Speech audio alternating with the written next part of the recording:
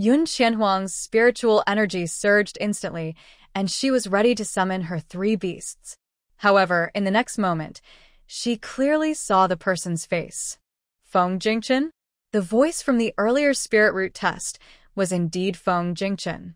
Yun Qianhuang withdrew her mental energy and glanced at the injuries on Feng Jingchen's body, feeling a deep shock. Feng Jingchen was hurt more severely than when she first met him, especially the wound on his back caused by a sharp weapon which was less than an inch away from his heart. If it shifted even slightly, he might not survive. Yun Qianhuang remembered that last time in the Lingxian forest, Feng Jingchen was chased by several powerful beings, but did not end up in such a dire situation. He had enough strength then to help her and Yun Qianya escape, but now he was weak, seemingly on the brink of death. She had intended to push him away, but instead let him lean on her. It seemed he had regained some strength.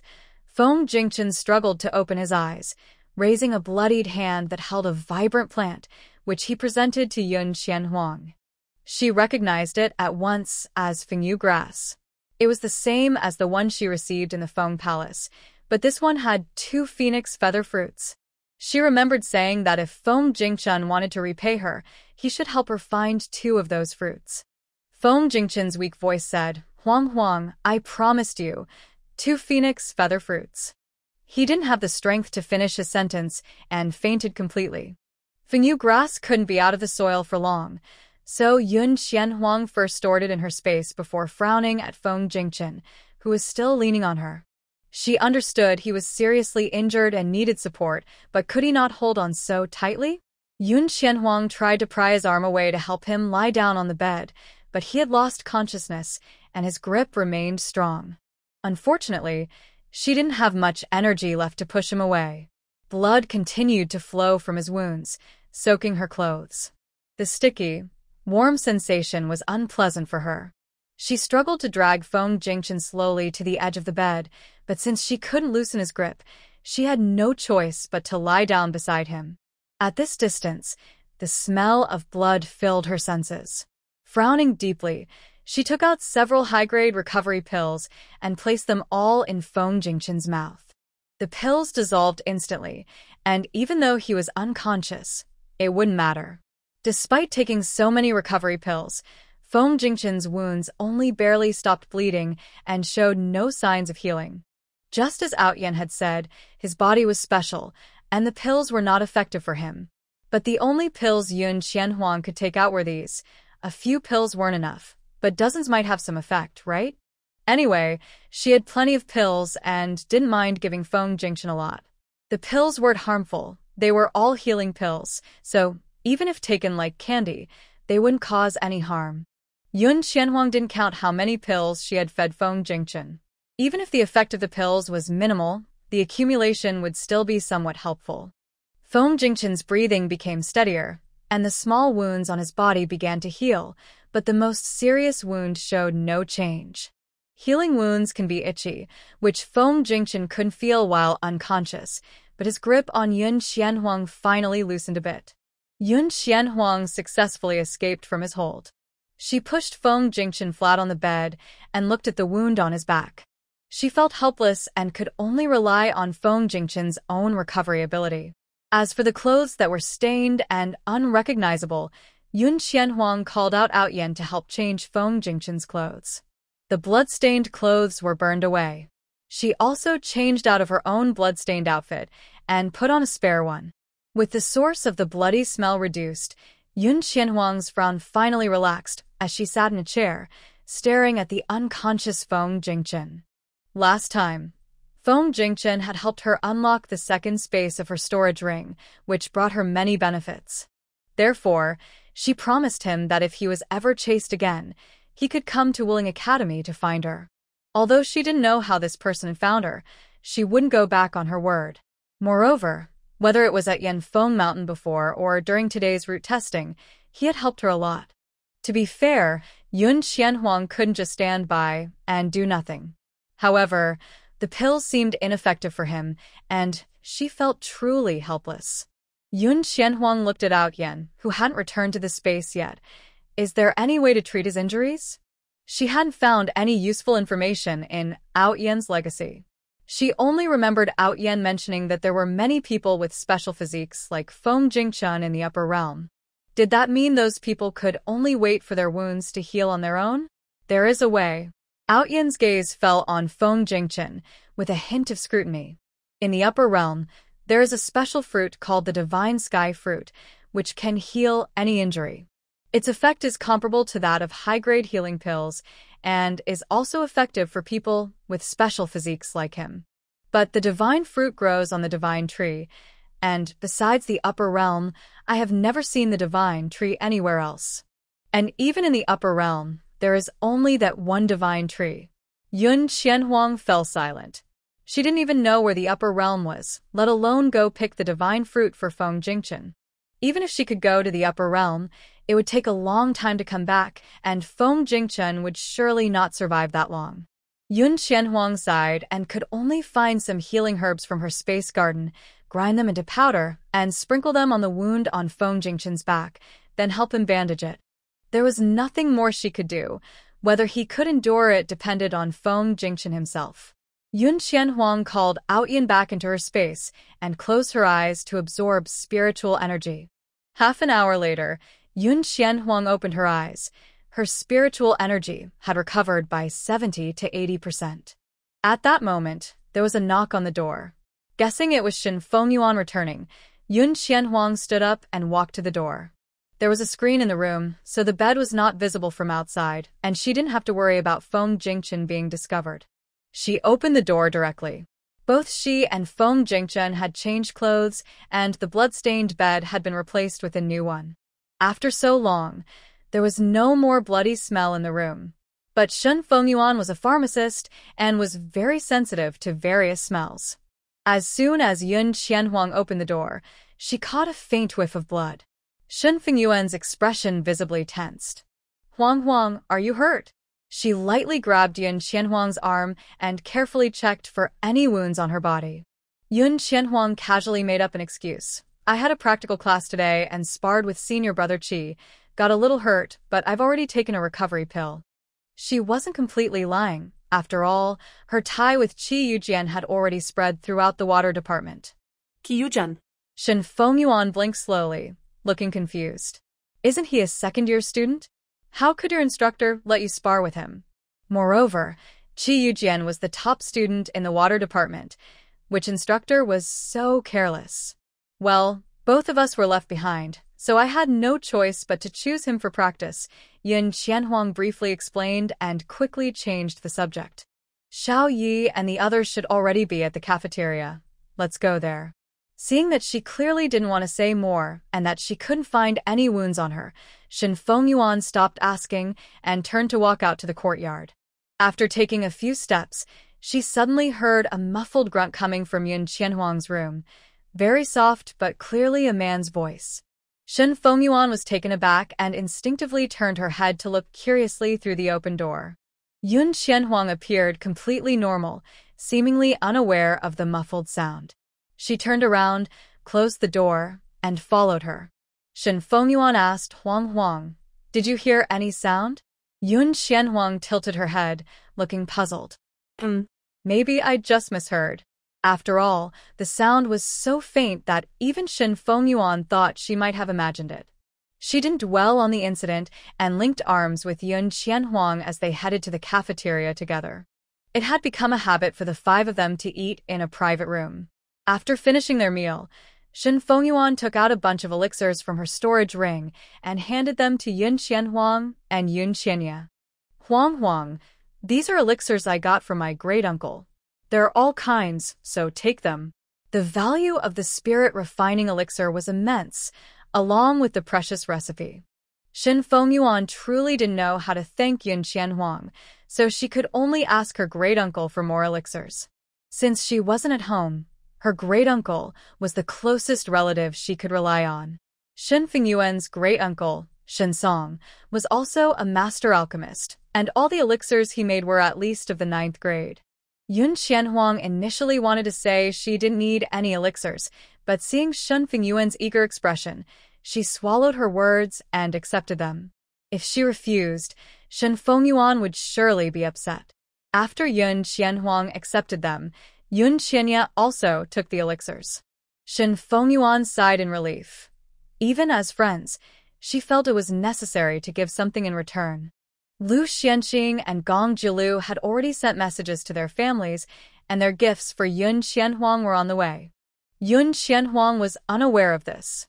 On the way back with Shen Fengyuan, she thought of the badge in her storage ring that represented the top position in the water division and asked, "Fengyuan, where is the spirit tower?" The top position in the division had the qualification to enter the spirit tower, and if possible, Yun Qianhuang planned to stay there to practice at night. "The spirit tower isn't in our branch. It's over at the main academy," Shen Fengyuan thought. She was just asking casually. "Huang, do you want to take a look?" Yun Qianhuang shook her head and took out the badge given to her by Qi Yujian. "I want to go into practice." Practitioners' night vision abilities would greatly improve, and Shen Fengyuan immediately recognized the uniqueness of that badge. Her eyes widened slightly. Huang, you won against Qi Yujian in practice today? Wasn't Huang only a 4-star spirit master? How could she defeat Qi Yujian, an 8-star water spirit master? Shen Fengyuan suddenly felt that they had underestimated Yun Qianhuang. Originally, she suggested that Yun Qianhuang go to the water division because Yun Qianhuang also had a top-quality spirit bone and could cultivate quickly. She believed that by the time they reached the second year, Yun Qianhuang would surely replace Qi Yujiang as the top student of the division. Who would have thought that after just one day, Yun Qianhuang had already secured the top position? Shen Fengyuan realized she could no longer be idle and immediately grabbed Yun Qianhuang's hand. "Let's go to the spirit tower. We'll stay there and cultivate tonight." Actually, during their first year, Shen Fengyuan was also a frequent visitor to the spirit tower. However, so much had happened since the school year started that she hadn't had the chance to go there yet. Now that things were settling down, she wanted to continue her training. The two quickly arrived at the spirit tower of the main academy. The tower was large. Although it had only 5 floors, it was still as big as the teaching buildings of the various divisions. There was no one guarding the entrance, but there was likely some kind of magical array. Shen Fengyuan skillfully took out her chief badge from the alchemist division and pinned it to her chest, then gestured for Yun Qianhuang to do the same. Once Yun Qianhuang had her badge on, Shen Fengyuan pulled her into the spirit tower, explaining, "At the entrance of the spirit tower, there is a magical array set up by several elders from our vice division of array masters. Without wearing the chief badge, you cannot enter." Yun Qianhuang had heard about it. The array master division had not only 2 array masters but also a grandmaster, the only one of its kind on the continent. The array set up by these 3 was likely impossible to break even for a powerful spirit emperor. As they were thinking about this, they had already entered the spirit tower. Upon entering, Yun Qianhuang felt the rich golden spiritual energy around her, but she did not sense any other types of spiritual energy. The spirit tower is divided into 5 floors, each corresponding to a different attribute: gold, wood, water, fire, and earth, from bottom to top. While speaking, Shen Fengyuan led her to the center of the first floor. There was a circular area that was isolated, with pillars supporting the entire tower and a very noticeable teleportation array. Each floor has a teleportation array that allows you to go to any other floor. Huang, I want to go to the second floor. You can choose to go to the 3rd or 4th floor. Just stand on the teleportation array and think about which floor you want to go to.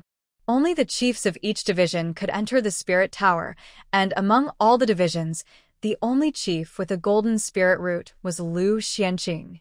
With Lu Xianqing not present and no one else passing by on the first floor, Shen Fengyuan spoke without any worries. "I understand. Thank you, Fengyuan." Yun Qianhuang looked around. If she could learn to draw the spirit gathering array, wouldn't it be just as good to cultivate anywhere as it would be in the spirit gathering tower?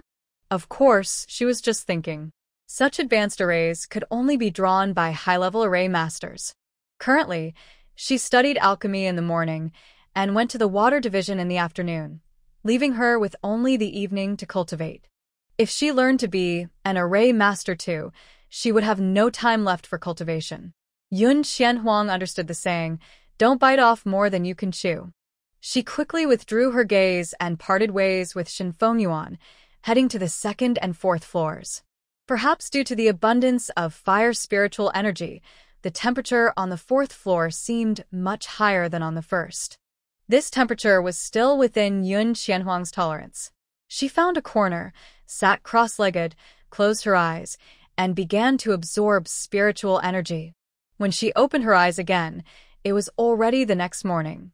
Yun Xianhuang hurriedly left the spirit-gathering tower to return to the alchemist division for class. Passing by Shen Fengyuan's courtyard, she inexplicably stopped and went back to check on Feng Jingchen. Feng Jingchen was still in a coma, but the small wounds on his body were completely healed thanks to the medicinal pills, and the injury on his back showed no signs of worsening. It seemed he was no longer in danger. Yun Xianhuang turned to leave but paused to take out an array disc, activating it and placing it in the room. After the array started, she closed the door and quickly headed to her class. On the way, she communicated with Outyin using her mental energy. "Outyin, why do I feel like my cultivation speed in the spirit-gathering tower hasn't improved?" Logically, the spiritual energy in the tower was 5 times denser than outside, so her cultivation speed should have increased significantly. Yet, she felt no improvement and even thought that cultivating in the tower was less effective than outside. Could that be possible? The spirit gathering array was developed by humans, and I don't fully understand it either. In the space, Outyin looked at Feng Feng, who was constantly cultivating on the ancient tree. "Little Phoenix, do you know?" Feng Feng opened her eyes and stretched her wings. "I don't know." After answering Outyin's question, she folded her wings and closed her eyes to continue her cultivation. She was truly the champion of inner competition. Influenced by Feng Feng, Fu Bai has also been practicing all day, possibly motivated by Ao Tian's earlier words, among the 3 beasts, only he has not taken human form yet. Yun Xianhuang, unaware of the situation in the space, could not get answers from her beast, so she decided to ask Shen Fengyuan and the others at noon. However, when she shared her feelings after lunch, the 3 who had been to the spirit tower looked at her in surprise. "Huang, are you saying that your training speed in the spirit tower is slower than outside?" Yun Xianhuang nodded. She never jokes about such things, and Shen Fengyuan and the others exchanged confused glances. Gong Jilu, being a formation master, had previously learned about the spirit formation from his father but couldn't provide an explanation. "Huang, which level were you on yesterday?" "The 4th level." Gong Jilu stroked his chin, thinking for a moment. "Why don't you try the 3rd level tonight? It might be different." They all knew that Yun Xianhuang had both water and fire spiritual roots. Just because the fire level didn't work for her, it didn't mean the water level wouldn't. After all, with dual spiritual roots, even if she only practiced one attribute, the other would still improve. Okay.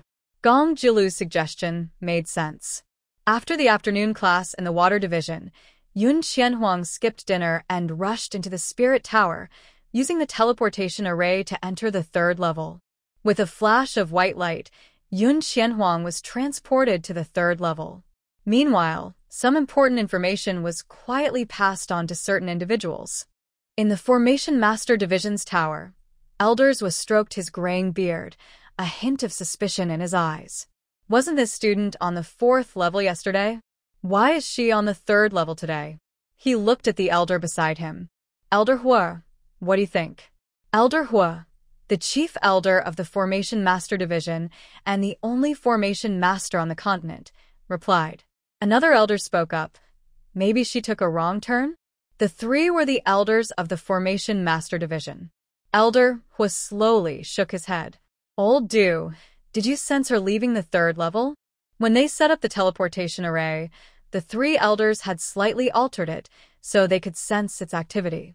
This was originally to prevent accidents during student teleportation, but now it revealed something interesting.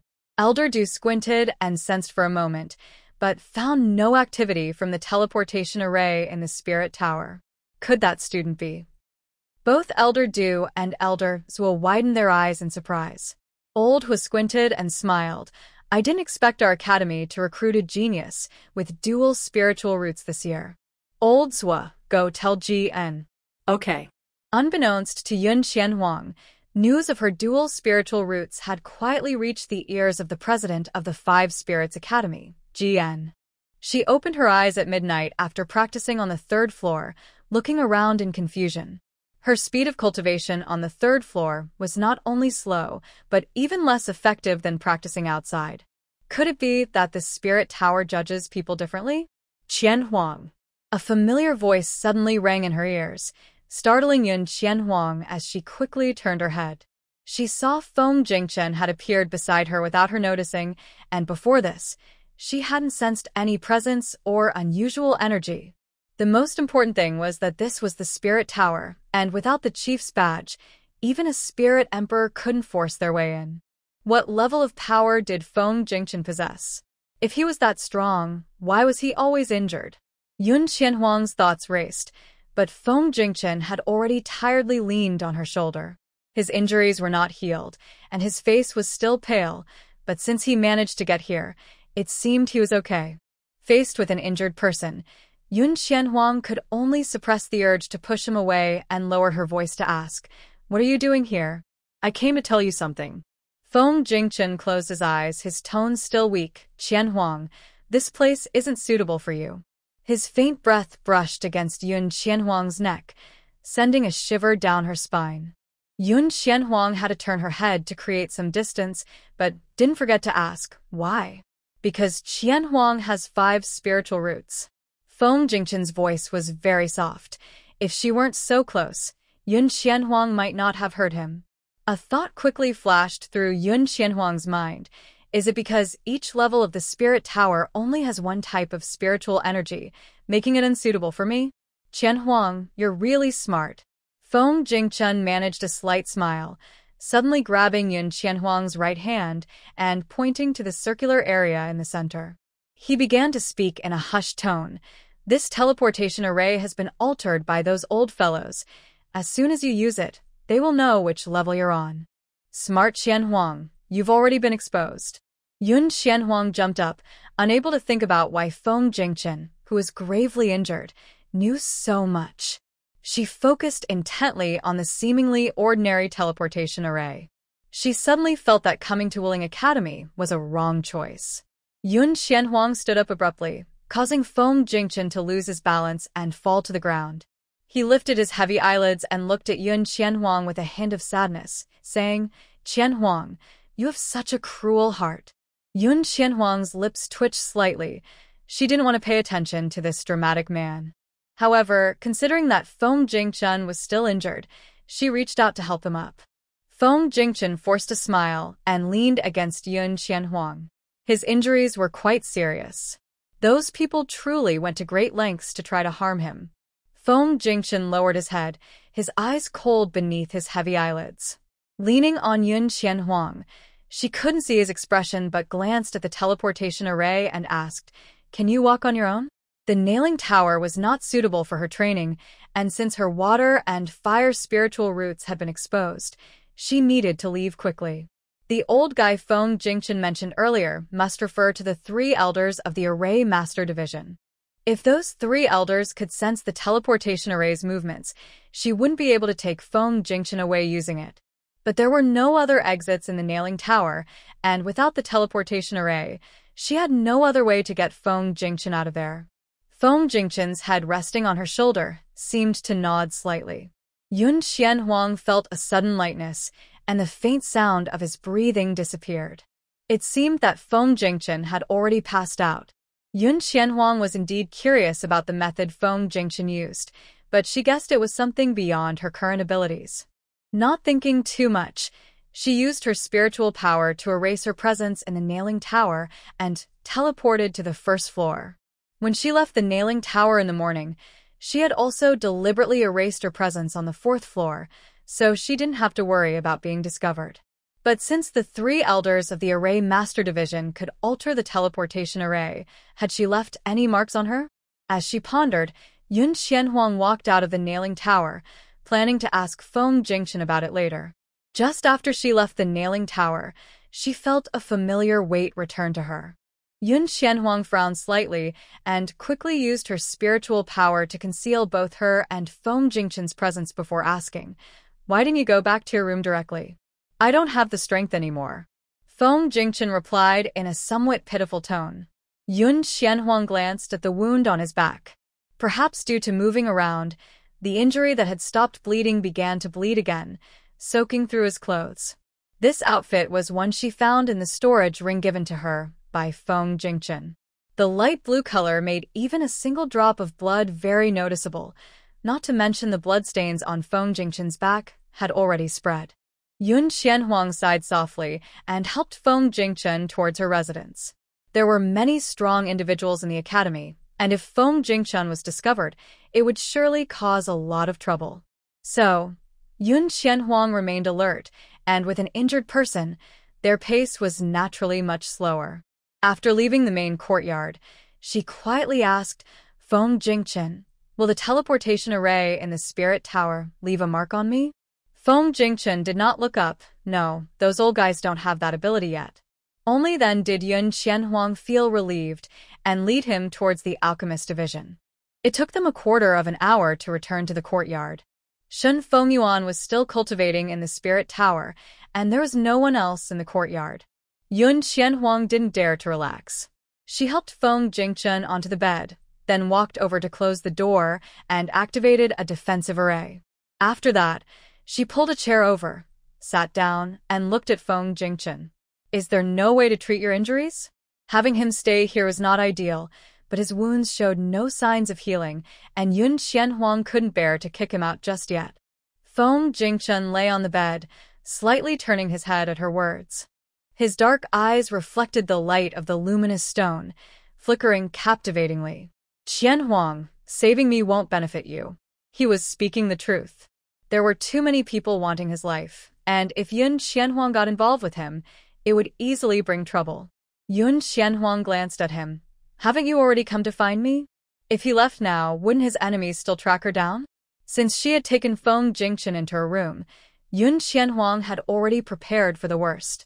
Moreover, when it came to saving someone, she never needed to consider others. Feng Jingchen chuckled softly. "Qianhuang, do you remember? Here."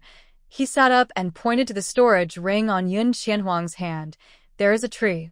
The fruit it bears can save me." "The ancient tree in the space?" Yun Xianhuang squinted her eyes. She didn't recognize that ancient tree, but she could sense the powerful energy within it.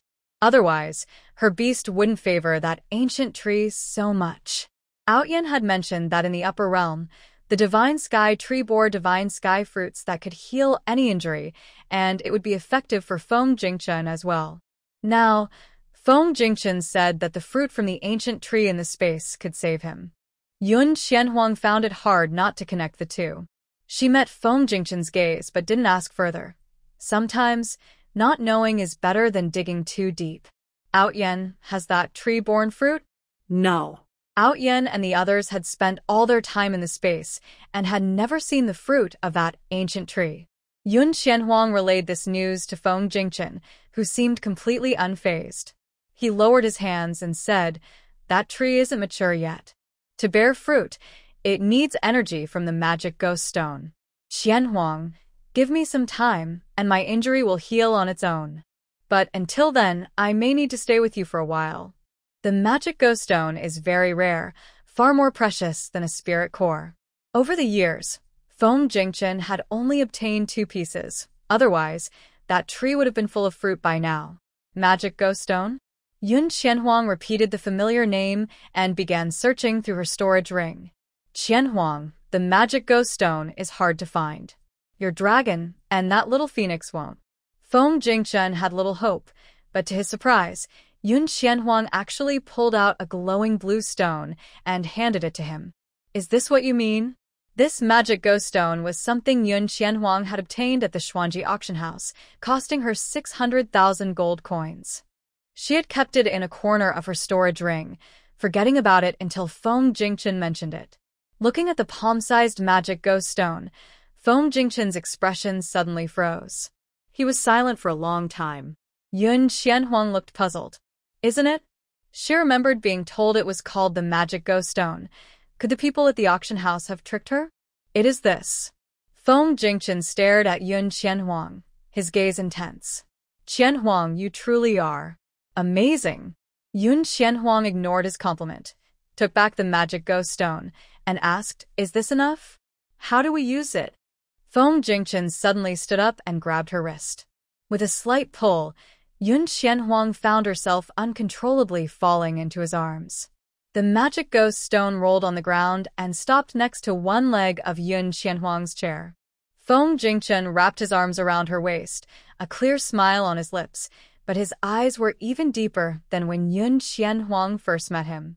Qianhuang, the spiritual power in this magic ghost stone is enough for you to directly advance to a great spirit master. His voice lowered to a whisper. Do you really want to use it to save me? Let go of me first. Yun Qianhuang had tolerated Feng Jingchen's closeness last time because he was seriously injured and unconscious. But now it was different. In his awake state, she would not let him hold her. Her spiritual power surged, and Feng Jingchen wisely released her, leaving only one hand gripping her wrist. Qianhuang, you still haven't answered my question. Yun Qianhuang's gaze fixed on the magic stone on the ground, which could directly elevate her to a high-level spirit master. The temptation was indeed great.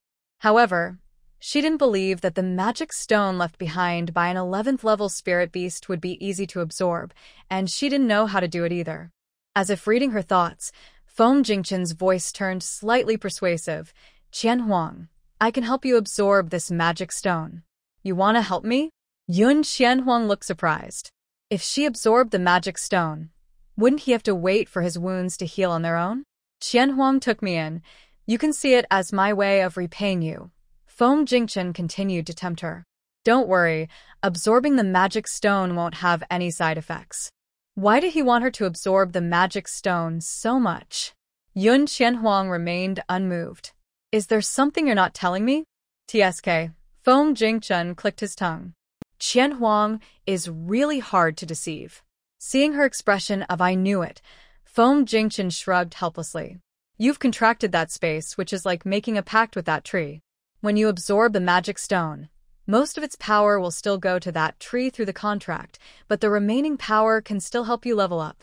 So this was a win-win situation. What was he hiding from her?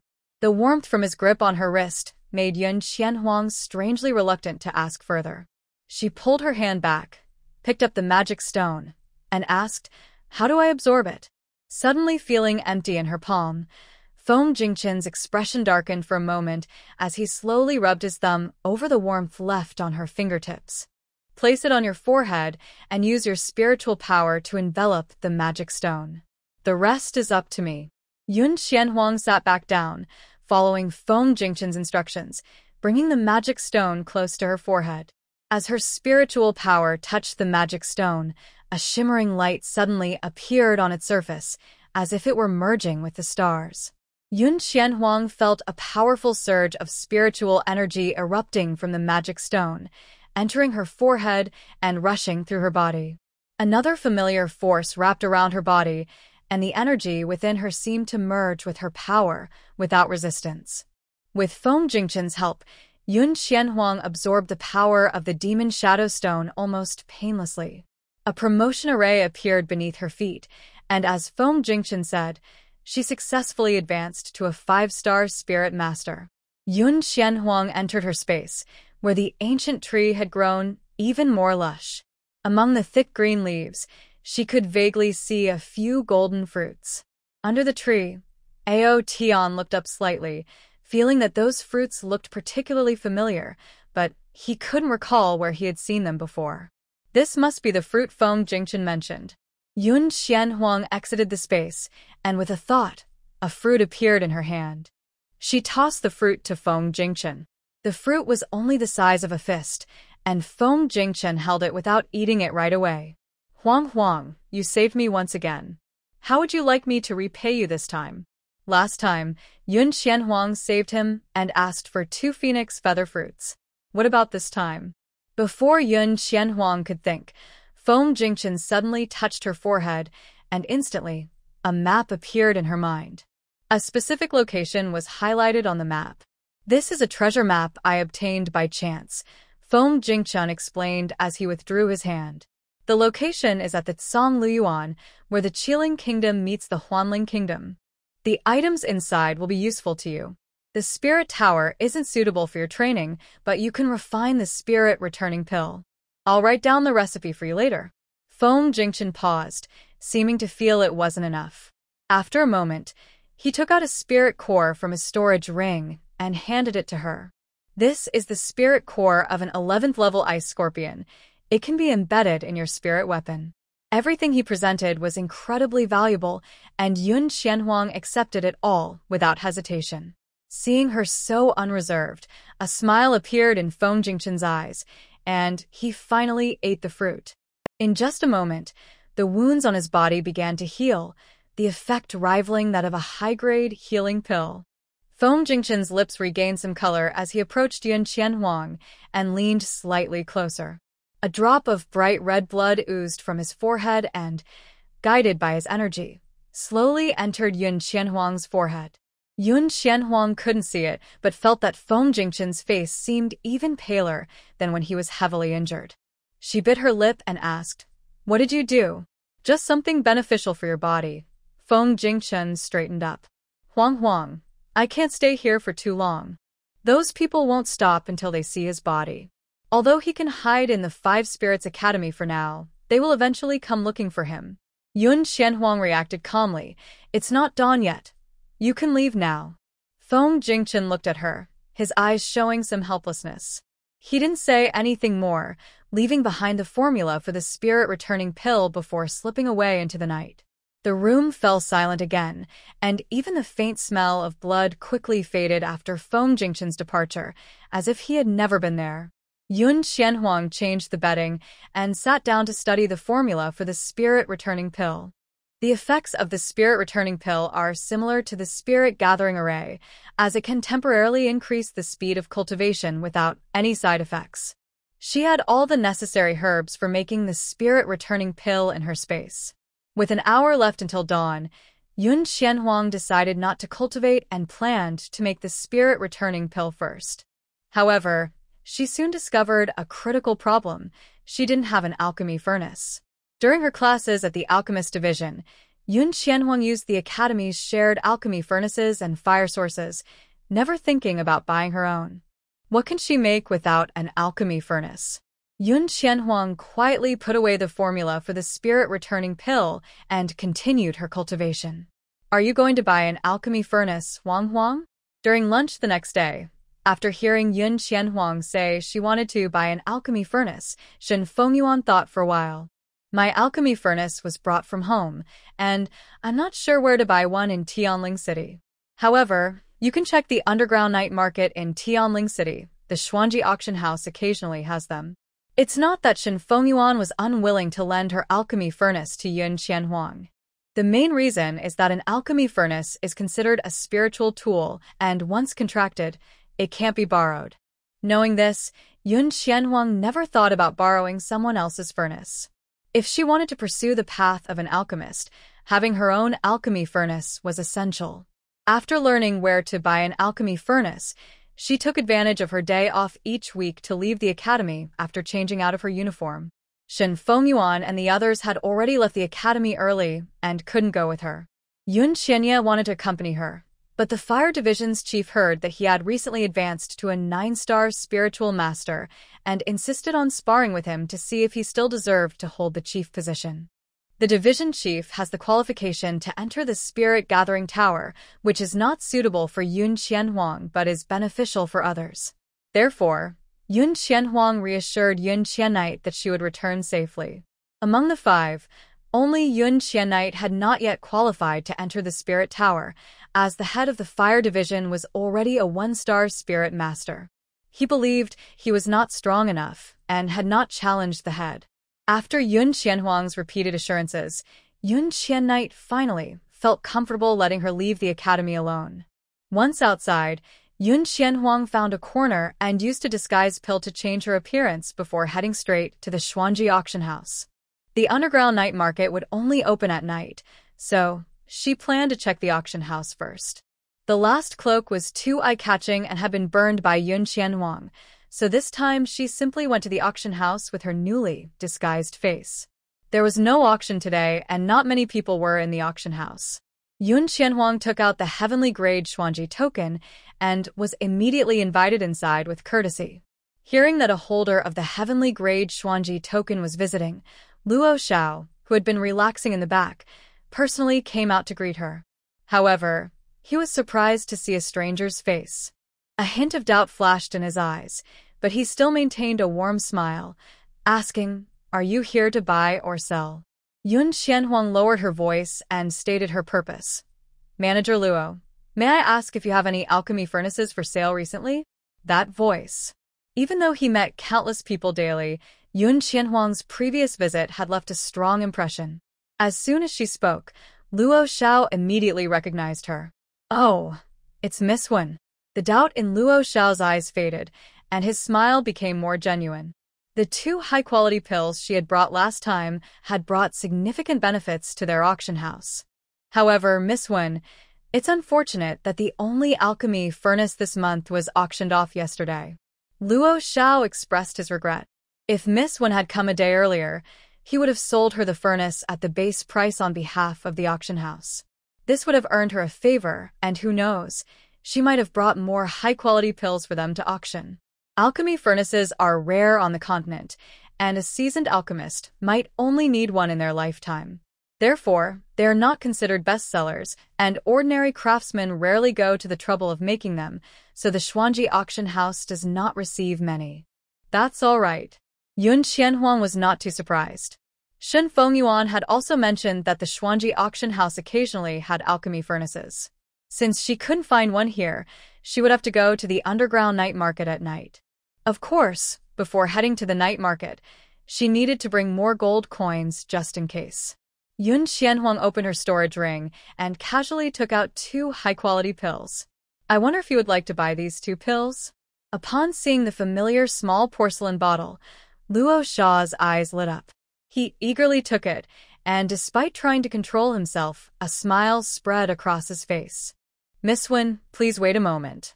I'll take this to Elder Wei for appraisal." Could the pills Miss Wen brought be anything but good? Luo Xiao almost couldn't hold back his laughter. He was worried that the next auction would lack good items, but this was just perfect. Appraisal was a necessary step, and Yun Qianhuang wasn't worried about the auction house taking her pills. She nodded and watched Luo Xiao leave quickly. Before long, Luo Xiao returned, excited.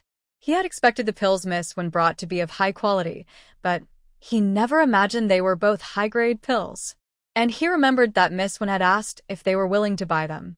To make sure he heard correctly, Luo Xiao confirmed, "Miss Wen, do you want to sell these 2 pills to the auction house?" Yes. "Let me remind you, you could get a higher price at the auction. If I buy them, I can offer you the same price as last time." The last price was 5 million gold coins per pill. Yun Qianhuang thought it was fine. She didn't want to wait for the next auction, and the price offered by the auction house was fair. She nodded confidently, "Okay." Luo Xiao was overjoyed. In less than 15 minutes, they completed the transaction, and both were very satisfied. After leaving the auction house, seeing that it was still early, Yun Qianhuang decided to visit the Duan family's spirit weapon shop. Her bone sword still needed a water-type spirit core, so it was a good opportunity to install the spirit core that Feng Jingchen had given her. The bone sword was given by Duan Yang, so it made sense for him to help with the installation.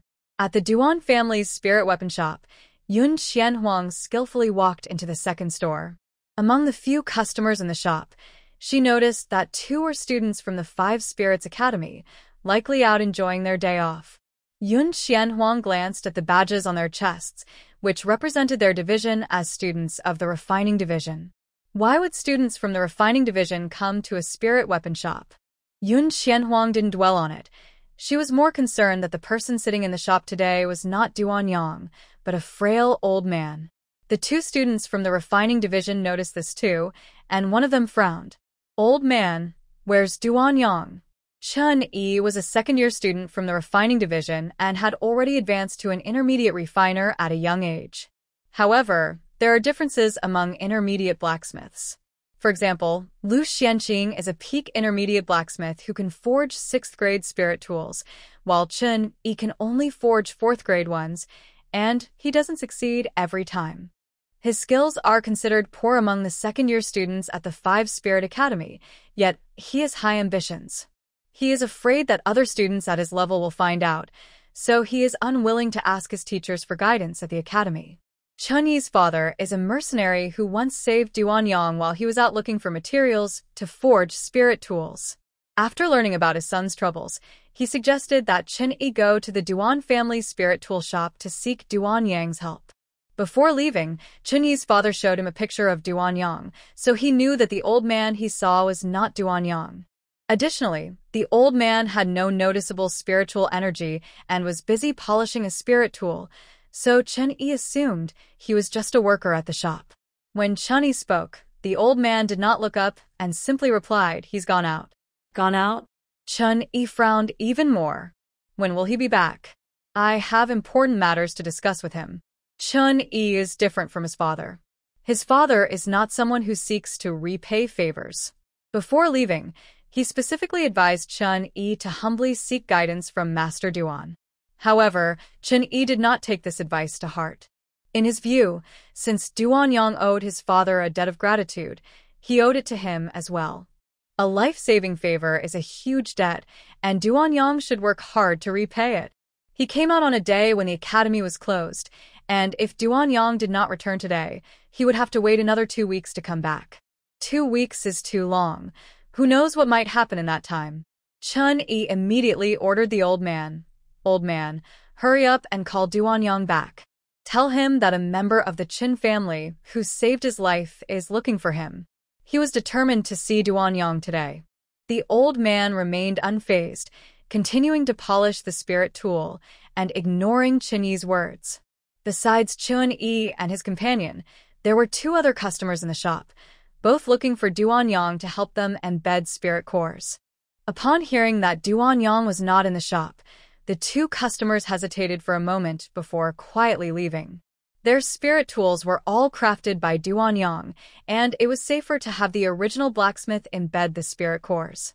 Chen Yi could not tolerate being ignored by the old man. He rushed forward and grabbed the old man's arm, saying, "Hey, I'm talking to you. Are you deaf?"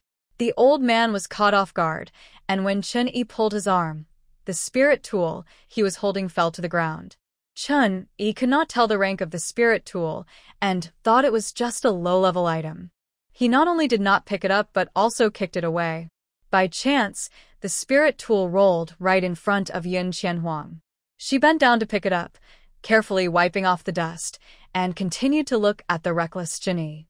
What a fool! Chen Yi was unaware of the trouble he had caused. When the old man finally looked at him, he commanded again, "Old man, did you hear me? Go find Duan Yang." The old man's eyes were somewhat cloudy, and when they landed on Chen Yi, it sent a chill down his spine. How could this be? This old man is just a servant. Chen Yi thought it was just his imagination. Seeing the old man remain unfazed, he raised his leg to kick him. A force stopped his movement, making it impossible for Chen Yi to touch the old man. Chen Yi lost his balance and fell to the ground. He quickly got up, glanced around the shop, and finally focused on Yun Qianhuang. "It's you." Besides that old man, the only other person in the shop was this girl who appeared out of nowhere. The old man had no spirit power, so it must have been this girl who caused the trouble. Yun Qianhuang did not deny it. Although she had her suspicions about the old man's identity, she knew Chen Yi's kick would likely miss.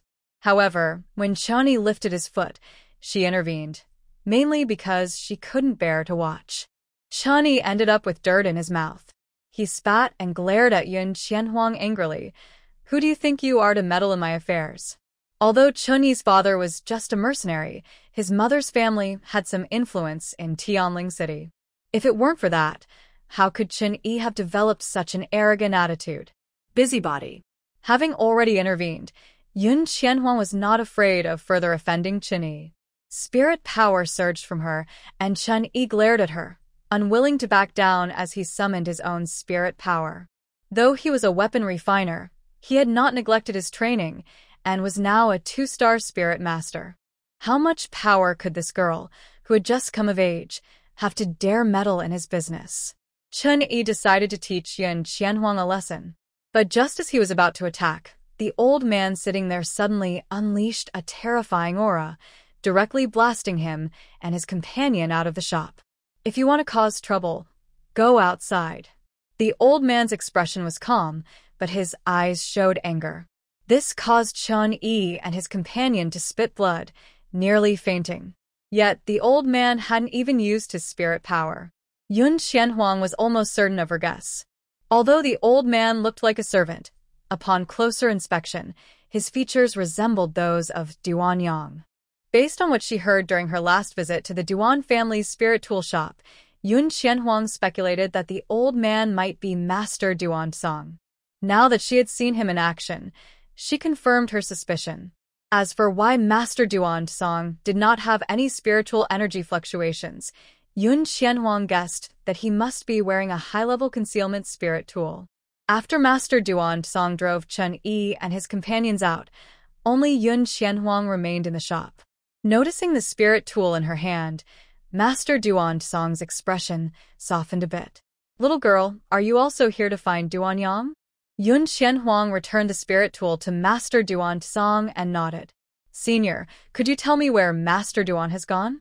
With Chun-Yi's rudeness in mind, Master Duan Song found Yun Qianhuang's question much more pleasant. "He went out to look for refining materials and won't be back for a couple of days. If you're in a hurry, you can tell me your needs, and I'll help you just the same. Of course, if you don't trust me, you can wait and come back in 3 days." After saying this, Master Duan Song picked up a cloth and resumed cleaning the spirit tool that Yun Qianhuang had retrieved. A familiar bone sword and an 11th-tier spirit core were placed in front of him. Master Duan Song squinted, his gaze fixed on the spirit core embedded in the bone sword. "Isn't this the spirit tool that Duan Yang is most proud of?" He looked up and met Yun Qianhuang's smiling eyes. "Senior, I would like to embed this spirit core into the spirit tool, and you can set the price." Spirit core from a 10th-tier fire leopard and an 11th-tier ice scorpion, Master Duan Song surprisingly identified the origins of the spirit cores at a glance. "You have quite the background, girl." Yun Qianhuang just smiled and said nothing. Master Duan Song was merely making casual remarks. He had no habit of probing into others' backgrounds. "I can help you with the embedding for a fee of 1,000 gold coins. Pay now, and you can pick it up in half an hour." Duan Yang took nearly an hour to embed a 10th-tier spirit core, yet Master Duan Song only needed half an hour for this 11th-tier spirit core. Is this what it means to be a master refiner? Yun Qianhuang felt a bit amazed and promptly paid the fee. "You really trust me?" Master Duan Song said with a smile. "Girl, do you need me to help change the color of the spirit core?" "The color of the spirit core can be changed?" Yun Qianhuang was taken aback. "Don't mention it." She didn't dare to take out the bone sword at the water division because the red fire spirit core on it was too noticeable. If she could change the color of the spirit core, she wouldn't have to worry so much. Master Duan Song chuckled and raised a finger. "They can't, but I can. I'll add another 1,000 gold coins." Without hesitation, Yun Qianhuang quickly added 1,000 gold coins, afraid that Master Duan Song would change his mind. "Then please help me change that fire spirit core to the color of a water spirit core."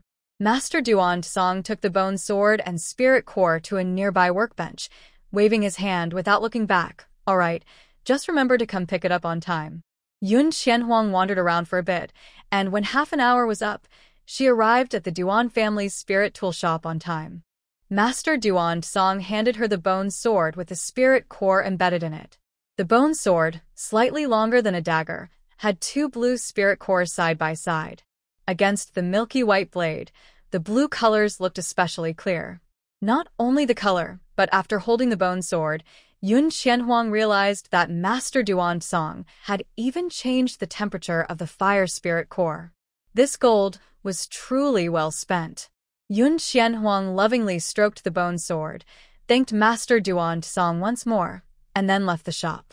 Tianling City was large, and after casually exploring, Yun Xianhuang arrived just in time for the underground night market to open. The entrance to the underground night market was in a fabric shop, and it only cost 1 gold coin to enter. Yun Xianhuang paid the coin and, following the guard's guidance, walked through a not-too-long passage into the underground night market of Tianling City. Compared to the underground night market in Xuanfeng City, this one was much more bustling, filled with various stalls.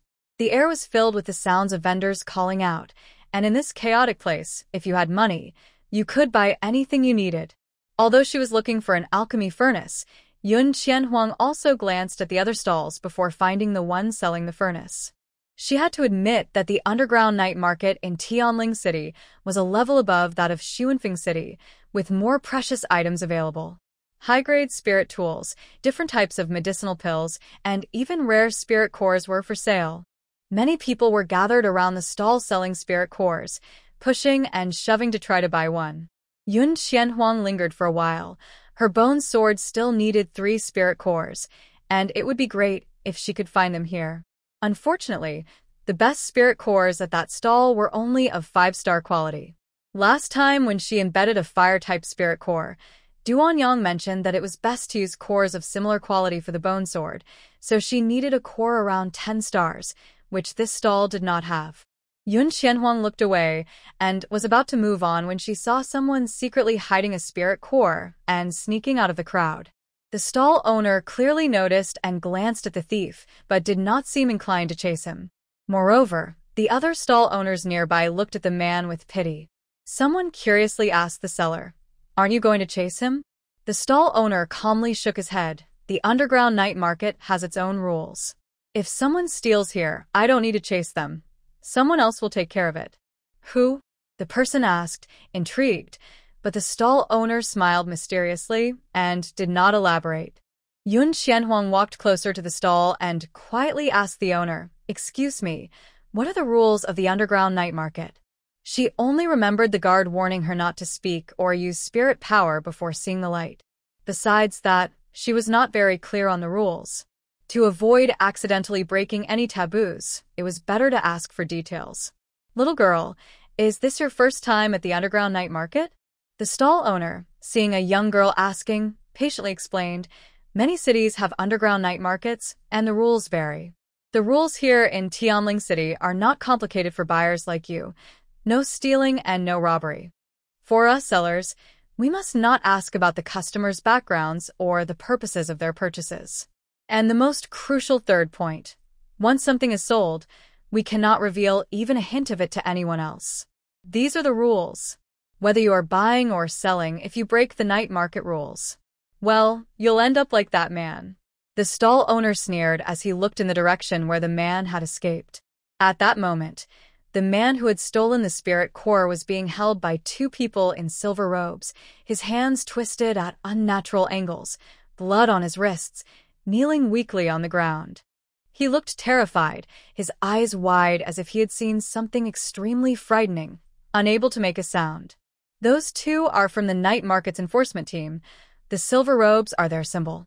The vendor at the nearby stall kindly explained, if someone steals, they should have their hands cut off to prevent them from stealing again.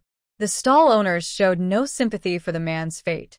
They had been in the night market business for many years, and were used to such incidents. Some buyers, however, whispered in pity, "It's just a stolen spirit core. Cutting off hands seems too harsh." Before the soft-hearted young man could finish his sentence, 2 figures in silver robes suddenly turned to look at him. They wore silver masks, and beneath them, their dark eyes were emotionless. The young man felt as if someone had gripped his throat, rendering him speechless and unable to finish his thought.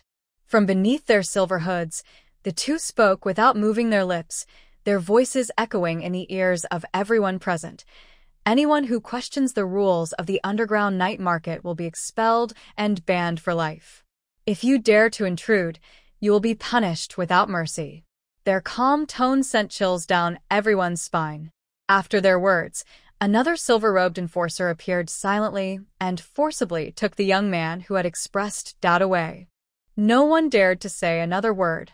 After punishing the thief, one of the silver-robed enforcers approached the stall and returned the stolen spirit core to the vendor.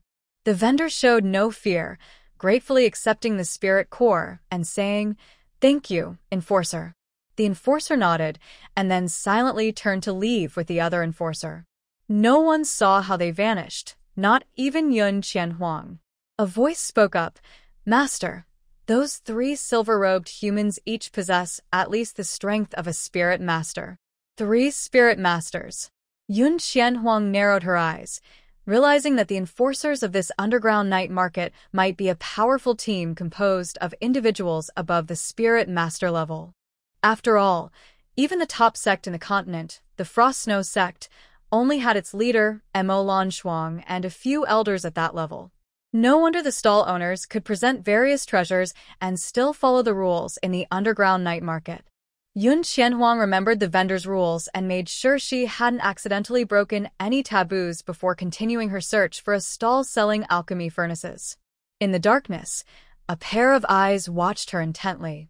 As Yun Qianhuang searched around, her gaze briefly paused, but her steps did not falter.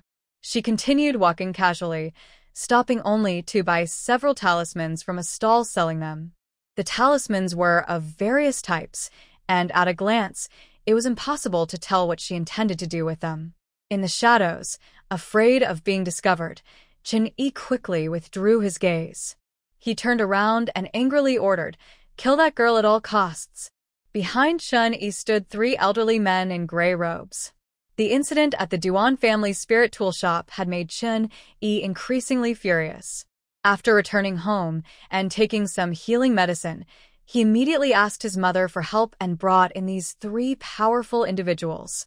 His mother emphasized that he should not cause trouble at the Duan family shop, as offending a high-level alchemist would bring no benefits to their family. However, Chen Yi could not let this go, so he focused on the girl, Yun Qianhuang, who had stopped him at that time.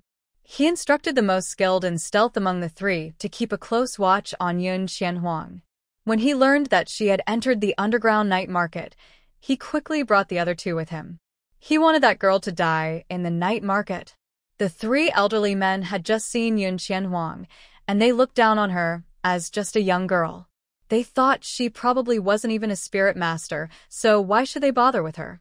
They were all powerful figures in the spirit sect, capable of easily defeating her with one hand. However, since Chen Yi was their lady's son, they said nothing and just kept a close eye on Yun Qianhuang's movements. At that moment, Yun Qianhuang finally found a stall selling alchemy furnaces. Compared to other stalls, this one was very quiet, with not a single customer in sight. The scarcity of alchemists on the continent meant that there were more furnaces available than buyers. Yun Qianhuang squatted down in front of the stall and picked up a furnace to examine it closely. The stall owner lazily opened his eyes, saw that it was just a young girl, and closed them again to rest, saying, "Girl, make sure to look carefully before talking to me." In the night market, he didn't worry about anyone taking his furnace without paying, so he was indifferent. He assumed that a girl of Yun Qianhuang's age would already have a furnace provided by her family, so he didn't think she was genuinely there to buy and didn't bother to explain further. The stall had limited space, and there weren't many furnaces on display. Yun Qianhuang looked through them, but found them all lacking.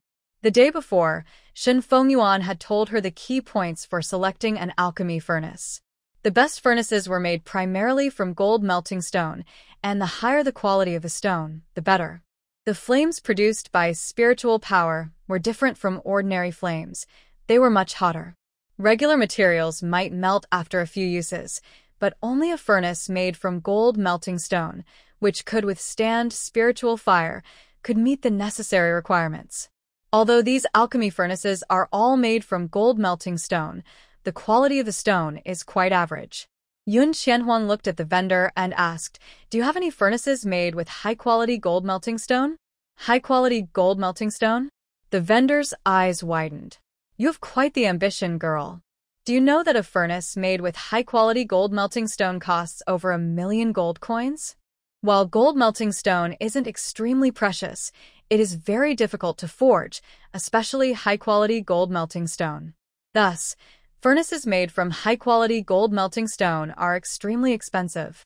The quality of the furnace rarely affects the pills produced, so few people spend a lot of money on such costly furnaces. I know. It was because she understood the prices that Yun Qianhuang had sold 2 high-grade pills to the Xuanji auction house. With a serious expression, she asked again, "Do you have any?" No. The vendor waved his hand without thinking, then looked Yun Qianhuang up and down. "However, I do have a furnace made from top-quality gold melting stone, but I wonder if you can afford that many gold coins." Yun Qianhuang noticed that the vendor said it was a furnace made from top-quality gold melting stone, not one primarily made from it. Was the vendor mistaken, or was the entire furnace indeed made from top-quality gold melting stone? Yun Qianhuang leaned toward the former, but decided to clarify. "Are you saying that the entire furnace is made from top-quality gold melting stone, without any other materials?" "Of course. Those cheap materials have no place alongside top-quality gold melting stone in the same furnace." The vendor raised his hand, and a dark golden alchemy furnace appeared on the stall. The furnace was about the same size as the one Yun Qianhuang used at the academy, but it was clear at a glance that they were different. Yun Qianhuang's eyes lit up. "How much is this?" The vendor smiled mysteriously. "I won't ask for much, just 10 million gold coins." Nearby, several buyers were still selecting items, and upon hearing this number, gasps filled the air. 10 million gold coins for a furnace? This wasn't just a furnace, it was a mountain of gold. "Old Xian, how can you do business like this?" Another vendor couldn't hold back. "Girl, don't listen to him. A furnace made from top-quality gold melting stone is worth at most 5 million gold coins." Hey, why are you interrupting my business?" Old Xian was not happy, and his face looked long. However, since his true intentions were revealed, he couldn't ask for an outrageous price anymore. He cleared his throat and avoided looking at Yun Qianhuang. 7 million. If you offer 1 gold coin less, I won't sell this alchemy furnace. Business is usually about mutual agreement. Seeing that Old Xian's price was not so unreasonable, the nearby vendor stopped talking and continued to attend to his customers. Saying too much could offend people. Although Yun Qianhuang thought the alchemy furnace was special, the person earlier mentioned that a top-quality furnace made from gold melting stone was worth at most 5 million gold coins. She wasn't going to be taken advantage of, so she pretended to be cold. "Old man, this isn't fair business. I won't buy it." With that, she stood up to leave, and Old Xian quickly grabbed her. Yun Qianhuang didn't really plan to leave, so it was easy for him to stop her. Old Xian glared at the nearby vendor and reluctantly said, All right, I'll sell it to you for 6 million. Yun Qianhuang continued to walk forward. 5 million. If you go any lower, I really won't sell. Yun Qianhuang immediately turned back. Deal. Old Xian was taken aback for a moment, then grunted a couple of times. "You girl, I don't know where you learned this trick." "Fine, 5 million it is." Yun Qianhuang took out a 5 million gold coin spirit card and handed it to Old Xian before putting away the alchemy furnace. She walked back, feeling satisfied. Perhaps too excited, she unknowingly wandered to a corner away from the crowd. What a great opportunity! The 3 old men in gray robes, who had been lurking in the shadows, immediately sprang into action. However, they were too far away to see the slight smile on Yun Qianhuang's face. The 3 old men in gray robes moved quickly and soon surrounded Yun Qianhuang. There were few vendors nearby, but people still passed by. Seeing the 3 old men in gray robes, onlookers quickly realized what was about to happen to Yun Qianhuang. However, the rules of the underground night market in Tianling City allowed for private fights, unlike Xuanfeng City. So when the 3 old men revealed their spiritual energy, no one dared to intervene. Some naturally combative individuals even watched from a distance, enjoying the spectacle. Yun Qianhuang showed no sign of panic as she was surrounded. Her gaze shifted precisely to the strongest old man in gray among them. She was sure that this was the person who had been following her during the day. The 7-star spiritual sect was indeed skilled in stealth, but she was already used to using her spiritual energy to observe her surroundings. "Did Chun Yi send you here?" The presence she sensed only appeared after she left the Duan family's spirit tool shop. Yun Xianhuang guessed that she must have stopped Chun Yi from attacking Master Duan Song, and now he held a grudge against her. It's not surprising. There are always petty people in the world who want to eliminate others over minor grievances. When the main family was discovered, the three elderly men in gray robes were not shocked. The man from the Seven Stars spirit sect looked at Yun Xianhuang with a deadpan expression and said in a chilling tone, "Since you figured it out, you should surrender. I can give you a quick end. Unfortunately, I don't plan to die here." Waves of water surged from Yun Xianhuang, crashing toward the three elders. At the same time, she quickly applied a speed-enhancing talisman to herself and activated a boosting array plate given to her by Gong Jiulu. The speed talisman was something she had just bought, while the boosting array plate was a gift. With the double enhancement, Yun Xianhuang channeled her spirit energy, and in a flash, as the water waves hit the three elders, she broke free from their encirclement. To intimidate any meddlesome onlookers, the three gray-robed elders released their spirit pressure from the start. They did not expect that a young girl like Yun Xianhuang would dare to strike first, and they were caught off guard, getting drenched. The wet gray robes clung to the three men, causing no real harm but infuriating them. "You ungrateful girl, I will skin you alive." With malicious intent, the three elders locked their gaze on Yun Xianhuang and simultaneously channeled their spirit energy to pursue her. At the same time, their pressure bore down on Yun Xianhuang, trying to slow her down. The speed of the spirit sect was not to be underestimated, and soon the distance between them and Yun Xianhuang shrank to less than 2 arms' length. "Run? I want to see where you can escape to." The man from the Seven Stars spirit sect cackled, reaching out to grab Yun Xianhuang. Just as his bony fingers were about to touch her clothes, a powerful mental force suddenly surged forth, launching a mental attack against him. The man felt a sharp pain in his head, causing his mind to momentarily blur. In that brief moment of confusion, they were hit again by Yun Xianhuang's water spirit power, making their already damp gray robes even wetter. Yun Xianhuang quickly distanced herself from the three men and dashed into a passage. "This place?" The other two gray-robed elders narrowed their eyes, their steps momentarily faltering. The Seven-Star Spirit Sect suddenly shook its head. Once the pain faded, it rushed inside, not caring about the dark passage ahead. The two old men in gray recognized the passage and were about to stop the Seven-Star Spirit Sect when the water spirit energy on the ground gathered again, forming a giant hand that pushed them both into the dark passage. Number one of them started to speak, but darkness enveloped them. He quickly closed his mouth, afraid to make a sound. Those who come to the underground night market are warned not to speak or use spirit energy until they see light in the passage. The reason is unknown, but there was once a powerful spirit master who broke this rule and was killed by 10 members of the night market's guardian team. All 10 guardians are powerful spirit masters.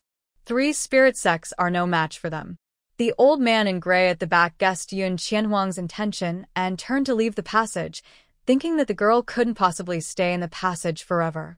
But when he turned back, he found the way blocked by an invisible barrier. How is this possible? Wasn't it said that spirit energy couldn't be used in the passage? The old man had no idea that Yun Qianhuang hadn't used spirit energy. The barrier was set by her mental energy. Just because spirit energy couldn't be used didn't mean she couldn't use her mental energy. Taking advantage of the situation, Yun Qianhuang hid in the darkness, her lips curling into a smile. After taking the dragon soul grass, her mental energy was comparable to that of a 5-star or 6-star spirit emperor, and the 3 of them had no chance of escaping. Did they think they could take her life? She wanted to see if these 3 old men truly had the ability to do so. A bone sword appeared silently in her hand. Thanks to her powerful senses, Yun Qianhuang could easily see the 3 old men in gray in the dark. If she could see them, they could see her too. In the passage, they couldn't use spirit energy or speak, so they could only exert their pressure on Yun Qianhuang and try to catch her. The talismans she had activated outside were still effective, so they didn't count as using spirit energy in the passage. Even without these enhancements, the 3 old men were still no match for her in speed. Even when they teamed up to catch her, they always missed. The The Seven-Star Spirit Sect was furious, wanting to tear Yun Qianhuang apart with spirit energy, but still managed to keep their composure. The Seven Stars Spirit Sect calmed down and then went to capture Yun Qianhuang. Suddenly, he paused and turned around sharply. Although they couldn't speak in the passage, breathing sounds were unrestricted. He finally realized that there were only two breathing sounds around him. One from himself and the other so faint it was almost inaudible, coming from Yun Qianhuang.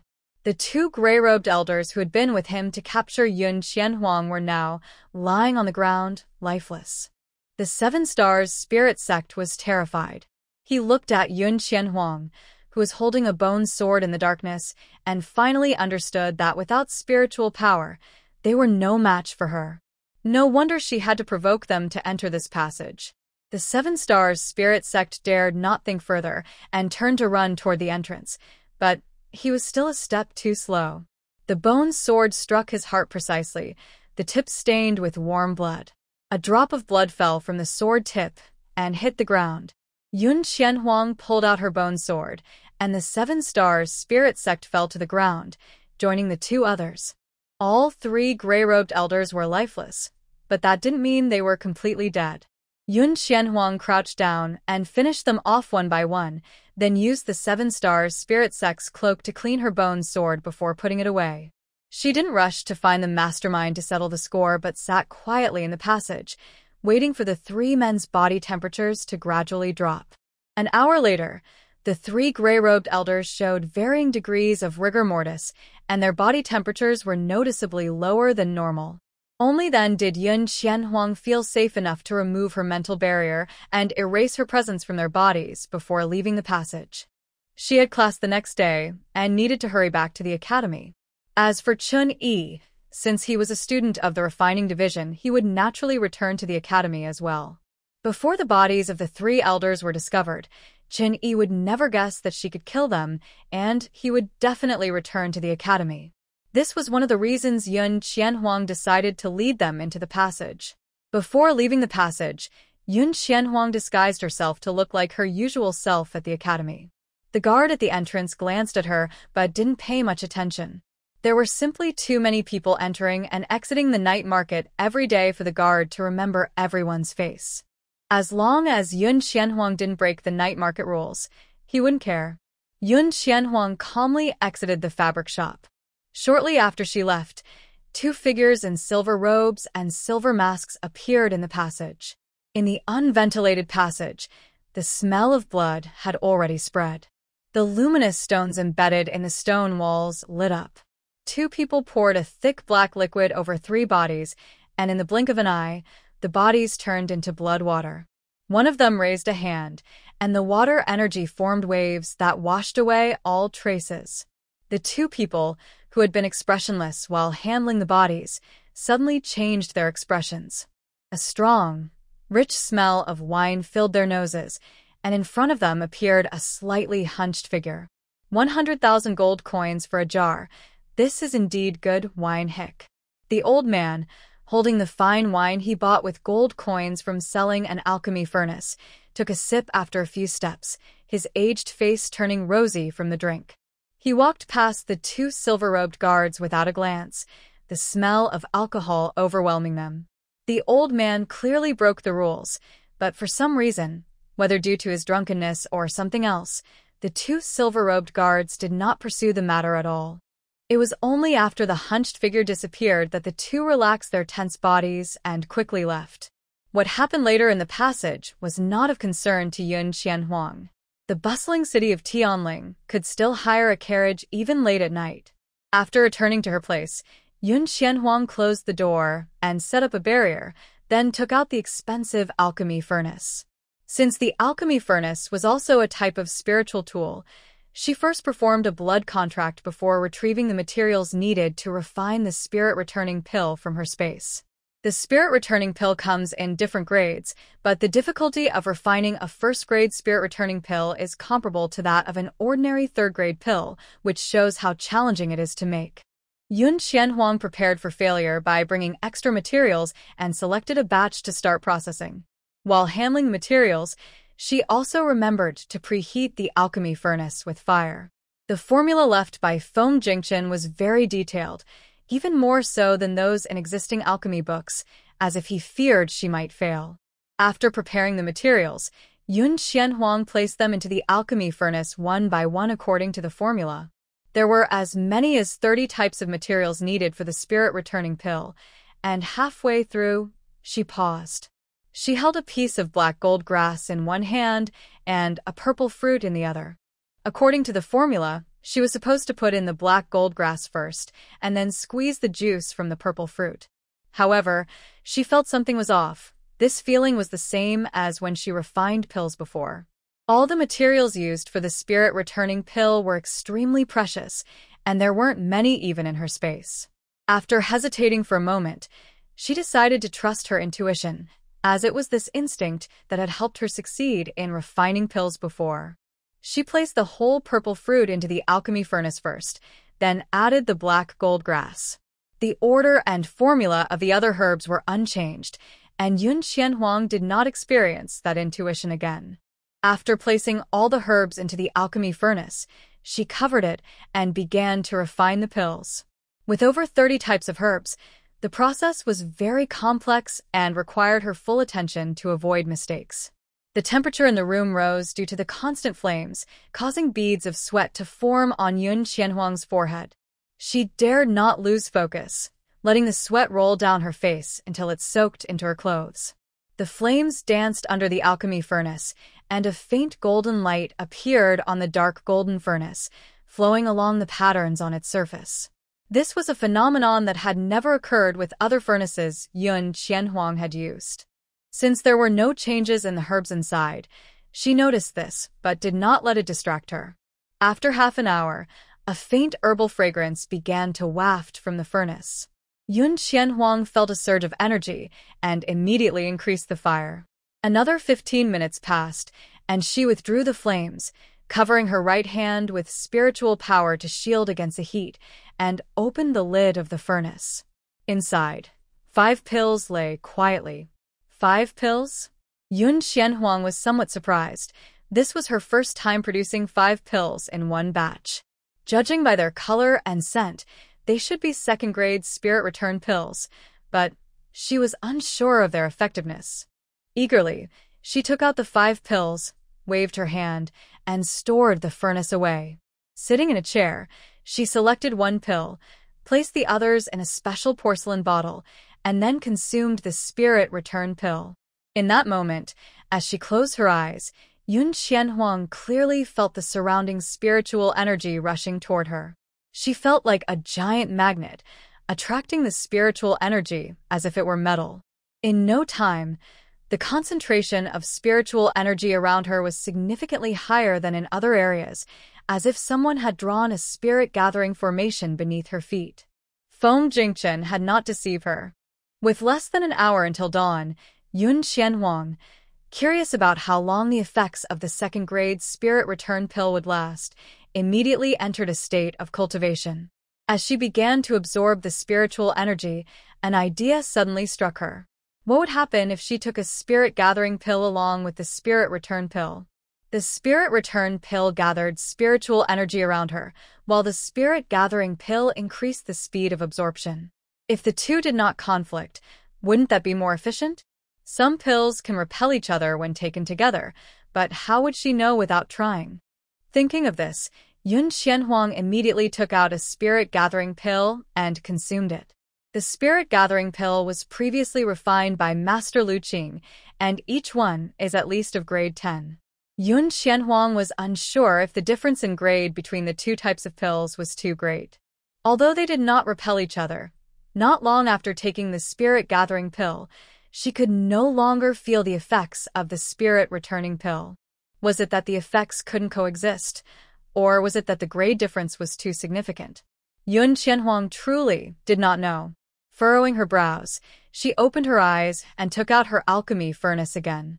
She was already familiar with the spirit-gathering pill. After a quarter of an hour, she took out a successfully refined grade 3 spirit-gathering pill and a grade 2 spirit-returning pill, consuming them together. The nearby spiritual energy seemed to gather around her, and for a brief moment, She felt the spiritual energy around her intensify. But soon, that feeling vanished completely. Yun Qianhuang supported her chin with one hand, puzzled, and muttered to herself, could it be that the spirit-returning pill and spirit-gathering pill really can't be taken together? Spirit-returning pill? In the space, the Phoenix King Feng Feng suddenly opened her eyes upon hearing Yun Qianhuang's words. Feng Feng rarely paid attention to the outside world while cultivating. She would only come out of her meditative state if Yun Qianhuang or Ao Tian called her. Hearing the familiar name now, she exited her cultivation and appeared on Yun Qianhuang's shoulder. Master, did you refine a spirit-returning pill? Before Yun Qianhuang could respond, Feng Feng caught a whiff of the lingering fragrance in the air. It really is a spirit-returning pill. Feng Feng's small eyes sparkled with excitement as she affectionately rubbed against Yun Qianhuang's face. Master, can you give me one? Yun Qianhuang was taken aback, her expression filled with confusion. I can, but Feng Feng, what do you want it for? After all, human pills had little effect on spirit beasts. The materials needed to refine the spirit-returning pill are very beneficial for our Phoenix clan, so the effects for me and the master are the same. Feng Feng was very interested in anything that could enhance her strength.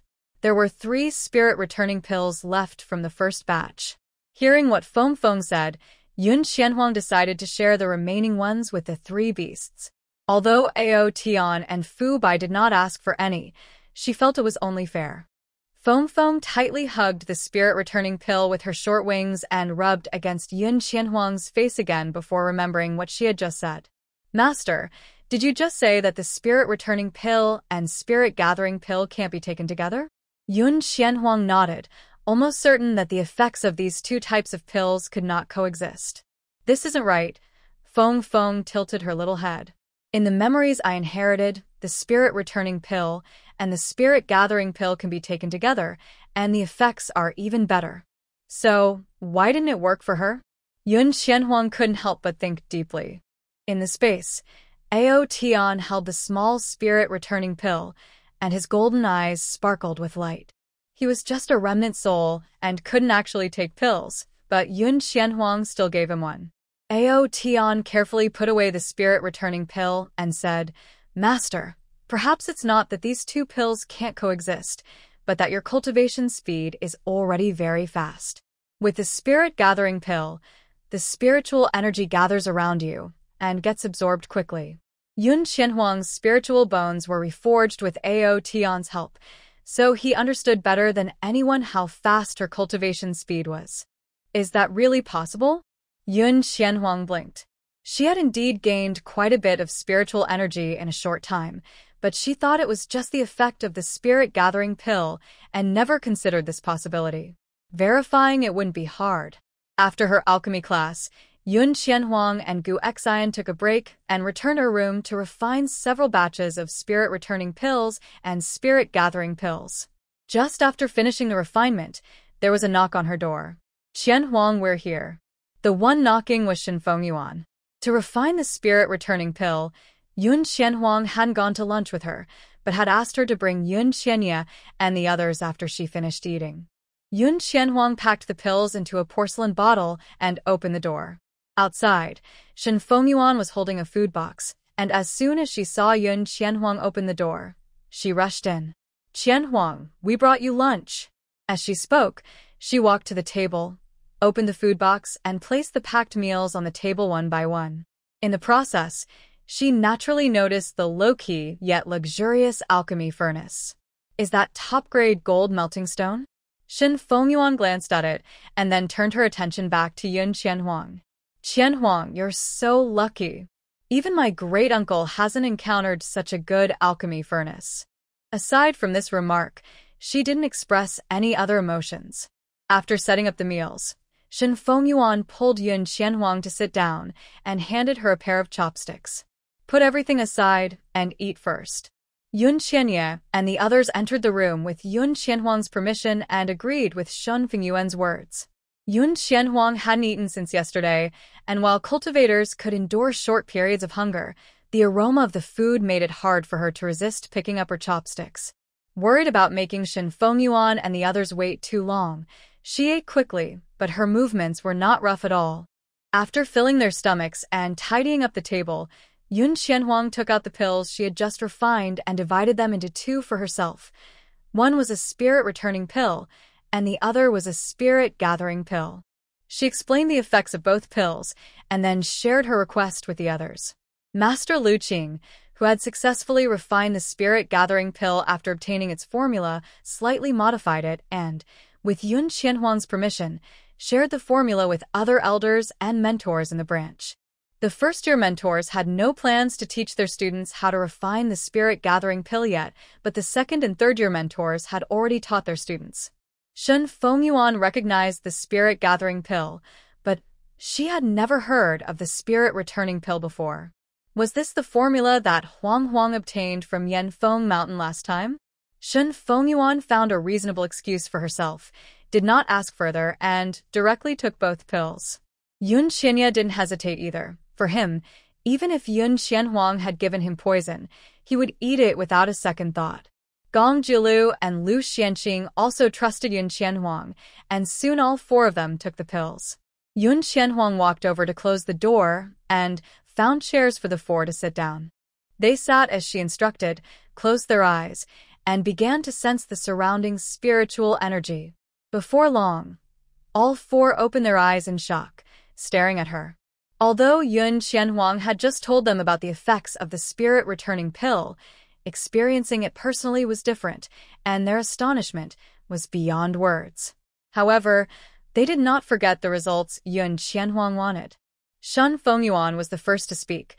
Huang Huang, I feel that taking the spirit-returning pill and the spirit-gathering pill together makes my training efficiency comparable to when I was in the Spirit Tower.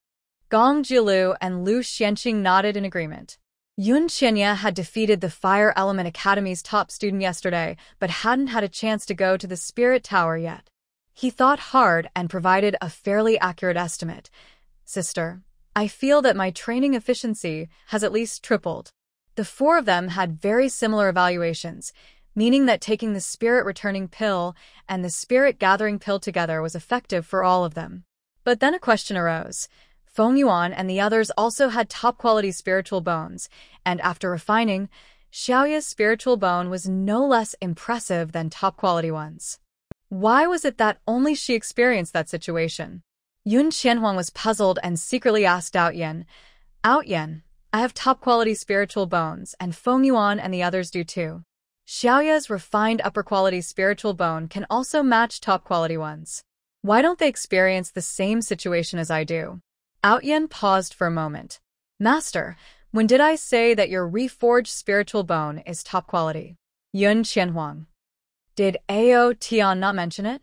Yun Qianhuang tried hard to remember and recalled that when they first met, Ao Tian tempted her by saying he could not only help her reshape her spiritual roots, but also enhance her talent. So, Yun Qianhuang always thought that her reshaped spiritual bones were still of the highest quality, just slightly better than others. Now that she thought about it, Ao Tian never actually confirmed whether her reshaped spiritual bones were of the highest quality. The continent classifies spiritual bones into low-grade, mid-grade, high-grade, and top-grade, with the legendary innate divine bone being the highest. If it's not a top-grade spiritual bone, then what does that mean for her? Yun Qianhuang didn't dare to think further. But Ao Tian spoke for her. Master, you inherently possess a top-grade spiritual bone, and after receiving my inheritance, the quality of your spiritual bone has greatly improved. No one on the southern Lu continent has a higher quality spiritual bone, but in the middle and upper realms, they call your type of spiritual bone divine bone. Divine bones are divided into innate and acquired divine bones, and you are the latter. Yun Qianhuang was completely shocked. After entering school, she learned a lot about cultivation and felt that her progress was indeed quite fast. But she never imagined that her spiritual bone had transformed into a divine bone under Ao Tian's reshaping. Although her mind was racing, Yun Qianhuang remained calm on the surface. Earlier, she couldn't test the duration of the second-grade returning spirit pill, so she asked the four to help her test it now. Half an hour later, Shen Fengyuan reported that the effect of the returning spirit pill had worn off. A second-grade returning spirit pill lasting half an hour was already quite good. Yun Qianhuang was very satisfied with this duration. She took out a copied recipe for the returning spirit pill and handed it to Shen Fengyuan. Seeing Shen Fengyuan's puzzled expression, she explained, "This is the recipe for the returning spirit pill, which I obtained by chance, but the ingredients are very hard to find, so I can't give you any." Feng Jingchen never said that the recipe for the returning spirit pill couldn't be shared with others. Yun Qianhuang was willing to give it to Shen Fengyuan but didn't want to reveal her connection with Feng Jingchen just yet, so she made up an excuse. As for the ingredients, although she had some in her space, she had already used most of them for refining and planned to keep the rest as seeds, leaving her with nothing extra to share with Shen Fengyuan. Shen Fengyuan didn't mind at all. She was already very grateful that Yun Qianhuang could share the recipe with her. She solemnly accepted it and then opened her storage ring, pulling out a pile of pills and herbs that filled the table, with some even placed on the chairs. "Huang, my great-uncle really liked the formula you sent and gave me a lot of pills to pass on to you. As for those pills, I had my dad take them from our family's storage. Consider them my thank-you gift for the spirit-refining pill you gave me." Gong Jilu suddenly remembered their other purpose for coming today. Like Shen Fengyuan, he opened his storage ring and pulled out a bunch of high-level array plates. Since the table was occupied by Shen Fengyuan's pills and herbs, he had to place them on the ground, quickly forming a small mountain. He chuckled, Huang, you gave me the spirit core of the demon moon ant and the returning spirit pill, so these are my gifts for you and Xiaoyi." Lu Xianqing was not to be outdone. Since weapons needed to be custom-made, he took out several defensive and enhancement spirit tools and placed them on the ground, forming a small mountain that was just as tall as Gong Jilu's. The three remembered Yun Qianhuang's kindness and had already informed their families. All these items were sent by their families, and even one of them was extremely precious. Yun Qianhuang had never thought of asking for anything in return when she gave the three of them the spirit-refining pill. She simply felt guilty for taking the dragon soul grass reward for herself after they helped her defeat the demon moon ant. She never expected that after all this time, they would suddenly present her with so many gifts. This is too much. Yun Qianhuang was about to refuse when Shen Fengyuan covered her mouth. Huang, we are friends, and it's normal for friends to exchange gifts. If you don't accept, it's like you don't consider us friends. Gong Jilu nodded vigorously in agreement. With things said this way, Yun Qianhuang could only accept all the items, of course, not forgetting to share half with Yun Qianya. Shen Fengyuan and the others had no objections, as they also wanted to thank the siblings. With the pills tested and the gifts exchanged, the three began to chat about other matters. "By the way, Huang, you went out yesterday, so you probably don't know that our academy received an invitation from the city lord." Yun Qianhuang was puzzled. The city lord's invitation? Although Tianling City was not governed by the 4 countries on the continent, it had a city lord. However, the city lord was quite lenient in managing the various forces within the city and rarely appeared, often serving more as a symbolic presence. Gong Jilu said, "I heard from the mentor that the city lord invited several academies in the city to hold a selection competition." Lu Xianqing said, "Tianling City is located in the center of the continent, rich in various resources. The other 4 nations have always coveted Tianling City. To ensure that Tianling City is not encroached upon by the other 4 nations, each city lord selects talented individuals from several academies within the city to train and form the city's guard. Our academy is the top academy on the continent, and the city lord first invited us. Most of the guards chosen by each city lord come from Wuling Academy. Shen Fengyuan and the other 2 are the top students from their respective branches. They were called by their mentor yesterday to discuss this matter. Each student has a limited number of spots in the selection competition, and the top students naturally need to be among them. However, Yun Qianhuang looked up and said, "Your families probably won't allow you to join the city guard, right? The Shen, Gong, and Lu families are all powerful families, and the 3 of them are direct descendants. Given their talents, they are likely to inherit their families in the future, so why would they need to participate in the selection competition?" Participating in the selection competition doesn't necessarily mean you have to join the city guard. Shin Fengyuan winked at her. But if you win, you can still receive rewards. What are the rewards? Yun Qianhuang was genuinely curious about the rewards that could entice Shin Fengyuan and the others. Shin Fengyuan looked mysterious and said, Huang, guess what? Yun Qianhuang began to guess. They didn't lack for pills, spiritual tools, or formation plates due to their connections. None of the 5 of them were talisman masters. Could it be a master-level talisman? But even master-level talismans, no matter how rare, could be bought with gold coins. With the wealth of the 3 families, buying a stack of master-level talismans would be as easy as buying a skewer of candied fruit. Before Shin Fengyuan could answer, Yun Qianhuang dismissed her own guess. Lu Xianqing smiled and said to Shin Fengyuan, just tell Huang. All right, Shin Fengyuan smiled. Huang, the city lord of Tianling City, is an honorary elder of the Shuangxue sect, so if you make it into the top 10 in the selection competition, you will gain the opportunity to study in the inner sect of Shuangxue sect. Shuangxue sect is the top sect of the Nanlu continent. It is said that the sect leader is a powerful spiritual sage, a half-step spiritual emperor, and the other elders are also above the spiritual respect level. Moreover, Shuangxue sect has existed for thousands of years, and its depth is something the outside world cannot fully uncover, so no one knows if there is a spiritual emperor within the sect. Shuangxue sect recruits new students every 3 years, only accepting outer disciples. To enter the inner door for study, one must first become an outer disciple and pass several difficult assessments. The challenges are extremely tough. The 5 Spirits Academy is indeed the top academy on the continent, offering a lot of knowledge to its students. However, some things can only be learned in the inner door of the Frost Snow sect, which has stood for thousands of years. Shin Fengyuan and the others agreed to participate in the city guard selection competition to gain the qualification to study in the inner door. In the Frost Snow sect, they can learn not only about cultivation, but also the specialties of their own families. Stagnation is never a good choice, and their families fully support their plans. I see, Yun Qianhuang said, recalling that when she first arrived, Yun Shuli and Yun Changyu had also suggested she consider joining the Frost Snow sect. However, at that time, they wanted her to participate in the recruitment to become an outer disciple. After Shin Fengyuan finished speaking, Gong Jilu invited, Huang, you are now the top student of the water division.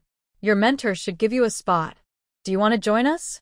With their strength, entering the top 10 in the selection competition would be easy. They wanted to leave the academy and go to the Frost Snow sect together with Yun Qianhuang and her brother.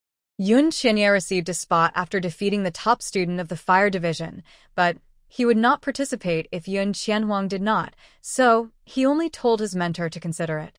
Shin Fengyuan and the others understood his character, so they asked Yun Qianhuang directly. Yun Qianhuang turned to Yun Qianye, Xiaoyi, do you want to go? Yun Qianye nodded and then shook his head. I don't know if Grandpa and Dad will agree. After all, when they let Yun Qianhuang choose, they did not have a high opinion of the Frost Snow sect. We should ask Grandpa and Dad, Yun Qianhuang nodded. Jilu, let's talk after we consult our family. Shin Fengyuan and the others understood, as they also consulted their families before making a decision. Shin Fengyuan added, but Huang, this time, it's not just our academy participating. We plan to improve further, and will likely be in the Spirit Tower after classes. Yun Qianye looked at Yun Qianhuang hopefully, sister, I want to go too. He is now a 9-star Spirit Master, and the selection competition is in 3 months. He hopes to use this opportunity to advance to a great Spirit Master. Go ahead, Yun Qianhuang said, not wanting to stop him. Xiaoyi, when you advance to become a great Spirit Master, remember to come find me. Once the phoenix feather fruit is picked, it must be consumed immediately, otherwise, it will disappear in an hour. That's why she hadn't picked it for Yun Qianye. Without asking any questions, Yun Qianye nodded, okay. The 4 of them decided to practice in the Spirit Tower after class. The next day, when Yun Qianhuang went to the water division for class, Gu Xian pulled her aside to inform her about the selection competition. Her response was to first check with her family and then write a letter back to the general's mansion after class. Although she was unsure about participating in the competition, she knew she had to keep improving her skills. With the spirit returning pill, even without going to the spirit tower, Yun Qianhuang's advancement speed was still incredibly fast. 2 months later, Yun Qianye successfully advanced to the rank of Great Spirit Master. As Yun Qianhuang had suggested, he immediately left the spirit tower to find her. Big sister, I've advanced to Great Spirit Master. Yun Qianye's joy was evident on his face. Congratulations, Xiaoye. Yun Qianhuang patted his head and noticed that he had grown quite a bit. In just half a year, he was almost as tall as she was, and she guessed it wouldn't be long before he surpassed her. Yun Qianhuang quietly withdrew her hand. Xiaoyi, do you still have the spirit-shaping pill that father gave you? Yes, I do. Yun Qianye quickly pulled out the spirit-shaping pill from a storage ring and handed it to Yun Qianhuang, sister. Do you need this spirit-shaping pill? Although their father had repeatedly instructed them to take the pill before advancing to Spirit Sovereign, if Yun Qianhuang needed it, Yun Qianye would gladly give it to her. I have my own. Why would I need yours? Yun Qianhuang looked at him helplessly, then took a phoenix feather fruit from her space and placed it in his hands. Do you remember what father said? Now that you've advanced to Great Spirit Master, you can take this spirit-shaping pill. The fruit, not much bigger than a fist, was instantly recognizable to Yun Qianye. His eyes widened as he looked at Yun Qianhuang and then at the phoenix feather fruit, and he quickly returned it to her. Sister, you need the phoenix feather fruit too. You should keep it. The phoenix feather fruit was extremely rare, and Yun Qianye never considered that Yun Qianhuang might have more than one. He thought she just wanted him to take the spirit-shaping pill first. I have more, and if the phoenix feather fruit isn't consumed quickly after being picked, it will disappear in an hour. Hearing this, Yun Qianye was even more shocked. If the phoenix feather fruit had to be consumed quickly after being picked, how had his sister managed to keep it? Living things couldn't be stored in a storage ring. Seeing Yun Qianye's dazed expression, Yun Qianhuang chuckled softly. You should take the spirit refining pill here, and I'll protect you. Yun Qianye looked at her deeply and nodded firmly. He took the phoenix feather fruit, pulled over a chair to sit on, and then consumed both the phoenix feather fruit and the spirit refining pill together. The spirit refining pill can completely remove impurities from the user's spiritual roots. Yun Changyu once said that to take the spirit refining pill, one must be at least a great spirit master, and it must be taken with the phoenix feather fruit. Without either, taking the spirit refining pill recklessly could lead to fatal consequences. This shows just how powerful the spirit refining pill is. Even though Yun Qianye met both conditions, he still frowned in pain after taking the pill and the fruit. Removing the impurities from his spiritual roots felt like a painful cleansing process, even more intense than when Yun Qianhuang helped him refine his spiritual bones. After becoming a great spirit master, Yun Qianye's body was already quite strong, yet he was still tormented by the pain, his face slightly contorted. If he hadn't advanced to a great spirit master, the power of the spirit refining pill would have surely caused his body to explode. Yun Qianhuang, standing by to protect Yun Qianye, could clearly sense his suffering. She bit her lip, feeling hesitant. As Yun Qianhuang's contracted beasts, the 3 beasts could probably guess her thoughts. Outyin spoke up to stop her. Master, he'll be fine. The phoenix feather fruit can protect his meridians. If you intervene recklessly, it will prevent the full effect of the spirit refining pill from taking place. If he endured such great pain, and the pill's effect wasn't fully realized, it would be a waste. Yun Qianhuang immediately suppressed her urge to ease Yun Qianye's pain, moved a chair next to him, and kept a watchful eye on him without a moment's delay. The process of Yun Qianye removing the impurities from his spiritual roots lasted a day and a night. During this time, he developed a layer of grime that emitted a foul odor, which was the impurities from his spiritual roots. Despite the unbearable stench that made it hard to open one's eyes, Yun Qianhuang remained calm, having created a barrier to keep the smell at bay. She stayed by Yun Qianye's side until he absorbed the spirit refining pill and opened his eyes. Yun Qinya looked at her joyfully. Sister, I. He was speaking when he suddenly caught a whiff of the foul smell. What is that smell? Yun Qinya looked around, only to find Yun Qianhuang staring at him, seemingly wanting to say something. Yun Qinya instinctively lowered his head and was hit by a strong smell that made him squint. How could he smell so bad? Yun Qinya quickly stood up, turned and rushed out of the room, running into Shin Fengyuan, who was coming back for something. Yun Qinya. Shin Fengyuan looked at the dark dirt on him and asked, Xiaoyi, where have you been? How did you get so? Before she could finish, she caught a whiff of the awful smell and stepped back quietly. Xiaoyi, there are extra rooms in the yard. Why don't you look for a bathtub in an empty room and clean up first? He couldn't go out smelling like that, could he? Yun Qinya was too embarrassed to speak, but still thanked Shin Fengyuan and turned to find an empty room. At that moment, Yun Qianhuang followed him and helped fill the bathtub with water. After that, she didn't stay a moment longer and quickly left the room where Yun Qianya was. Outside the room, Shin Fengyuan leaned closer to Yun Qianhuang and whispered, Huang, what happened to Xiaoyi? He's just detoxifying. Since it involved family matters, Yun Qianhuang couldn't say much and only provided that answer. No wonder. Shin Fengyuan didn't ask further. She had already put what she needed into her storage ring and was ready to leave. Just as she stepped out, she paused, looked around, and leaned close to Yun Qianhuang's ear, whispering, Recently, our dean found out that there's someone with both water and fire spiritual roots at the academy. He's been waiting at the entrance of the spirit tower, so you should avoid going there for now. Yun Qianhuang had heard of the dean of the Five Spirit Academy, named Ji-En, who was a powerful spirit saint. Did he also know about her dual spiritual roots? Yun Qianhuang recalled Feng Jingchen's words, Smart Huang, you've been exposed. She had known then that her dual roots had been discovered by several elders from the Array Master Branch, which was why she hadn't gone to the Spirit Tower since. Now it seemed that not only those elders but also Dean Ji-En must have received the news at that time. They assumed she would still go to the Spirit Tower, so they were waiting outside. As for what the dean wanted, Yun Qianhuang couldn't guess, but thankfully, she had been cautious and left no information that would reveal her identity. Since Shin Fengyuan and the others knew Yun Qianhuang's identity, they also understood that Ji-En was looking for her. Unaware that Yun Qianhuang hadn't been to the Spirit Tower recently, she still quietly warned, Huang, Ji-En is not easy to deal with. You must be careful. Yun Qianhuang smiled and said, I understand. Thank you, Fengyuan. Only then did Shin Fengyuan leave the courtyard. Yun Qianya carefully cleaned all the dirt off himself, ensuring there was no lingering smell before changing into new clothes and leaving the room.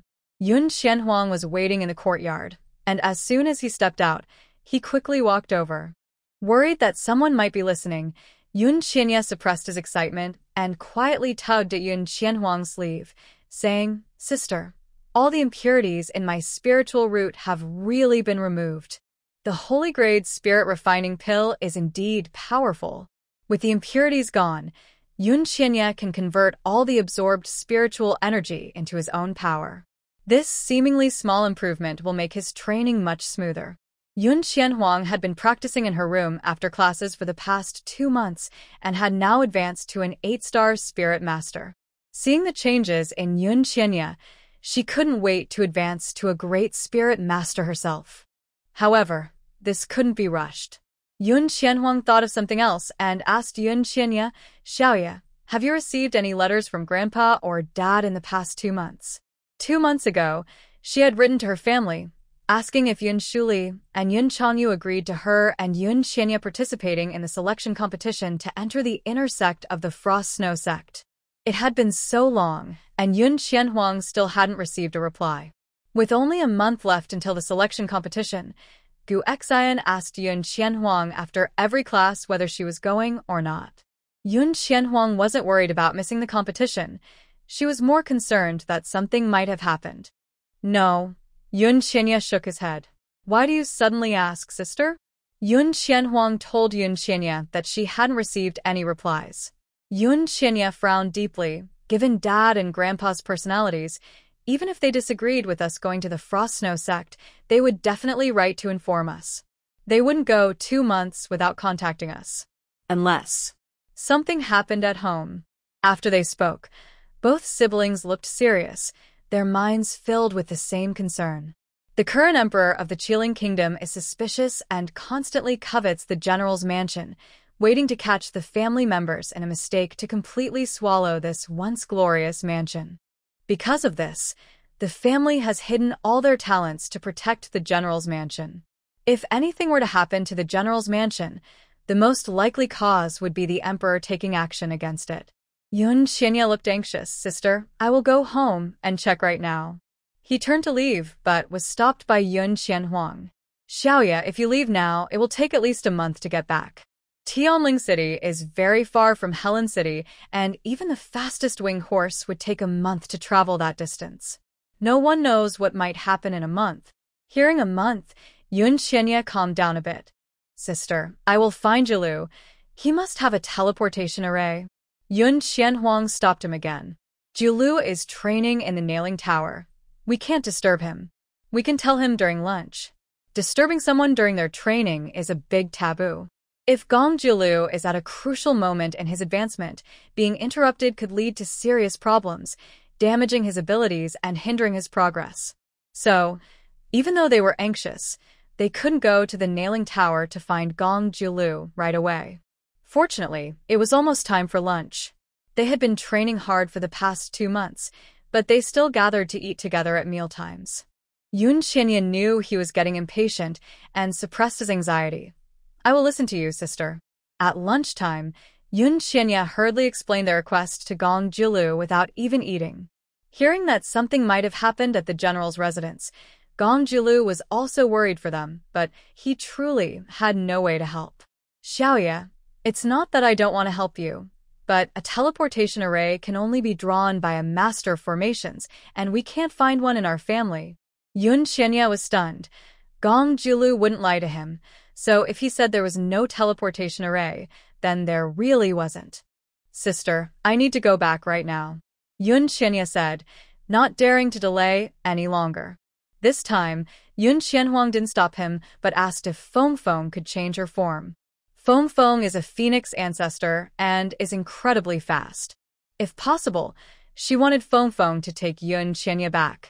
Yes, master, Feng Feng replied confidently. At my speed, I can reach Qilin Kingdom in just 3 days, but if I need to avoid being seen, it will take about 5 days. Such a powerful spirit beast like the Phoenix ancestor naturally has ways to conceal herself. Although 5 days could still bring unexpected events, it was much better than a month. Yun Xianhuang caught up with Yun Xianya, and they left the academy together. She then pulled him to a hidden spot and set up a barrier. Yun Xianya looked at her in confusion. Yun Xianhuang summoned Feng Feng, who obediently grew larger. She was entirely golden, with a cluster of colorful feathers around her neck. The suddenly appearing phoenix, as tall as the two of them, left Yun Xianya stunned. This was the first time Yun Xianhuang saw Feng Feng after it had grown. The feathers of the larger Feng Feng also grew, making it look even more beautiful. Sister, what is this? Yun Xianhuang explained, this is my contract beast. You can call her Feng Feng. Let Feng Feng take you back. Wasn't her contract beast that rabbit? Yun Xianya was confused but knew it wasn't the right time to ask, so he nodded obediently. Yun Xianhuang gave Feng Feng a spirit-returning pill, which Feng Feng really liked. She gently rubbed Feng Feng's lowered head and said, Feng Feng, please help me take Xiaoya back. He will show you the way. Take him back. What about you, sister? I'll go find the dean. Yun Xianhuang didn't explain much and handed Yun Xianya a bunch of concealment array plates, then let Feng Feng take him away. 5 days felt too long. They didn't know when the general's residence would change, so they couldn't afford to delay. There was an array master at the Array Mage Academy, but since they had no connections, that master would surely not help her. Master Lu Qing had been in seclusion studying the formula she gave him, so he couldn't help her at this time either.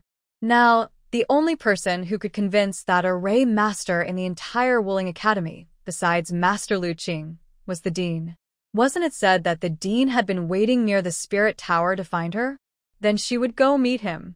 After taking the dragon soul grass and without Yen's help, even if a spirit emperor stood in front of her, they wouldn't be able to see through her talent and strength. Yun Qianhuang headed toward the spirit tower, and before she arrived, she saw Dean Ji-en sitting at the entrance. Ji-en was wearing a light brown mentor's robe, reclining in a chair that seemed to have been moved from somewhere, swaying slightly. He had his eyes closed, as if taking a nap, but Yun Qianhuang already sensed the mental energy directed at her. Ji-en had noticed her. Without Yen's careful control, the peak spirit Saint Ji-en could see that she was an 8-star spirit master with both water and fire spirit roots. The other 3 types of spirit roots remained hidden, but that was enough. The mental energy conveyed a lot of information, and suddenly, Ji-en opened his eyes and rushed to Yun Qianhuang like a gust of wind. His eyes were filled with uncontainable excitement, and his beard trembled. His gaze fell on the academy badge Yun Qianhuang was wearing, revealing a hint of confusion. How could this girl with both water and fire spirit roots be from the Alchemist Academy? The top student of the Alchemist Academy was clearly that girl from the Shin family. How could she enter the spirit tower? As Ji-en was deep in thought, Yun Qianhuang was secretly observing him. It must be said that Ji-en looked quite like a dean, even more serious than Master Lu Qing when he wasn't alchemizing.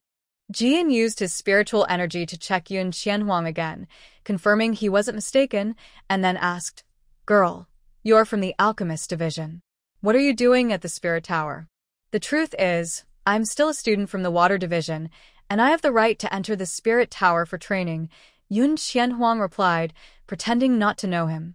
She took out another badge from her storage ring, replacing the Alchemist Division emblem. Seeing the clearly marked chief badge, Ji-en's eyes lit up. He had been at the Spirit Tower for a while and had seen several students from other divisions, but he had never encountered anyone from the Water Division. Old Hua mentioned that this student had both water and fire spiritual roots, so it made sense for her to be in the Water Division. Without beating around the bush, Ji-en directly asked the question he was most concerned about. "Girl, do you have a fire spiritual root as well?" Yun Qianhuang visibly tensed up, stepping back and looking at Ji-en warily. This reaction was already an answer. Ji-en stroked his beard and introduced himself. "Don't be afraid. I am the Dean of the 5 Spirits Academy. I am here waiting for you, because I have a favor to ask." Yun Qianhuang managed her emotions well. After Ji-en revealed his identity, the wariness in her eyes faded, replaced by a hint of doubt. "You are the dean?" To prove his words, Ji-en took out his badge, which symbolized his position. The badges of the various divisions in the academy were crafted by the Weapon Division and had small formations engraved by the Array Division instructors, making them impossible to forge. Yun Qianhuang immediately believed him and asked, "Dean, is there something you need me to do?" "It's not a big deal." Ji-en rubbed his hands together. "I would like to invite you to participate in the selection competition for the City Guard of Tianling City, to enter the inner sect of the Frost Snow sect and become a disciple of Mo Lanchuang. The leader of the Frost Snow sect, Mo Lanchuang, rarely accepts disciples. It is said that she has only 2 disciples so far, both of whom have become powerful figures. Just making it into the top 10 in the selection competition would allow entry into the inner sect, but to be accepted as a disciple by Mo Lanchuang would require more than that. Only by showcasing the talent of having dual spiritual roots could one attract her attention. Yun Qianhuang was confused. Why does the dean want students to join the Frost Snow sect's leader? "If you can successfully join Mo Lan's faction, I will tell you," Ji-en teased, but he also asked for details. "Since you are the top student of the Water Division, you should have a spot in the competition, right?" Hearing this, Yun Qianhuang suddenly lowered her head, nervously gripping her clothes. Her tone was a bit sad. "Dean, something happened at home, and I plan to ask my mentor for leave to go back tomorrow morning. I probably won't make it back before the selection competition, so I don't plan to participate." Ji-en frowned slightly. "Isn't there still a month until the selection? Is your home far from the academy?" Yun Qianhuang looked up at him and quickly nodded, then lowered her head again. "I'm from the Qilin Kingdom." "The Qilin Kingdom?" That is indeed quite far.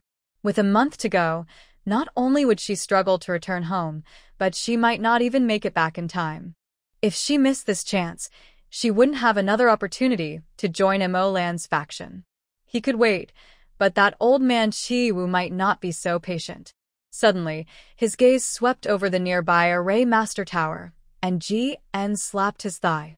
This is easy. Come, I'll take you to Elder Hua from the Array Master Division. If Elder Hua could give her a teleportation array disc, she could handle her family matters and return in time for the selection competition.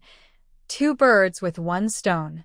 Yun Qianhuang kept her head down, so Ji-en didn't notice that after he finished speaking, a quick smile flashed in her phoenix eyes. Ji-en took Yun Qianhuang to the Array Master Division's tower and successfully borrowed a teleportation array disc from Elder Hua. He handed the disc to Yun Qianhuang, reminding her to return before the selection competition. Yun Qianhuang promised to be back on time, asked for leave for herself and Yun Qianya, and then activated the teleportation array. She set her destination to her room in the general's mansion and stepped onto the teleportation array. Although the siblings had been away from home for half a year, the room's furnishings were exactly the same as when they left. Yun Qianhuang didn't have time to look closely. She quickly removed her disguise and hurriedly opened the door to step outside. It was still daytime, yet the large general's mansion was eerily quiet, with not a sound to be heard. This unusual atmosphere made Yun Qianhuang frown. She rushed to Yun Chongyu's courtyard, but found no one there, and even in Yun Shuli's courtyard, it was empty. The entire general's mansion was deserted, with no one else around except her. Yun Qianhuang wanted to go out and ask the neighbors what had happened, but when she opened the door, she found the general's residence sealed with an official notice. The notice stated that the general's residence had been searched. The emperor had taken action against them. Yun Qianhuang had suspected this might happen, so she hurried to the busiest street in Helen City to gather some news. "Miss?" a surprised voice called out. Yun Qianhuang turned to Si Jingbo, a former servant who took care of Yun Shuli. "It's me." Yun Qianhuang quickly walked over, her face filled with urgency. "Jingbo, do you know what has happened at home? Where are my father and grandfather now? This isn't a safe place to talk. Follow me." Mississippi Jingbo looked around, and when no one was watching, he led Yun Qianhuang to a small door of the general's residence. The small door was also sealed with an official notice. Jingbo carefully peeled back one side, opened the door, and quickly stepped inside, signaling for Yun Qianhuang to follow. Yun Qianhuang hurried in and set up a barrier around them. There were no outsiders in the general's residence now.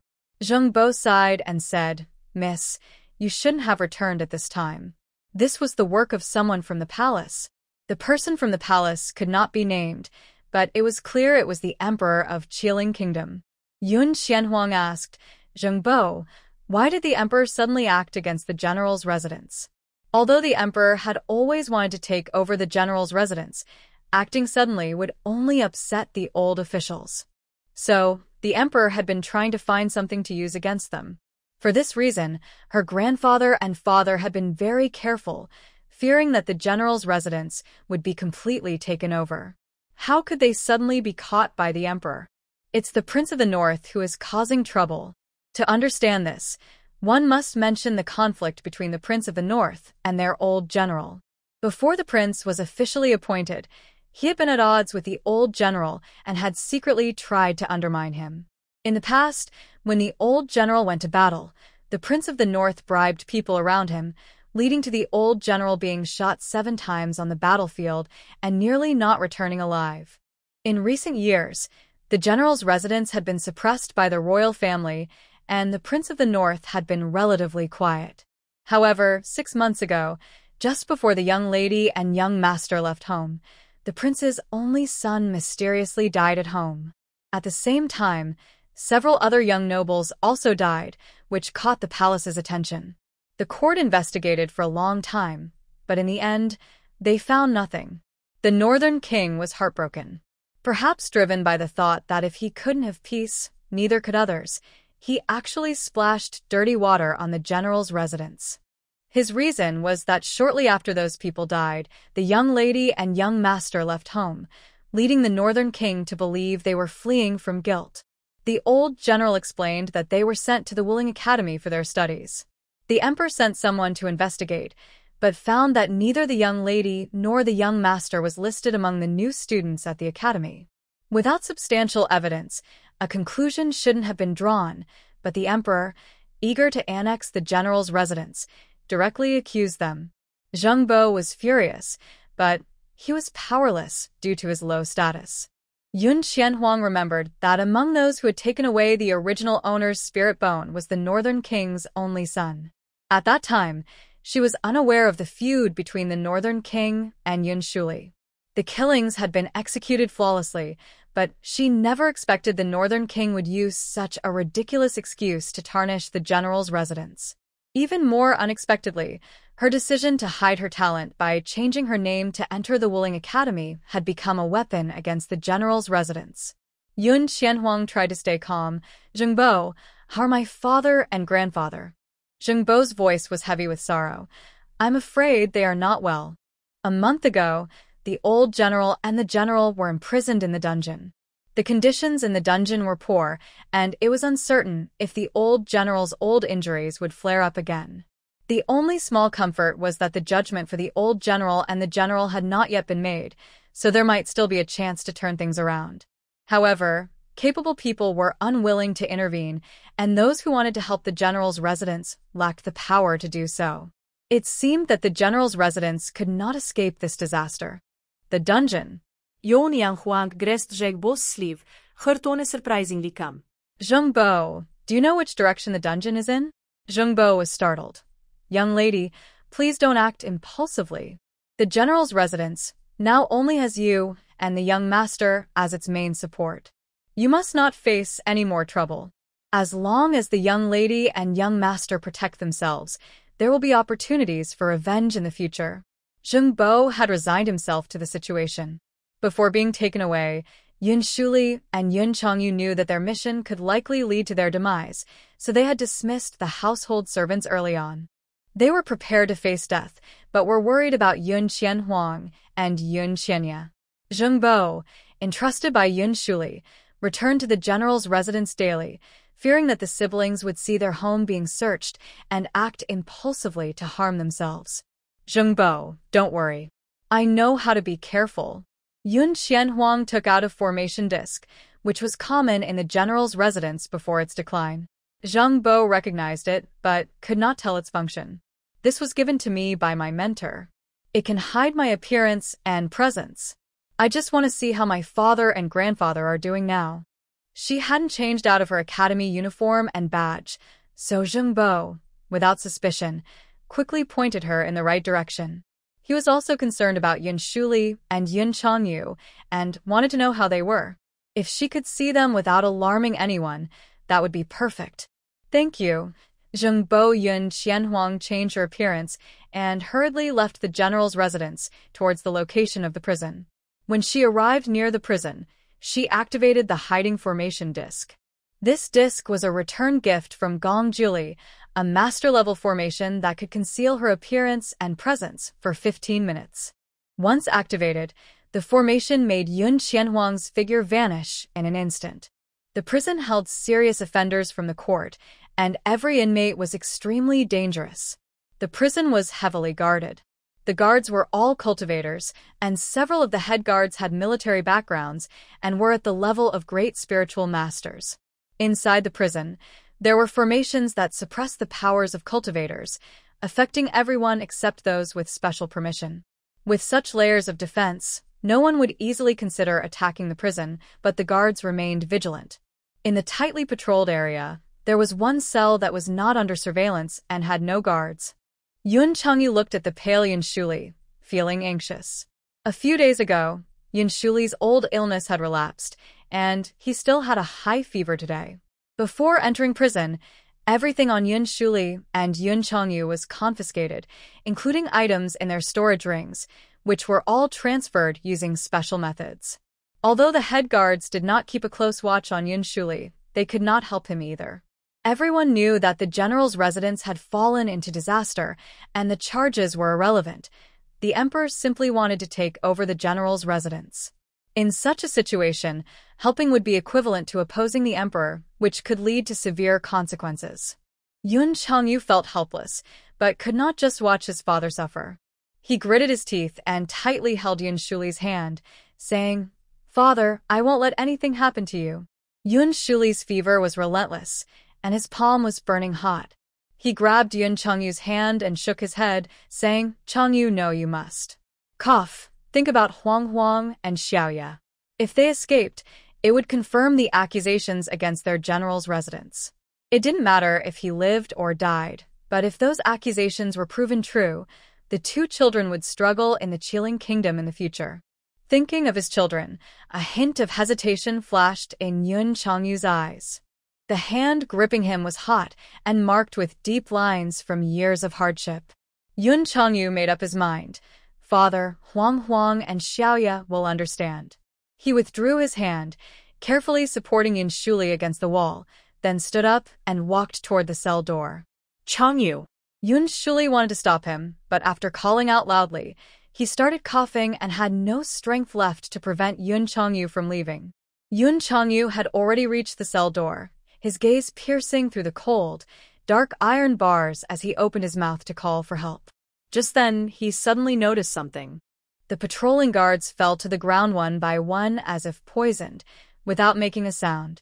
This area only held Yun Changyu, Yun Shuli, and a girl covered in blood.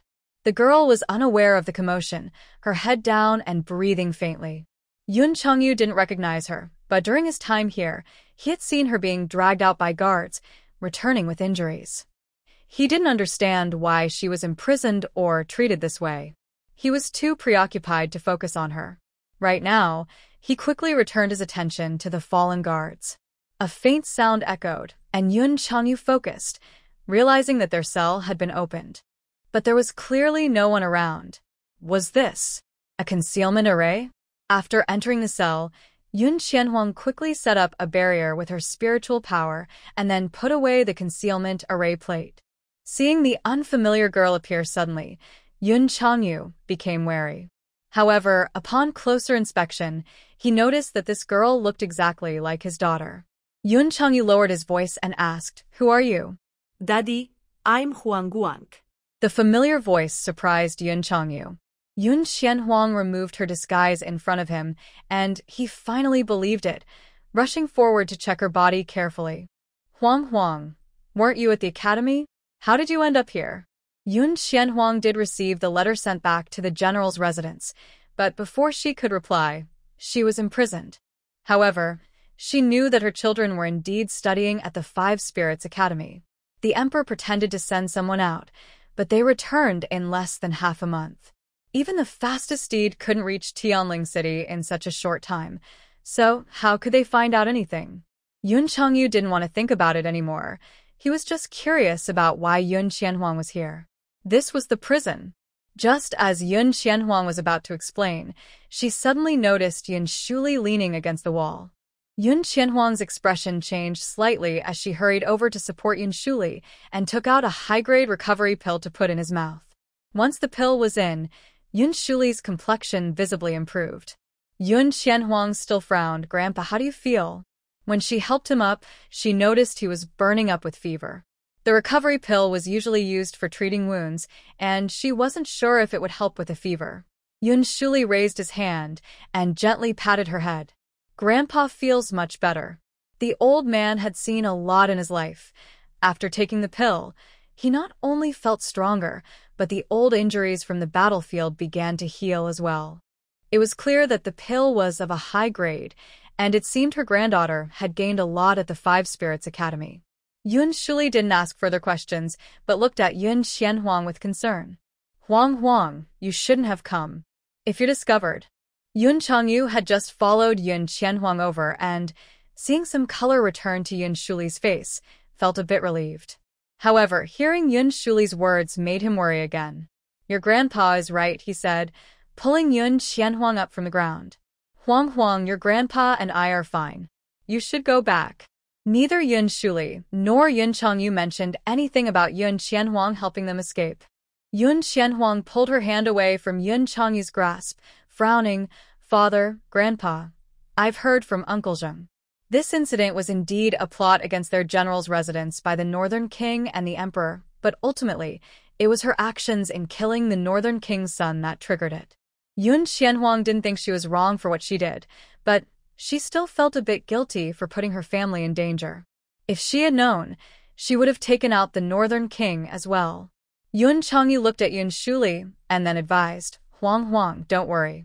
Without solid evidence, the Emperor won't harm me or your grandfather. In truth, the Emperor didn't care about that.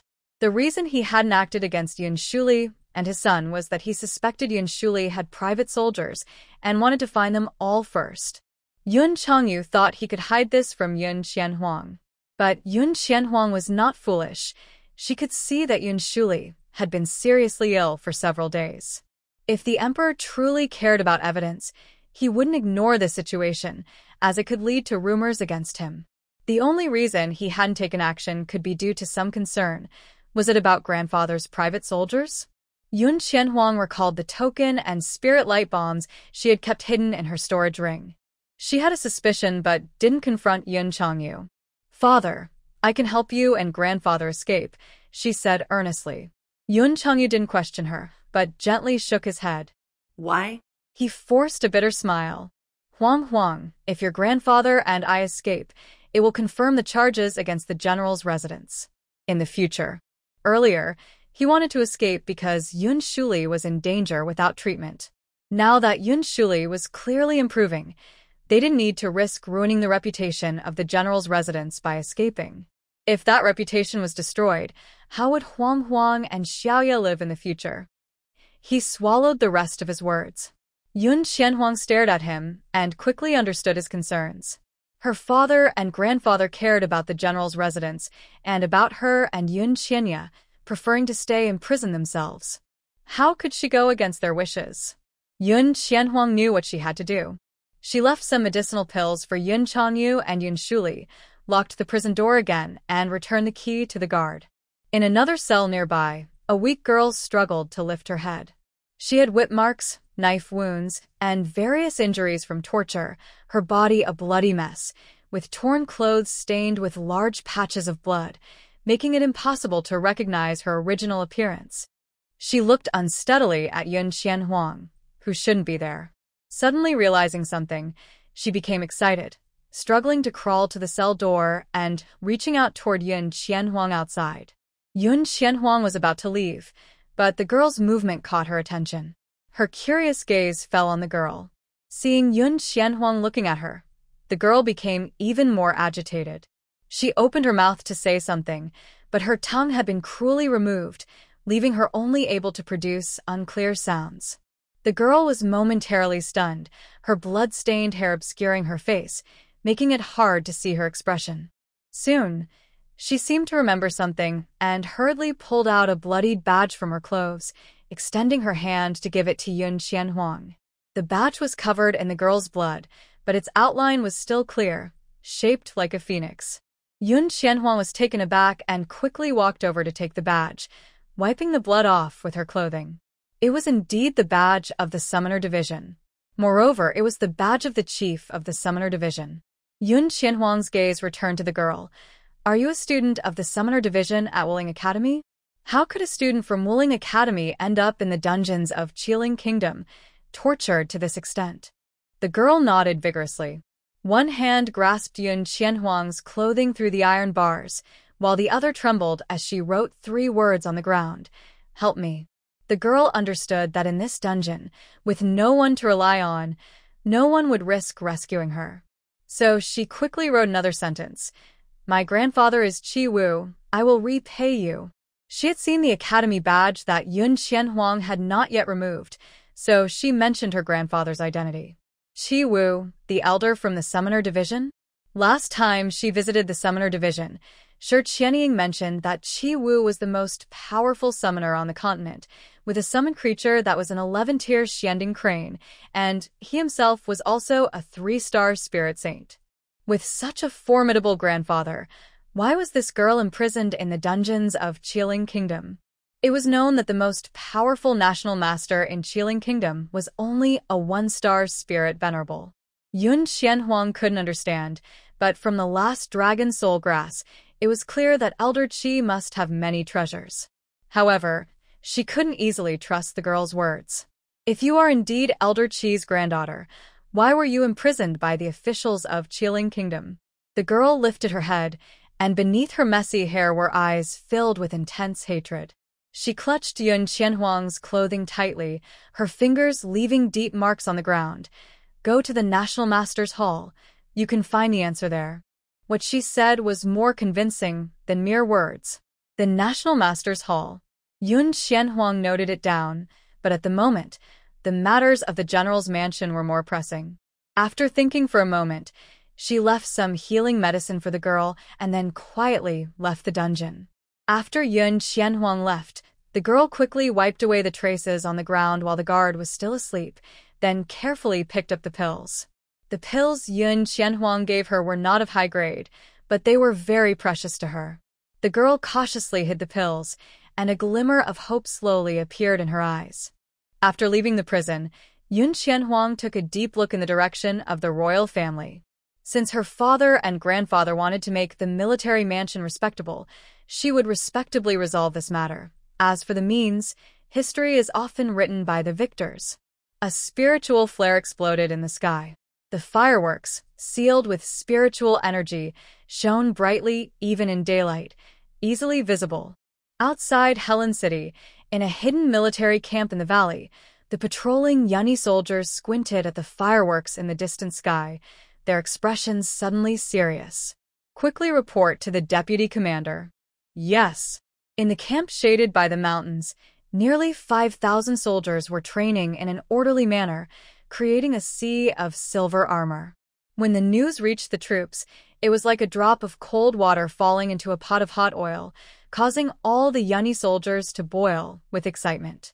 They were thrilled, but no one dared to speak out, only watching the deputy commander with eager eyes. The commander finally remembered them. Gong Xiao, the deputy commander of the Yunni army.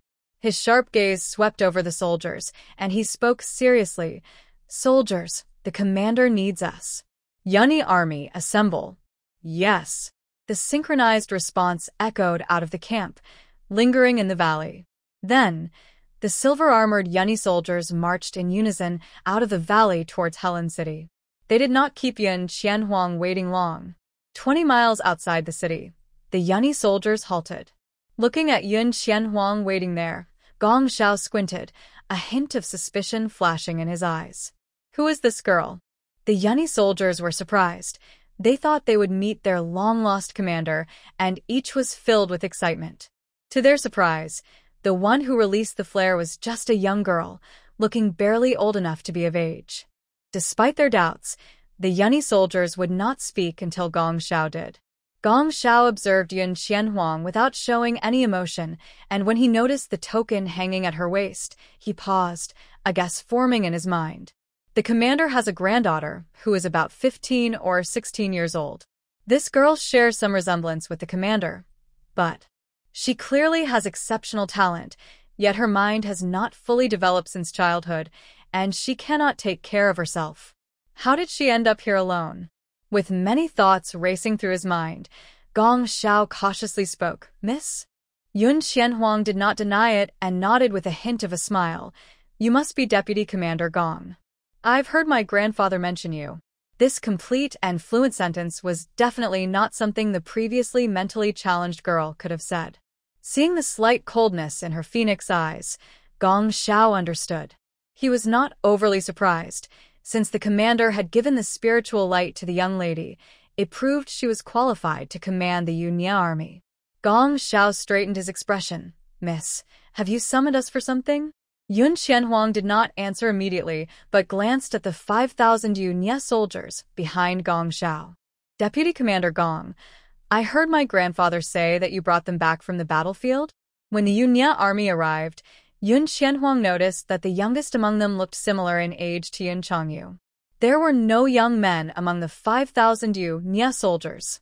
Gong Xiao's expression remained serious, but a hint of excitement appeared in his dark eyes. They were not brought back. Under Yun Qianhuang's slightly puzzled gaze, Gong Xiao explained, the 5,137 members of the Yunya army were all saved by the commander. The Yunya army did not always have this name. They once had no name at all, and were often called remnants or useless people. Before becoming the Yunya army, they were severely injured on the battlefield and could no longer fight. At that time, although there were military doctors and alchemists, supplies were scarce in the border areas and precious medicines were only given to soldiers who could still fight. During urgent times, they were seen as burdens, and many in the army said they should be left behind. Yun Shuli seemed to agree with those suggestions and sent them out of the camp. In reality, he secretly placed them in a safe location and used the general's savings to treat them. However, there were too many injured soldiers, and a single general's household could not save them all. In the end, the 5,137 who survived became the current Yunya army. Yun Shuli said they were not useless. They were heroes, the brave and resilient Yunya army. The Yunya army became their name. After the border battles were settled, the Feathered Army, despite the risk of being executed for exposure, insisted on following Yun Shuli to become his personal soldiers. Yun Shuli disagreed, so they found a hidden spot outside Helen City to set up camp. Eventually, Yun Shuli accepted the token from the Feathered Army's commander and began sending them various supplies. If it weren't for them, the general's mansion, relying on generations of savings, would not have fallen so quickly even if they lost their military power.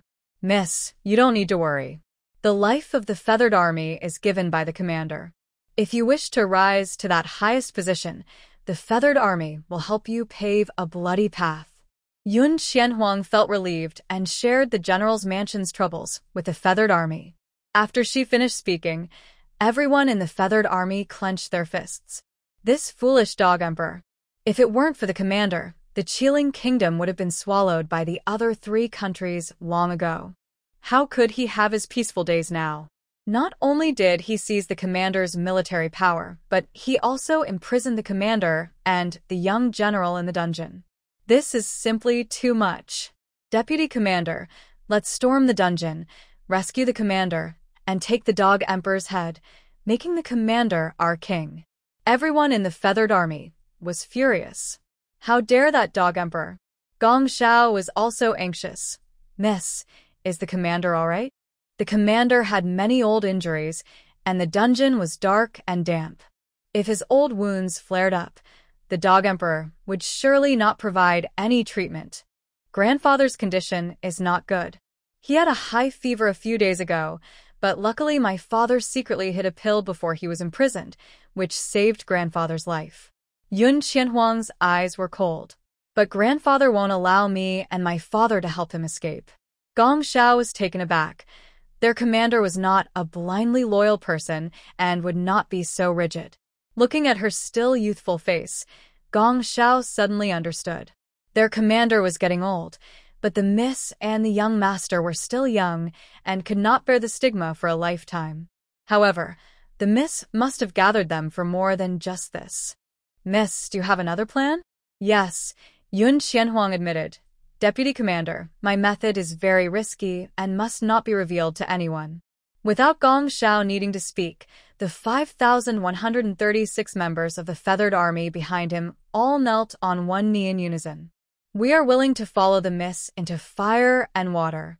Gong Xiao placed his right hand on his heart and bowed to Yun Qianhuang. Miss, Gong Xiao guarantees with his life that no one from the Yunya army will leak any information. The members of the Yunya army thought that Yun Qianhuang's plan was to storm the palace directly. Although the Yunya army was not large in number, they were all seasoned warriors, and they were definitely stronger than the imperial guards who had never faced real battles. If they acted secretly, it was possible to control the emperor and command the lords while the imperial guards were unprepared. However, what they did not expect was that Yun Qianhuang actually led them into the Spirit Beast Mountains. While the Yunya army were not powerful cultivators, they carried the fierce energy developed from the battlefield. Spirit beasts are more sensitive to danger than humans, so a team like theirs would scare off lower-level spirit beasts. Higher-level ones would avoid them due to their large numbers.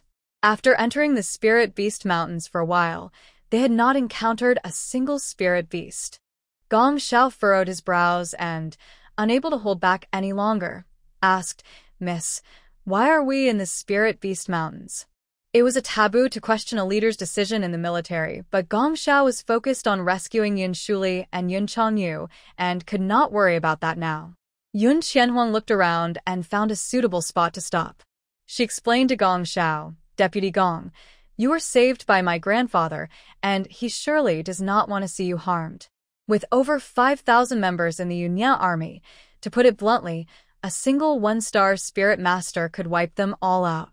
Yun Qianhuang did not intend to send the Yunya army to their deaths. Gong Xiao stepped forward urgently, "Miss, as long as we can rescue the commander and the major general, we are not afraid to die." "Yes, we are not afraid to die." The Yunya army echoed behind him. Yun Qianhuang raised her hand to quiet them down. "Your grandfather and father need to be rescued. None of you can be missing." She did not elaborate further, as her powerful mental energy began to spread from her. Yun Qianhuang wanted more than just to rescue Yun Shuli and Yun Changyu. She wanted to ensure that no one in the Qiling Kingdom would dare to target the general's residence again. With her enhanced mental energy, Yun Qianhuang no longer needed to rely on formations. Her mental energy gradually covered the entire Spirit Beast Mountains, and wherever it reached, all beasts submitted. Suddenly, the ground began to tremble. Gong Zhao's expression sharpened, and he immediately stood in front of Yun Qianhuang. "Something's happening. Everyone on alert." At his command, the Yunya army entered a state of readiness.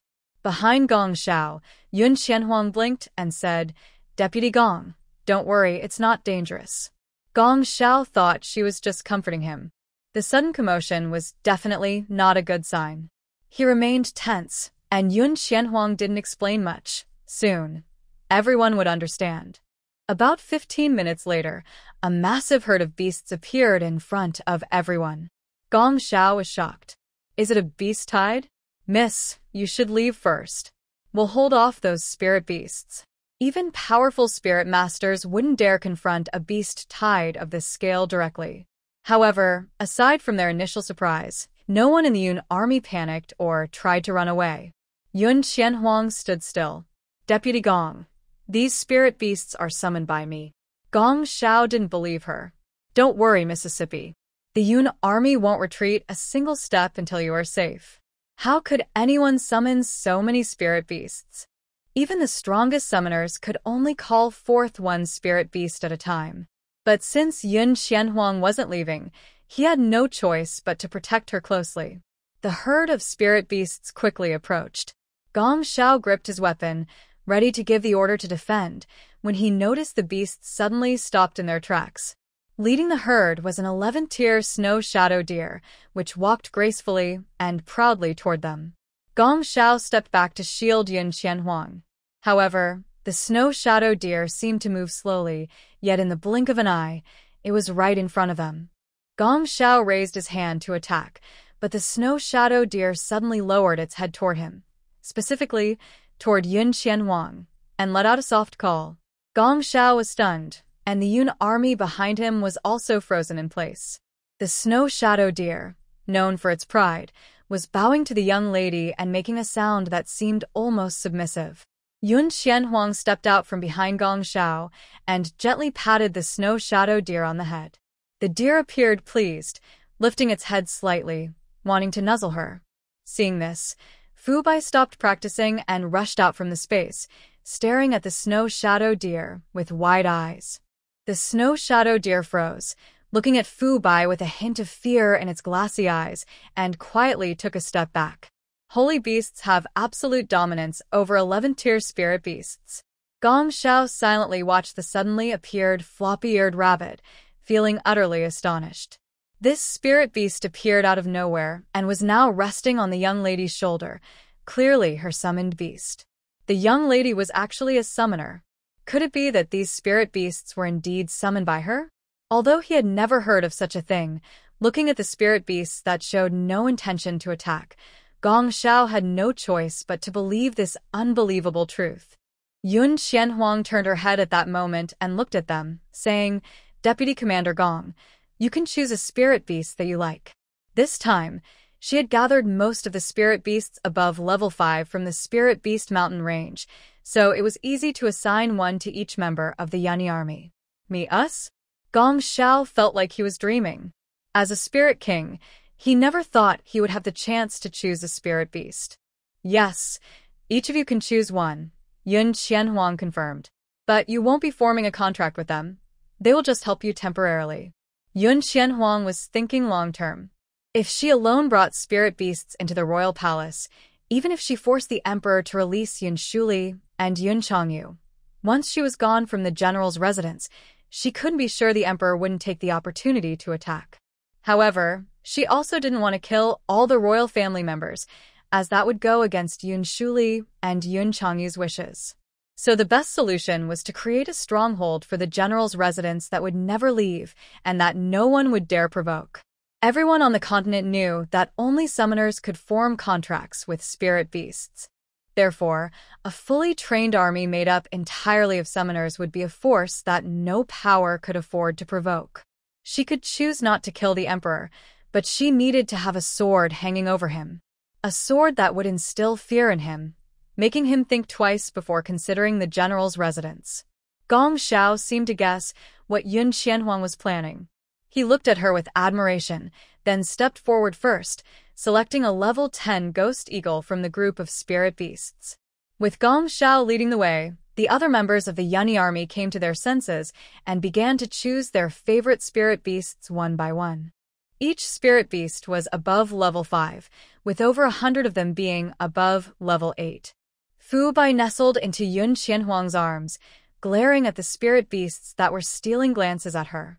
With Fu Bai around, those spirit beasts wouldn't dare approach their master. Yun Qianhuang patted Fu Bai's head and sat on the back of a snow shadow deer that looked at her with eager eyes. She took the initiative and Fu Bai sniffed but didn't continue to target the snow shadow deer.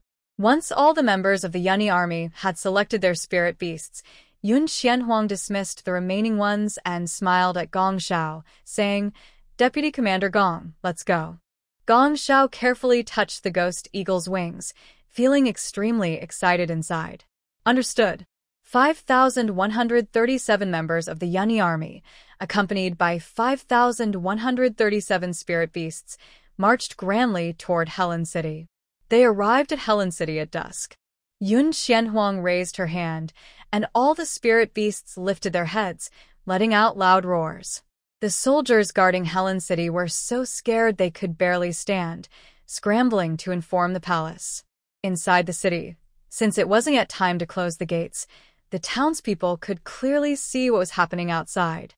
In the glow of the setting sun, thousands of armored figures stood outside the city, each accompanied by a spirit beast. At the front was a young girl riding a snow-white deer, holding a floppy-eared rabbit in her arms. Her flowing clothes and long, dark hair made her look stunning, the most beautiful sight they had ever seen. Among the crowd, a former servant of the Bai family suddenly turned pale. That night, it was this girl who had come with her spirit beast and defeated the Bai family's strongest defense in one move. After that, General Yun had dealt with the Bai family swiftly, and although he had been spared as a mere servant, that night haunted him like a nightmare. The young lady from the Yun family, who had regained her senses, was back. The man recalled hearing that the old General Yun and General Yun were accused of murder and imprisoned. Now, this young lady had brought people and spirit beasts to block the city gates. Could it be that she was planning a rebellion? He shrank back and turned to run. The closer he got, the faster he would meet his end. He needed to get home quickly. Outside the city, various beast roars echoed, their powerful cries spreading throughout Helen City. Inside the palace, the emperor, who was enjoying a moment with the concubine, was startled by the noise and fell off the bed. The emperor, disturbed from his good moment, became furious and called for palace attendants to find out what was happening. Just then, the guard responsible for the city gate rushed in, flustered. "Your Majesty, Your Majesty, a military force has arrived outside the city." The word military immediately caught the emperor's attention. Though very angry, he forced himself to calm down, threw on his outer robe, and stared intently at the trembling guard. "Tell me, what is the size of this army? Do they have any symbols of rank?" The emperor was suspicious. The military power of Qiling nation was under his control, and without his orders, those soldiers outside would never dare to return. Could it be that the old man Yunshuli had hidden private soldiers to rescue them? "About 5,000, the guard stammered. The beast roars were so loud that he couldn't help but feel afraid. The emperor, furious, stood up and kicked him over. "Useless. You're scared of just 5,000? His own imperial guards numbered more than that. "Your Majesty, please calm down, please calm down." The guard painfully got up and knelt on the ground, repeatedly bowing his head. "I didn't explain clearly. It is an army made entirely of summoners." "What? An army made entirely of summoners?" The commotion outside the city made all the factions inside secretly investigate. Hearing the report from his subordinate, the northern king turned pale. "Did you see who was leading them?" The subordinate shook his head. "My lord, I was too far away to see clearly. It seemed to be a young girl at the front, but I couldn't make out her appearance." "Go find out more." The northern king waved his hand to dismiss his subordinate, trying to think of which power could send out an entire army of summoners. At the same time, the leaders of various factions in the city were also pondering. Summoners are usually rare. Even when adding up the 4 countries and 1 city on the continent, there might not be 1,000 summoners in total. Where did this army of over 5,000 summoners come from? Who are they targeting? The sounds of beasts echoed everywhere. This day, Heilin City would not be peaceful. Inside the palace, the emperor hurriedly changed into formal attire with the help of his attendants and went directly to summon the national master. After the emperor explained the situation, the national master's expression suddenly darkened. Over 5,000 summoners. A strange light flashed in the national master's eyes, but the anxious emperor did not notice. "Your Majesty, do not worry. I will accompany you to the city gate to investigate." The emperor agreed. Bringing along the commander of the Imperial Guard and the assembled troops, they rushed to the city gate. Night quietly fell over Heilin City. On the city wall, illuminated by luminous stones, the emperor and others could see the scene below. The commander of the Imperial Guard gasped. Being a spirit king, he understood better than ordinary guards that the spirit beasts following the soldiers outside were all above level 5. With such an army, even if the Imperial Guard had the advantage in numbers, there was no chance of victory. Looking at the mass of spirit beasts below, the emperor felt darkness cloud his vision. He struggled to maintain his authority, turning to the national master beside him. The national master nodded, stepped forward, and unleashed the aura of a spirit master, using his power to drown out the beast roars. Who is outside the city? With a slight raise of her hand, the continuous beast roars suddenly stopped. The national master's gaze followed that hand to the young girl riding the snow shadow deer at the front. Why is it just a little girl? This same question appeared in the mind of the commander of the Imperial Guard. To command such an army, even if not the strongest, one would expect a powerful leader, not a girl of 15 or 16. Yet this girl, without fear, looked directly into the emperor's eyes. Bold. It was disrespectful to meet the emperor's gaze. The national advisor released a pressure that bore down on Yun Qianhuang. Before Bai could act, the snow shadow deer's antlers glowed softly, dissipating the pressure silently. An 11th tier snow shadow deer. The advisor was shocked, but beneath that shock was a hint of excitement. Noticing this, Yun Qianhuang frowned slightly and asked Out Yen to keep an eye on the advisor. Her gaze remained fixed on the bright yellow figure as she spoke calmly. "Your Majesty, I have heard that my grandfather and father are accused of killing the son of the Northern King and have been imprisoned in the Sky Prison." Mentioning the Northern King made the emperor think of the imprisoned Yunshuli and his son. These people were indeed the private soldiers of that old man. But how could such a powerful army serve Yunshuli? The emperor narrowed his eyes, scrutinizing Yun Qianhuang, uncertainly saying, "Are you the foolish girl from the general's residence? Wasn't that old man's granddaughter supposed to be simple-minded? Since your Majesty recognizes me, the rumors must be true." My grandfather and father have indeed been imprisoned by you. Yun Xianhuang patted the snow shadow deer, which stepped forward with her.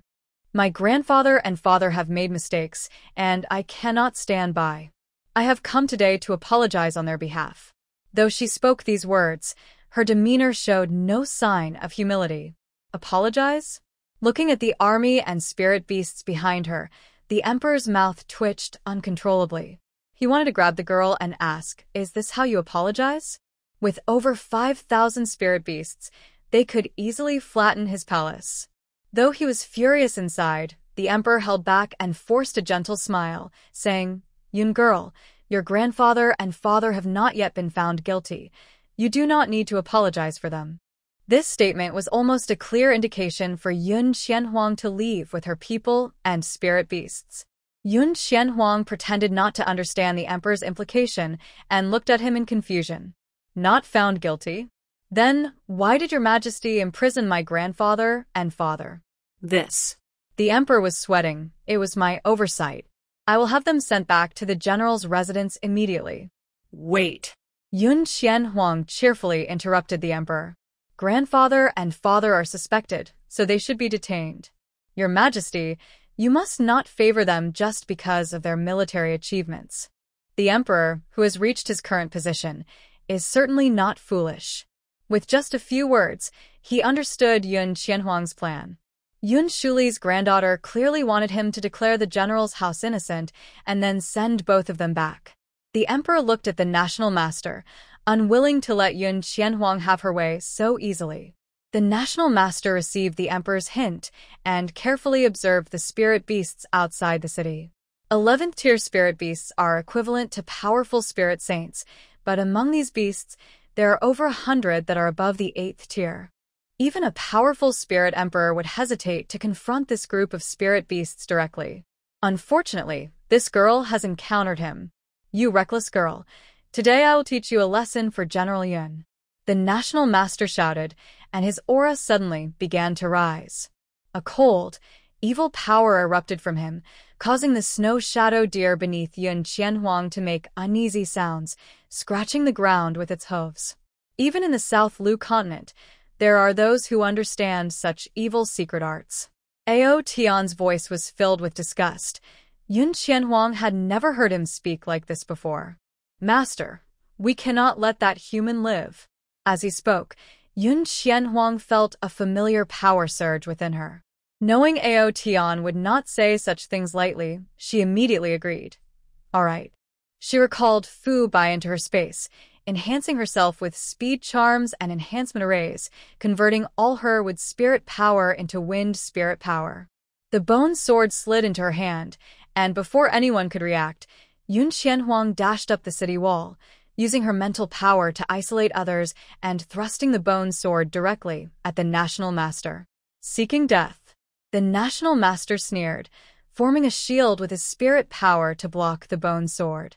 His eyes were pitch black, exuding an aura of death, like a malevolent spirit rising from a sea of corpses. The bone sword, embedded with 2 spirit cores, was easily blocked. Yun Xianhuang suddenly smiled.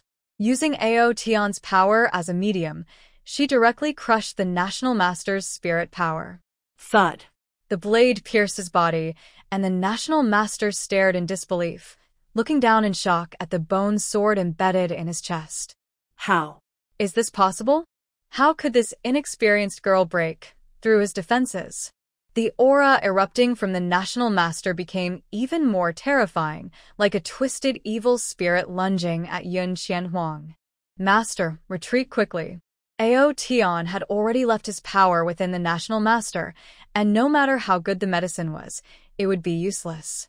Yun Xianhuang, trusting him, drew her bone sword and quickly retreated before the national master's power could reach her, returning to Gong Zhao's side in just a few breaths. On the city wall, the emperor, the leader of the imperial guard, and the guards stared in shock at the national master, who was bleeding profusely from his chest. Just moments ago, it felt like an invisible force had separated them, leaving them helplessly watching as the girl, who had just been smiling and talking to the emperor, stabbed the national master in the heart. Everything happened too quickly. No one had time to react. The emperor, closest to the scene, wiped the blood that had splattered on his face. It was still warm and carried a foul smell. He didn't have time to think about why the national master's blood smelled so bad. He could only stare in disbelief at Yun Qianhuang outside the city. The girl sat back on the back of the snow deer, gently stroking the head of the pure white floppy-eared rabbit in her arms. Her phoenix eyes sparkled with a smile, and her expression was calm. If he hadn't seen it with his own eyes, if the national master hadn't suddenly coughed up blood and collapsed, he would never have believed what had just happened. Under his royal robe, the emperor's hands trembled uncontrollably. Ao Tian's power wreaked havoc within the national master, who struggled little before losing his breath. Yun Qianhuang, having killed someone, calmly spoke, "Your Majesty, the national master acted without your command. I was truly angry for you, and couldn't help but teach him a lesson." The emperor. What could he say? The national master was the strongest cultivator in their Qiling kingdom, and if he had died at the hands of Yun Shuli's granddaughter, what could he rely on? With only 5,000 troops, the Imperial Guard could easily handle the situation, but there were also over 5,000 spirit beasts watching closely. The emperor could never have imagined that in his lifetime, he would see so many summoners. This exceeded the total number of summoners on the continent. Thus, he could not pursue Yun Qianhuang's fault and had to force a smile, insincerely praising her. "Yun, you did well." Yun Qianhuang knew very well that the emperor was likely cursing her ancestors in his heart. "But so what?" "Thank you for the praise, Your Majesty," she replied with a smile. "However, I know you are fair in rewards and punishments, and you won't let my grandfather and father off just because I did well. You will surely investigate thoroughly." The emperor sighed inwardly, realizing he had followed Yun Qianhuang's wishes. He had no choice. He dared to guarantee that as long as he insisted on investigating, that girl would definitely bring her spirit beast to flatten the palace. The emperor wasn't ready to die yet. He still wanted to live. What crime? What crime?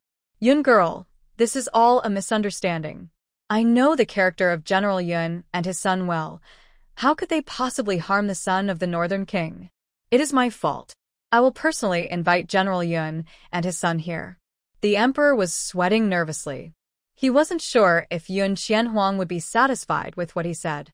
Yun Qianhuang stared at him, and her gaze made the emperor feel uneasy.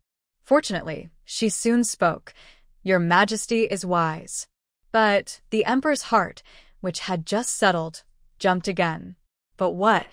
If you listen closely, you could hear his voice trembling. Yun Qianhuang's smile faded. "Your Majesty, my grandfather was appointed by you as the Grand General of the nation. If the Northern King falsely accuses him, what should be done?" The emperor could spare her life, but she would never let the Northern King go. She not only wanted the Northern King dead, but also wanted to ensure that no one could find fault with the general's household. The commander of the Imperial Guard discreetly supported the unsteady emperor. The emperor's lips trembled, but he had to respond. "Those who make false accusations will face punishment." The Northern King falsely accused the Grand General of murder. According to the law, the Northern King should face death for his false accusations. After saying this, the emperor felt his heart bleed. The Northern King was one of his trusted officials. Yun Qianhuang smiled genuinely. She had achieved her goal. The general's household had done nothing wrong. It was the Northern King who falsely accused them.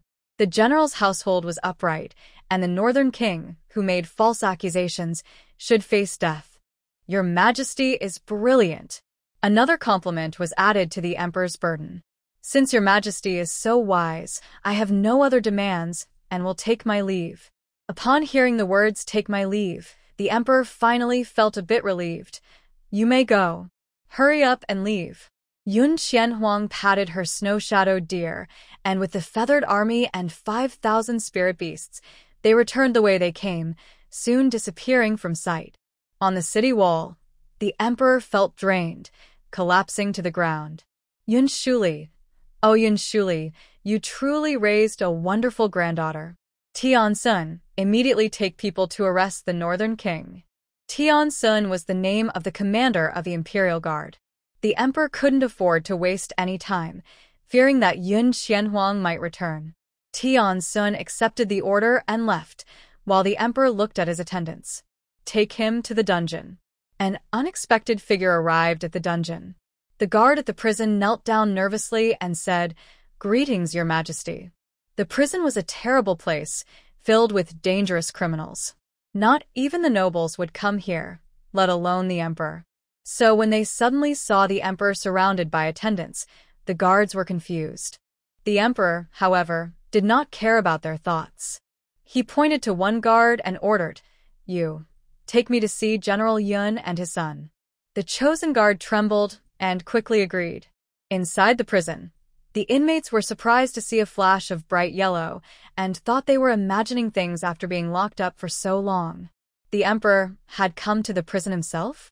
Confusion, hatred, and resentment filled the air, all directed at the emperor.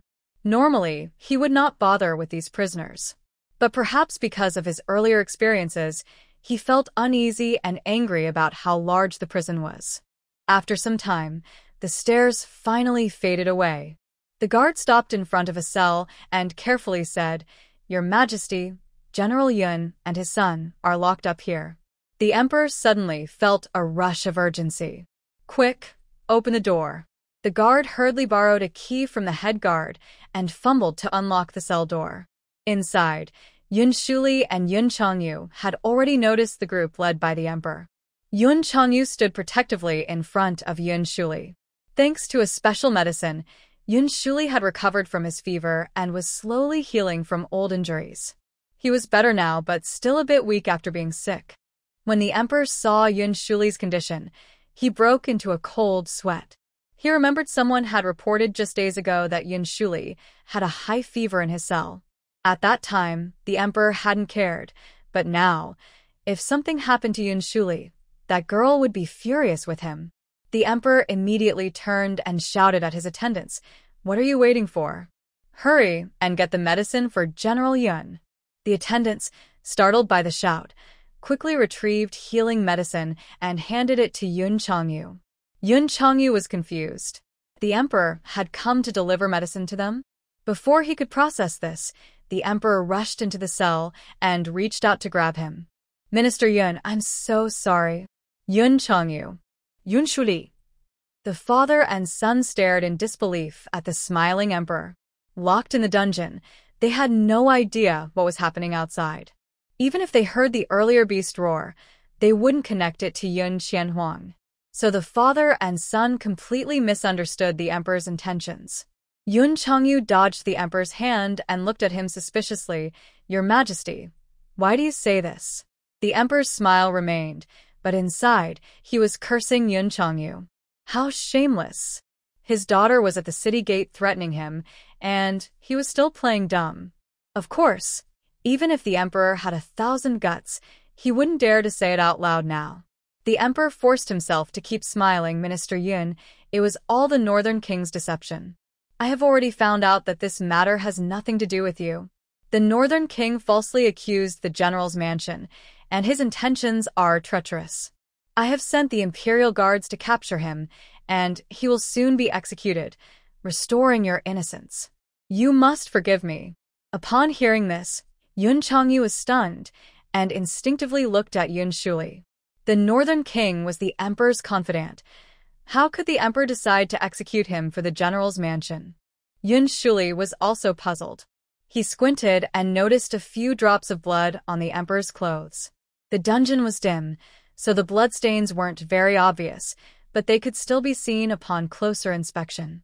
Could it be that someone did something? Yun Shuli didn't think of Yun Qianhuang. His little granddaughter, no matter how talented, was still just a 15-year-old girl. How could she have such power? But the families allied with the general's mansion didn't have the strength to oppose the royal family.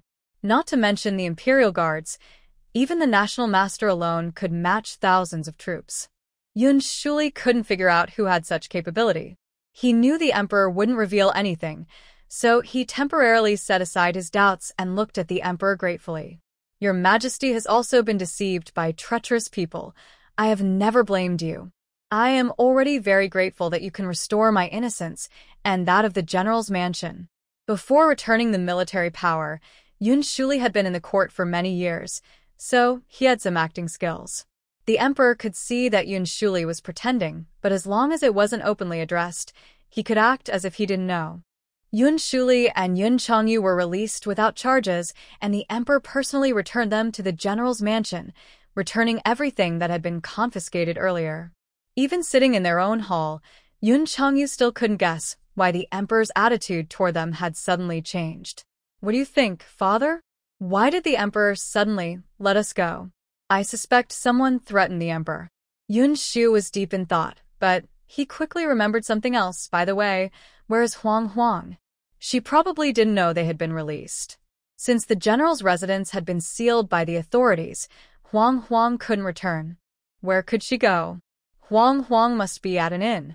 Don't worry, father, I'll go find her. There were only about 20 inns in the city, so it shouldn't be too hard to look for her. However, Yun Changyu didn't know that he would not be able to find Yun Qianhuang. At that moment, Yun Qianhuang had already returned to the Spirit Beast Mountain Range with the Yunni army. The members of the Yunni army were extremely excited. Today had been very satisfying. They hadn't even had to fight, and that cowardly emperor had already given in. But they also knew that the emperor wasn't afraid of the Yunni army. He was afraid of the 5,000 spirit beasts. On the way back to the Spirit Beast Mountain Range, the Yunni army members took out their food to express their gratitude to the spirit beasts. The Yunni army, hiding in the valley, had only some long-lasting dry food to share, but the spirit beasts happily ate it without complaint. Now that they were back in the Spirit Beast Mountain Range, they all knew it was time to say goodbye to the spirit beasts. Gong Xiao secretly touched the wings of a ghost eagle, a very fierce spirit beast. If he missed this chance, it would be hard to get close again. Many members of the Yunni army, like Gong Xiao, were secretly petting the fur of the spirit beasts. Yun Qianhuang didn't stop them. She had obtained many useful treasures for spirit beasts in the Qianshan Dragon Tomb and took out some to share with them as a thank you. Fu Bai had already returned to the space, and the snow shadow deer took the chance to sneakily nuzzle Yun Qianhuang. It liked this human. Yun Qianhuang smiled and patted its head, and soon after, she sent the spirit beasts away. She followed the Yunni army back to the military camp in the valley, leaving behind a large amount of useful pills for cultivation before returning to the general's residence. Considering the time, her father and grandfather should have been released by now. In the general's residence, Yun Changyu sat worriedly in the main hall. He had not been able to find Yun Qianhuang in any of the inns. This girl had returned unexpectedly and had initially used a disguise pill. If he couldn't find her in the inns, he had no leads left. However, tomorrow the emperor would announce to the people that the general's residence was innocent and declare the sentence for the northern king. Once Yun Qianhuang heard the news, she would surely return to the general's residence on her own. That said, as a father, how could he not worry about his daughter? After Yun Shuli advised Yun Changyu to rest, he sat in the main hall waiting. As soon as Yun Qianhuang returned home, he would know right away. Just as the clock struck midnight, there was movement outside. Yun Changyu quickly stood up and walked out to greet her. Seeing Yun Qianhuang return safely, he slowly smiled and asked, "Where have you been, Huang Huang?" "I went to the Yunni army camp." Yun Qianhuang decided not to hide this from Yun Changyu. "Father, how is Grandpa's health? After you left, your grandfather's fever went down." Yun Changyu sensed something was off. They had just been released by the emperor, and the news hadn't spread yet. Why was Huang Huang not surprised at all? "Huang Huang, did you know that your grandfather and I were released before you came back?" Yun Qianhuang nodded slightly, without hesitation. "Father, I have something important to tell you." Her serious expression made Yun Changyu realize it must be significant, and he straightened up. "Let's go to the study." In the study, Yun Shuli closed the door and looked at Yun Qianhuang with curiosity. The previous servants had been dismissed, and only Zheng Bo returned quickly to continue working, so there were no outsiders in the house. However, to be safe, Yun Qianhuang still used her mental power to set up a barrier. Yun Changyu, unaware, smiled and asked, What do you want to tell me, Huang Huang? Yun Qianhuang took out the token she had retrieved from her storage ring and briefly explained what had happened today. Looking at the Yunni army token in his daughter's hand, Yun Changyu was speechless for a long time. Huang Huang, you mean you took the Yunni army and the spirit beasts to apologize to the emperor, and then he told you it was the northern king who framed our general's residence? Yes. Yun Changyu was taken aback. Was this really an apology? It was clearly forcing the emperor to declare their innocence. No wonder the emperor's attitude towards him and his father had changed so much. It was all due to Huang Huang's influence. Yun Changyu couldn't help but twitch his lips. Their Huang Huang was truly bold. He didn't blame Yun Qianhuang. The emperor had been targeting the general's residence for a long time. If it weren't for the fear that Huang Huang and Xiaoya would be affected in the future, he wouldn't have endured it until now. However, he could understand why the Yunni army followed Huang Huang. This token must have been given to her by his father before. But why would the spirit beasts be willing to help her? Although Yun Qianhuang didn't specify the number of spirit beasts, there was a spirit master in the palace. In this situation, if the emperor can be persuaded, there must be many spirit beasts helping Huang Huang and the Yunya army. Yun Changyu suddenly had an absurd thought. Huang Huang, can you command spirit beasts? Father, do you remember the person who saved me before? Yun Qianhuang had already thought of an excuse. That person was a beast tamer. Since he had no apprentice, he taught me the art of taming beasts before he passed away. A beast tamer? Yun Changyu had heard of beast tamers. They are very powerful professionals who, when at their peak, can command thousands of spirit beasts to fight for them with a wave of their hand. Beast tamers are even rarer than summoners, and their lineage had vanished long ago. Yun Changyu truly did not expect that the mysterious person who saved his daughter was actually a beast tamer. Unfortunately, according to Huang Huang, that beast tamer had already passed away. Otherwise, he would have gone to thank him properly. Yun Changyu sighed but reminded Yun Qianhuang, Huang Huang, since your benefactor taught you the art of taming beasts, you must practice it well in the future and not bring shame to your master. I understand, father. Yun Qianhuang replied and continued, before my master passed away, he left his spirit beast to me. A man in a light golden robe suddenly appeared, and Yun Changyu was taken aback. Yun Qianhuang introduced, Father, this is Ao Tian, who is now one of my contracted beasts. Facing his master's father, Ao Tian nodded kindly, greeting Yun Changyu. Yun Changyu stepped back slightly. The golden eyes told him that his daughter was not lying. The figure before him was a spirit beast that could take on human form. Yun Changyu gasped, Huang Huang, Ao Tian is a god. Yes, Ao Tian is a divine beast, Yun Qianhuang admitted decisively. She had nothing to hide from her father. Ao Tian has lived for a long time and knows many secret techniques. Father, with Ao Tian's power, I can help you and Grandpa refine your spirit bones, allowing you both to cultivate faster. This was the purpose of Yun Qianhuang introducing Ao Tian to Yun Changyu. Relying solely on the intimidation of the Yunya army and spirit beasts was not absolutely safe. The best way was to help Yun Changyu and Yun Shuli enhance their strength. No external power is as reliable as one's own strength. The technique of refining spirit bones was not even recorded in ancient texts, so Ao Tian had to come forward. Yun Changyu had not heard of refining spirit bones, but he understood Yun Qianhuang's meaning. This method should be able to improve the quality of the spirit bones, thereby increasing the speed of cultivation. Yun Changyu immediately became nervous.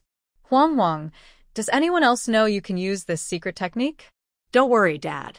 Only Xiaoya knows, and this technique can only be used on close family. That's good. Yun Changyu felt relieved. But Huang Huang, this technique must take a lot of energy from you. Your grandfather has an exceptional spirit bone, and your father has a high-quality one. You don't need to strain yourself to help us refine our spirit bones. Yun Qianhuang was taken aback. Her father has a high-quality spirit bone, and her grandfather has an exceptional one?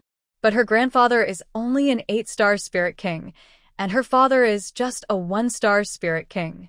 Based on Xiaoya's training speed, their level shouldn't be so low. Yun Changyu guessed what Yun Qianhuang was thinking. He gently ruffled her hair and explained, "The general's mansion can't be too flashy. Your grandfather and I used a special spirit tool to hide our strength." So her grandfather is actually the strongest cultivator in the Qilin Kingdom? No wonder her and Xiaoya's spirit bones are so good. They inherited excellent genes from their grandfather and father. For an exceptional spirit bone, refining spirit bones is indeed unnecessary, but high-quality ones still require it. Yun Qianhuang called back Out Yen and insisted, "Dad, let me help you refine them a bit." "There's no rush on that." "Huang, when you returned from the academy, didn't Qianya come with you?" "Xiaoya and Feng left the academy together and should take a few more days to get home. Feng is also one of my contracted beasts. She's a flying spirit beast. I'll introduce her to you when she and Xiaoya return." Earlier, Yun Qianhuang was unsure of Jian's purpose for seeking her and didn't know if she could persuade him to borrow a teleportation array from Old Huar. To be safe, she didn't let Yun Qianya stay at the academy with her. Right now, Yun Qianya and Feng are still on their way back. "That's good." Yun Changyu nodded. He had heard that beast tamers are different from summoners. As long as their mental strength is strong enough, they can contract an army of spirit beasts. However, he never considered that Feng's Feng meant phoenix and thought she was just an ordinary flying spirit beast. Knowing that Yun Qianya would return in a few days, Yun Changyu felt relieved and asked about another matter. "Huang, did you come back from the academy for the selection competition?" He had read the letter Yun Qianhuang sent back. "I haven't received a reply from you and Grandpa, so I guess something might have happened at home and took leave to come back." As for the selection competition, Yun Qianhuang hesitated for a moment. "Dad, the dean helped me borrow a teleportation array, so I have agreed to participate in the selection." She was worried that Yun Changyu would be upset with the Frost Snow sect. Seeing her concern, Yun Changyu smiled silently. This girl dares to lead troops against the emperor, but worries about such small matters. Huang, you are now of age. You can make your own decisions. Just know that whatever decision you and Xiaoya make, your father and grandpa will support you.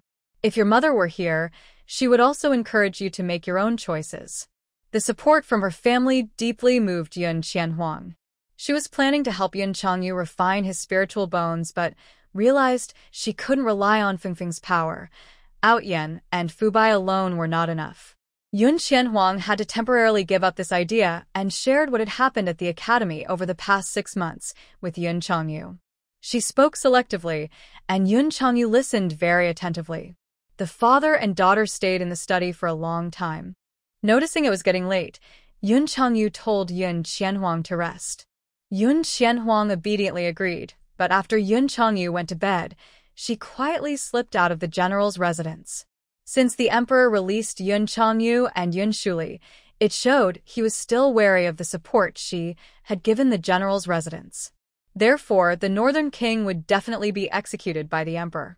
Yun Changyu also mentioned that the emperor planned to announce the general's residence was innocent and declare the sentence for the northern king tomorrow.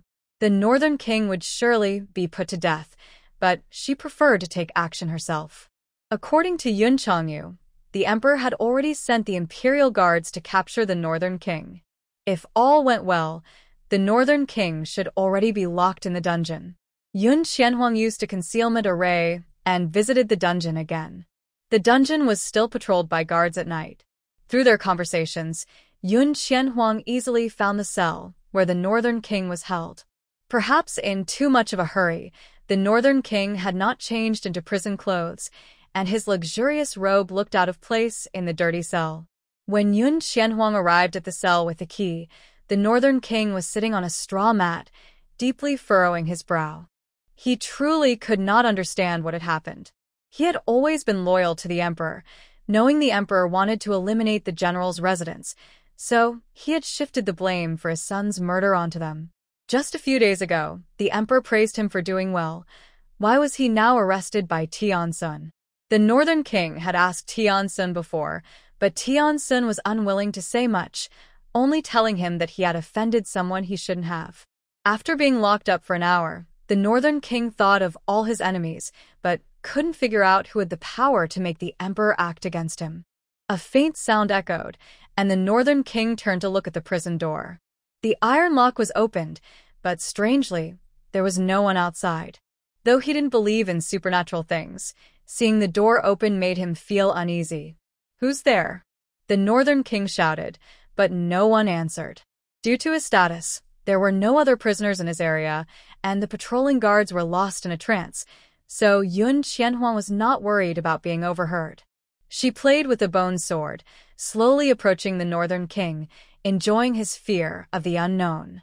After not receiving a response, the Northern King stood up and backed into a corner, feeling a bit safer against the cold wall. As a cultivator, he sensed a strange presence approaching, but he couldn't see anyone. Even though he didn't believe in such things, he couldn't help but tremble. After enjoying his terrified expression, Yun Qianhuang quickly stepped forward and ended the Northern King's life with her bone sword. His eyes widened in fear, and he didn't even get a glimpse of his attacker before he died. After finishing with the Northern King, Yun Qianhuang stayed in the cell for half an hour to ensure he was truly dead before leaving behind an item. The next day, the emperor announced to the people that the general's residence was innocent and declared the Northern King's execution.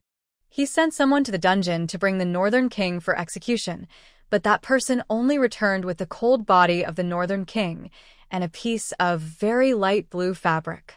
The emperor recognized the fabric immediately. It belonged to Yun Qianhuang and was clearly left there on purpose. The reason was obvious. She wanted the emperor to know that she had infiltrated the dungeon and killed the Northern King. How arrogant. The emperor felt his authority was being challenged, and what frustrated him the most was that even though he knew Yun Qianhuang was the killer, he didn't dare to do anything to her and had to keep it to himself. The 5,000 spirit beasts had indeed intimidated the emperor. Yun Qianhuang didn't care at all about how angry the emperor would be after seeing the corner of her clothes that she had purposely left behind. After returning to her residence, she rested for a while and only opened her eyes when it was bright outside. After having breakfast with Yun Shuli and Yun Changyu, Yun Qianhuang made an excuse to practice and went back to her room.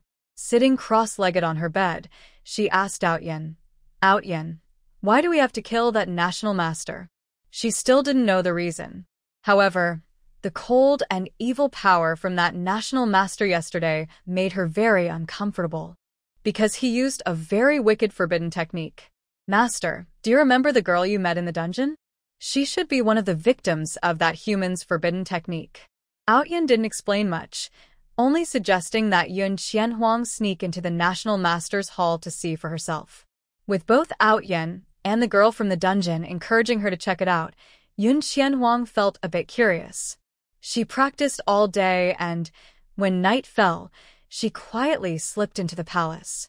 The palace was heavily guarded, with patrolling imperial guards everywhere, but Yun Qianhuang moved as if there was no one around. If the emperor knew that his proud imperial guards couldn't stop Yun Qianhuang at all, he would probably be furious. The palace was vast, yet Outyen accurately pointed out the location of the National Master's Hall. Trusting him, Yun Qianhuang immediately headed in that direction. With the boost from speed talismans and enhancement formations, she arrived at the National Master's Hall in about 15 minutes. The National Master was dead, and the emperor had no interest in selecting a new one, so the maids who used to clean the hall had been withdrawn. This made it easier for Yun Qianhuang, as she slipped into the National Master's Hall with hardly any effort. The decorations inside the hall were very luxurious, rivaling even the emperor's sleeping quarters, indicating that the National Master's status was nearly equal to that of the emperor. Yun Qianhuang carefully examined her surroundings. Since Outyen said the National Master used forbidden techniques, there would likely be no obvious clues. There should be hidden rooms in the National Master's Hall. Outyen could only provide the location of the hidden room, but he couldn't sense how to enter. After searching for a long time in the National Master's Hall, Yun Qianhuang still couldn't find any mechanisms. A white figure appeared on her shoulder. Fu Bai twitched its ears and pointed with its right paw, saying, "Master, go over there." It sensed a faint power belonging to an illusion beast. Yun Qianhuang had already searched that area, but after Fu Bai spoke, she went over to check again. On the wall, hidden behind a shelf, there was a patch of paint that was slightly different from the surrounding area. Yun Qianhuang tentatively reached out and pressed down on a specific brick with a little force. The shelf moved aside, and a stone door slowly opened in front of her. A dark entrance appeared before her. Fu Bai suddenly jumped down and sniffed vigorously at the spot where the stone door had been. It was blood. Master, it's the blood of a phantom beast. The blood of spirit beasts also carries some power, and the faint energy Fu Bai sensed came from the phantom beast's blood. However, judging by the thinness of this energy, the blood had likely been there for several days. Fu Bai shared his discovery with Yun Qianhuang. Before she could respond, Ao Tian suddenly appeared from the space. He stood beside Yun Qianhuang, frowning at the entrance. Master, let's go in and take a look. Okay. Yun Qianhuang picked up Fu Bai and walked into the dark passage with Ao Tian. Inside the dark chamber, it was so dark that she couldn't see her hand in front of her. Yun Qianhuang took out 2 luminous stones, infused them with spiritual energy, and the surroundings lit up immediately. However, as the path and the walls were illuminated, Yun Qianhuang noticed that both the ground and the walls were splattered with large patches of blood. The blood had long dried up, and there was no trace of a bloody smell, indicating it had been there for quite some time. Fu Bai concluded, this is the blood of spirit beasts. Although the blood of spirit beasts is not much different from that of humans, Fu Bai was confident in his assertion. Ao Tian nodded in agreement, confirming Fu Bai was correct. The large patches of blood obscured the original color of the walls, and Yun Qianhuang bit her lip, feeling a surge of fear. So much blood could not possibly have come from just one spirit beast. How many spirit beasts had that sorcerer killed? A wave of anger rose within Yun Qianhuang, reaching its peak as the scene unfolded before her.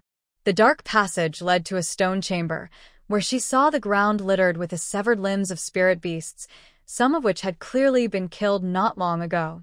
All the spirit beasts lay in pools of blood, each with a gaping wound, as if something had been taken from them. A rough estimate showed that over 100 spirit beasts had died here. Ao Tian's face was cold, and his voice was like ice. That human caught these spirit beasts and used forbidden techniques to extract their cores while they were still alive, forcibly enhancing his own power.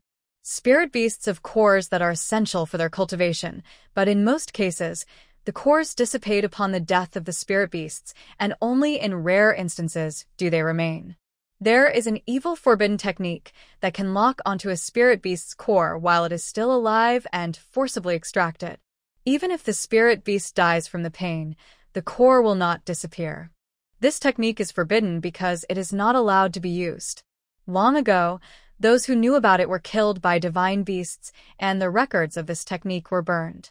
Outyan never expected that some people had managed to pass down this forbidden technique. Yun Qianhuang did not understand much about forbidden techniques, but just hearing about extracting the core from a living spirit beast made her frown. The spirit beast's core is equivalent to a human's spiritual root and bones. The fate of these spirit beasts is very similar to that of the poor Yun Qianhuang from before. Perhaps because of this, Yun Qianhuang was filled with rage. She squeezed out a sentence through clenched teeth. Killing that national master would be too easy for him. As a human, Yun Qianhuang was so angry. One can only imagine how Outyan and Fu Bai, as spirit beasts, felt. Fu Bai was so furious that he wanted to find the national master's corpse and punish it repeatedly. Outyan suppressed his anger and said, "Master, there should be a hidden chamber here, because I can sense that there are still spirit beasts alive." He didn't finish his sentence.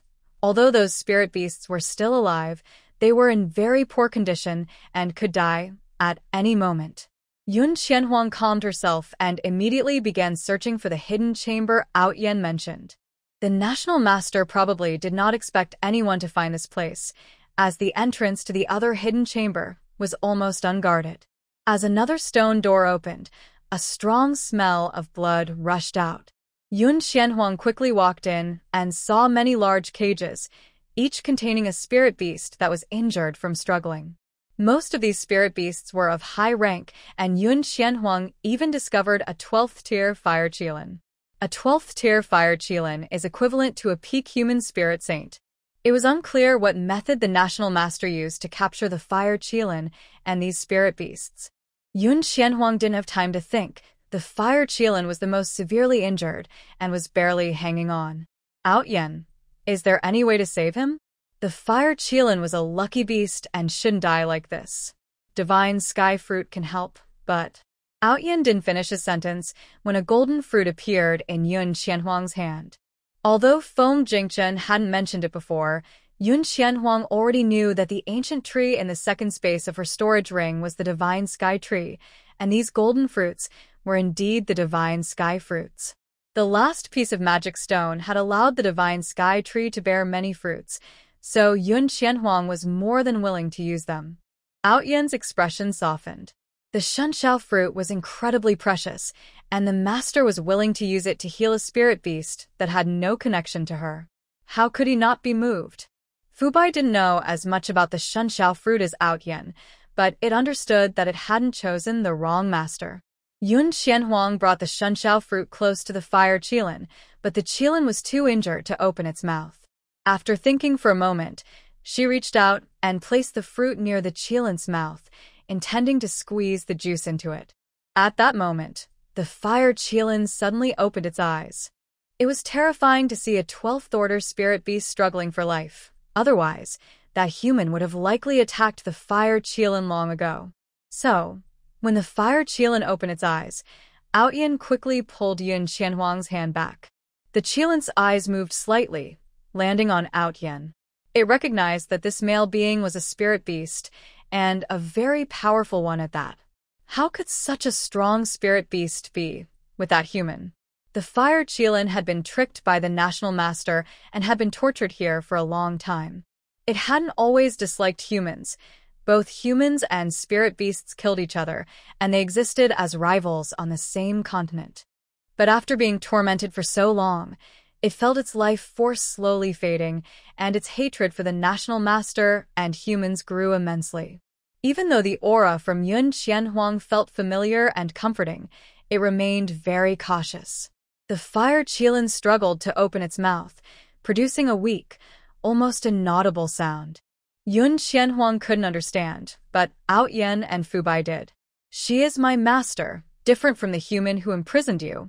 She is also the one who defeated that human, Out Yen said, taking the Shunshao fruit from Yun Xianhuang and bringing it closer to the qilin's mouth.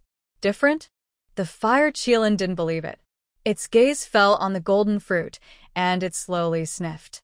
The Shunshao fruit had no real taste, but the qilin sensed a strong, gentle power within it. Eat it, and your wounds will heal quickly. The fire qilin didn't trust humans, but it believed Out Yen's words. It struggled to open its mouth and took the Shunshao fruit inside. The fire qilin was severely injured, and even the best fruit would take time for it to fully recover. During this time, Yun Xianhuang looked at the other spirit beasts that were also imprisoned here. The fire qilin is the highest ranked among these spirit beasts, but surprisingly, there are also 2 10th-tier spirit beasts here. One of them is the Xianing crane, and Yun Xianhuang feels a familiar power coming from it. She takes out the badge she received earlier, moves it closer, and asks, "Are you its summoned beast?" The Xianing crane is a powerful and beautiful spirit beast, but this one is covered in blood, looking quite pitiful. Upon hearing Yun Xianhuang's words, it raises its eyes to look at the bloodied badge. Caw-caw. The Xianbing crane suddenly becomes excited, stretching its neck through the gaps in the cage to see better. Fu Bai, give it to her. Worried that the Xianing crane might not want to see humans like the fire qilin, Yun Xianhuang hands the badge to Fu Bai. Fu Bai takes the badge and runs to the Xianing crane's cage, presenting it. The Xianbing crane lowers its head to look at the badge handed over by Fu Bai, and suddenly becomes restless. Fu Bai uses mental energy to convey the Xianing crane's message to Yun Xianhuang. Master, the Xianing crane wants to know why you have its owner's badge. She is locked in the heavenly prison. I happened to encounter her when I went there. Yun Qianhuang briefly explains to the Xianbing crane, and now she can guess why that girl was imprisoned.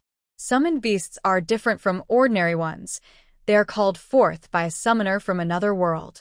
If the summoner dies, the summoned beast will immediately return to that world. The National Master wanted to use the Xianbing crane's spirit core, but couldn't kill its owner or simply let the girl go, so he chose to imprison her in the heavenly prison to control her. There are certainly more summoners like her, who have been persecuted.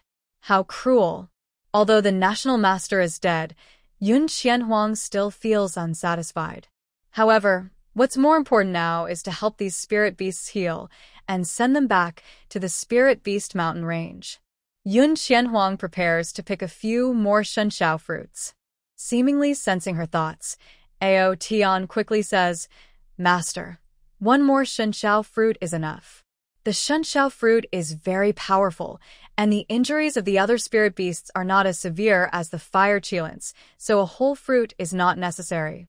Even though Yun Qianhuang doesn't mind, Ao Tian still feels it would be a waste. Yun Qianhuang nods and picks just one shenshao fruit to hand to him. Ao Tian wraps the shenshao fruit in his own energy, then refines it, and it quickly transforms into a golden liquid. In the stone chamber, each captured spirit beast received 2 drops of a special liquid. Just these 2 drops were enough to fully heal their injuries. During this time, the fire qilin had healed significantly and could now stand up. It stared intently at Yun Qianhuang through the specially designed cage with its large red eyes. It noticed that the magical fruit had been brought out by this human. This fruit could heal even their wounds, so it must be a rare treasure for humans. How could she be willing to give it to them, and even 2 pieces? The fire qilin couldn't understand why this human didn't take the opportunity to kill them and take their valuable items. Humans usually acted this way. Yun Qianhuang sensed the fire qilin's gaze, but was busy searching for a concealment array plate in her storage ring, and didn't pay attention to it for now. The spirit beast still needed time to fully recover, and she couldn't take them out directly. She needed to use the concealment array plate. Fortunately, Gong Jilu had given her several, and stacking them together created a wide enough area to hide all the spirit beasts. Ao Tian stood closely beside Yun Qianhuang, both to reassure the spirit beasts and to keep them calm, preventing them from harming her if they were released from their cages. Thanks to the effects of the divine fruit, the spirit beasts regained enough strength to move, and Yun Qianhuang successfully led them out of the palace. It took quite some time, and by the time Yun Qianhuang returned to the general's residence, dawn was breaking. Most of the spirit beasts were sent to the Spirit Beast Mountain, their natural habitat, which was more suitable for them. The Xianbing crane had an owner, so Yun Qianhuang let it stay temporarily at the general's residence, planning to rescue its owner later. As for the fire qilin, it insisted on following Yun Qianhuang. The general's residence was large enough, so she allowed it to come along. She settled the 2 spirit beasts in her courtyard, then put Ao Tian and Fu Bai back into her space before heading out to rescue the Xianbing crane's owner. This time, she didn't sneak into the prison but went directly to the emperor, asking him to release the girl. The emperor was very reluctant. He felt that as an emperor, he had no authority in front of Yun Qianhuang. However, he dared not express his anger. Not only did he release the girl she mentioned, but he also had the palace's doctors and alchemists help treat her injuries. As for the girl's severed tongue, the emperor reluctantly took out his treasured recovery pills to help her heal. Once the girl's injuries were healed, Yun Qianhuang brought her back to the general's residence, where chaos was already unfolding. In the morning, Yun Changyu planned to invite Yun Qianhuang to breakfast. However, as soon as he opened the gate to his daughter's courtyard, he saw 2 spirit beasts. One was huge, resembling a rare qilin. The other was elegant, like an ice crane. Both spirit beasts were of high rank and had blood on them. Yun Changyu was shocked and noticed that Yun Qianhuang was not in her room. He immediately felt anxious, thinking that the fire qilin and ice crane had entered the house and harmed Yun Qianhuang. With a cold glare, Yun Changyu attacked the 2 spirit beasts. The beasts sensed that Yun Changyu's aura was similar to Yun Qianhuang's and guessed he might be her family, so they hesitated to fight back. They wanted to explain, but Yun Changyu did not understand their language, so they could only keep dodging. Yun Shuli, noticing the commotion, came over. Upon hearing that the two unknown spirit beasts might have harmed Yun Qianhuang, he became furious and released a powerful aura. One was a 7-star spirit master, and the other was a peak spirit venerable. The two spirit beasts could only hide to avoid being harmed by them. The entire general's residence was in chaos. When Yun Qianhuang returned with the girl, she saw her grandfather and father chasing the two spirit beasts. Fortunately, the general's residence was large enough, and she had set up a formation to hide the beast's presence before leaving, or it would have caused a huge uproar. Yun Qianhuang quickly stepped forward to stop Yun Shuli and Yun Changyu, asking in confusion, "Grandpa, Dad, what happened?" Seeing that she was unharmed and had brought back a girl around 17 or 18 years old, Yun Changyu was taken aback. "Qianhuang, you weren't hurt by these two spirit beasts?" Yun Shuli also stopped attacking. "Qianhuang, where have you been? How did these spirit beasts end up here?" Hearing Yun Changyu's words, Yun Qianhuang realized he misunderstood and quickly explained the origins of the two spirit beasts. When she mentioned that the national master had imprisoned and tortured these beasts, forcibly extracting their cores while many were still alive, Yun Shuli angrily struck a nearby tree. This national master is simply a menace. Thanks to Yun Qianhuang's explanation, Yun Shuli and Yun Changyu understood why the spirit beasts had not fought back and quickly apologized for their earlier actions. The ice crane was preening its ruffled feathers from fleeing and ignored the two. The fire Qilin, grateful for Yun Qianhuang's rescue and seeing the sincerity in Yun Shuli and his son's apology, did not hold a grudge. Thus, the misunderstanding was resolved. Yun Shuli and Yun Changyu turned to the girl beside Yun Qianhuang and asked about her background. "My name is Qi Fuiying, and the Xianbing crane is my summoned beast," Qi Fuiying introduced herself. "Earlier, the national master of the Qiling kingdom coveted my summoned beast, so he captured me and locked me in the sky prison. Thanks to Miss Yun for saving me. With the surname Qi and a summoned beast that is a Xianbing crane." Yun Shuli remembered someone. "Girl, is your grandfather the continent's top summoner, Mr. Qiwu?" Qi Fuiying nodded. Yun Qianhuang was a bit surprised. "Does Grandpa know Elder Qi?" Elder Qi once saved Grandpa on the battlefield. This was quite a connection. Back then, Yun Shuli was framed by the Northern King and was shot with 7 arrows, nearly dying on the battlefield, and it was Qi Wu who saved him.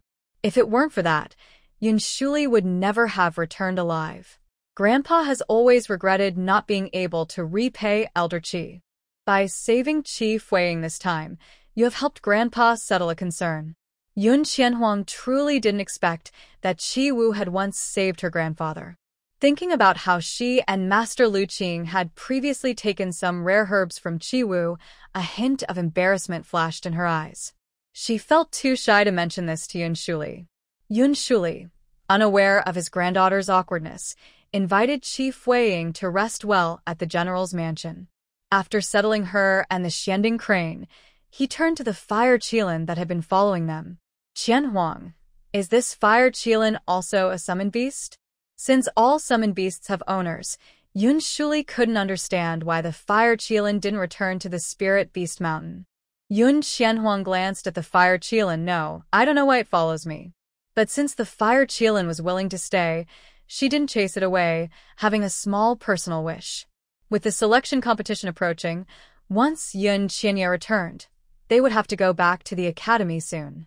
If she could enter the top 10 in the competition, she would even join the Frost Snow sect. At that time, she might not return home for a long while, so if the fire Qilin could protect Yun Shuli and Yun Changyu at home, she would feel more at ease. Of course, most spirit beasts don't like to stay with humans, and she wouldn't force the fire Qilin. "It must like us, Qianhuang," Yun Shuli said affectionately, looking at Yun Qianhuang.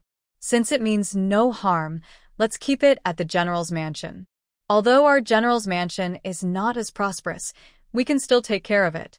Yun Shuli felt guilty because of the recent misunderstanding and, upon learning that the fire Qilin had previously suffered greatly, could not bring himself to drive it away. After all, it was just a matter of having one more spirit beast, and the general's residence could afford it. Listen to Grandpa, he said. It was great that Yun Shuli allowed the fire Qilin to stay at the general's residence. Yun Qianhuang told the fire Qilin to find a place it liked, and then took Yun Shuli to the study. In the study, she took out more than half of the items from her storage ring. Looking at the pile of pills, spirit tools, and array symbols, Yun Shuli was stunned. Qianhuang, what are these? From his perspective, it was clear that his granddaughter had brought out some very rare treasures, more than they could have gathered even when the general's residence was prosperous. Some were collected by Outyin before, and some were gifts from friends I made at the academy. Yun Changyu had already told Yun Shuli about Yun Qianhuang's situation, so he was familiar with the name Outyin. However, he had never heard of the friends his granddaughter mentioned. During his previous conversation with Yun Changyu, there had been too much to discuss, and Yun Qianhuang hadn't had time to introduce Shin Fengyuan and the others. She understood Yun Shuli's confusion and explained, they are all very good friends. I will introduce them to Grandpa and Dad later. All right, Yun Shuli nodded with a smile. He trusted his granddaughter's judgment in choosing friends and believed she wouldn't take things from them without reason. He accepted the items and asked, Qianhuang, what does the fire Qilin eat? The diet of spirit beasts should be different from that of humans, right? Yun Qianhuang asked Outyin and replied, Grandpa, it can eat the same food as us, but it might eat a bit more.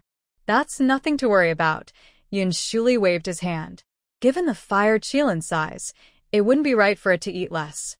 With the former servants of the general's residence back, that same day, Yun Shuli informed the kitchen to prepare more food from now on. The fire Qilin temporarily settled in the general's residence. At first, the servants were so startled by the fire Qilin that they froze in place, their eyes wide with shock. However, within a couple of days, they got used to its presence and even found it amusing, because whenever their young lady appeared, the fire Qilin immediately followed her closely, sticking to her side wherever she went. Yun Qianhuang also found this strange, as the fire Qilin had been very cautious in the stone chamber before. She asked Outyin and Fubai, but the two beasts couldn't figure out the fire Qilin's thoughts. However, the fire Qilin only followed Yun Qianhuang and didn't act out of line, so the two beasts ignored it. Because of a little selfishness, Yun Qianhuang allowed it to follow her. However, there was someone who was very unhappy about the fire Qilin's presence. On the fifth night after returning home, Yun Qianhuang went to the main hall as usual to have dinner with Yun Changyu and Yun Shuli. On the way, the well-fed fire Qilin came up and followed her closely. Yun Qianhuang was used to it. She glanced at it and then looked away, continuing toward the main hall. The fire Qilin followed slowly, when suddenly a large fireball fell from the sky, landing right between it and Yun Qianhuang, creating a wall of flames. Roar! The fire Qilin thought it was an enemy attack and quickly backed away, raising its head to let out a thunderous roar. Yun Qianhuang immediately activated her mental power, but soon her tense body relaxed as she used her spiritual energy to make the household servants temporarily fall asleep. Those servants were of low cultivation and quickly lost consciousness. Almost at the same time the servants slept, a golden phoenix appeared in the courtyard, revealing the hidden Feng. Yun Qinya jumped down from Feng's back, and before she could steady herself, she saw Feng shrink in size and transform into a glowing sphere, rushing toward Yun Qianhuang. She appeared as a girl of about 3 or 4 years old, dressed in a white robe with a colorful sash around her waist, looking adorably delicate. However, her striking golden eyes gave off an overwhelming presence that made others hesitate to see her as just a little girl. The human form of Feng stood in front of Yun Qianhuang, her short arms gripping Yun Qianhuang's clothes, her eyes peering through the wall of flames at the fire Qilin.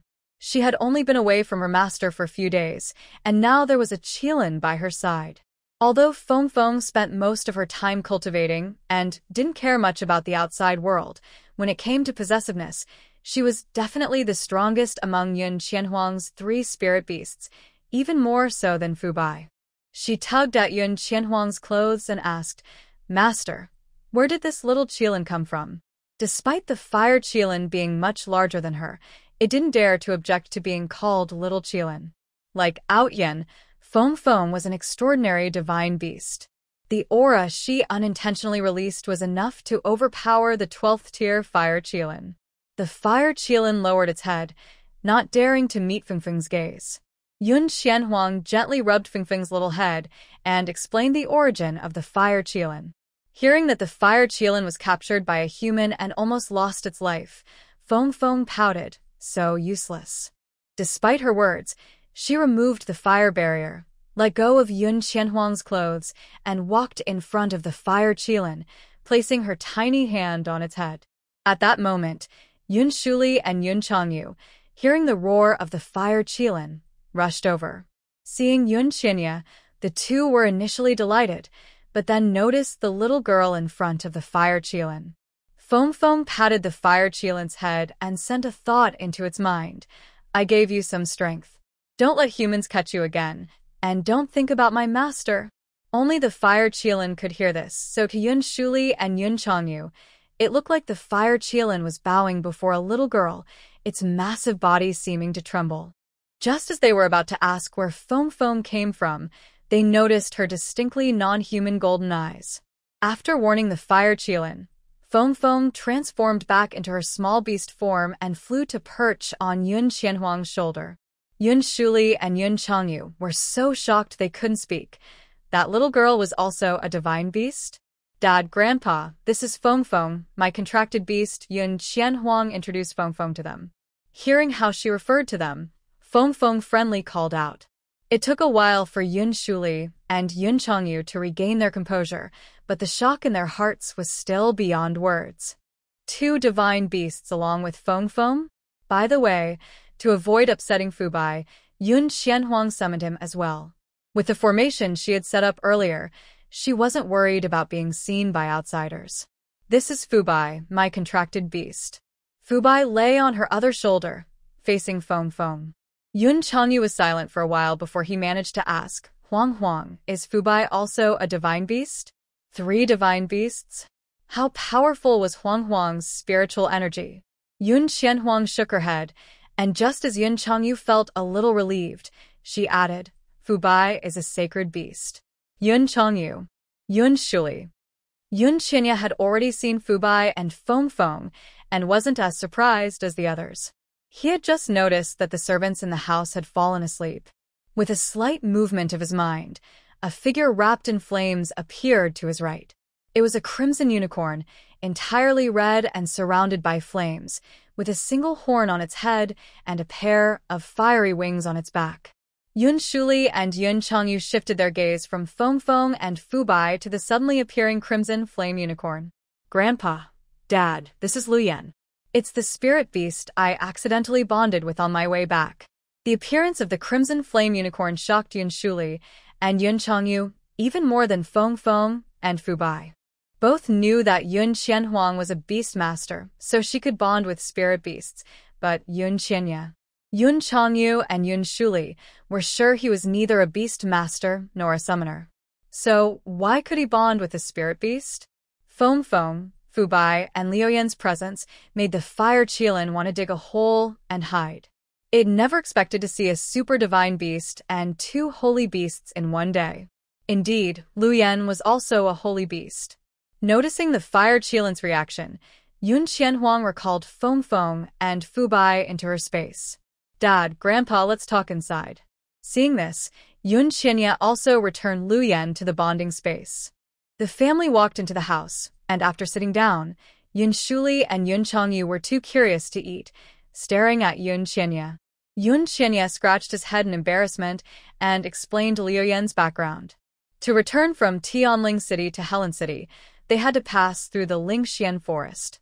On the first day of their journey, Yun Qinya and Feng Feng flew over the Lingxian forest. Feeling bored, Yun Qinya looked down and, having advanced to a great spirit master, could easily see the scenery in the forest. At that moment, Luyan was being chased by several humans. These humans wore black cloaks and emitted an evil aura, which Yun Qinya found very unpleasant. The key point was that he heard one of them say they wanted to capture Luyan alive and forcibly extract its spirit core. Feng Feng also heard this, and neither of them could accept it. Feng Feng immediately charged down with Yun Qinya and defeated the black-cloaked humans. Grateful for being saved, Luyan bonded with Yun Qinya after discovering he had a fire spirit root and high-quality spirit bone. Normally, only summoners or beast masters can bond with spirit beasts, but if a spirit beast chooses to bond, there are no restrictions. After hearing Yun Qinya's story, Yun Shuli and Yun Changyu were deeply moved. Only Yun Qianhuang frowned. Xiaoya, are you saying those people wanted to capture Luyan alive and extract its spirit core? Yun Qinya nodded firmly. Feng Feng's voice echoed in Yun Qianhuang's mind. Master, I heard it too. Those people must have used forbidden techniques, just like the ones who captured that little Qilin. Under the divine tree in the space, Ao Tian leaned against the trunk, the shadows covering his face and hiding the coldness in his golden eyes. There are likely more humans who know about forbidden techniques, he said. Feng Feng thought the same. Before eliminating the black-robed individuals, she tried to extract some information from them but found nothing useful. After defeating them, she couldn't find anything to prove their identities either. Like Feng Feng, Yun Qianhuang also didn't discover anything similar in the National Masters Hall. She released Fu Bai to ask the Fire Qilin if it could provide any useful information. Yun Shu Li and Yun Changyu were now aware of the seriousness of the situation and looked serious. Yun Shu Li said, I will have the Yunya army investigate quietly. Since the Spirit Nest Kingdom has a national master, there must be another person using forbidden techniques. Yun Changyu gently smoothened Yun Qianhuang's furrowed brows. Huang, leave this matter to your father and grandfather. Don't worry too much. You already agreed to participate in the selection competition, so you should focus on that. Yun Qinya looked at him. Father, do you agree for me and my sister to participate? What's there to disagree about? If you can stand out in the selection competition and enter the inner sect of the Frost Snow sect, it will only benefit you, Yun Changyu replied with a smile. And Yun Changyu glanced at Yun Shu Li and didn't continue. Never mind, I'll tell you more once you enter the Frost Snow sect. This sparked the curiosity of the siblings. Yun Qinya pulled at him, wanting to ask more, but Yun Changyu insisted they eat first. Since he wouldn't say anything, Yun Qinya had to give up on probing further. After dinner, Yun Qinya returned her courtyard, while Yun Qianhuang took Yun Changyu to the study. Feng Feng had already returned and could help Yun Changyu refine the spirit bones. Whether he could refine the spirit bones wasn't important to Yun Changyu. He was more concerned about whether Yun Qianhuang would be affected by it. Yun Qianhuang assured him repeatedly that she would be fine, and only then did he feel relieved to let her proceed. The process of refining spirit bones was not pleasant. Even Yun Qinya had cried out in pain during her turn. However, Yun Changju showed no signs of pain on his face. If it weren't for the fact that his complexion had turned much paler, Yun Qianhuang would have thought that the power hadn't entered his body at all. Yun Changyu still had the energy to ask her, Huang, what level are you and Xiaoya at now? My daughter is already at the peak of 8-star Spirit Master, and Xiaoya just advanced to Great Spirit Master. Facing her family, Yun Qianhuang did not hide her strength. She guessed that Yun Changyu wanted to distract him, so she continued the topic. Don't worry, father. I accidentally entered Yanfeng Mountain with Xiaoya before, and we found 2 phoenix feather fruits inside. After Xiaoya advanced to Great Spirit Master, I made him take the spirit-enhancing pill you gave. It's surprising that you and Xiaoya had such an experience, Yun Changyu said with a slight smile. Huang, you must have seen the changes in Xiaoya after taking the spirit-enhancing pill. Do you want to take it now? Father, I haven't advanced to Great Spirit Master yet. Yun Qianhuang really wanted to, but Yun Changyu had previously emphasized that if either of the 2 conditions was missing, taking the Holy Spirit-enhancing pill could be fatal. To protect her life, she wouldn't take the spirit-enhancing pill before advancing to Great Spirit Master. Have you ever heard of the Shenshao fruit? This question seemed unrelated to the previous topic. Yun Qianhuang was stunned for a moment. Even Feng Feng didn't know about the shenshao fruit. She learned about it from Outyin, so how could her father know?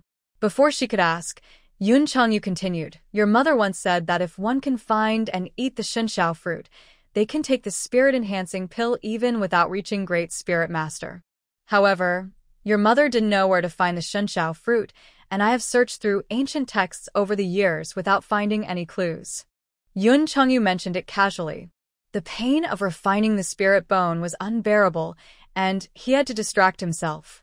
As for the shenshao fruit, after so many years without a hint, Yun Changyu had no hope left.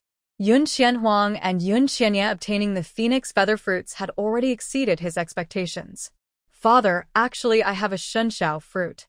Yun Qianhuang didn't expect that the shenshao fruit not only had healing properties, but also had this effect. Yun Changyu suddenly looked up. "Huang Huang, are you serious?"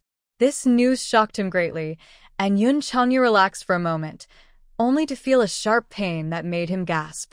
The pain of refining the spirit bone was truly unbearable for an ordinary person.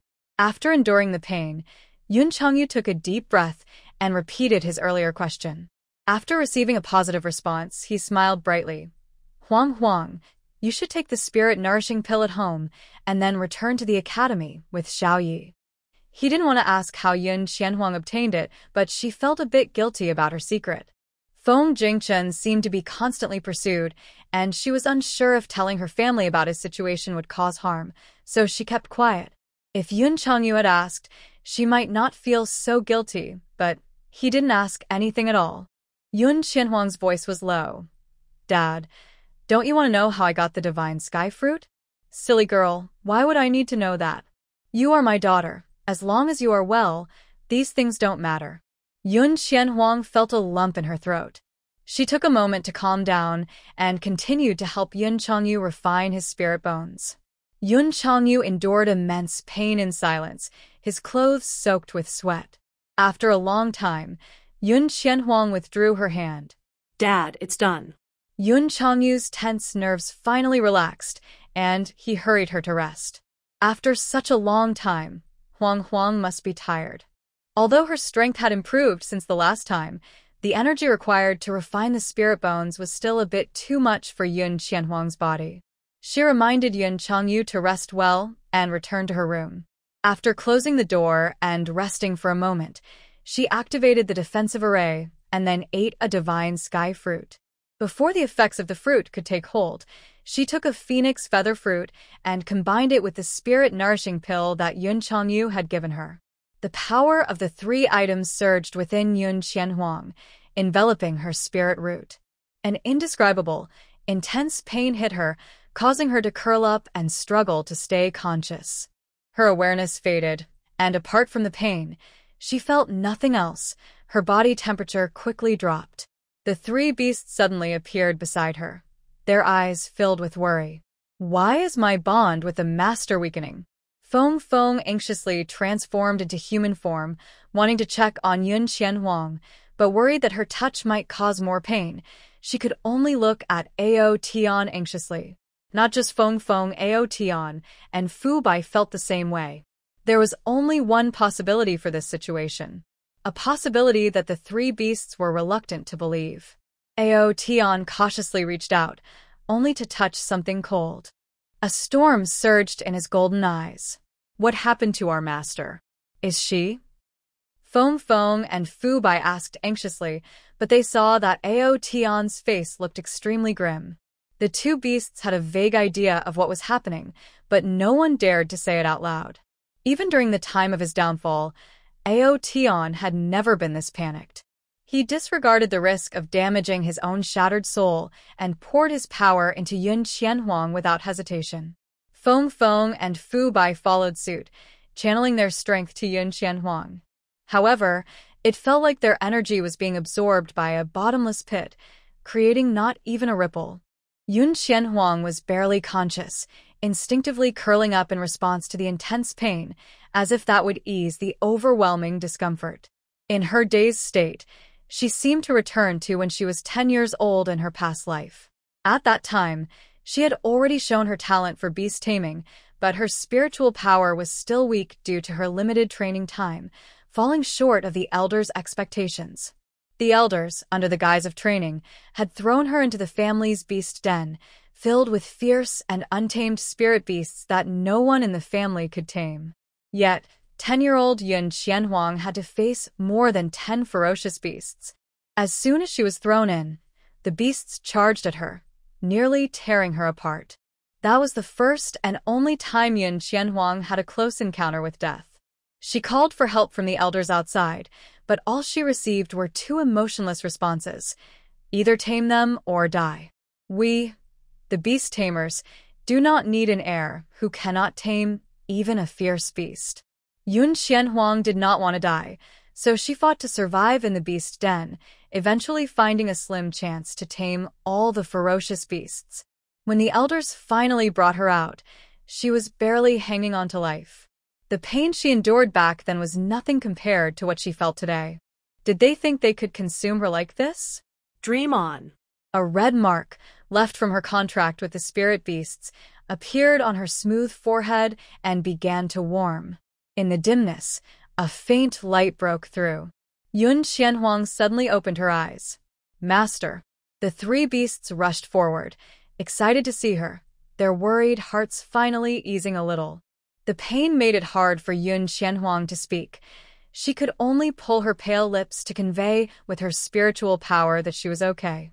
The contract, which had been weakening, stabilized and began to slowly recover.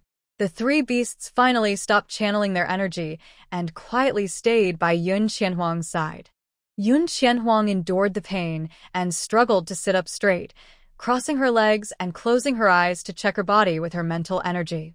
Taking the spirit refining pill was like cleansing her veins and marrow, so pain was inevitable, but it shouldn't be this severe. If she hadn't gritted her teeth and held on, she might have already lost consciousness. She had seen Yun Qianya take the high-grade spirit refining pill and knew her current state was definitely not normal, though she was unsure why. Through her mental energy, Yun Qianhuang could see that a chaotic force was swirling around her 5 spirit roots. Some of that power came from the phoenix feather fruit, some from the divine sky fruit, and a portion felt strangely familiar. These 3 different powers mixed together, combined with the strong effects of the high-grade spirit refining pill, caused her 5 spirit roots to shatter to varying degrees.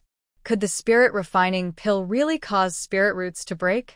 Yun Qianhuang couldn't find an answer in the legacy of Outyen. She thought her current situation must be abnormal. Tentatively, she used her mental energy to touch the 3 powers, and in the next moment, the shattering of her fire spirit root intensified. She seemed to hear a faint cracking sound. Frowning deeply, she suddenly caught a glimpse of a faint golden light from the cracks in her fire spirit root. Golden light? Yun Qianhuang suddenly had a bold guess. If it was true, she would gain an unexpected reward. If it was false, her 5 spirit roots had all shattered to different extents, and there had never been a method to repair broken spirit roots on the continent. When Outyen helped her reshape her spirit roots before, he used the power he had at his peak before his death. Now, with only 30% of his power, he couldn't repair the damaged roots. Broken spirit roots couldn't continue to cultivate. So, overall, the situation couldn't get any worse. Yun Qianhuang decided to take a risk. She wrapped her mental energy around the 3 powers and, with determination, crushed her own spirit roots. As her roots shattered bit by bit, the pain nearly caused her to lose consciousness again. She bit down her tongue, the faint taste of blood spreading in her mouth, accompanied by a sharp pain that helped her stay awake.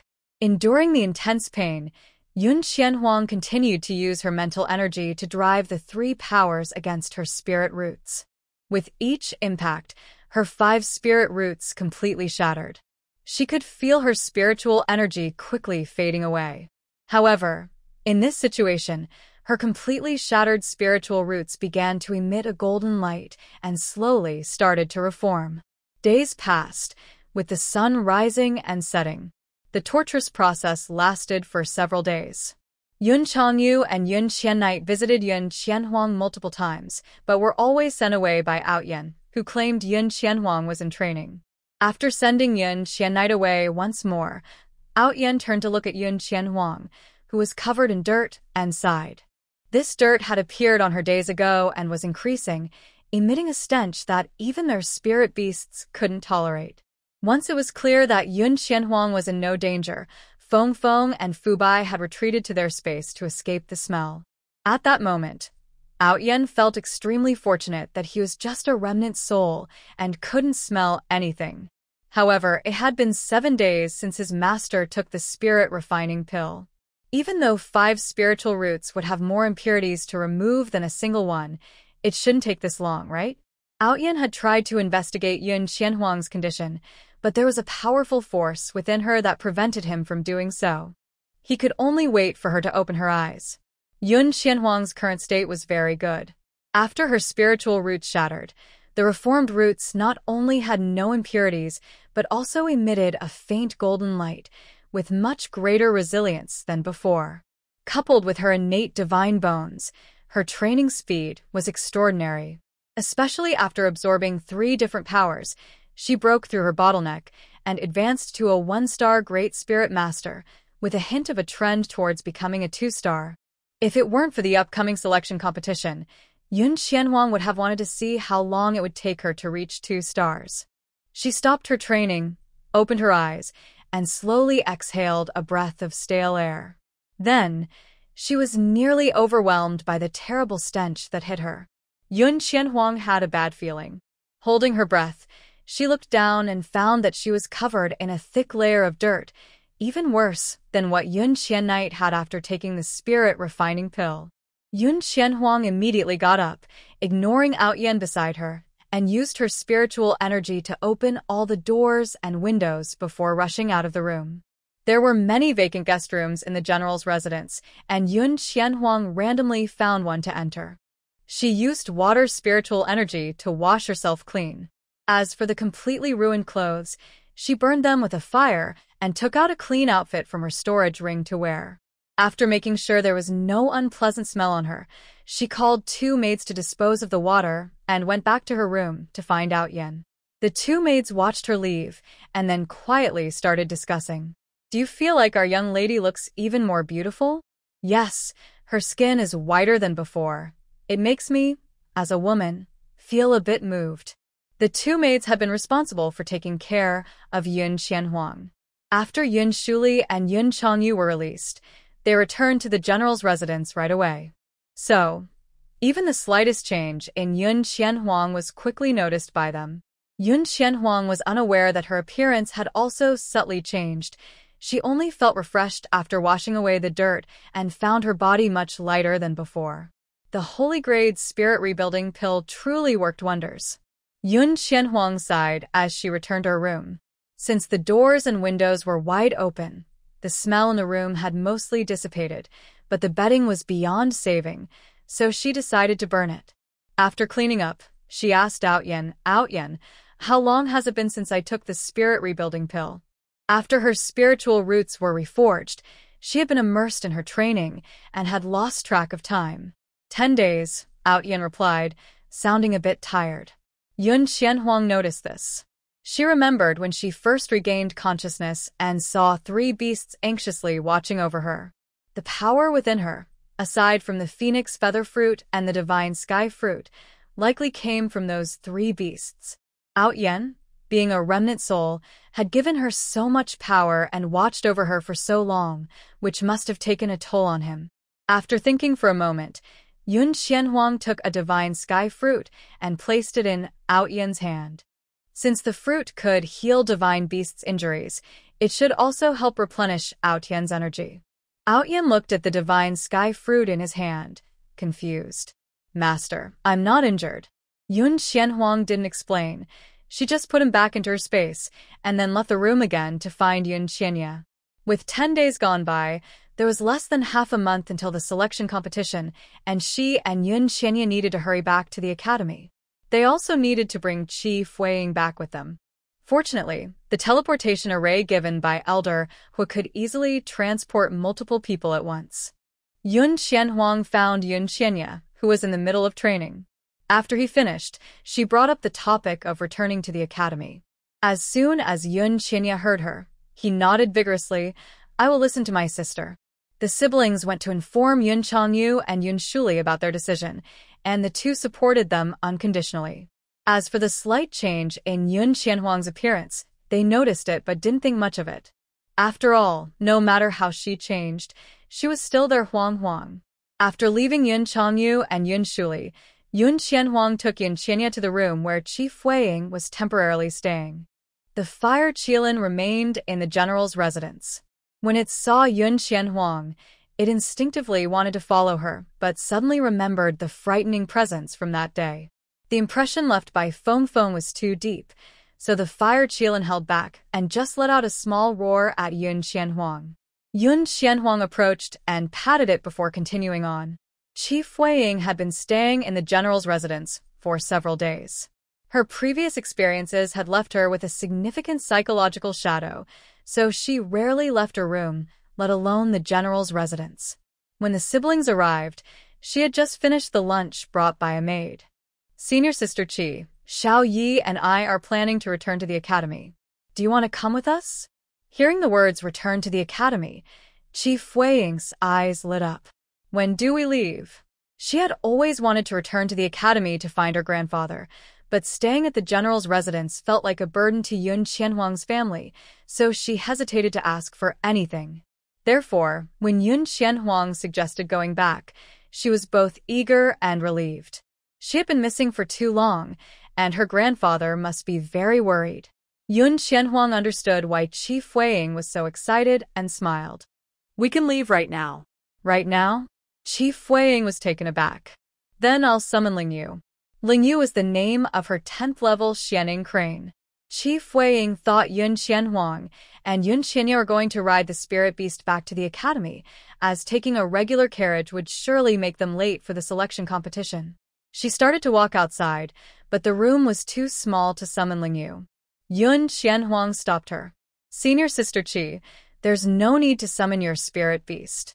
She took out a transmission array disc, infused it with a bit of spiritual energy, and a transmission array appeared a short distance in front of them. This is a transmission array borrowed from Old Master Hua by the Dean. We'll use this to return to the academy.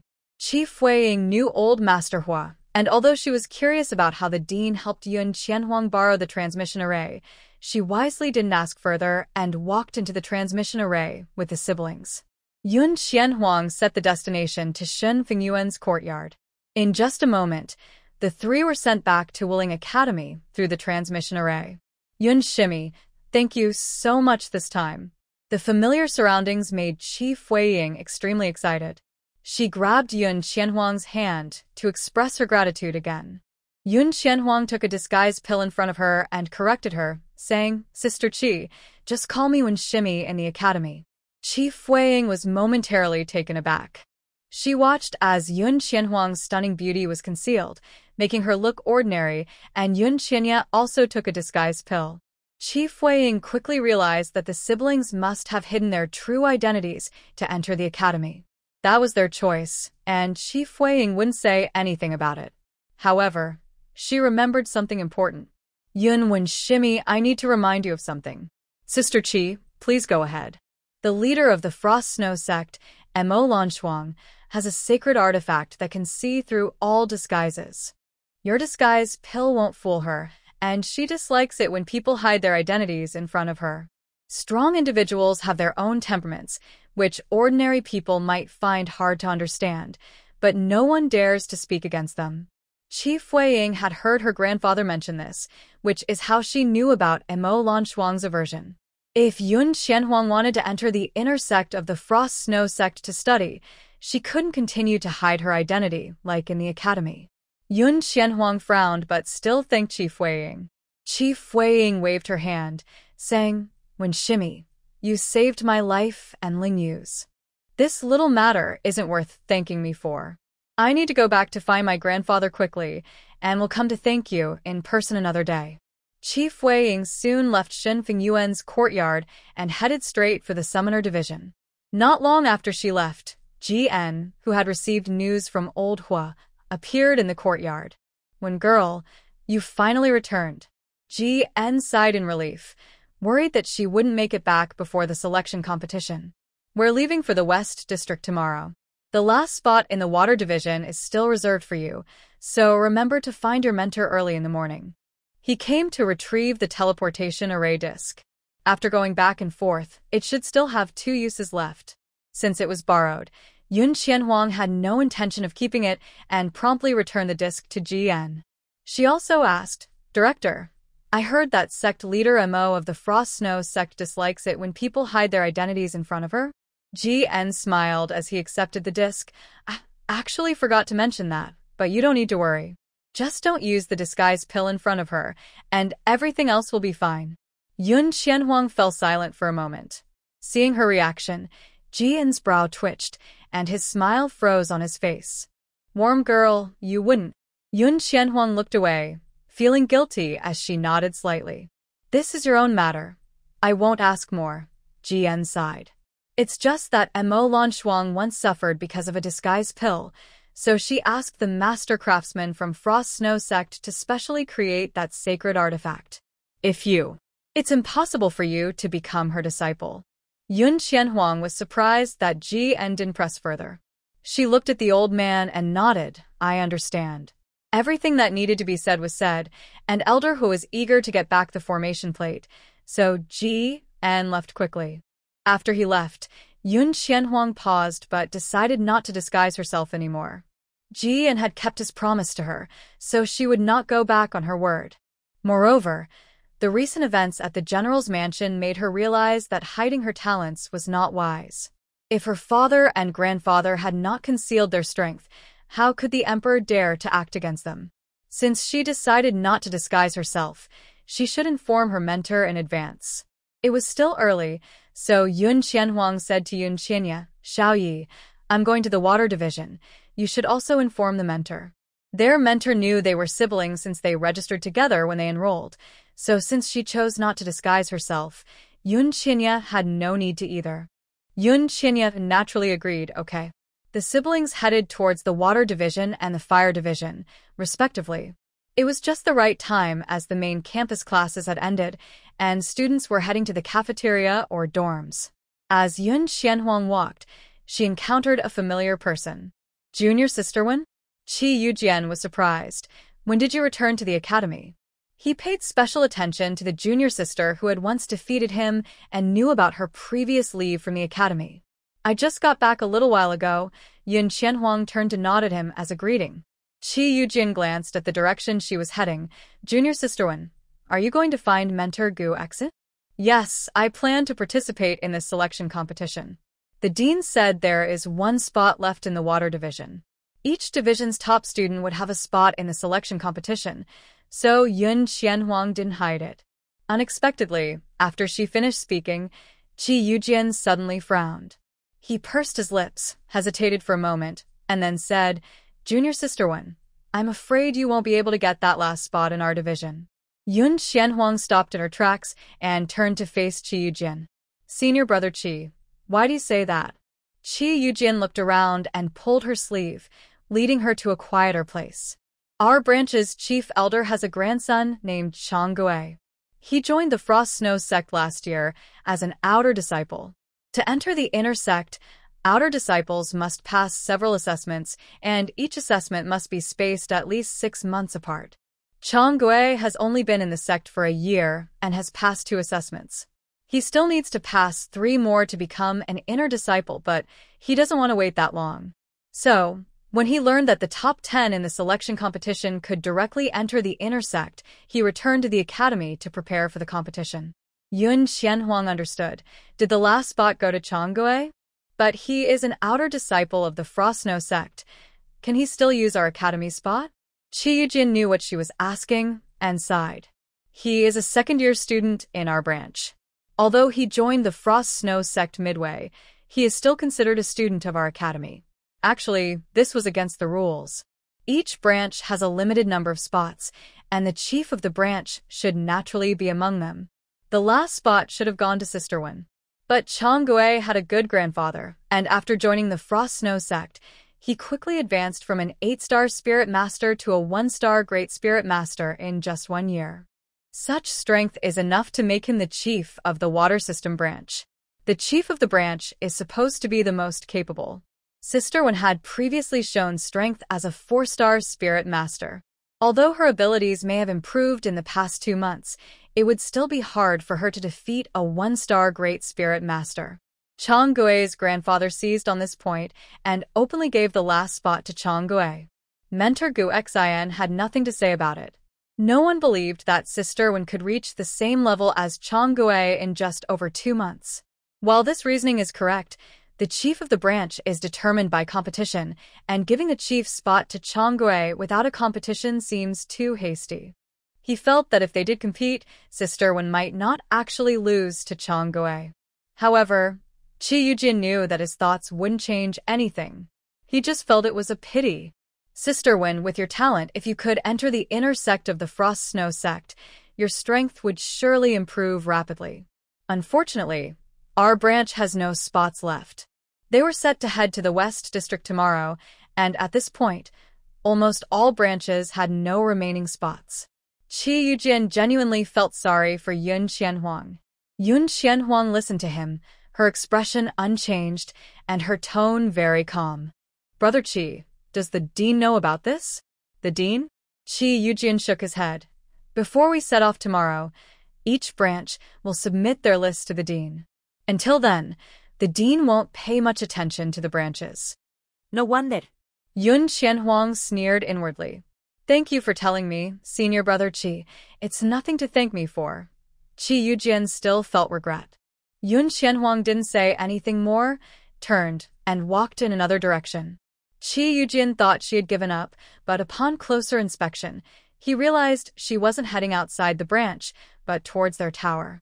He was surprised, thinking Yun Qianhuang was going to confront Elder Chang, and hurriedly followed her. However, even though Yun Qianhuang didn't seem fast, she quickly created a large distance between them. Even with all his energy, Qi Yujin was still left far behind. Water Branch, Tower. Facing his grandfather's reminders, Chang Gui rubbed his ears, sounding a bit impatient. Grandpa, don't worry. I'm already a 1-star Great Spirit Master. I will definitely make it into the top 10 in this selection competition. The age requirements for admission to various academies are similar, meaning he was up against peers. After training for a year at the Frost Snow sect, Chang Gui was very confident, believing he was among the best of his age group. Even if he didn't secure a top 3 finish, making it into the top 10 was a sure thing. Elder Chang looked at him helplessly but agreed with his words in his heart. How many people at this age have reached the Great Spirit Master level across all the academies? His grandson is a genius. Then I won't say more. You should go home and rest well today. Tomorrow. Bang! Before Elder Chang could finish, the tower door was forcefully pushed open by a strong presence. Who? Elder Chang turned around, narrowing his eyes in displeasure at the doorway. Who has the audacity to barge into the tower? A girl in blue stepped into view against the light. Upon seeing her branch emblem, Elder Chang's expression softened a bit, but his tone remained unhappy. Girl, which grade are you in, and which elder are you looking for? Yun Qianhuang glanced past him and focused on Chang Gui beside him. Each branch's tower was off-limits to students, so anyone appearing here without wearing the Water Branch emblem must be the Chang Gui mentioned by Senior Brother Qi. I heard that Senior Brother Chang Gui is already a 1-star Great Spirit Master, and I would like to ask for his guidance. Elder Chang, feeling a bit ignored, was about to speak, but Chang Gui spoke first. You want me to guide you? It's not impossible, but I don't have time today. Come back after the selection competition is over. With the competition approaching, he needed to focus and didn't have the time to teach any juniors. I think you misunderstood, Senior Chang Gui. A water droplet-shaped badge with a golden edge suddenly hit Chang Gui's face. What I mean is, I want to challenge you. The badge hit his face, but didn't hurt because it was thrown lightly, yet it made Chang Gui's expression darken slightly. He peeled the badge off his face and was about to throw it away when he realized it was actually the badge of the top student from the Water Division. The top student from the Water Division, You must be Wen Qianhuang? Chang Gui looked at Yun Qianhuang with disdain. A 4-star spirit master who only won against that useless Qi Yujian thought too highly of herself to challenge him. Wen Qianhuang, I'm not like that useless Qi Yujian. You may have gotten lucky against him, but you definitely won't win against me. I advise you not to seek trouble. Yun Qianhuang smiled slightly. You don't need to worry about that, Senior Chang Gui. If you are too afraid to accept my challenge, then you probably don't deserve the spot for the top student in the competition. Her words changed Chang Gui's expression and made Elder Chang frown. Both of them understood why Yun Qianhuang was there. The last spot in the division was indeed reserved for the top student, but Yun Qianhuang had taken a leave of absence and was still only a 4-star spirit master. Elder Chang thought that even if he gave the spot to his grandson, no one would complain. He never expected that Yun Qianhuang would come to the tower and challenge Chang Gui in front of him, the chief elder. Even though he believed Yun Qianhuang could never defeat his grandson, with the competition approaching, Elder Chang didn't want any complications. He shouted, "Enough. This is the tower of the division elder. How dare you, a student, enter without permission?" The shockwave from his voice spread outwards, knocking over the furniture in the tower, but Yun Qianhuang stood firm. A badge from the alchemist division appeared in her hand. Elder Chang received the same treatment as Chang Gui. "You little girl, you dare to." Elder Chang was about to angrily scold her, but swallowed his words. The badge in his hand was not one given to students, but belonged to the division elder. This one was even from the chief elder of the alchemist division, Master Lu Qing. Elder Chang's expression changed repeatedly. "Wen Qianhuang, how do you have Master Lu Qing's badge?" Even though they are both the chief elders of their respective divisions, Elder Chang still respectfully calls Lu Qing Master. I'm sorry, I slipped kropka. Yun Qianhuang stepped forward with an apologetic look and took back Master Lu Qing's badge. Then she answered Elder Chang's question. "Please forgive me, Elder Chang. This is my master's badge. He asked me to keep it safe before he went into seclusion." "This girl is Master Lu Qing's disciple?" Elder Chang stared at the badge in Yun Qianhuang's hand. He had heard that the chief of the water division was a student from the alchemy division. At that time, he thought the students from the water division were getting worse each year and hadn't paid much attention to that student. The badge couldn't be faked. Elder Chang felt familiar spiritual energy from it. He frowned and turned to Chang Gui. "Guier, you should have a friendly match with Wen Qianhuang. Remember, it's just a match. Don't hurt each other." Elder Chang emphasized the word match. Outsiders might not understand his meaning, but his grandson Chang Gui was well aware. As an elder, Elder Chang felt embarrassed by Yun Qianhuang's challenge, but he couldn't openly express his displeasure due to Master Lu Qing's status. However, he was not willing to just let it go. This girl wants to challenge Chang Gui? Fine, he would let Chang Gui spar with her. As for whether something unexpected might happen during the match, who could say? In a place where Yun Qianhuang couldn't see, Elder Chang smiled sinisterly. "Understood." Chang Gui nodded, smiling at Yun Qianhuang. "Where would junior sister Wen like to spar?" Yun Qianhuang replied. "On the arena." The arena of the water division is on the way to the cafeteria, and most students had gathered there after finishing their classes. These students were mostly around 16 or 17 years old, full of energy. When they heard there was a match at the arena, they abandoned their meals and rushed over to watch. When Qi Yujian received the news, he had a bad feeling and hurried to the arena, where he indeed saw Yun Qianhuang's figure. And standing opposite her was none other than Chang Gui. Junior sister Wen is really causing too much trouble. Qi Yujian shook his head, but didn't speak up to stop it. He always thought that if it came to a real fight, Yun Qianhuang might not lose to Chang Gui. But very few shared his opinion. Yun Qianhuang and Chang Gui, one the top student of a branch and the other the grandson of the chief elder, were well known in the water system branch, and the watching students quickly recognized them. Why is Wen Qianhuang competing with Chang Gui? Doesn't she know he is a first-star Grand Spirit Master? I remember when Shimi was only a 4-star Spirit Master when she sparred with Qi Yujian last time. Isn't it a joke for a 4-star Spirit Master to compete with a first-star Grand Spirit Master? You said the same thing last time, but when Shimmy still managed to tie with Chi Yujian. Chi Yujian was only an 8-star Spirit Master. When did an 8-star Spirit Master become comparable to a first-star Grand Spirit Master? That's not true. Chi Yujian just broke through to a 9-star Spirit Master a few days ago. The crowd buzzed with chatter, while Chang Gui on the stage looked down at Yun Qianhuang with disdain. When Shimmy, did you hear that? You are not my opponent. Yun Qianhuang was not angry at his contempt. She calmly replied, "We'll see when we fight. Then today, I will show you the gap in our levels." The aura of a Grand Spirit Master surged, and the students below the stage widened their eyes, realizing that Chang Gui was close to advancing to a 2-star Grand Spirit Master. Now, even the few students who believed Yun Qianhuang might not lose began to waver. In the noisy crowd, a few figures wearing uniforms from other branches suddenly mixed in. Xiaoya, why is Huang Huang on the stage? Wasn't she supposed to be discussing the selection competition with the mentor? Yun Qinya focused on the slender figure on the left side of the stage and slowly shook his head. I don't know. He had come to the water system branch looking for his sister, since she hadn't returned. He didn't expect to find her competing right away. Yun Qinya wasn't worried about Yun Qianhuang losing. Before coming to the academy, he had learned that she was already a peak 1-star Grand Spirit Master. There were not many who reached Grand Spirit Master in the entire 5-Spirit Academy, so he firmly believed Yun Qianhuang would win against any student from other branches. But why did she choose to compete with that person? The two on stage had begun their first round of probing, and Yun Qinya slightly tilted his head to focus on Chang Gui.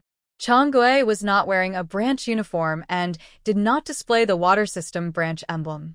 Yun Qinya wondered, is that person also a student from the water system branch? You don't know Chang Gui?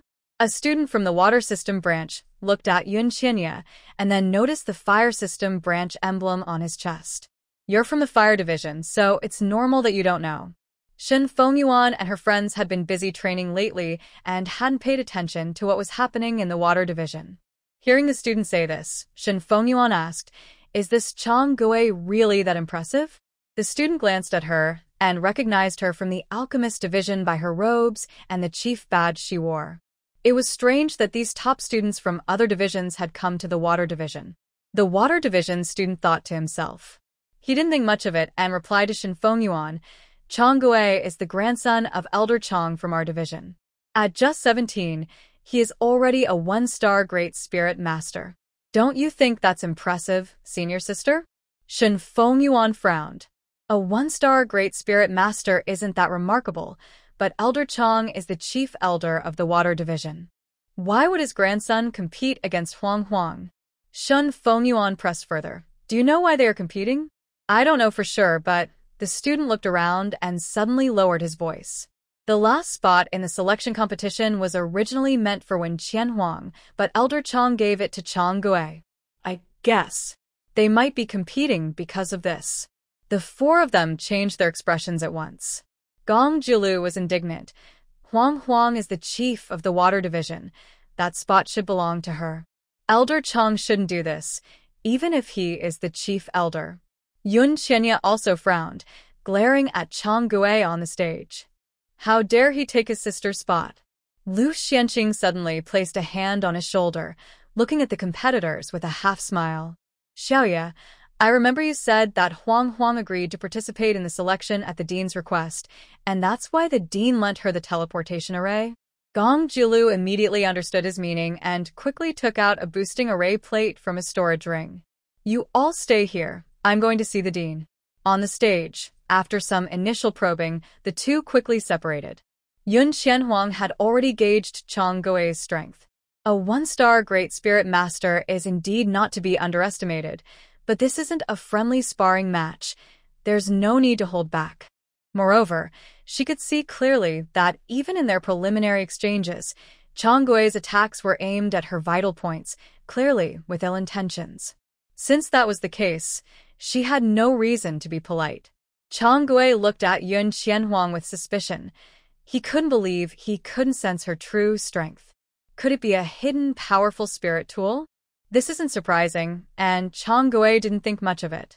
After all, everyone in the division knows that their water division's top student is just a 4-star spirit master. Just a 4-star spirit master. No flashy items can change the significant gap of 7 stars. Most students below the stage shared the same thought as Chang Gui. The 7-star gap cannot be bridged by any technique. Without external help, only a summoner has the ability to overcome such a large difference and defeat an opponent. But can just anyone be a summoner? Isn't their academy's summoner division struggling to recruit this year? Few people believed in Yun Qianhuang. At that moment, Yun Qianhuang on stage made her move. She quickly darted behind Chang Gui, her speed so fast that almost no one below could see her actions. Chang Gui, being a 1-star great spirit master, couldn't match her speed to evade, but reacted quickly. Water waves spread out from him, trying to push Yun Qianhuang back. However, those waves didn't even touch the hem of her clothes before being frozen, with ice spikes extending straight towards Chang Gui. In trying to fend off Yun Qianhuang's attack, he ended up trapping himself. Those ice spikes were incredibly sharp. Even the slightest movement could break the skin. Chang Gui sneered, thinking he could be trapped like this. The spirit power he unleashed was twice as strong as before, shattering the ice. Defensive spirit clothing? A sharp-eyed student recognized the source of Chang Gui's power. No wonder he's Elder Chang's grandson. A piece of defensive spirit clothing costs 100,000 gold coins. Chang Gui's strength is already much higher than Wen Qianhuang's, and with the defensive spirit clothing, how can Wen Qianhuang fight back? The crowd murmured, but it didn't affect the two on stage. Yun Qianhuang smiled, wondering if the clothing could withstand a bone sword embedded with 2 spirit cores. Still, she quickly retreated, pretending to be at a disadvantage. Chang Gui scoffed, surprised that Wen Qianhuang was so fearful after revealing the defensive spirit clothing. Fear wouldn't help her. If she dared to use the badge to humiliate him and his grandfather, she would have to pay the price. Remembering Elder Chang's instructions, a ruthless glint flashed in Chang Gui's eyes as he launched an attack, relying on the protection of the defensive spirit clothing. Yun Qianhuang pretended to block a few times before starting to evade. Why isn't Wen Qianhuang fighting back? How can she? The 7-star gap and the defensive spirit clothing. If it were me, I would have given up already. Chang Gui is going to hit Wen Qianhuang. The students speaking felt a lump in their throat as they saw Yun Qianhuang awkwardly dodge Chang Gui's attack. Surprisingly, the 3 people who should have been most worried about Yun Qianhuang looked more relaxed than ever. Chang Gui's attacks continued, and the onlookers began to notice something unusual. Why do I feel like Chang Gui isn't just sparring? If Yun Qianhuang hadn't dodged quickly, she would have been seriously hurt. It seems like Chang Gui wants to take her down. Where's the instructor? We need to find the instructor. The students in the academy had not faced many challenges, and after realizing Chang Gui's intentions, they were unsure of what to do. They decided to look for the water division's instructor. Meanwhile, Gong Jilu did not find GN at his residence. Just as he was about to search other divisions, he ran into Qi Wu and Qi Fuiying, who were also looking for GN. Gong Jilu recognized Qi Wu and politely greeted him, Elder Qi. Due to their previous encounter, he didn't have a good impression of Qi Wu, but since Qi Wu was the chief elder of the summoning division, Gong Jilu felt he should be respectful. Qi Wu was in a hurry, but nodded slightly at Gong Jilu. Just as he was about to knock on the dean's door, Gong Jilu reminded him, Elder Qi, the dean isn't inside. Not inside. Qi Wu frowned, his gaze returning to Gong Jilu.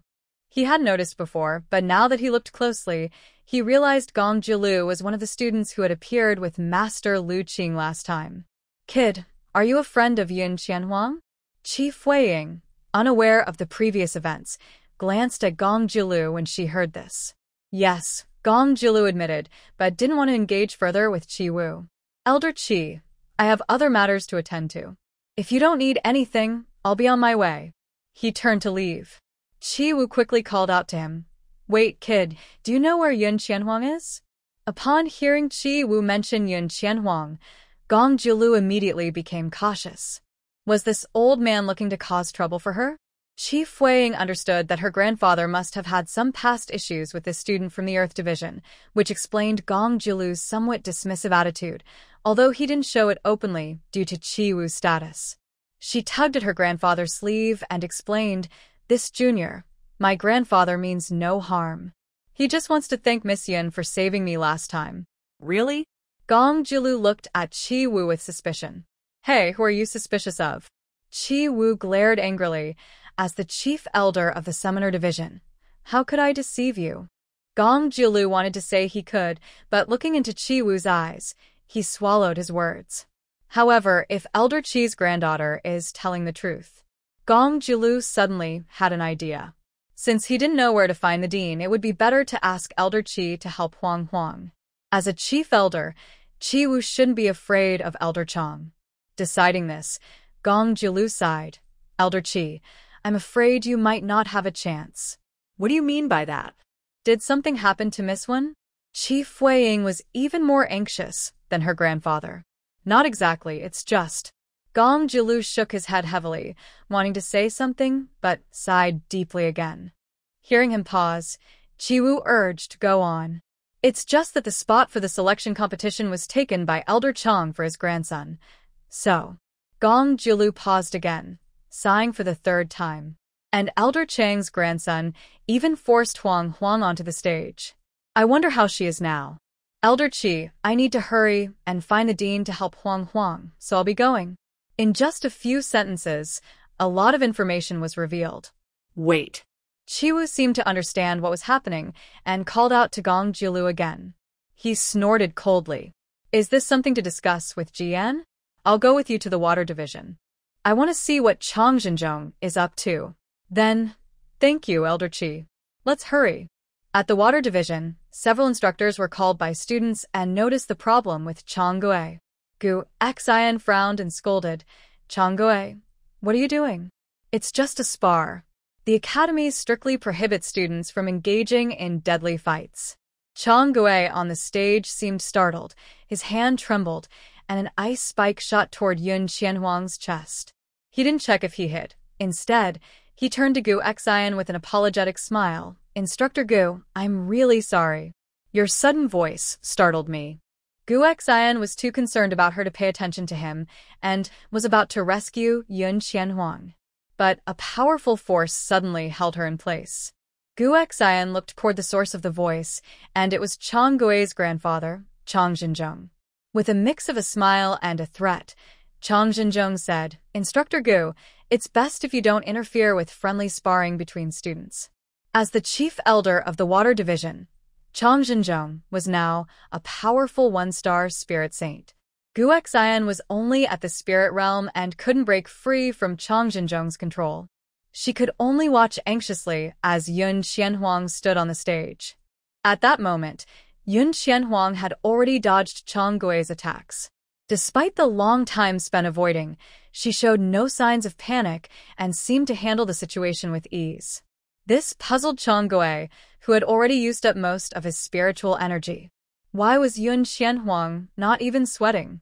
The students watching were curious too. How could Chang Gui, a great spirit master, not hit Yun Qianhuang even once after all this time? Is this great spirit master Chang Gui for real? He can't even hit Yun Qianhuang. I heard he spent a year at Frost Snow Sect, going from an 8-star spirit master to a 1-star great spirit master. Maybe he just looks good but isn't really strong? No wonder Yun Qianhuang is the top student. If it were me up there, I wouldn't have been able to dodge it all. Hearing the students' comments, Chang Gui felt angry. Suddenly, he took out a dagger from his storage ring and infused it with spiritual energy, charging at Yun Qianhuang. A 7th-tier spirit tool. Someone exclaimed, and Gu Xian's heart raced. The difference of 7 stars, combined with a 7th-tier spirit tool, meant Chang Gui was aiming to seriously harm Yun Qianhuang. She glared at Chang Zhenzhong in frustration. "Elder Chang, the academy doesn't allow deadly fights, even if it's your grandson." "What deadly fight?" Chang Zhenzhong chuckled. Guyer and that girl are just sparring. Don't make baseless accusations, Tutor Gu. He insisted that Chang Gui and Yun Qianhuang were only practicing, while the other tutors found him shameless, but had no power to confront him directly, only cursing him silently.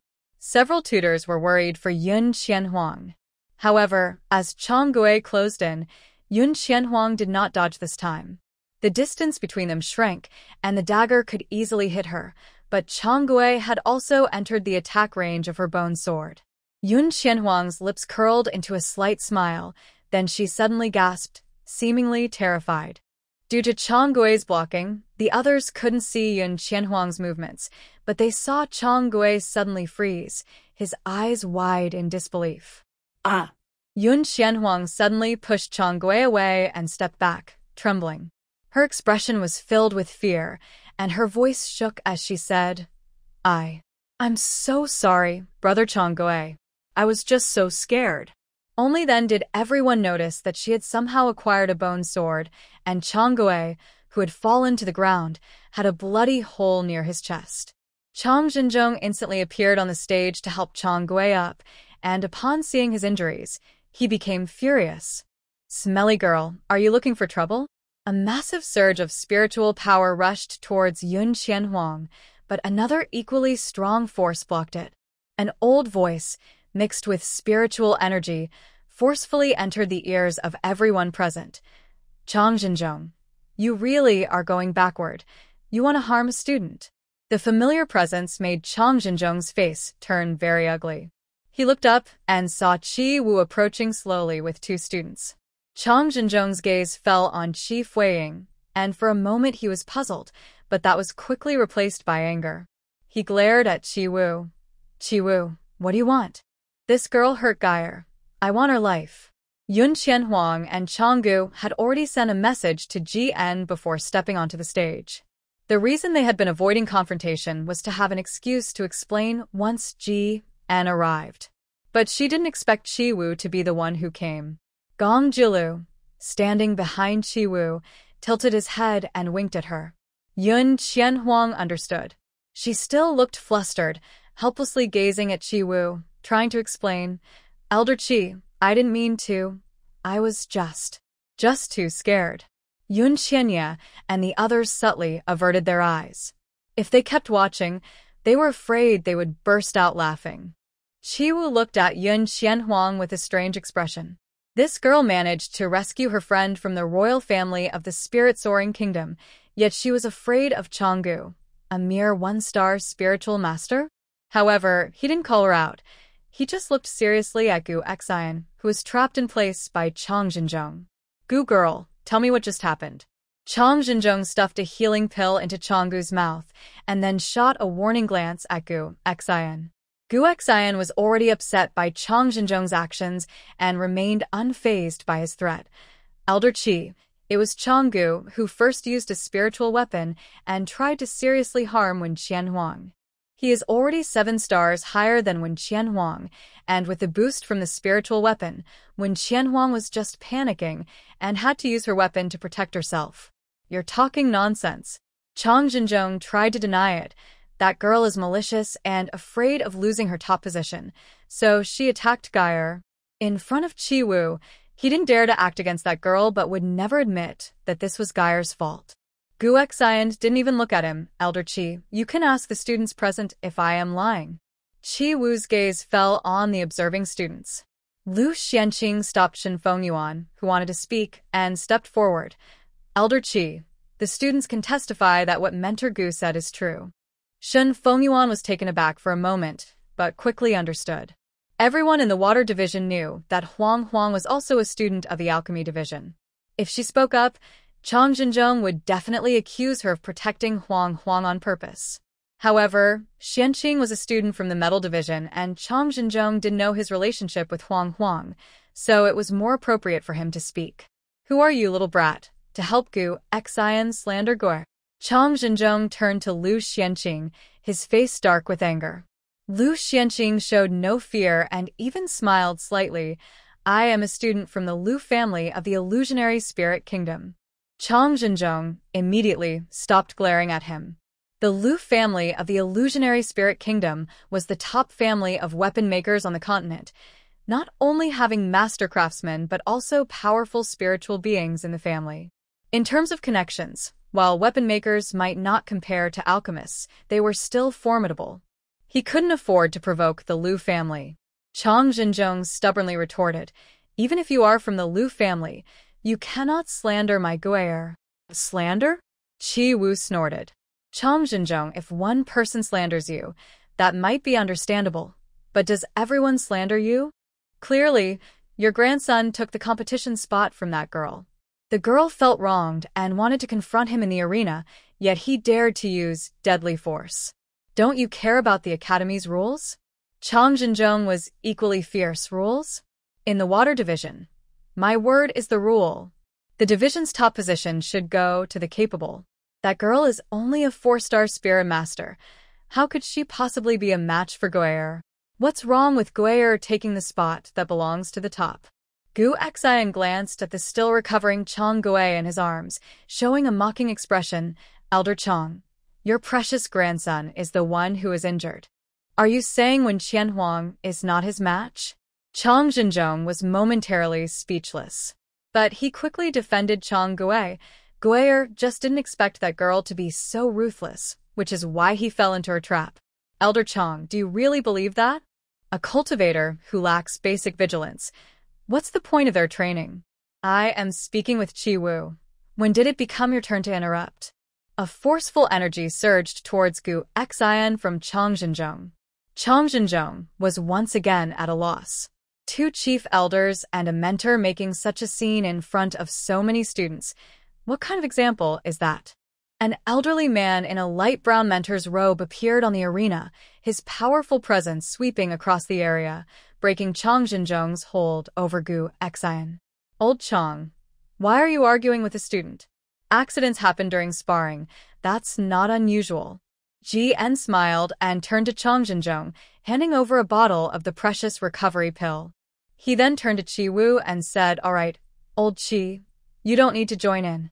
This spot in the water division belongs to Wen Qianhuang. No one can take it away." Chang Zhenzhong held the bottle of recovery pill, opened his mouth to speak, but in the end said nothing and quietly fed the pill to Chang Gui. It was just a spot. If it was for that girl, so be it.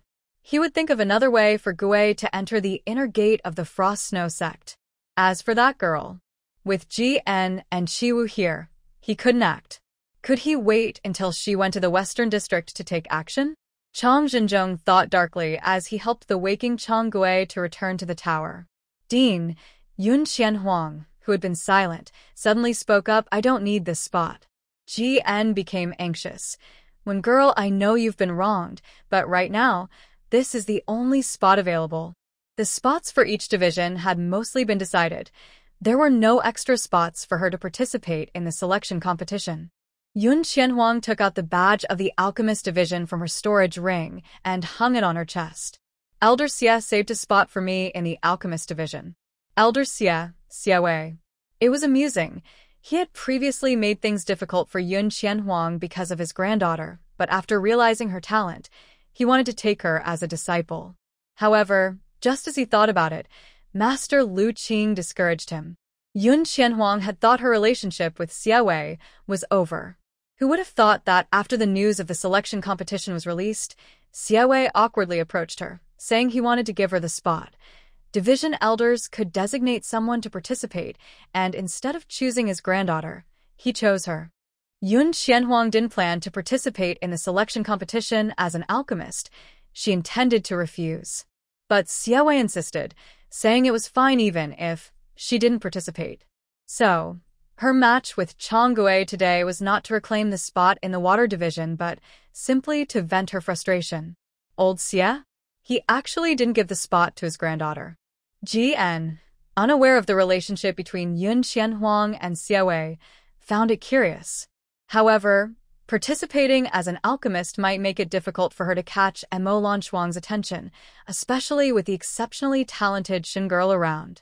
As Ji-en was pondering this, Qi Wu suddenly appeared in front of Yun Qianhuang, his face full of wrinkles from smiling. When girl, participating as an alchemist just means sitting there making pills. How boring. You don't want to represent the water division in the selection competition. How about considering the summoner division instead? As soon as these words were spoken, Jian's eyes widened in surprise. Old Qi, what nonsense are you talking about? This girl is not a summoner. He was always fair, giving equal opportunities to all 10 divisions, including the summoner division. There were fewer than 20 students in the summoner division, and even if all of them participated, there would still be enough spots available. It was indeed excessive to let students from other divisions represent the summoner division. Who cares? Summoners can't bring spirit beasts to the competition anyway. Qi Wu seemed unconcerned, but only Yun Xianhuang noticed the hint of challenge in his eyes. This old man was still not giving up. Yun Xianhuang hesitated for a moment. Qi Wu thought she was reluctant and quickly added, "Girl, although I no longer have the dragon soul grass, I still have a herb that can enhance mental strength." Yun Xianhuang. Actually, since Qi Wu was her grandfather's benefactor, she had already planned to agree.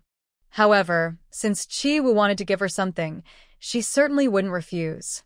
Yun Xianhuang smiled slightly. "If the dean agrees, I am naturally willing." Qi Wu. He knew it. This girl had such strong mental power. She must be a summoner. Qi Wu looked at Jian with a beaming smile.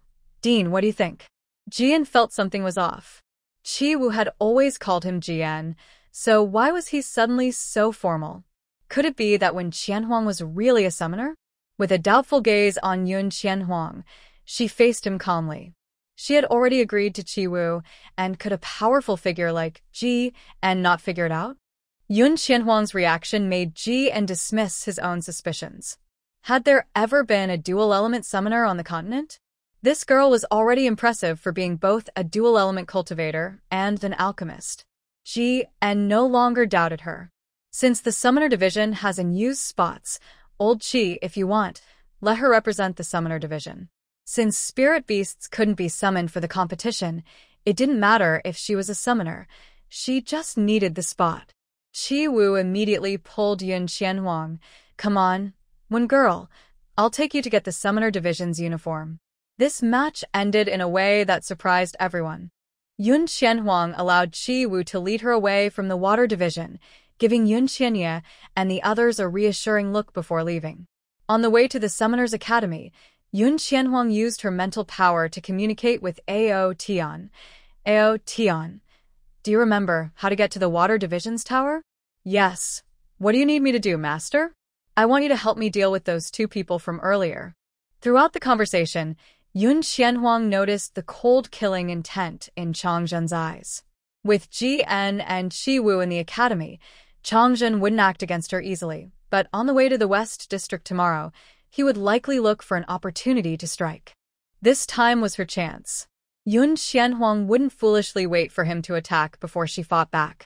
However, since Changzhen was an elder of the Water Division, he might have some tracking tools, so it was best for Ao Tian to take action. Just as Ao Tian was about to agree, Fu Bai eagerly volunteered. "Master, this is a small matter. I can make those 2 humans quietly disappear in my illusion." Fu Bai had clearly seen that Changzhen wanted to harm the master, and it would ensure a fitting end for him. Fu Bai let Ao Tian handle it.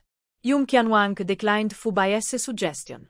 Fu Bai's illusions could easily leave traces, and she had a feeling that she might need Fu Bai for the selection competition representing the Summoner's Academy. So it was better not to involve Fu Bai this time. "All right." Fu Bai drooped his ears and nodded. Yun Qianhuang then asked Ao Tian, "Ao Tian, do you need a concealment array?" "No, I don't." Ao Tian appeared beside her, and surprisingly, Qi Wu and his grandson showed no reaction. "If I want, no matter how strong a human or a top divine beast is, they won't be able to detect my presence." He was merely a remnant soul. Yun Qianhuang understood Ao Tian's words and slightly pursed her lips. "Ao Tian, I remember you said that if you find a suitable body, you can be revived? Not in the Nanlu continent." Ao Tian shook his head gently. "Master, to find a suitable body for me, you need to go to the Divine and Demon continent.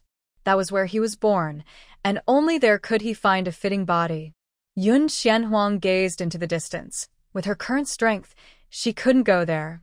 But she promised, if I can enter the divine and demon continent in the future, I will definitely help you find a suitable body.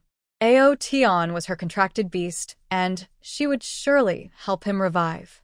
Going to the divine and demon continent. Ao Tian's expression suddenly became complicated. He opened his mouth but only said one word. Okay. Master, I will take care of those two humans. With that, Ao Tian disappeared from Yun Xianhuang's sight. Their previous conversation was conducted through mental communication, so even Qi Wu did not notice anything unusual and was focused on heading to the Summoner Division. Once they arrived at the Summoner Division, he casually called a mentor to help Yun Xianhuang get her academy uniform and then took her to a familiar courtyard. Qi Fuiying closely followed behind. As soon as they entered the courtyard and closed the door, Qi Wu opened his storage ring and poured out a pile of treasures. Girlwin, I heard from Yingying that if it weren't for you saving her, I would never have seen her again. Thinking about this made Qi Wu feel a pang of heartache. His granddaughter had been missing for half a year and was locked up in the heavenly prison of the Qilin Kingdom. That was a heavenly prison. Although his granddaughter returned unharmed, just thinking about what she endured during that time made him wish he could make the cursed national teacher of the Qilin Kingdom pay dearly. He should be thankful she died at the hands of Girlwin and not his. Qi Wu glanced at his obedient granddaughter and decided not to dwell on the matter. He said to Yun Xianhuang, Girlwin, consider these as my token of gratitude. And this purple dew golden mushroom, which can enhance mental strength, I just mentioned I would give it to you. However, Yun Xianhuang shook her head. Elder Qi, you once saved my grandfather. My saving senior sister Qi can only be seen as repaying your kindness to him, so I cannot accept your reward. However, this purple dew golden mushroom is very useful to me, so I will accept it. The purple dew golden mushroom was not Qi Wu's reward. It was a promise he made to ensure she would represent the Summoner Division in the selection competition. Yun Xianhuang was aware of what she should and shouldn't accept. Your grandfather?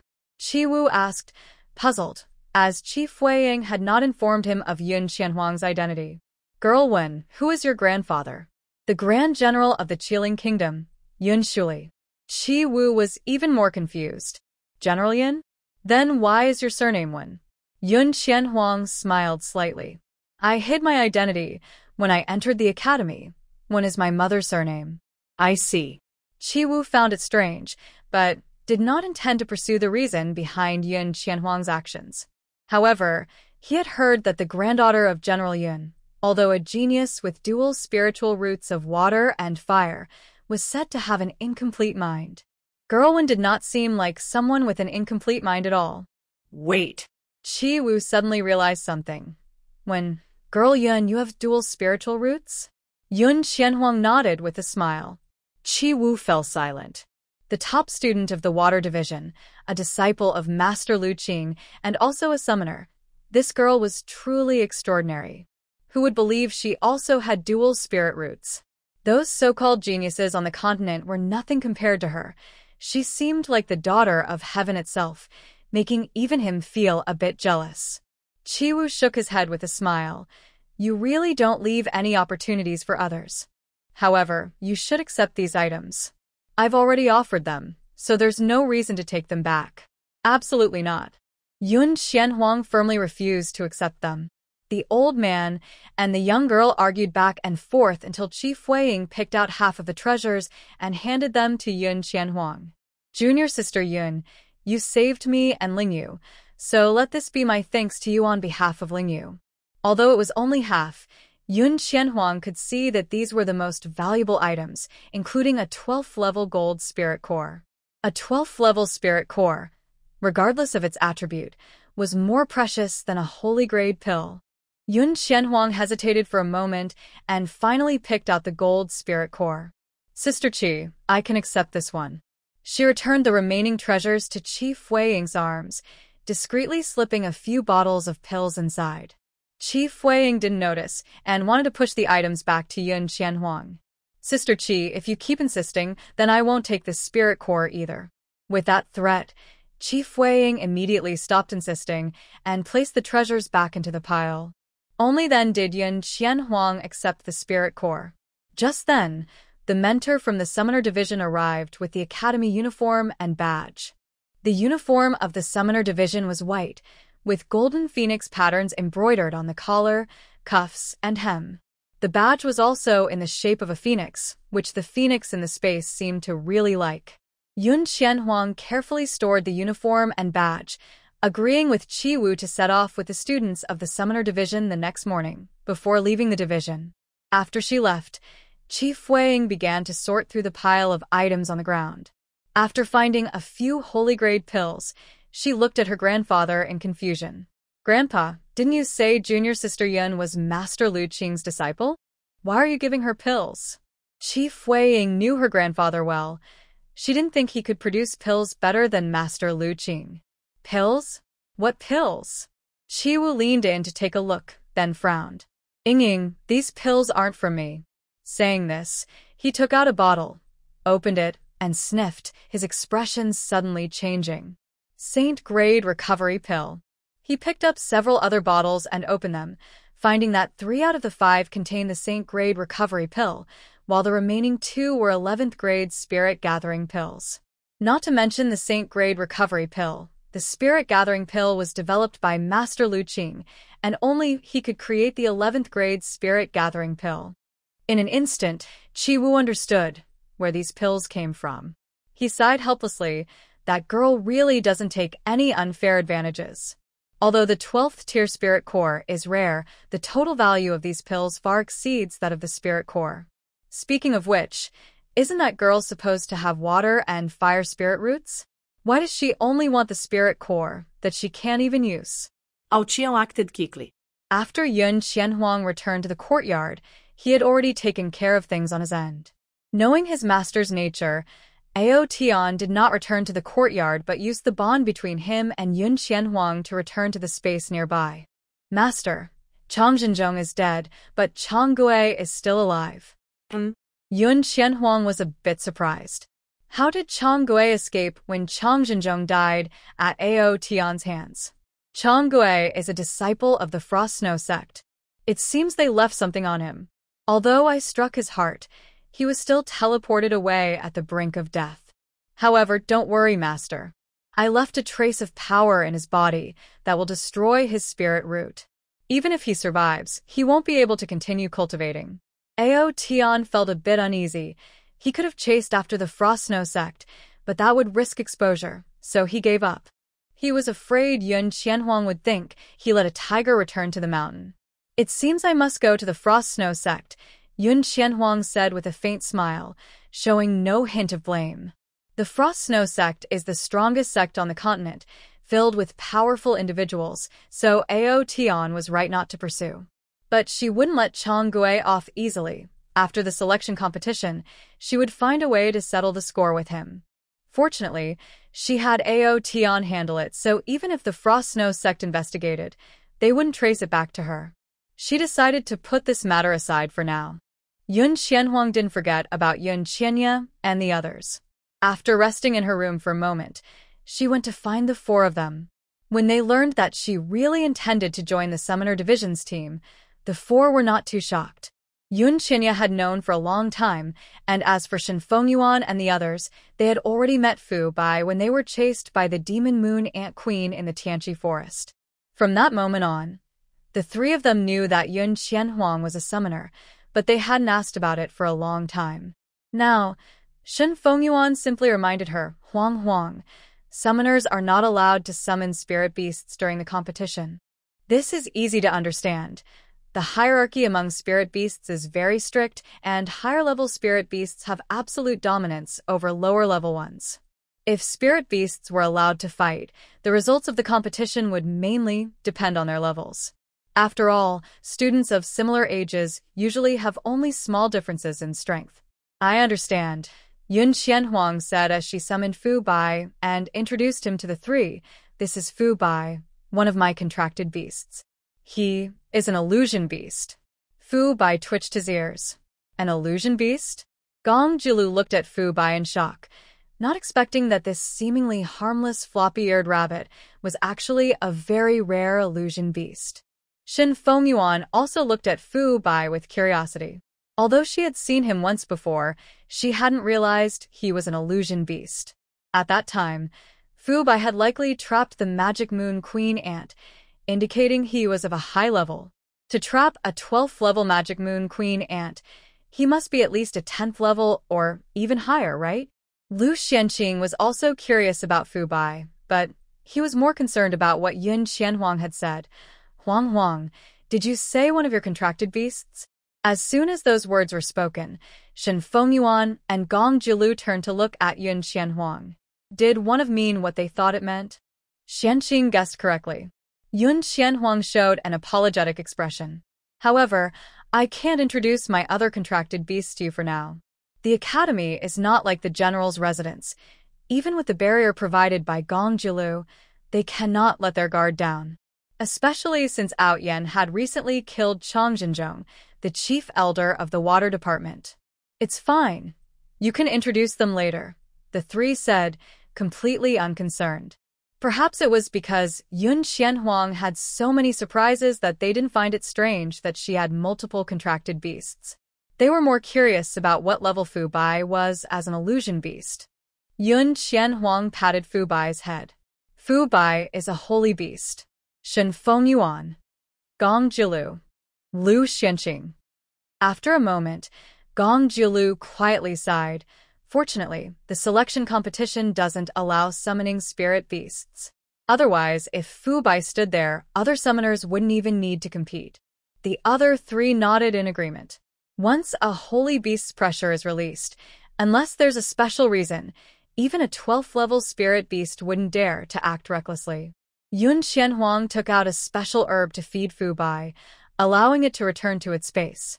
By the way, Qianhuang, you mentioned there was an issue at home. Is it resolved now? This was what the three of them were most concerned about. It has been resolved. Yun Qianhuang shared some less important details with them, and after hearing it, the three were surprised to learn so much had happened in just half a month. But it was good that it was resolved smoothly. The five of them chatted a bit longer before returning to rest, preparing to go to the West District with the Academy the next day. At dawn, the Academy's team began to gather. This selection competition involved 20 students from each division, totaling nearly 200 participants. Qi Yujing stood in the Water Division's team, distractedly watching the Summoner Division's team. He relaxed when he spotted a familiar figure. Thankfully, when Shimmy had secured a spot, Yun Qianhuang didn't notice Qi Yujing's gaze. She scanned the Alchemist Division's team and soon found a certain figure. She remembered she still had an account to settle. Since Jun Yi could send 3 spirit-level practitioners to attack her, he must have a strong background. Therefore, someone behind him would surely help him secure a spot in this selection competition. Yun Qianhuang was waiting for him to participate. It was difficult for her to take action within the academy, but since the selection was held in the West District, it would be easier to handle things outside the academy, where they wouldn't pursue any issues. As for using her spirit beast, with someone like Chun Yi, she could handle him easily on her own, and it would be overkill to have Out Yen and the others intervene. Chun Yi stood at the back of the alchemist team and quickly noticed the gaze on him. He turned to look and met Yun Qianhuang's eyes.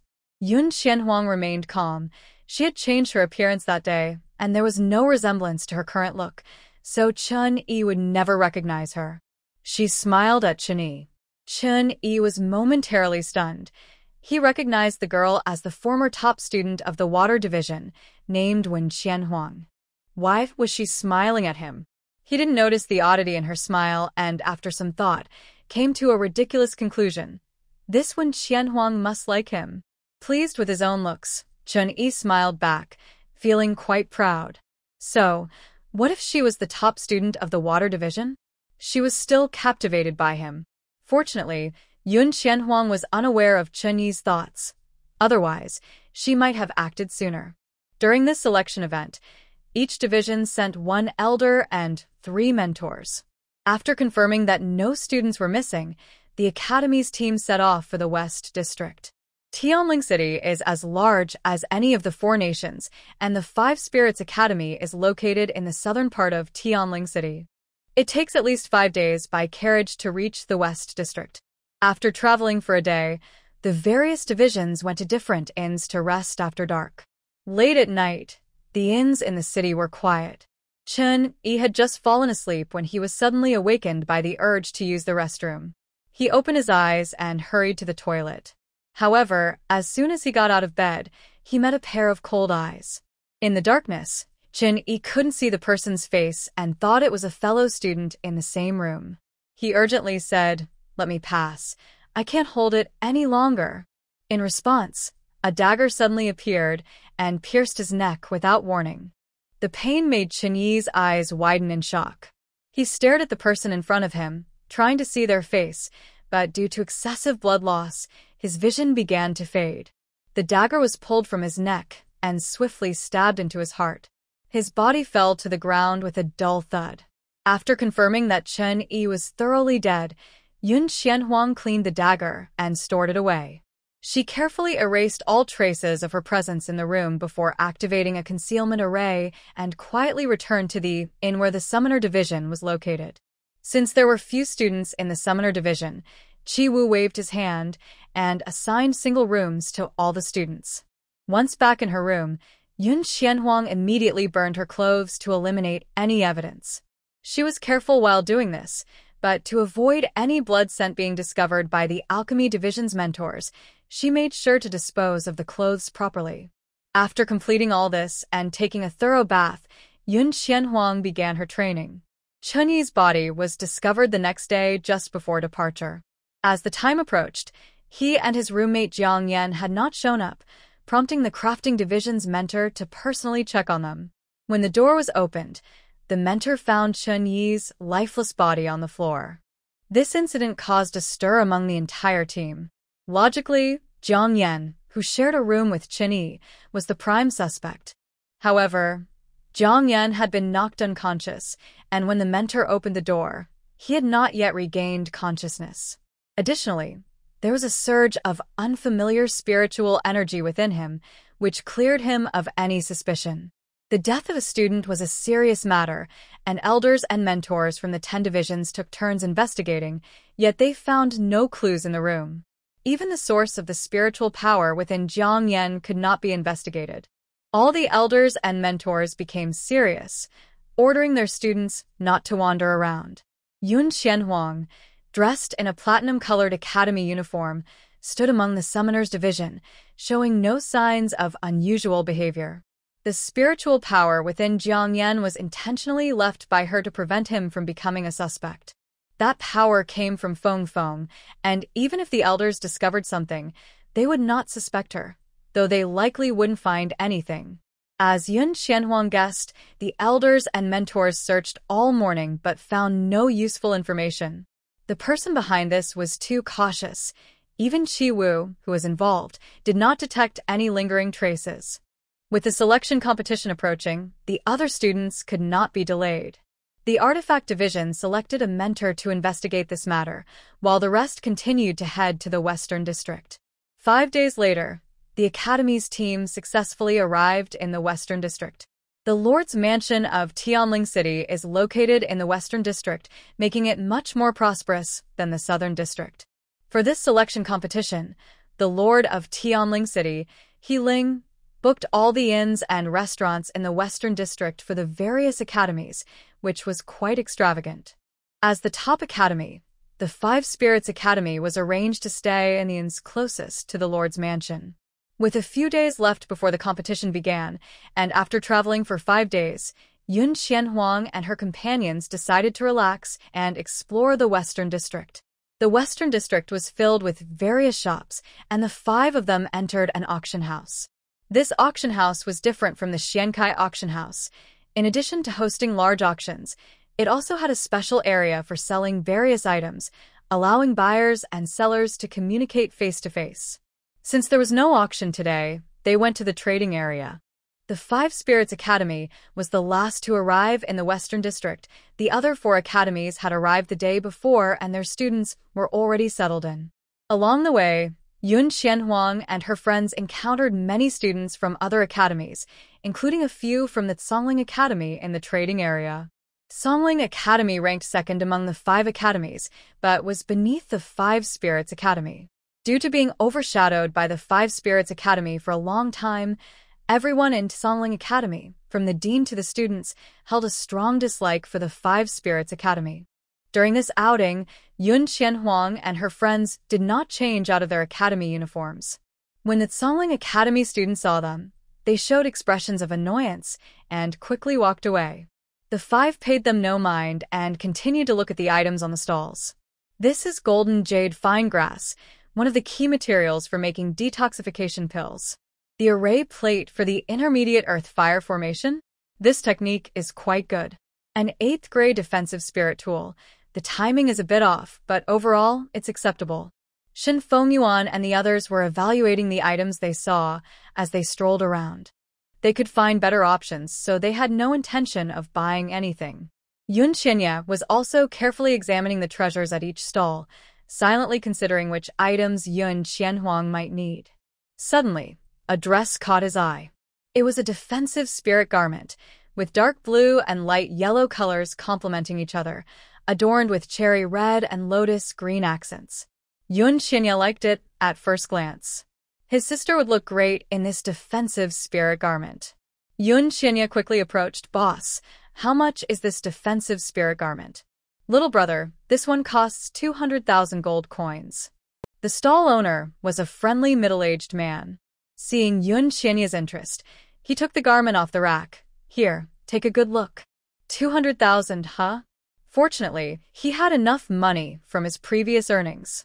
Since it was a gift for Yun Xianhuang, Yun Xianya certainly didn't plan to use the money she had given him. Luckily, he had saved up quite a bit in the 6 months since he came to the academy, so buying this defensive spirit garment was more than enough.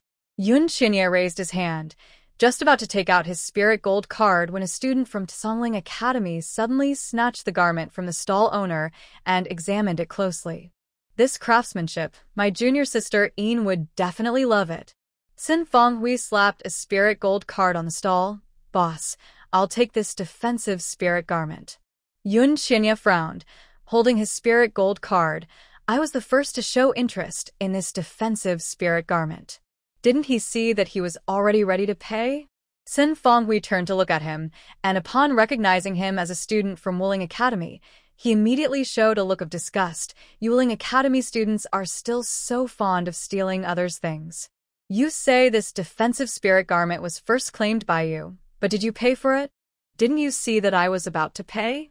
Yun Xianya stood his ground and slammed his spirit gold card on the stall.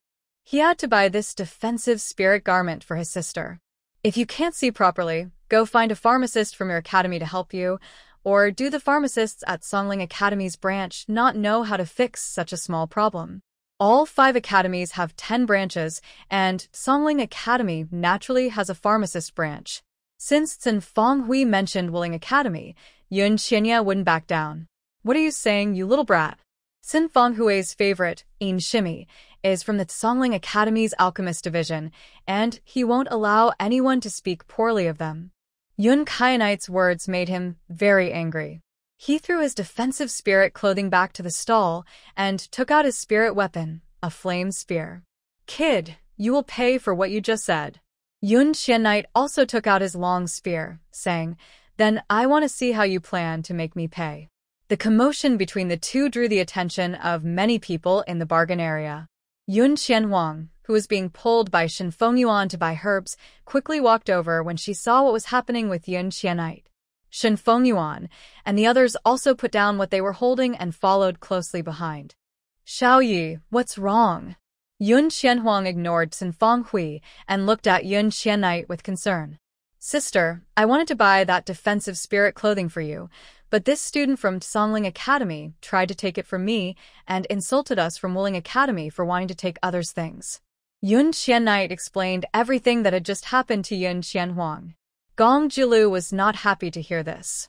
He turned to the stall owner, saying, "Boss, who saw this defensive spirit clothing first?" It was indeed this young brother, Xiaoyi, who saw it first, the stall owner replied honestly. In business, There are rules, and this defensive spirit clothing should belong to Xiaoyi. Did you hear that?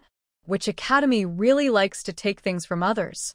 Gong Jilu glared at Sin Fanghui. At that moment, several other students from Tsongling Academy approached and stood beside Sin Fanghui. One of the students said, "So what if you saw it first? You haven't paid yet. If that's the case, I can say I want everything here. Does that mean it's all mine?" This was quite misleading. Gong Jilu wanted to argue further when the stall owner suddenly exclaimed. He held up a spirit gold card and looked at Sin Fanghui with confusion. "Young brother, is this spirit gold card from the Xuanji auction house?" "That's right. I sold some items at the Xuanji auction house before, and this spirit gold card was given to me by them." Sin Fanghui smiled proudly and took out a Xian-level Xuanji token from his storage ring. Seeing the Xian-level Xuanji token, the stall owner's expression changed, and he looked at Yun Xianhuang with an apologetic face. "I'm really sorry, young brother Xiaoyi. This auction house is a branch of the Xuanji auction house, and this young brother has a Xian-level Xuanji token, which gives him priority for purchases here." "A branch of the Xuanji auction house?" Yun Xianhuang looked at the remaining spirit gold card on the stall and said, "Xiaoyi, why didn't you use the spirit gold card I gave you?" "I wanted to use my own saved coins to buy something for my sister," Yun Xianya replied, lowering his head, feeling a bit down. It seemed he couldn't buy that protective spirit outfit for his sister after all. Yun Xianhuang gently patted his head and smiled softly. "I appreciate your intentions, Xiaoyi." After saying that, she turned to the stall owner. "Boss, you just said that the Xian-level Xuanji order has priority for purchase? What's wrong? Can't you understand what I'm saying?" Sin Fanghui sneered. "Do you want me to ask our alchemist from Tsongling Academy to help you with your hearing?" Suddenly, Yun Xianya lifted his head, his earlier sadness gone. Flames ignited on his spear, and he threw it. The spear pierced directly through Sin Fanghui's left shoulder, the force pushing him back and pinning him against the wall. Yun Xianya looked at him coldly. "Apologize to my sister." He wouldn't allow anyone to insult his sister. When the other students from Tsongling Academy realized what happened, they rushed forward, cautiously watching Yun Xianya. "Kid, this isn't your Wuling Academy. Do you think you can kill someone here? Are you trying to bully our Xiaoyi just because you have numbers?" Lu Xianqing stepped forward, placing a hand on Yun Xianya's shoulder. "Do you even have anyone from Tsongling Academy here?" Gong Jilu also placed a hand on Yun Xianya's other shoulder. Shun Fengyuan stepped forward as well, looking displeased at the students from Tsongling Academy. They had spoken disrespectfully first, and now they didn't allow Wuling Academy to fight back. The aura of 4 great spirit masters suddenly erupted from them. Lu Xianqing had already advanced to a 3-star great spirit master, while Gong Jilu and Shin Fengyuan were both 2-star great spirit masters. Even the youngest, Yun Xianya, had broken through to a 2-star great spirit master after forming a contract with Lu Yan. Just their presence made the students from Tsongling Academy lose their will to resist. Could it be that the participants from Wuling Academy were all extraordinary talents? Meanwhile, Sin Fanghui struggled to pull the spear from his shoulder, took a healing pill, and then approached with a pale face. He returned the spear to Yun Xianya and then looked at Yun Xianhuang, speaking sincerely. "All right, I apologize. It was my mistake to speak disrespectfully." That made Sin Fanghui deeply aware of the gap between him and Yun Xianya. If Yun Xianya had aimed for his heart just now, he might not have survived. Sin Fanghui no longer dared to confront Yun Xianya directly. "However, the Xian-level Xuanji token has priority, so I won't give you this defensive spirit garment." He intended to give it to junior sister Yin. The stall owner, who had been stunned by Yun Xianya's actions, finally reacted and looked awkwardly at Yun Xianhuang. "Miss, I'm really sorry. We must follow the rules of the Xuanji auction house when selling here." "It's all right." The stall owner was just following the rules, and Yun Xianhuang did not plan to make things difficult for him. Sin Fanghui smirked and stepped forward to take the defensive spirit garment, but a Xuanji token caught his eye. Calmly, Yun Xianhuang handed the Xuanji token given by Luo Sha to the stall owner. "I wonder if this Xuanji token allows me to have priority in purchasing this defensive spirit garment?" The stall owner took the token and examined it closely, his expression changing dramatically. A heavenly level Xuanji token. What did you say? Sin Fonghui stood frozen, unable to believe what he saw in the stall owner's hand. A heavenly level Xuanji token? The Xuanji tokens from the Xuanji auction house are divided into 4 levels: Heaven, Earth, Xian, and Huang. The heavenly level token is the highest authority. Holders of the heavenly level token have absolute priority when purchasing items in any store under the Xuanji auction house. His Xian level token was nothing compared to it. Sin Fonghui's already pale face turned even whiter. How could this student from the 5-Spirit Academy possess a heavenly level Xuanji token? Could they be a core member of a powerful faction? In an instant, Sin Fonghui deeply regretted what he had just said. The stall owner was too busy to care about Sin Fonghui's feelings. He respectfully returned the heavenly level token to Yun Qianhuang and handed the defensive spirit garment to Yun Qianya with both hands. Brother Xiaoya, this defensive spirit garment is yours. You have a heavenly level Xuanji token, so just pay me 180,000 gold coins. Yun Qianya readily paid the money and presented the defensive spirit garment to Yun Qianhuang like a treasure. Sister, this is for you. Thank you, Xiaoya. Yun Qianhuang would not refuse Yun Qianya's kind gesture and carefully stored the defensive spirit garment. The 5 of them bought some small items in the bargain area before heading to other places. Since seeing the heavenly level Xuanji token, Sin Fonghui kept quiet and tried to minimize his presence, fearing that Yun Qianhuang's powerful backing would teach him a lesson. Once Yun Qianhuang and the others left, his pale face regained some color. Sin Fonghui didn't dare to stay any longer and hurriedly left the auction house with other students from the Tsongling Academy. At the inn where the Tsongling Academy is located, when Sin Fonghui returned injured, Yin Wanshi raised her eyebrows slightly and asked, Sin Fonghui, who did you fight with? Yin shimmy. Sin Fonghui was reluctant to let his beloved see him in such a sorry state, so he just greeted Yin Wanshi and quickly went upstairs to his room. Yin Wanshi found it strange. In the past, Sin Fonghui would stick to her side all the time, but today he seemed frightened. She looked at the other students who were with Sin Fonghui and asked, what happened today? One student spoke up for Sin Fonghui and told Yin Wanshi everything that had happened at the auction house. The 5 Spirits Academy? Yin Wanshi frowned slightly. I understand. I'll go check on him. She stood up gracefully and walked upstairs. Meanwhile, Yun Qianhuang and her group returned to the inn after dark, having become quite familiar with the West District. In the following days, they focused on preparing for the upcoming selection competition and did not leave the inn again. The selection competition was held at an open-air venue near the city lord's mansion, featuring 10 arenas in the center, each large enough for dozens of people to fight together, surrounded by areas for spectators. With 5 academies and nearly 1,000 students, only 100 would be able to join the city guard, and only 10 would qualify for the inner door of the Frost Snow sect. It was clear how fierce the competition would be, as every student present wanted to enter the inner door of the Frost Snow sect. Before the competition officially began, the city lord, He Ling, appeared in the center arena to explain the rules of the selection. The competition would be held in a one-on-one format, with each student drawing lots to determine their opponent. The winners would advance to the next round, while the losers would be eliminated. The top 10 would be decided in each arena, and those who placed in the top 10 would become reserve members of the city guard. With nearly 1,000 students, even with 10 arenas competing simultaneously, it would be impossible to finish the matches in one day.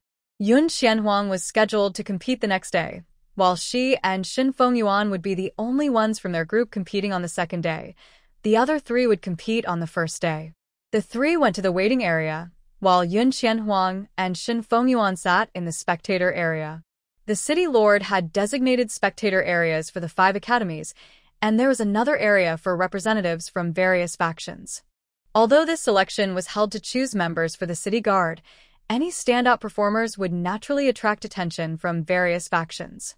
In the middle of the observation area, Yun Qianhuang saw a young woman in a frost-colored robe. The aura she emitted was gentle yet powerful, rivaling that of the peak spirit saint, Gn. Chief Huiying was also participating in this selection competition and was sitting near Yun Qianhuang.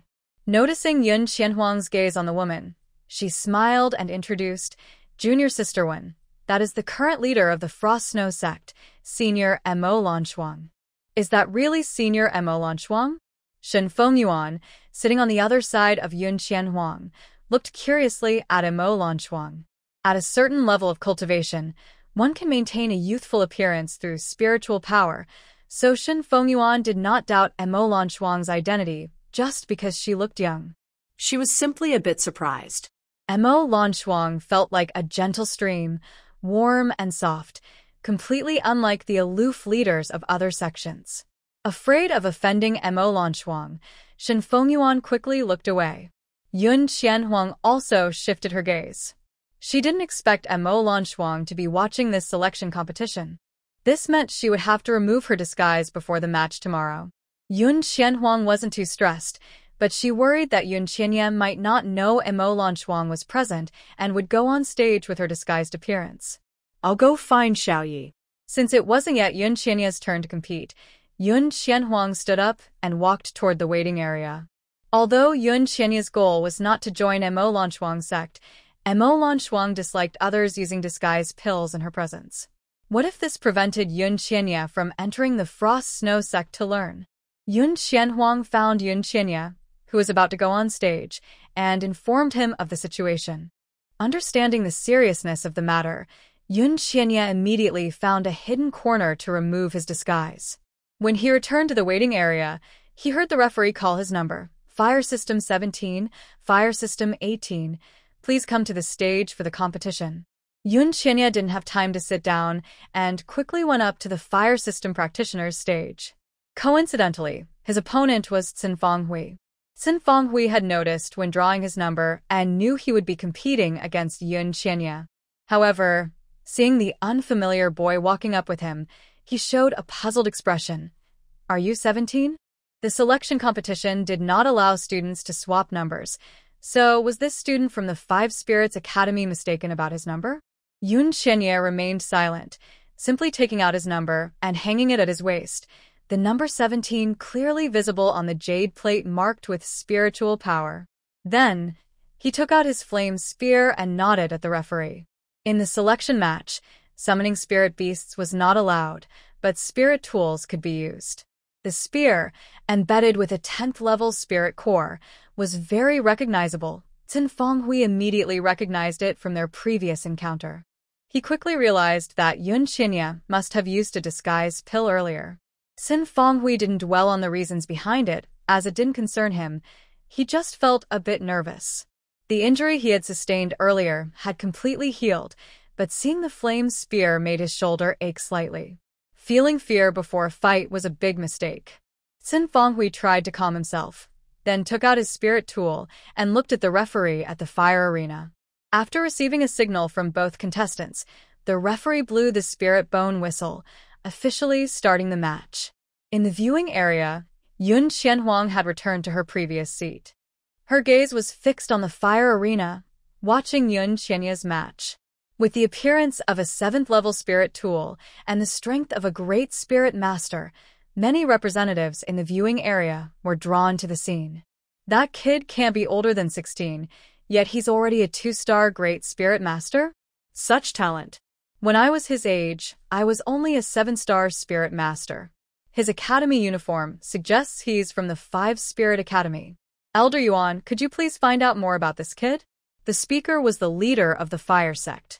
The fire sect only accepted disciples with fire spirit roots, and since Yun Qianya had such exceptional talent, he was naturally interested in recruiting him. Unfortunately, Yuan Yu couldn't find out anything. It wasn't that the mentors from the 5 Spirit Academy were unwilling to share. It was just that none of the 3 mentors from the fire division recognized Yun Qianya on stage. Number 17 was originally there when Qianya, but when Qianya had only been a 9-star spirit master 3 months ago. How could he possibly have advanced to a 2-star great spirit master in such a short time? Moreover, when Qianya didn't even look like that. The 3 mentors and the elder leading the fire division fell into deep thought. On the fire arena, Xin Fanghui only held out for 3 rounds before falling behind, ultimately being swept off the stage by Yun Qianya's spear.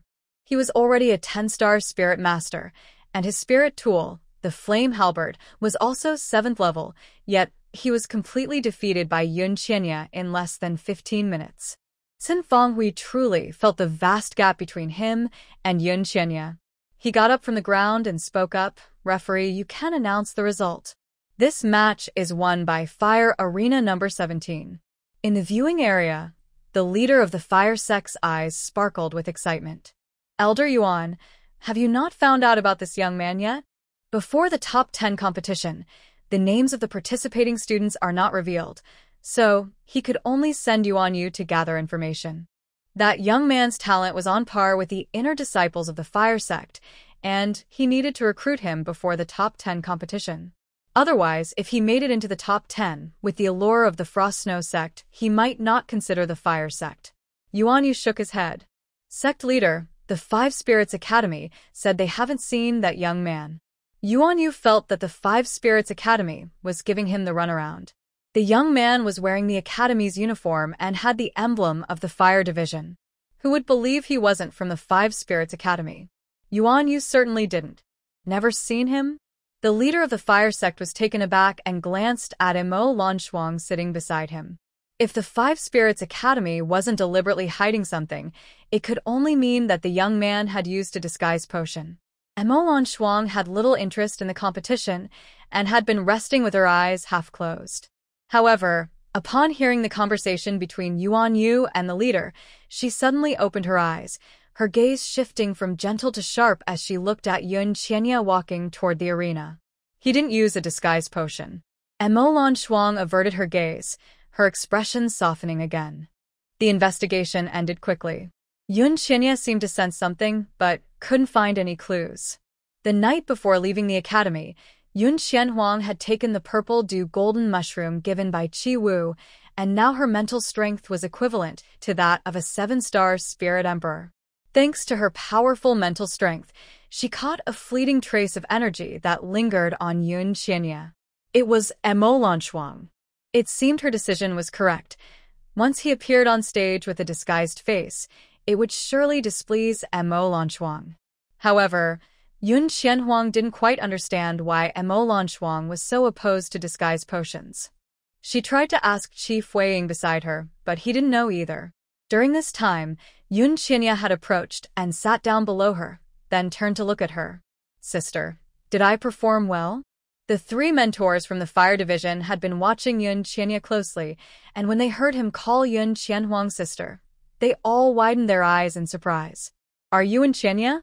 Yun Qianya then looked at the 3 mentors and said apologetically, "Mentors, my name is actually Yun Qianya." The 3 mentors, having experienced more, instantly understood what he meant. It seemed that he had used a disguise potion earlier, which was why they didn't recognize him. Pei Zhen, one of the mentors and Yun Qianya's direct mentor, suddenly showed a hint of excitement in his eyes and asked eagerly, "Qianya, you said your surname is Yun. Do you know General Yun from the Qiling Kingdom?" Yun Qianya was surprised that his mentor knew his grandfather. A sense of pride welled up inside him, and he couldn't help but smile. "Mentor Pei, that's my grandfather." He and his sister shared the same grandfather. He was the best grandfather. Pei Zhen laughed heartily. "No wonder I felt your spirit weapon looked familiar. It turns out it was the long spear used by the old general on the battlefield." "That's great. I'm sure the old general would be very proud of your achievements." Pei Zhen came from a small border town in the Qiling Kingdom, which had suffered greatly from war. Their town nearly perished in the conflict, but Yun Shuli led his troops to save the entire village. From a distance, Pei Zhen had caught a glimpse of Yun Shuli amidst the chaos. Just one glance, and the general's heroic figure was etched in his mind. Pei Zhen's current success was driven by his desire to become someone like Yun Shuli, even though Yun Shuli might not have known he existed. Yun Qianya was Pei Zhen's most outstanding student, and he never expected that his student would be the grandson of someone he admired. Suddenly feeling a bit elated, Pei Zhen couldn't stop smiling. Yun Qianya was also very happy. He hadn't realized that his grandfather had been retired from the battlefield for many years, yet so many people still remembered him. He would definitely not bring shame to his grandfather or the general's family. Yun Qianhuang listened to Pei Zhan and Yun Qianya, her eyes filled with joy. She couldn't quite describe how she felt, just that she was very happy to hear her grandfather's name from others. Gold System number 21 and number 22, please come up for the competition. The referee called out the familiar numbers from the Gold System arena and the Yun siblings, along with Shen Fengyuan. All looked over. Gold System number 22 was Lu Xianqing. Lu Xuanqing's opponent came from the third-ranked Xiling Academy. Although Xiling Academy was not very strong overall, Lu Xuanqing's opponent was a 2-star spirit master of the Gold System. Hearing the news from the Xiling Academy, he should be the strongest contestant among the students, a third-year student from the Gold Division. In terms of strength, the two are quite similar. The referee blew the whistle, and the battle began. The student from Xiling Academy quickly distanced himself from Lu Xianqing, using a chain whip as his spirit weapon. With spirit energy infused, the whip danced towards Lu Xianqing like a long snake. A silver bow appeared in Lu Xuanqing's hand, his spirit weapon, the silver moon bow. He pulled the bowstring, and spirit energy formed arrows that shot out at lightning speed. Just as the chain whip was about to strike him, the arrows split into 3, hitting the sleeves and hair of the Xiling Academy student. The force of the arrows knocked him off the stage in just a few breaths, and the referee didn't even have time to react. In the viewing area, the leader of the Jinling sect stood up, saying, "That kid, which family is he from?" The leader of the Liehua sect replied, "Jin, he is from the Lu family of the illusionary spirit kingdom." "Don't even think about it." "The Lu family?" The Jinling sect leader watched Lu Xianqing closely and then shook his head in regret. It's rare for children from such prominent families to join sections. Even if they extended an invitation, he probably wouldn't accept. However, the Lu family kid's opponent was already a 2-star Great Spirit Master at 17 or 18, showing impressive talent. After watching today's match, he would have the elders reach out to him. The Jinling sect leader felt somewhat reassured. On the gold arena, the referee finally regained his composure and announced the result of the match. Lu Xianqing put away the silver moon bow and walked towards the viewing area, with many eyes following him closely. The Xiling Academy student was a 2-star Great Spirit Master, and Lu Xianqing was only 1 star above him, yet he managed to defeat him with 1 move. What incredible strength! In the viewing area, Shen Fengyuan joked, "Xianqing, you really made a big impression." I saw the Jinling sect leader get so excited, he stood up. Lu Xianqing smiled slightly. "Fengyuan, if it were you, wouldn't you be able to knock him off the stage in 1 move? According to the rules, the first to leave the stage loses." Although Shen Fengyuan was an excellent alchemist, her own strength was also beyond what others could imagine. At least, Lu Xianqing wasn't confident he could escape unscathed from her elusive vines. It's a pity that only 1 person can represent each division in the selection competition. Shen Fengyuan sighed, "The alchemist competition is just sitting there making pills. It's incredibly boring." This time, she let another student take her spot in the wood division, otherwise, she would have liked to get on the stage and show off her skills. Yun Qianhuang agreed, noting that the 2 students on the alchemist stage were currently sitting there making pills, and the process was very calm, without any excitement. Fortunately, she was representing the summoner division in the competition. While chatting, Gong Jilu stepped onto the Earth Division stage. His opponent was just an 8-star Spirit Master, and he easily won the match. The leader of the Earth sect, like the leader of the Golden Feather sect before him, was considering recruiting him, but the leader of the Fire sect spoke up again. "Earth sect leader, that kid is from the Gong family of the Moon Spirit Kingdom." The Earth sect leader silently returned to his seat. The leader of the Golden Feather sect patted his shoulder, fully understanding his feelings. The competition continued, and the 5 of them sat together watching the other matches, which helped them understand potential opponents. After the last match ended, the 5 returned to the inn with their academy's team, but a few students from Xiling Academy approached them. Leading them was a girl in a light moon-white dress. Yin Wanxi examined the 5. She had heard from Xin Fenghui that these were the ones who had clashed with him a few days ago. She had watched the matches of the three boys and admitted that their strength was impressive. However, Yin Wanqi's gaze briefly lingered on Shin Fengyuan, who was also an alchemist, before finally resting on Yun Qianhuang. She stopped and thoughtfully looked at the platinum-colored academy uniform. "You are a summoner?" Yun Qianhuang nodded lightly. Wearing the summoner division's uniform made denial pointless. Yin Wanqi's gaze shifted slightly upward, then her eyes flickered. She withdrew her gaze, said nothing more, and continued walking with her fellow students. The five didn't pay her much attention, returning to the inn for dinner before heading to their rooms to prepare for the next day's competition. Both Yun Qianhuang and Shin Fengyuan were competing the following day, with Shin Fengyuan drawing an earlier number, competing in the morning, while Yun Qianhuang was scheduled for the afternoon. The alchemist competition involved drawing pill formulas, with both participants crafting their potions. The winner was determined by the grade and quality of the pills produced. There were about a dozen formulas, some taught by various academies, and the competing students were well practiced in their crafting methods.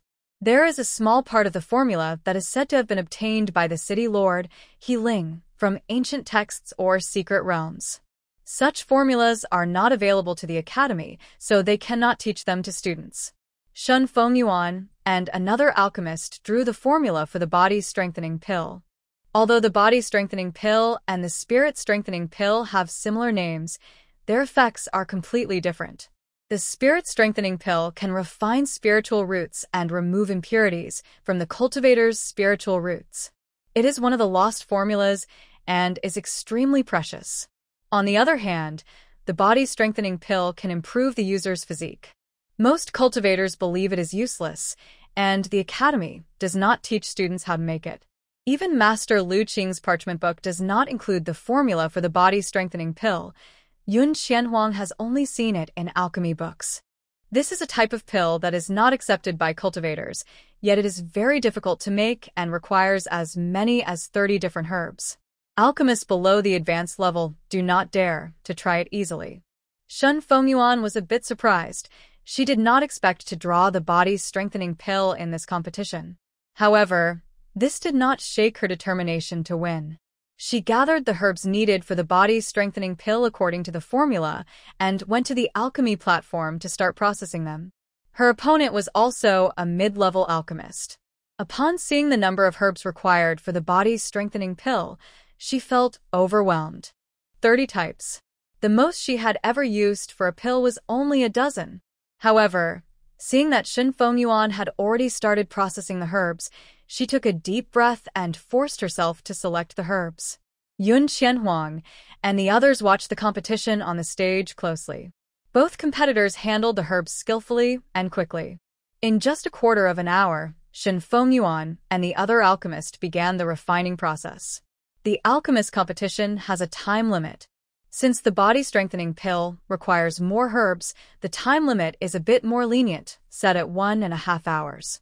Shin Fengyuan used the fire source provided for the competition to preheat the alchemy furnace, then added the herbs to the furnace one by one according to the formula.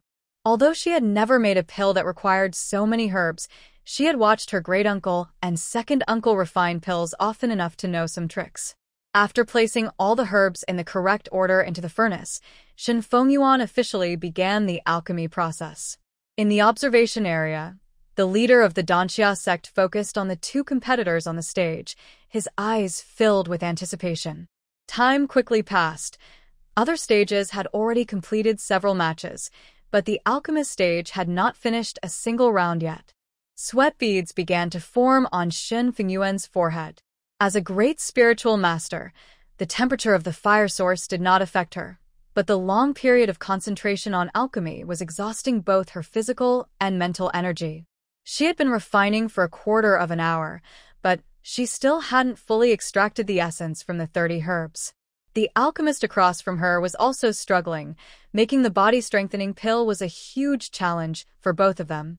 After half an hour, Shin Fengyuan finally managed to extract all the essences from the herbs. Next, she needed to combine them to create the pill. Shin Song was the leading elder of the alchemist division at the Five Spirits Academy, and Mentor Go was one of the 3 instructors. Both were closely watching the competition, but observing students making pills was quite dull. Mentor Go couldn't help but ask Shin Song, Elder Shin, do you think these 2 students can successfully create the body-strengthening pill? Although both were intermediate alchemists, it was still a tough task for them. I don't know, Shin Song replied, watching Shin Fengyuan, his eyes showing a hint of concern. The refining process consumes a lot of mental energy. If these 2 kids run out of energy, if they force themselves to continue with depleted mental energy, it could harm their foundations. In the observation area, an elder from the Danxia sect asked the same question as Mentor Ge. The sect leader did not give a clear answer, only saying if those 2 girls succeed, they should gain a lot. After that, she said no more. All the alchemists present silently watched the 2, and in the city lord's residence, He Ling's gaze was also on them. He had provided the formula for the body-strengthening pill, and if these 2 girls succeeded, regardless of whether they made it into the top 10, he would make an exception and send them to the Frost Snow sect. The 2 alchemists, focused on their work, were unaware of what was happening around them. An hour quickly passed. Shin Fengyuan felt her mental energy nearing exhaustion. She pushed on, but after another quarter of an hour, her mental energy was completely drained. Yet, she was so close to successfully refining the body-strengthening pill. Shin Fengyuan gritted her teeth, knowing the consequences of continuing could harm her mental energy, but she was unwilling to give up. Just a little longer. The alchemist across from her had lost all color in her face, clearly exhausted as well. She wanted to give up, but a glance at the sweating Shin Fengyuan made her take a deep breath and push on. With only 15 minutes left in the competition, both were doing their best to hold on. Pain shot through their minds like needles, and their vision began to fade. Shin Fengyuan's gaze became more determined as she bit her tongue to force herself to stay awake. In the observation area, Shin Song frowned and even considered stopping the match. But seeing Shin Fengyuan persist, he managed to control himself. A faint herbal scent wafted from the alchemy furnace, and the bottleneck that had troubled Shin Fengyuan loosened slightly. She relaxed, gradually reduced the heat, and finally extinguished the flame. Shin Fengyuan forced a pale smile and looked at the judge, saying, "Judge, I have finished my potion." The judge approached, and with her permission, opened the furnace and took out 2 milky white pills. Just then, another weak voice spoke up, "Judge, I have also finished my potion." After saying this, the other alchemist completely relaxed and then fainted in front of everyone. The mentor from the Alchemist's Academy rushed forward and caught her before she fell. Yun Qianhuang quickly stepped onto the stage to support the fainting Shin Fengyuan. Both contestants looked very weak, and Yun Qianhuang asked the judge, "Judge, can you announce the results of this match first?" The judge nodded, found a container to place Shin Fengyuan's potion in, and then took out the other alchemist's potion. Comparing the 2 potions by their appearance, it was clear that Shin Fengyuan's was of better quality. The judge, a senior alchemist, carefully examined both potions and finally announced, Alchemist number 31, 2 perfect-grade body refinement pills. Alchemist number 32, 2 grade 6 body refinement pills. This match is won by Alchemist number 31. As the results were announced, Shin Song, the leader of Danxia sect, and He Ling in the city lord's mansion could no longer sit still. Both girls had succeeded in their potions. Shin Fengyuan smiled weakly, leaning against Yun Qianhuang. "Huang, please help me down." The exhaustion of her mental energy made it nearly impossible for her to stay awake, let alone walk off the stage. Yun Qianhuang nodded, took the body refinement pills from the judge, and slowly helped her down.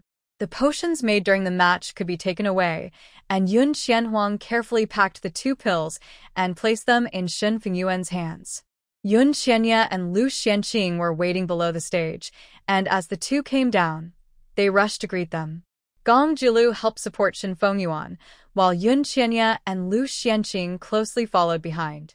The 5 of them returned to the observation area together, and Shin Song quickly approached, offering a pill to Shin Fengyuan. "Girl, please take Fengyuan back to the inn to rest." He was Shun Fingyuan's great-uncle and also the leader of this group, responsible for the other students. Yun Qianhuang nodded and quietly used her mental energy to block any probing spiritual energy, then, along with the others, took Shin Fengyuan back to the inn. After all this commotion, it was already noon. Lu Xianqing pushed Yun Qianhuang out of the room, saying, Huang, you have a match this afternoon. After lunch, you should head back. I'll take care of Fengyuan. Okay. With Lu Xianqing there, Yun Qianhuang felt reassured. She took out half a purple golden leaf from her space and handed it to Lu Xianqing. Once Fengyuan feels better, let her take this. This was from the purple dew golden fungus, which, unlike the dragon's soul grass, needed to be consumed to absorb its effects.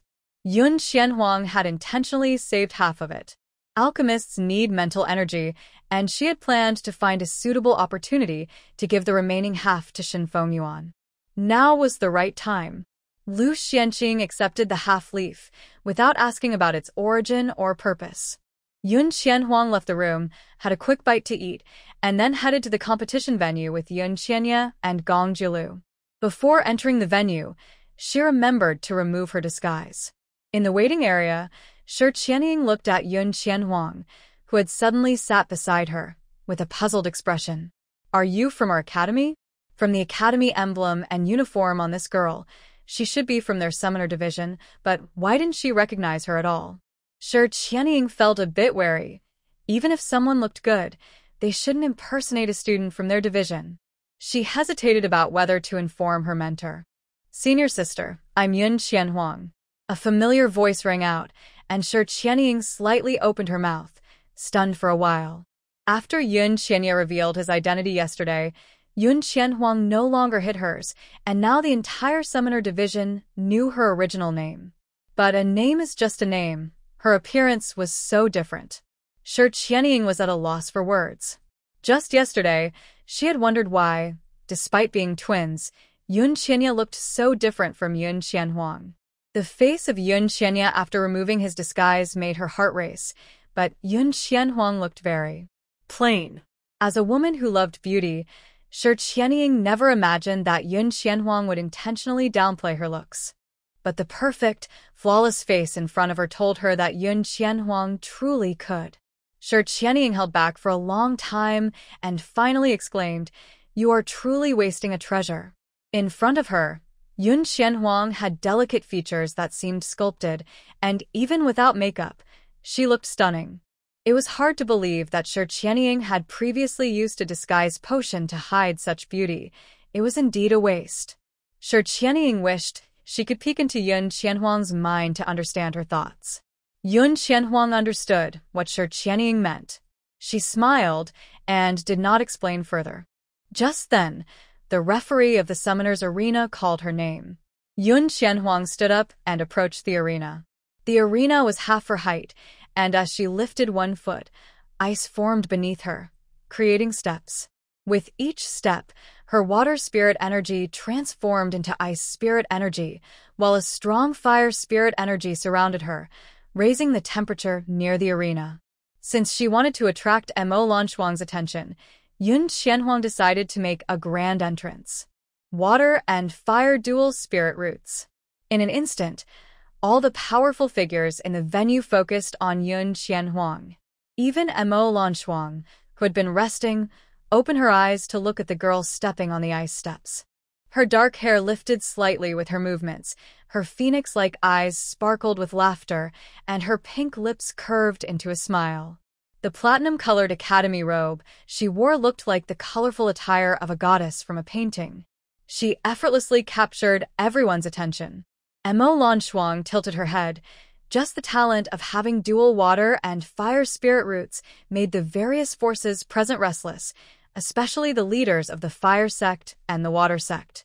However, she found it strange that she could not see through this girl's strength. Her spirit tool could see through all disguises, and even if the girl wore a hidden power artifact, she should still be able to perceive her true abilities. Why was that? The gazes on Yun Qianhuang were filled with shock, confusion, scrutiny, and excitement, but she ignored them all and stepped onto the final ice step of the arena. In the viewing area of the Five Spirit Academy, Chi Yujong stared blankly at the arena. He had considered that Yun Qianhuang might have disguised herself like Yun Qianya, but he never imagined that the face beneath the disguise would be so breathtaking. Strong and beautiful, she had likely captured the hearts of many young men present. Chi Yujong lowered his head, unable to look at Yun Qianhuang any longer. Meanwhile, another gaze, filled with intensity, remained fixed on Yun Qianhuang. On the arena, Yun Qianhuang looked at the referee and politely asked, "May we begin?" The referee nodded quickly, took out the spirit bone whistle, and was about to it when a clear voice suddenly interrupted her. "Please wait a moment."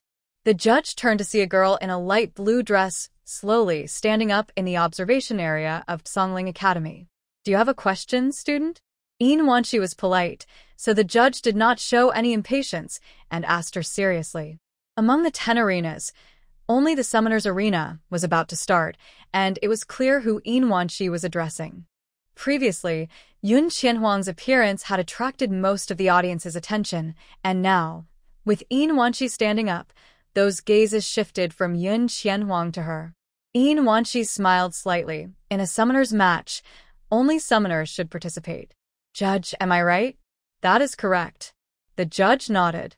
Although summoners cannot summon spirit beasts during the match, only summoners can step onto this arena. Otherwise, it would be unfair to the true summoners.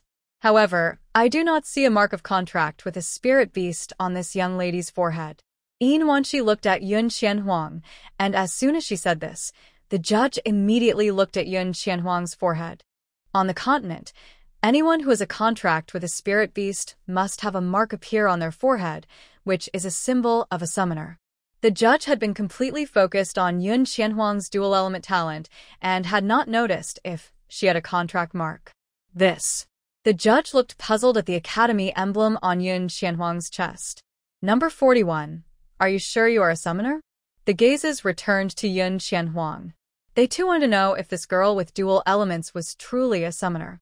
Yin Wanshi, who had raised the question, sat back down. She admitted she had some issues with Yun Qianhuang, as her brother had hurt Fenghui. But Yin Wanshi was not the type to act secretly. She would only raise her concerns openly. If Yun Qianhuang was indeed a summoner, she would not say anything more. Yin Wanshi looked expectantly at Yun Qianhuang on the stage. Such doubts had long been anticipated by Yun Qianhuang. Meeting the judge's gaze, a complex red mark appeared on her forehead, clearly the symbol of a contract with a spirit beast. At the same time, a small white figure appeared in her arms, and the pressure belonging to Fubai swept across the arena. Chi Wu stood up in excitement. A holy beast. This girl's summoned beast was actually a holy beast. Many powerful individuals, just as excited as Chi Wu, were present, and the leader of the spirit calling sect fell from his chair, only managing to stand with the help of his elders. He ignored the pain in his bottom, grabbing the elder's hand earnestly. "Elder, no matter the cost, we must bring that girl into our spirit calling sect." The elder nodded repeatedly. He had already been thinking the same thing without needing the sect leader to say it.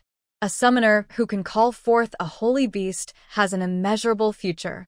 "Old spirit caller, you can't have her. That girl belongs to my fire sect." "Fire sect leader, that's not right. That girl also has water spirit roots, so she should be part of our water sect." In the center of the viewing area, Mo Lanshuang listened to the arguments of the sect leaders, her eyelashes fluttering slightly. No matter the cost? How interesting, she thought the same way. Below the arena, various factions were stirring. On the stage, Yun Qianhuang gently patted Fubai's head, smiling at the referee. "Excuse me, does this prove that I am a summoner?" Under the pressure of the holy beast, the referee wiped the cold sweat from his forehead and nodded repeatedly. "All right, number 41, please return your spirit beast." Yun Qianhuang obediently put Fubai back into her space. Once the terrifying pressure disappeared, the referee picked up the spirit bone whistle and blew into it with spirit power. The match began, but neither side made a move. The summoner competing against Yun Qianhuang wanted to cry. Each academy's summoner division had almost no more than 20 students, so regardless of talent, every summoner could qualify for the competition. In fact, his talent was quite average, and his summoned beast was only a 4th-tier rock bird. Who knew how he ended up facing such a prodigy? Not only did she have both water and fire spirit roots, but her summoned beast was also a holy beast. As soon as that holy beast appeared, his rock bird nearly rushed out of the contract space to worship it. He barely managed to control it, otherwise, it would have been quite a spectacle. The only relief was that the competition did not allow spirit beasts to participate. Otherwise, there would be no need for a match.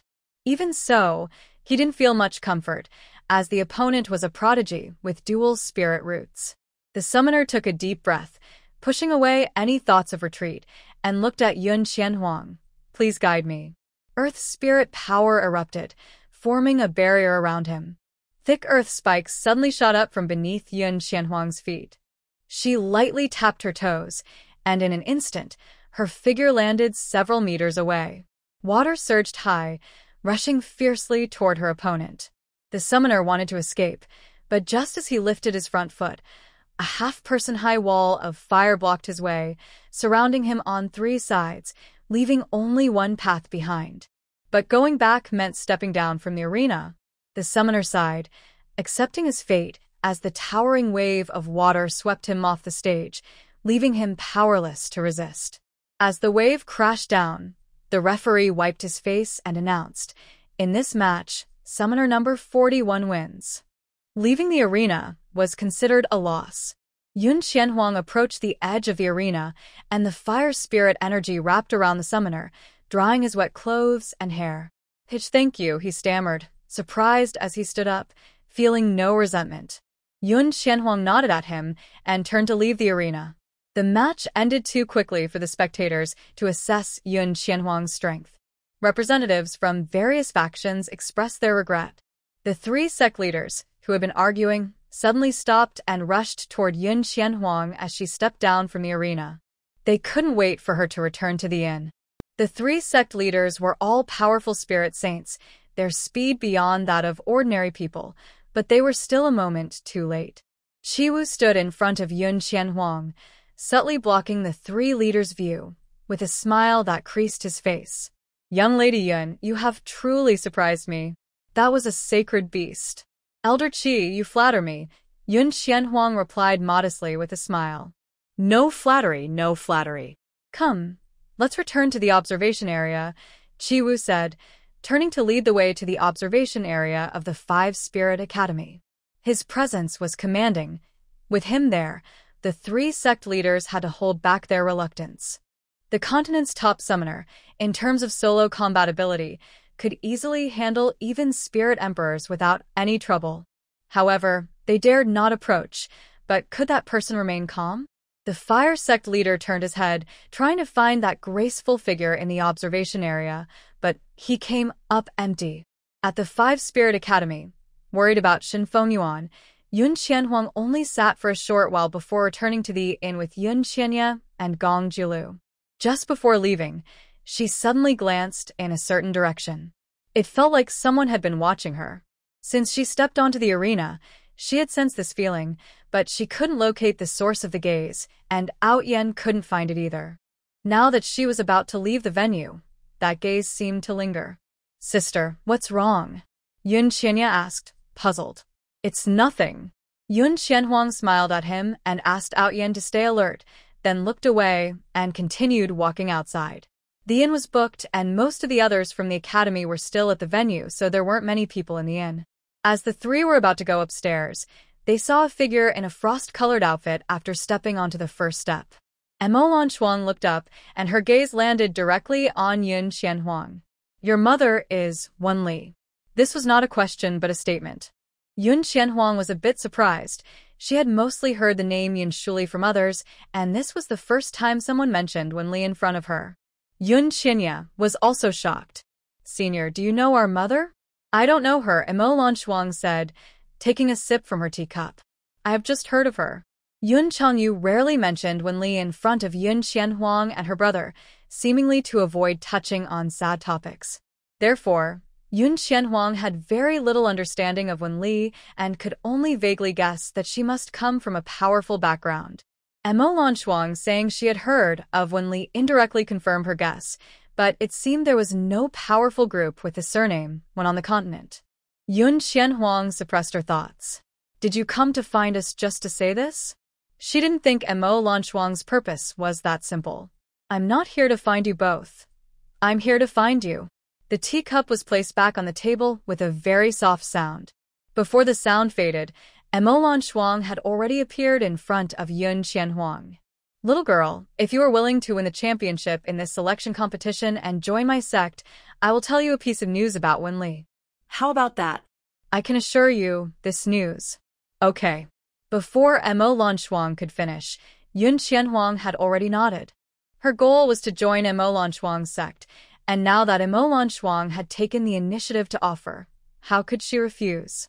Mo Lanshuang paused for a moment, then slowly broke into a smile. Then I will wait for you to win the championship. With that, she turned and left the inn. A gold coin silently appeared on the table where she had just been sitting. Yun Qianhuang glanced at the coin, then turned and continued upstairs with Yun Qianya and Gong Jilu. In the room, after resting for an hour, Shen Fingyuan's condition had improved a lot. Lu Xianqing handed her half a leaf of the purple dew golden mushroom and relayed Yun Qianhuang's instructions. As soon as Shen Fengyuan heard this, she took it without hesitation and ate it. The leaf was very bitter and astringent, making it hard to swallow. Shen Fengyuan chewed a few times, frowned, and swallowed it down with water. Almost immediately after she swallowed, the pain from her exhausted mental energy disappeared, and her depleted mental energy quickly recovered. In just a short while, she was back to her best state. Moreover, Shen Fengyuan clearly felt that her mental energy had improved significantly. Treasures that can enhance mental energy are extremely precious, and yet Huang had given her one so easily. While Shen Fengyuan was thinking, there was a knock at the door. Lu Xianqing was about to open it when the fully recovered Shen Fengyuan stepped in first. When the door opened, 3 familiar faces came into view. Huang, you're back, Shen Fengyuan said as she walked in with Yun Qianhuang. How did the competition go today? Gong Jilu took the initiative to explain. Fengyuan, you have no idea. As soon as Huang got on stage, she showcased her dual spirit root talent, and everyone from various factions was stunned. A student from Songling Academy claimed Huang wasn't a summoner, but then Huang summoned a Fubai, and the whole place went silent. Just thinking about that moment made Gong Jilu want to laugh. A group of inexperienced people must have been dazzled by their Huang. Although Shen Fengyuan didn't see it herself, she could imagine the scene from Gong Jilu's words, a smile appearing in her eyes. She sincerely remarked, I hope I don't draw Huang in the top 10 competition. Gong Jilu and Lu Xianqing agreed wholeheartedly. Yun Qianya said seriously, sister, if I draw you, can I forfeit? He couldn't bring himself to go against his sister. After all, if she won, it would count as his win too. Yun Qianhuang couldn't help but laugh. The preliminary selection lasted 2 days, filtering out the top 10 from each arena. All 5 of Yun Qianhuang's group made it through and were the focus of attention from various factions. Lu Xianqing, at a young age, was already a 3-star gold spirit master, excelling in archery. Gong Jilu was a 2-star earth spirit master, and his incredible defense was nearly impossible to break. The youngest, Yun Qianya, was a 2-star fire spirit master, and when he wielded his spear, he exuded an unstoppable aura, remaining undefeated so far. Shen Fengyuan refined a 7th-grade pill during her first match, successfully breaking through to become a high-level alchemist, making her the 2nd genius alchemist on the continent to achieve this at the age of 16. All 4 were outstanding, and various factions extended olive branches to them. Compared to their impressive performances on stage, Yun Qianhuang might not have been as dazzling. This time, there were fewer than 50 competitors, so she quickly entered the top 10 after just 2 matches, winning each one with a single move. Because of this, no one has yet figured out her true strength, but everyone remembers the two powerful auras surrounding her when she appeared, and how the holy beast she summoned intimidated the entire crowd just by releasing its presence. The leaders of the spirit-calling sect, the fire sect, and the water sect all sent her invitations, only to find out that Emo Lanshuang had already taken the lead. The three could only regret not acting faster. However, they did not give up on observing Yun Qianhuang. All the strong contenders were eagerly waiting for the moment when Yun Qianhuang would reveal her full power.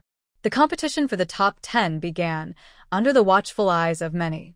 Most of the alchemists, blacksmiths, and talisman masters chose to withdraw from the competition, as their focus was not on personal cultivation, and they had no intention of fighting for a top 10 spot. After all, they had already qualified for the city guard. However, a small number, like Shen Fengyuan, resolutely joined the competition for the top 10. It was at this moment that talents from other academies and factions realized that Shen Fengyuan was not only a talented alchemist, but also a 2-star Great Spirit Master of the Wood Element. In the top 10 competition, she had not even used a spirit weapon. Her elusive vines made it difficult for her opponents to cope. By the morning of the 5th day of the selection competition, the top 10 had already been determined. However, to decide the final champion, these 10 talented youths still needed to compete in several rounds. The 10 drew lots to determine their first-round opponents, and looking at the name on her wooden stick, Yun Qianhuang couldn't help but smile and sigh. 5 matches were happening simultaneously, and the others gradually took to their respective platforms, while only Yun Qianye quietly raised his hand. "Judge, I forfeit this match." Even though it was just a competition, he couldn't bring himself to fight against his sister. There had never been a precedent for forfeiting in the championship competition, and as soon as Yun Qianye said this, the venue erupted. Why is Yun Qianye forfeiting? Even though Yun Qianhuang is his sister, he shouldn't forfeit like that. Doesn't he have any pride? Exactly. I was looking forward to seeing this sibling match. A familiar pressure swept across the venue, silencing the discussions. People instinctively looked at Yun Qianhuang and indeed noticed the white spirit beast in her arms. Yun Qianhuang scanned the crowd, confirming that no one was discussing Yun Qianye anymore, and then gently patted Yun Qianye's head. "Xiaoyi doesn't need to forfeit." Yun Qianye shook his head, insisting on forfeiting. He didn't feel any regret at all. Instead, he was very happy. By forfeiting this match, his sister got closer to winning the championship. They were twins, so when his sister won, it was like he won too. There was no loss for him. Yun Qianhuang respected his choice and walked with him to the viewing area. Gong Jilu's opponent was a water element Grand Master from Songling Academy, while Shen Fengyuan faced Lu Xianqing. On the 4 platforms, different elemental attacks surged back and forth, and the top 10 contenders were all Grand Masters. Every match was a visual feast. Yun Qianhuang watched Shen Fengyuan's match closely. Gong Jilu's opponent struggled to break through his defense and was clearly at a disadvantage. Meanwhile, Shen Fengyuan and Lu Xianqing hadn't touched each other yet, and their battle was at a standstill. This round of matches took longer than any before. With his strong defense and attack, Gong Jilu easily defeated his opponent. The other 2 platforms also had their winners, but Shen Fengyuan and Lu Xianqing were still competing. The silver moon bow shot arrows that split into 2, then 4, and finally turned into countless flying arrows, all of which were blocked by the dense net made of vines that Shen Fengyuan created. The sharp vines appeared unexpectedly, always rising from surprising corners to stab at Lu Xianqing, who dodged them each time. This evenly matched battle became the center of attention. Lu Xianqing's arrows have turned metallic. Shen Fengyuan's vines probably can't stop them, since they're metal. Do you feel the wind? Is it just my imagination? You're not imagining it. Shen Fengyuan converted her wood elemental power into wind elemental power, so Lu Xianqing's arrows can't catch up to her vines. When did a vine pop up behind Lu Xianqing? A long, resilient vine snatched the silver moon bow from Lu Xianqing's hands and threw it to Shen Fengyuan. She caught it but didn't relax. She knew Lu Xianqing's strength, and even without a spirit tool, he was formidable. Just as she guessed, Lu Xianqing chuckled lightly without his spirit tool, and his gold elemental power spread out from him, turning any vine it touched into metal. With a slight thought, the metallic vines turned to dust. The match fell into a stalemate again. A quarter of an hour passed, then 2 quarters. Finally, after 3 quarters, a winner was determined. In this battle, Shen Fengyuan from the Five Spirits Academy wins. The venue erupted in cheers. A potion master had defeated a gold elemental grandmaster who was a star higher than her, and that was worth celebrating for everyone. The 5 winners of the first round took a break before starting the second round of the draw. In the second round, Gong Jilu had a bye, while Yun Qianhuang and Shen Fengyuan drew 2 other competitors. The results of the second round showed that Yun Qianhuang and Shen Fengyuan were the winners. In the third round, Shen Fengyuan had a bye, and Gong Jilu faced Yun Qianhuang. Gong Jilu silently looked up at the sky, feeling that his luck was not very good. "Qianhuang, be gentle later," he said. Yun Qianhuang smiled slightly. "Don't worry, I will." With the sound of the whistle, the match began. Gong Jilu quickly used his spiritual power to protect himself and created distance between him and Yun Qianhuang. He knew very well how fast Yun Qianhuang was. If she got too close, he would have no chance to defend himself. Earth walls pushed outward, blocking Yun Qianhuang, but they couldn't stop the water flowing in from all directions. The water slowly approached Gong Jilu and suddenly surged up, forming ice that shot toward him. Gong Jilu quickly dodged, solidifying the earth beneath his feet to lift himself out of reach of the ice attacks. He hadn't seen the earlier spar between Yun Qianhuang and Shi Yujing because he was attending classes in the Earth Division. If he had witnessed that match, he definitely wouldn't have made such a passive decision. Light rain began to fall, with each drop hitting Gong Jilu. The spots where the raindrops landed instantly froze. Gong Jilu's defense was known to be strong, but he still couldn't withstand the dense rain. Being elevated, he couldn't dodge in time, and his right hand was already frozen. A Grand Spirit Master. That girl is actually a Grand Spirit Master. Dual Spirit Roots, Summoner, and a Grand Spirit Master. No way. Even if I have to force it, I must bring her to the Fire Sect. If the Fire Sect wants Yun Qianhuang, they need to see if my Water Sect agrees. Yun Qianhuang's attacks showcased her strength, igniting a competitive spirit among the 3 sects that were already unwilling to give up. Gong Jilu didn't have time to care about the opinions of those below. Facing the relentless rain, he shattered the ice on his hand and decisively jumped off the earth wall. Below were sharp ice spikes, and everyone held their breath for Gong Jilu. If he fell onto those spikes, he would be seriously injured. However, a shield crashed down onto 2 of the ice spikes, briefly giving Gong Jilu a place to land. It was his spiritual weapon, the Tiangang shield, embedded with an earth spirit core dropped from the earlier battle against the demon moon ants.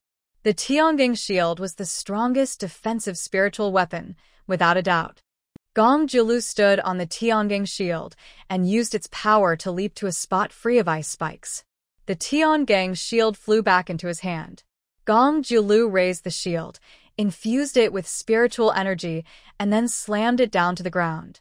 The shockwave from the Tiangang shield shattered the ice that Yun Qianhuang had created. Beautiful. The leader of the Earth and Rock sect couldn't help but cheer. This kid should belong to their sect. The shockwave continued to spread and was about to hit Yun Qianhuang. She skillfully dodged and then looked at Gong Jilu, saying, "Jilu, did you forget something?" Her smiling eyes made Gong Jilu shiver, and a sense of unease suddenly filled his heart. He quickly moved away from his previous spot. Flames ignited out of nowhere, attaching themselves to his Tiangang shield. The intense heat forced Gong Jilu to retract the shield. With enough spiritual energy, Yun Qianhuang could control the fire energy around her to attach to any object. It wasn't about igniting, it was about attachment, which could be expelled by any type of spiritual energy. But before that, Gong Jilu had already been forced to put away the shield due to the unbearable heat from the fire energy. The leader of the fire sect's eyes lit up. This girl really has skills. On the arena, the battle turned one-sided again. After Gong Jilu put away the Tiangang shield, Yun Qianhuang didn't give him another chance to bring it out. Water and fire energy surged towards Gong Jiulu like a flood.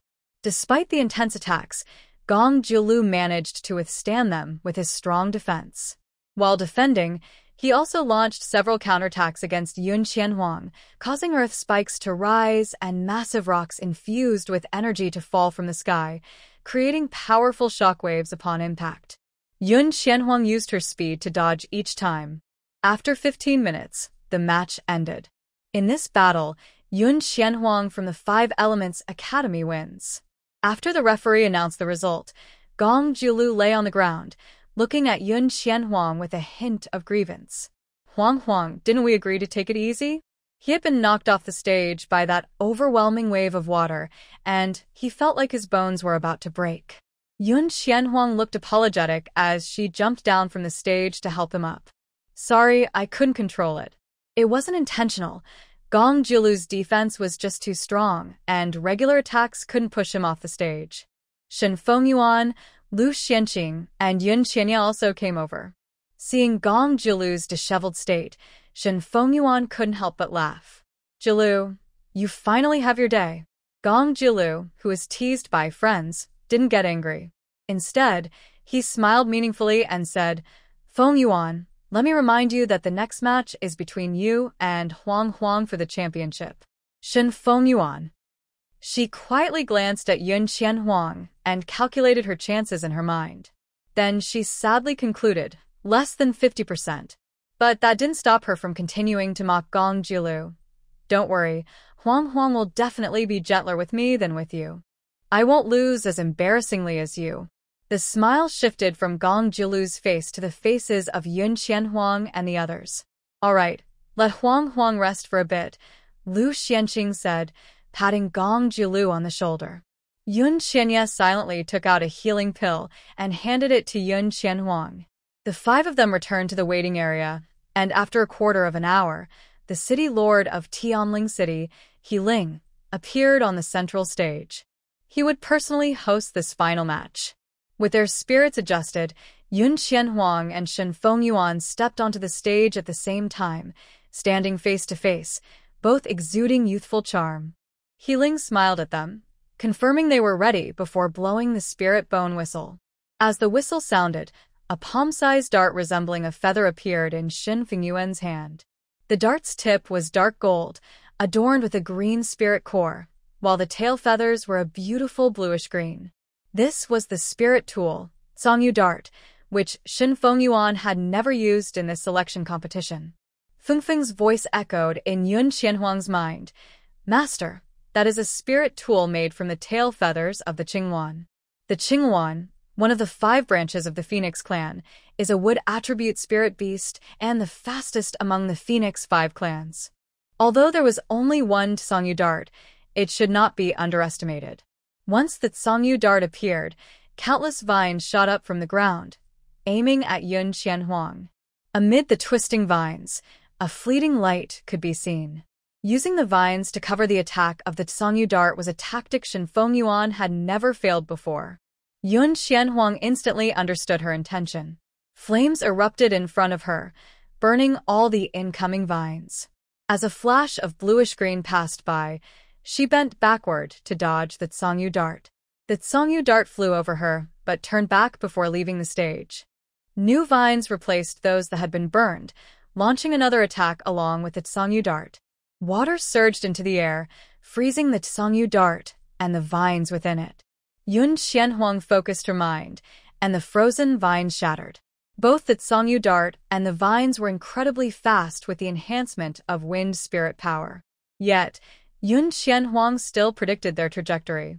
Seizing the opportunity, she took out her bone sword and quickly approached Shen Fengyuan. The students from various colleges in the viewing area couldn't see her movements clearly. Some students blinked, and by the time they opened their eyes, Yun Qianhuang had already entered within a step of Shen Fengyuan. Shen Fengyuan was also quick. She gathered her spiritual energy and created distance between herself and Yun Qianhuang in an instant. Several vines blocked her path, twisting around each other at high speed to form a small whirlwind. The whirlwind swept forward, and Yun Qianhuang forced it to freeze, but before she could destroy it, the whirlwind broke free from the ice. Yun Qianhuang can't freeze Shen Fingyuan's wind. Those vines are so fast, can Yun Qianhuang dodge them? Wait, look. What is Shen Fengyuan going to do? On the stage, the whirlwind suddenly changed its direction of attack. Yun Qianhuang's heart raced, and she quickly rushed to her previous position, but she was still a step too late. The whirlwind broke through the thick ice that had frozen the Tsangyu darts, and Shen Fengyuan, filled with spiritual energy, filled the arena with vines that could accommodate dozens of fighters at once. Yun Qianhuang was trapped among those vines. Countless vines swayed and attacked her one after another. Even if she destroyed some, new ones would sprout immediately. In such an environment, the Tsangyu darts were impossible to track with the eye. Yun Qianhuang is trapped in there? I can't see what's happening on the stage. I feel like Yun Qianhuang is going to lose. Gong Jiulu leaned back in his chair and asked, Xianqing, who do you think will win, Qianhuang or Fengyuan? He didn't even consider asking Yun Qianya. Knowing her personality, she would blindly believe in Yun Qianhuang.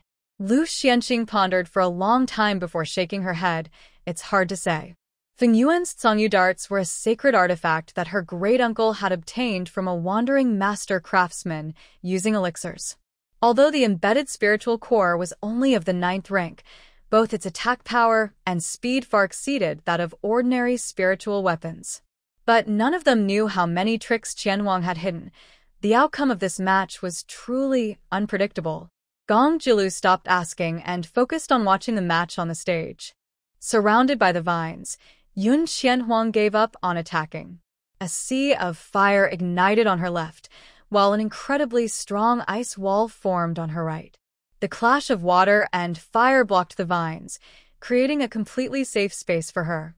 The sounds of the vines whipping through the air, the flames burning the vines, and the vines striking the ice wall mixed together, making it hard to detect any movements. Yun Qianhuang gripped her bone sword, her mental energy covering the entire arena. Amid the noisy sounds, there was a very faint whooshing sound. Yun Qianhuang suddenly raised her hand. Clang. The swiftly flying Tsangyu dart was blocked by the bone sword, which was embedded with 2 high-level spirit cores, enough to withstand a holy artifact's attack. Yun Qianhuang was shaken, her arm trembling. She gripped the bone sword tightly as the sea of flames quickly spread, burning all the vines to ashes. The Tsangyu dart was once again frozen by her ice spiritual power. Such a large-scale attack consumed a lot of spiritual power for both Yun Qianhuang and Shen Fengyuan. They both looked up and exchanged glances. The bone sword and Tsangyu dart were retracted, and pure spiritual energy burst forth from both of them. A vibrant green wood spiritual power. A destructive red fire spiritual power. The two energies collided, sending shockwaves that affected the entire venue. Healing calmly activated a barrier to protect the students below. On stage, the immense spiritual power caused both Yun Qianhuang and Shen Fengyuan to take a half step back. That previous strike had nearly drained all their spiritual energy. However, below the stage, a very thin vine slowly extended behind Yun Qianhuang, quietly reaching for her. In the observation area, Mo Lanshuang showed a hint of worry. Although Yun Qianhuang was also a great spiritual master, she was only at the peak of 1 star, while Shen Fengyuan was a 2-star great spiritual master. The difference in their cultivation levels was evident at that moment. In a similar state of nearly exhausted spiritual energy, Shen Fengyuan could still use her power to grow that vine. As for Yun Qianhuang, at this moment, she desperately operated her spiritual roots and bones, like a dried sponge crazily absorbing the surrounding spiritual energy. A promotion array quietly appeared beneath her feet. Mo Lanshuang suddenly stood up. A 15-year-old dual-element, 2-star great spiritual master. The flames burned the sneaky vine, while the water spiritual power transformed into an invisible hand, pushing Shen Fengyuan off the stage. Before hitting the ground, Shen Fengyuan was gently supported by a wave of spiritual energy. Seeing everything clearly, Gong Jiulu instantly felt off balance and shouted, "Why didn't Huang support me just now?" Lu Xianqing shot him a glance, too lazy to respond. The outcome of the match was clear, and even without Healing announcing it, the crowd erupted in cheers for Yun Qianhuang. Representatives from various forces and elders from different academies all remembered the figure on stage. 5 Spirit Academy, Summoner Division, Yun Qianhuang. After the selection competition, Healing awarded Yun Qianhuang the Champion Prize, an 11-tier defensive spiritual artifact. Apart from the champion, the top 10 from each arena earned the right to join the city guard of Tianling. The top 10 competitors also gained the opportunity to study in the inner sect of the Frost Snow sect. Healing gathered the top 10 and looked at them. You are all outstanding among your peers, and your performance in this selection competition was excellent. Here, on behalf of the Frost Snow sect, I invite you to join us and become core disciples of the inner sect. This was an invitation, not a requirement, and all 10 had the right to decline. 4 of them expressed that they had preferred options and turned down Healing's offer. Of the remaining 6, 5 were from Yun Qianhuang, and 1 was a student from Songling Academy. The student expressed a willingness to join the Frost Snow sect, and just as Yun Qianhuang's group was about to respond, several figures appeared between Healing and them. Yun Qianya, would you like to join our Flame sect? I promise all the resources of the sect will be at your disposal. This was the leader of the Flame sect. He actually wanted to invite Yun Qianhuang to join, but he understood that if he could bring Yun Qianya into the sect, Yun Qianhuang would likely follow. The leader of the Water sect directly addressed Yun Qianhuang. Yun Qianhuang, are you willing to become my disciple? The leader of the Spirit Calling sect pushed her aside. Yun girl, don't listen to her. Since you can summon sacred beasts, you should join our Spirit Calling sect. In less than 10 years, I guarantee I will train you to be the strongest summoner on the continent. The leaders of the Golden Feather sect and the Earth Rock sect extended invitations to Lu Xianqing and Gong Jiulu respectively. Shun Fengyuan received invitations from the Danxia sect and the Tsangmu sect. These sect leaders personally came to invite them, and Healing, as a nominal elder, could no longer interject and could only look helplessly toward the viewing area. A figure in frost-colored robes walked down from the viewing area and quickly appeared in front of Yun Qianhuang. She took out a jade pendant and handed it to Yun Qianhuang. Take this, and in the future, you will be my direct disciple under Mo Lanchuang. Mo Lanchuang's direct disciple. The other sect leaders gasped in surprise. Mo Lanchuang rarely took on disciples, and, to date, she had only 2 students, both of whom were nominal disciples. She had never accepted a direct disciple before. With such a tempting offer, the 3 sect leaders, led by the Spirit Calling sect, fell silent. Why is the Frost Snow sect the top sect on the continent? It is not because of the strongest overall strength, but because every peak of the Frost Snow sect surpasses all other sects in power.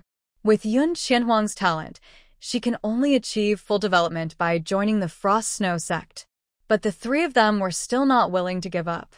The master of the Spirit Calling sect directly said, Yun girl, if you join the Spirit Calling sect, I can offer you the position of elder. If such a talented summoner cannot be recruited, it would be the biggest loss for the Spirit Calling sect. Thank you for your kind offer, sect master. Yun Qianhuang smiled at the master of the Spirit Calling sect, but I still prefer to join the Frost Snow sect. She took the jade pendant from Mo Lanchuang and respectfully performed a bow. Master.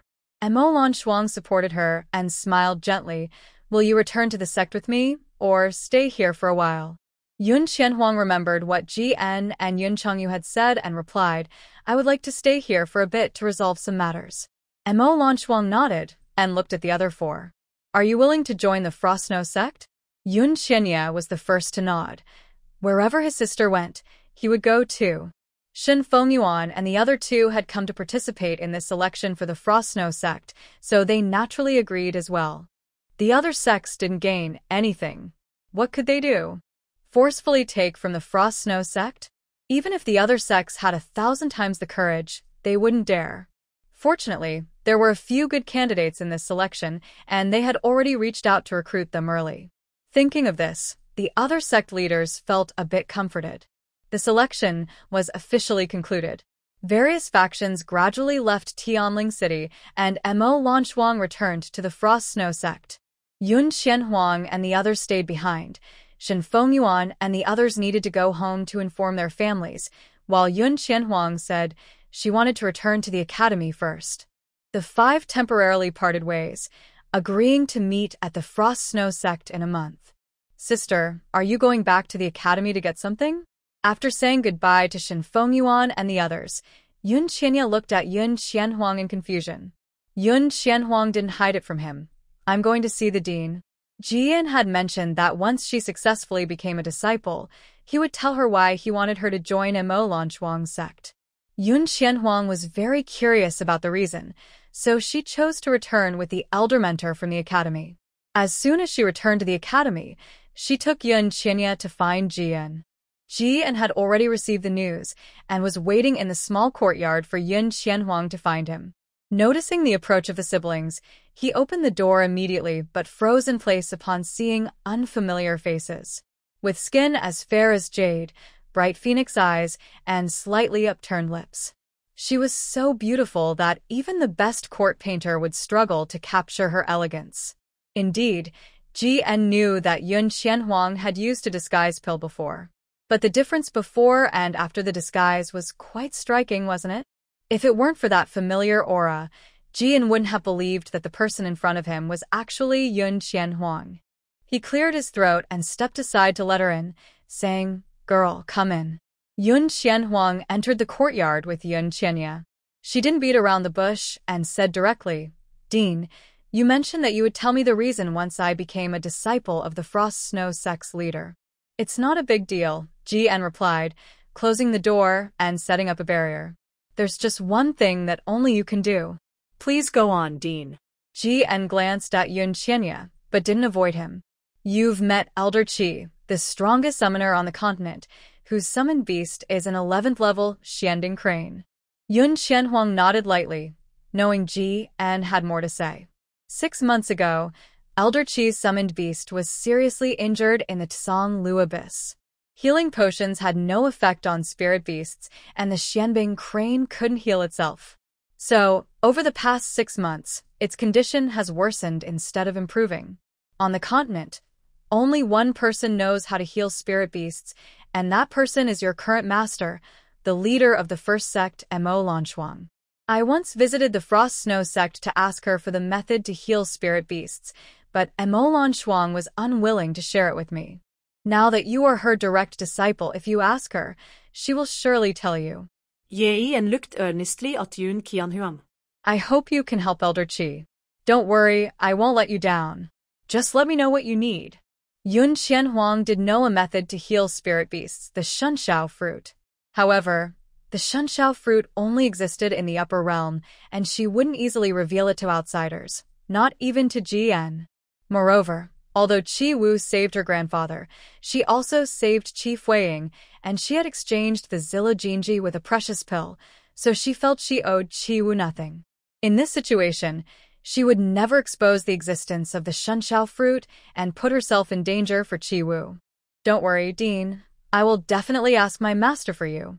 Asking her master was something she could do. He nodded vigorously. Girl, I'm counting on you for this. He wasn't one to make empty promises. He opened his storage ring and rummaged through it, finally pulling out a strangely shaped stone. This is what Elder Qi obtained in Tsang Lu Yuan. It seems to be a key, so I'm giving it to you.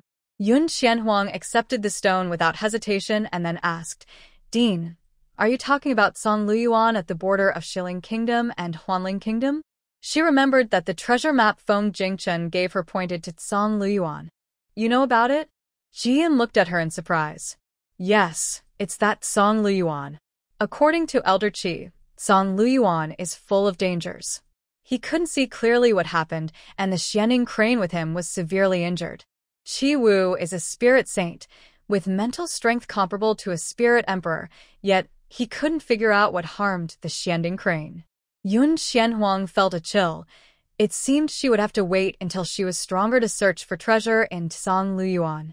After explaining the situation, Jian reminded her of some precautions for her visit to Shuangxue sect. Yun Qianhuang nodded in agreement, and then said goodbye to Jian. She and Yun Qianye still needed to return home. After completing the formalities at the academy, they both left. The moment they stepped out of the academy gates, a force burst open the alchemy room in the medicine building, which had been closed for months. The sound of wild laughter startled Shinsong and Xiaowei, who were also in the medicine building. "Ha ha, I've broken through. I finally broke through." Yun Qianhuang was unaware of what was happening in the medicine building. After leaving the academy, she and Yun Qianye found a hidden spot, set up a concealment array, and summoned Feng Feng and Luyan. Feng Feng grew larger, spreading her golden wings and lowering herself so Yun Qianhuang could sit on her back. Luyan bent his front hooves, his flames dimming as he bowed his head to Yun Qianye. The siblings rode their spirit beasts through the air toward home. At the general's residence, the fire Qilin still refused to leave. The food was good, and there were pleasant humans. It would be foolish to return to the Spirit Beast Mountain. The fire Qilin spent its days eating and wandering around the general's residence, occasionally teasing the servants, enjoying life immensely. After half a month of this lazy lifestyle, it had visibly gained weight. When Yun Qianhuang and Yun Qianye returned to the general's residence, they saw the noticeably round fire Qilin lying in the yard, fast asleep. Yun Qianye, riding on Luyan, paused and looked at Yun Qianhuang. "Sister, has the fire Qilin gotten fat?" Feng Feng's disdainful voice chimed in. "Absolutely. It's embarrassing for us spirit beasts." The sleeping fire Qilin seemed to sense something and lazily opened its eyes. The large eyes scanned the area, confirming that no one had entered the mansion before closing again. The disdain in Feng Feng's golden eyes was almost overflowing. Yun Qianhuang patted her head, and she stopped herself from continuing to complain about the fire unicorn, landing on the ground with Yun Qianhuang. Lu Yan also landed gracefully. After putting away the two spirit beasts, Yun Qianhuang retracted the concealment array. Almost at the same time, Yun Shuli and Yun Changyu, sensing someone entering the general's mansion, rushed over. With the addition of a fire unicorn in the mansion, to prevent any ill intentions from outsiders, the general's mansion not only dismissed untrustworthy servants, but also set up a magical array using the array plate given by Yun Qianhuang. As long as someone entered the general's mansion, even if they used a concealment array, Yun Shuli and Yun Changyu would be able to detect it immediately. Both were ready for a fight but were surprised to find that the intruders were their own children. Yun Changyu exclaimed, "Huang Huang, Xiaoyi, how did you come back?" It had only been a little over half a month since Yun Qianhuang and her brother left home, and he never expected them to return at this time. Yun Shuli was equally surprised. Yun Qianye replied, "The selection competition is over, so my sister and I came back." Yun Qianhuang added, "Father, we lived up to expectations and successfully joined the Frost Snow sect." "Great, great, great." Yun Changyu was very pleased. His children were doing well, which brought him pride. Yun Shuli directly took Yun Qianhuang's hand and said, "Huang Huang, let's go inside and talk." The voices of the four family members woke the fire unicorn, which opened its eyes, tilted its head slightly, and looked at Yun Qianhuang beside Yun Shuli. Earlier, whenever Yun Qianhuang appeared, the fire unicorn would immediately come close to her, following her from a distance. However, now, whether out of fear of Feng Feng or for some other reason, the fire unicorn only called out to Yun Qianhuang friendly before changing its position to continue sleeping. It looked less like a fierce fire unicorn and more like a guard dog of the general's mansion. Yun Shuli glanced at it while pulling Yun Qianhuang inside, cheerfully saying, "Huang Huang, the fire unicorn really likes our general's mansion. It refuses to leave. Grandpa and Dad treat it well, so it naturally likes it here." Just by looking at the fire unicorn's rounder shape, Yun Qianhuang could guess how well Yun Shuli and Yun Changyu had taken care of it. It's good that it doesn't want to leave. If it stays, it can intimidate many people in case anything happens at home in the future. Yun Qianhuang was pleased with this outcome. She followed Yun Shuli to the study, with Yun Changyu and Yun Qianye closely behind. As soon as they entered the study and closed the door, Yun Shuli eagerly asked about what happened during the selection competition. Yun Qianye rushed to describe everything to him and Yun Changyu, from the beginning to the end of the competition, covering every detail. Yun Shuli and Yun Changyu listened with admiration, but when Yun Qianye mentioned that Emo Lanchuang had taken Yun Qianhuang as her direct disciple, their expressions subtly changed. Yun Qianhuang noticed this change and asked Grandpa, "Dad, is something wrong?" She remembered that last time, when Yun Changyu mentioned the Frost Snow sect, he seemed to hold back some words. Yun Shuli exchanged a glance with his son, and after a slight nod from Yun Shuli, Yun Changyu took out a scroll and unfolded it in front of the siblings. The scroll depicted a woman with stunning beauty, and her eyes gave the siblings a warm feeling. "This is..." Yun Qianhuang hesitated. "Mother?" Yes. Yun Changyu looked gently at the painting of Wenli, as if he could see his bright and lively wife through the scroll. He gently traced the scroll with his fingers, and after a long time, he slowly spoke. "Your mother was an exceptional woman." This was the first time Yun Changyu shared memories of the past with the siblings. In his gentle voice, Yun Qianhuang and her brother imagined an extraordinary figure. Once, when Li was the best student at the Five Spirits Academy, having broken through to Spirit King at just 18. On the day she graduated, Yun Changyu happened to pass by Tianling City, and by chance, they met and later fell in love. With the support of Yun Shuli, they got married, and within 2 years, Wenli was pregnant. Those years were the most unforgettable for Yun Changyu. But the good times didn't last long. Shortly after giving birth to Yun Qianhuang and her brother, Wenli disappeared, and her life token shattered half a month later. Yun Changyu was depressed for several years before he slowly moved past the sadness. "I tell you this not to make you sad," he said, noticing the siblings' mood drop. He gently ruffled their hair. "Qianhuang, Qianye, do you remember I once said that only by meeting your mother's family can we understand why you must take the spirit-shaping pill?" "Yes." Yun Qianhuang and Yun Qianye nodded in unison. Yun Changyu's gaze fell on Yun Qianhuang. "Qianhuang, half a year ago, after you were tricked out of the general's mansion by family member, your life token shattered shortly after. At that time, Father thought something terrible had happened to you, but within 3 days, you appeared before him safe and sound. So, Father has been wondering if your mother might also still be alive?" Yun Qianhuang pressed her lips together. No one knew better than her that the moment the life jade pendant shattered, the original Yun Qianhuang had already died. She had borrowed the body of Yun Qianhuang to be reborn and returned to the general's residence. So, the chance of Wenli still being alive was almost zero. She didn't say this out loud, as she couldn't bear to discourage Yun Changyu. Yun Changyu continued, "Your mother's family is a very mysterious one. For the past 6 months, I have tried to find her family based on the clues she left, but I have found nothing. However, I discovered something among your mother's belongings." Saying this, Yun Changyu took out a very ordinary jade ring from his storage ring. This jade ring was your mother's favorite.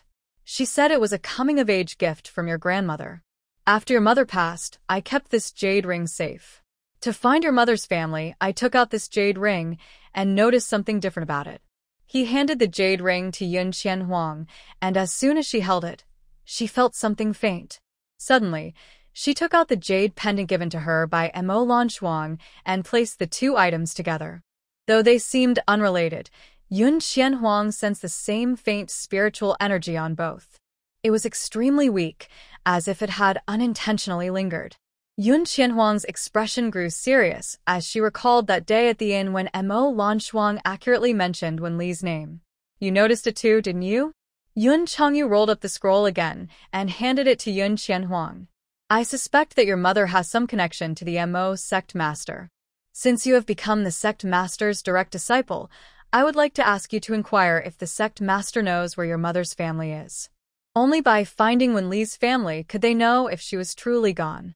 Trusting her father's request, Yun Qianhuang agreed, without hesitation. She carefully put away the jade ring and the scroll. "Don't worry, Father. I will help you find Mother's family. Even if her mother was likely no longer alive, she would find the Wen family to give her father some closure." Yun Changyu smiled. Only by personally visiting the Yu family and hearing from her parents that when Li was gone would he truly let go. Until then, he would continue to deceive himself into believing that Li was still alive. After leaving the study, Yun Qinya followed Yun Qianhuang like a little tail. He gently tugged at her sleeve, just as he had half a year ago when he asked if she was really okay. "Sister, do you really think our mother is still alive?" Yun Qinya had grown to be as tall as Yun Qianhuang, who patted his head like before. Her voice was soft. "Maybe. If rebirth could happen to her, then anything was possible." "I believe you, sister." Yun Qinya nodded firmly. "You should rest early. I'll go back to my room now." Since there was still some time until the promised day, the siblings decided to stay at home for now. After watching Yun Qinya return to his courtyard, Yun Qianhuang went back to her own. Late at night, she sat on her bed practicing when suddenly her forehead felt hot. Yun Qianhuang opened her eyes in confusion and touched her forehead. It felt smooth, seemingly normal, but she could still clearly sense the strange heat. Here, there was a mark that appeared after she made a contract with Outyen, and also, just something beneficial for Huang's body. Was it something left by Feng Jingchen? Yun Qianhuang wasn't sure. All she knew was that this situation was definitely unusual. A powerful and terrifying mental force spread out, enveloping the entire Helen city. Everything happening in the city was within Yun Qianhuang's perception.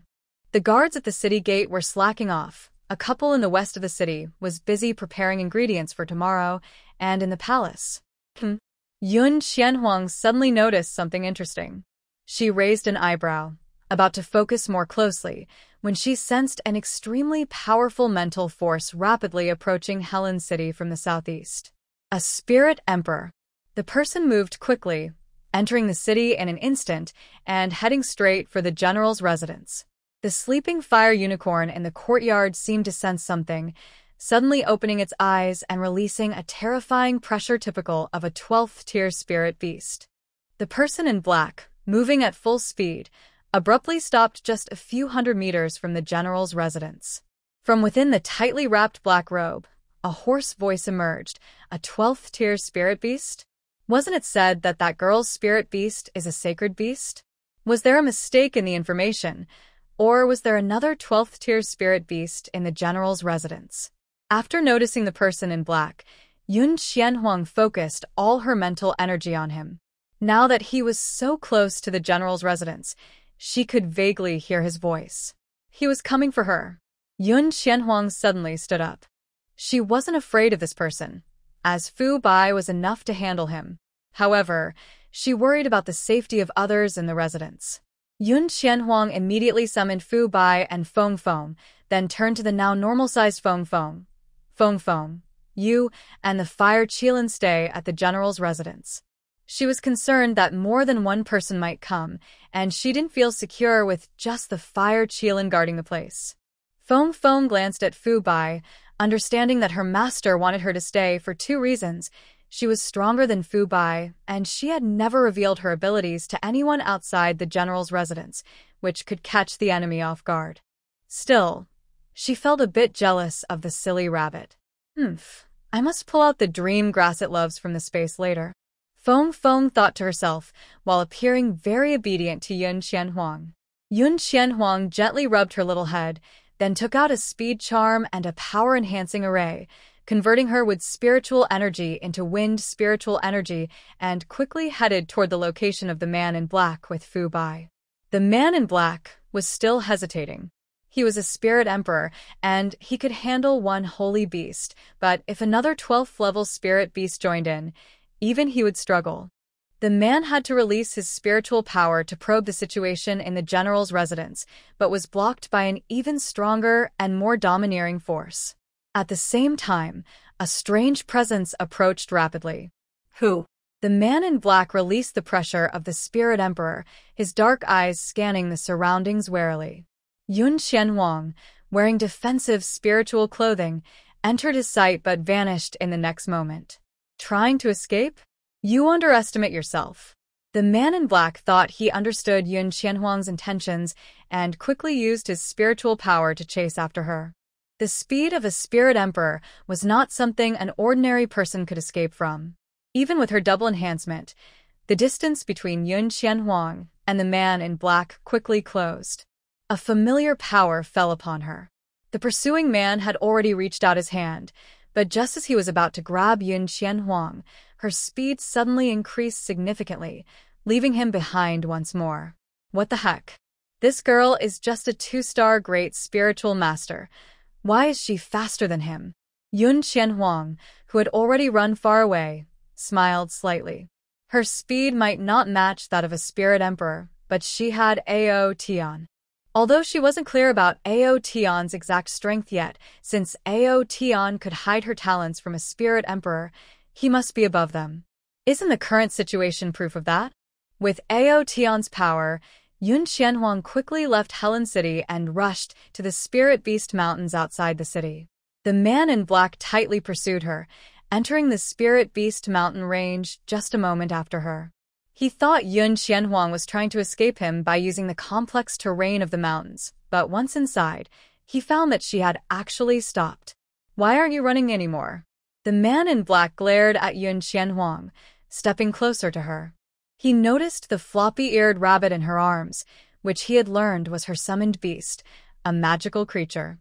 So, he remained on high alert with each step. Yun Qianhuang was equally cautious, holding her rabbit tightly. Who are you? You don't need to know that, the man said, his presence imposing like that of a spirit emperor. Little girl, come back with me quietly, and you'll suffer less. Otherwise, don't blame me for being rude. You won't kill me? Yun Qianhuang took a step back, fear showing on her face. The man glanced at the rabbit and tempted her. Of course not. I just want some information. As long as you cooperate, I won't harm you. Yun Qianhuang didn't believe a word of it. If that were true, why did he want to take her back? She feared she might go but not return. She scoffed internally, but maintained a fearful expression. What do you want to know? Trying to buy time? The man scoffed. Your grandfather and father are too busy to help you. You should just surrender. Indeed, she had guessed correctly. This man in black had accomplices. Thankfully, she had left Feng Feng at home. Even if another spirit emperor appeared, they would not be a match for Feng Feng. Worry flickered in Yun Qianhuang's eyes. Are you here for the national teacher?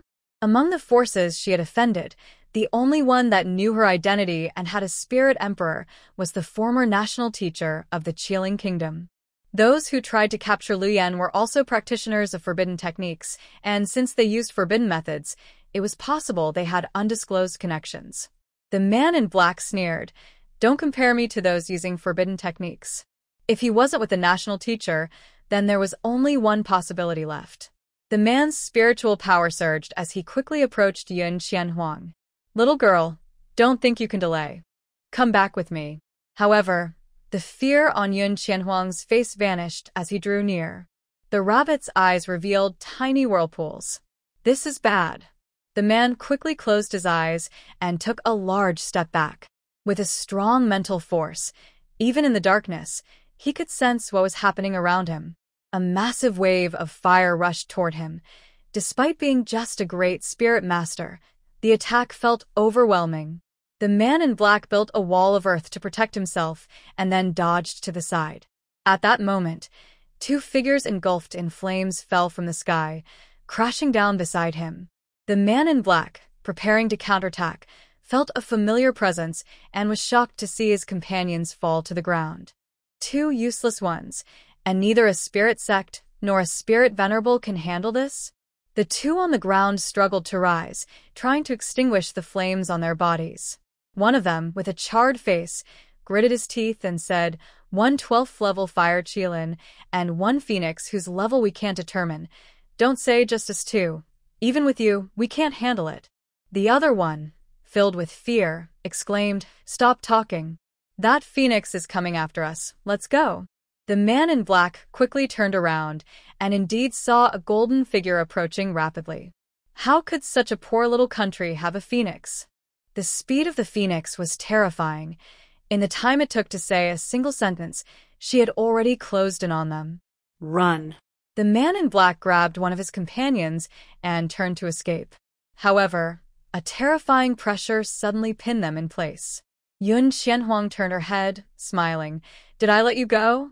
Her gaze then passed over the three and landed on the approaching phoenix. Phoenix, take care of them. The small body of the phoenix instantly grew larger, and its sharp claws plunged into the hearts of the two men. Fu Bai also dashed to the remaining man in black, revealing its sharp teeth and biting into his neck. Under the fierce attacks of the two beasts, the three men in black quickly lost their lives. Before they fell, they stared wide-eyed in disbelief at Yun Qianhuang, unable to comprehend where that terrifying pressure had come from. After dealing with the men in black, the phoenix unleashed a fire, turning the three into ashes. Yun Qianhuang recalled the beasts into her space and activated a concealment array to hurry toward the general's residence. On the way, she asked the phoenix about the situation at the residence and learned that a barrier had been set up and everyone inside was still asleep. Only then did Yun Qianhuang feel relieved. She quickly returned to the general's residence and was about to enter through the side door when a bloody hand suddenly came into view. That hand accurately grabbed her arm from the concealment array with an irresistible force, pulling Yun Qianhuang into a blood-soaked embrace. Yun Qianhuang squinted her eyes and said, "Feng Jingchen, let go. Why is this person covered in injuries again? Don't talk, come with me." Feng Jingchen ignored her struggles, and a strong smell of blood surrounded Yun Qianhuang as a magic circle quietly appeared beneath their feet.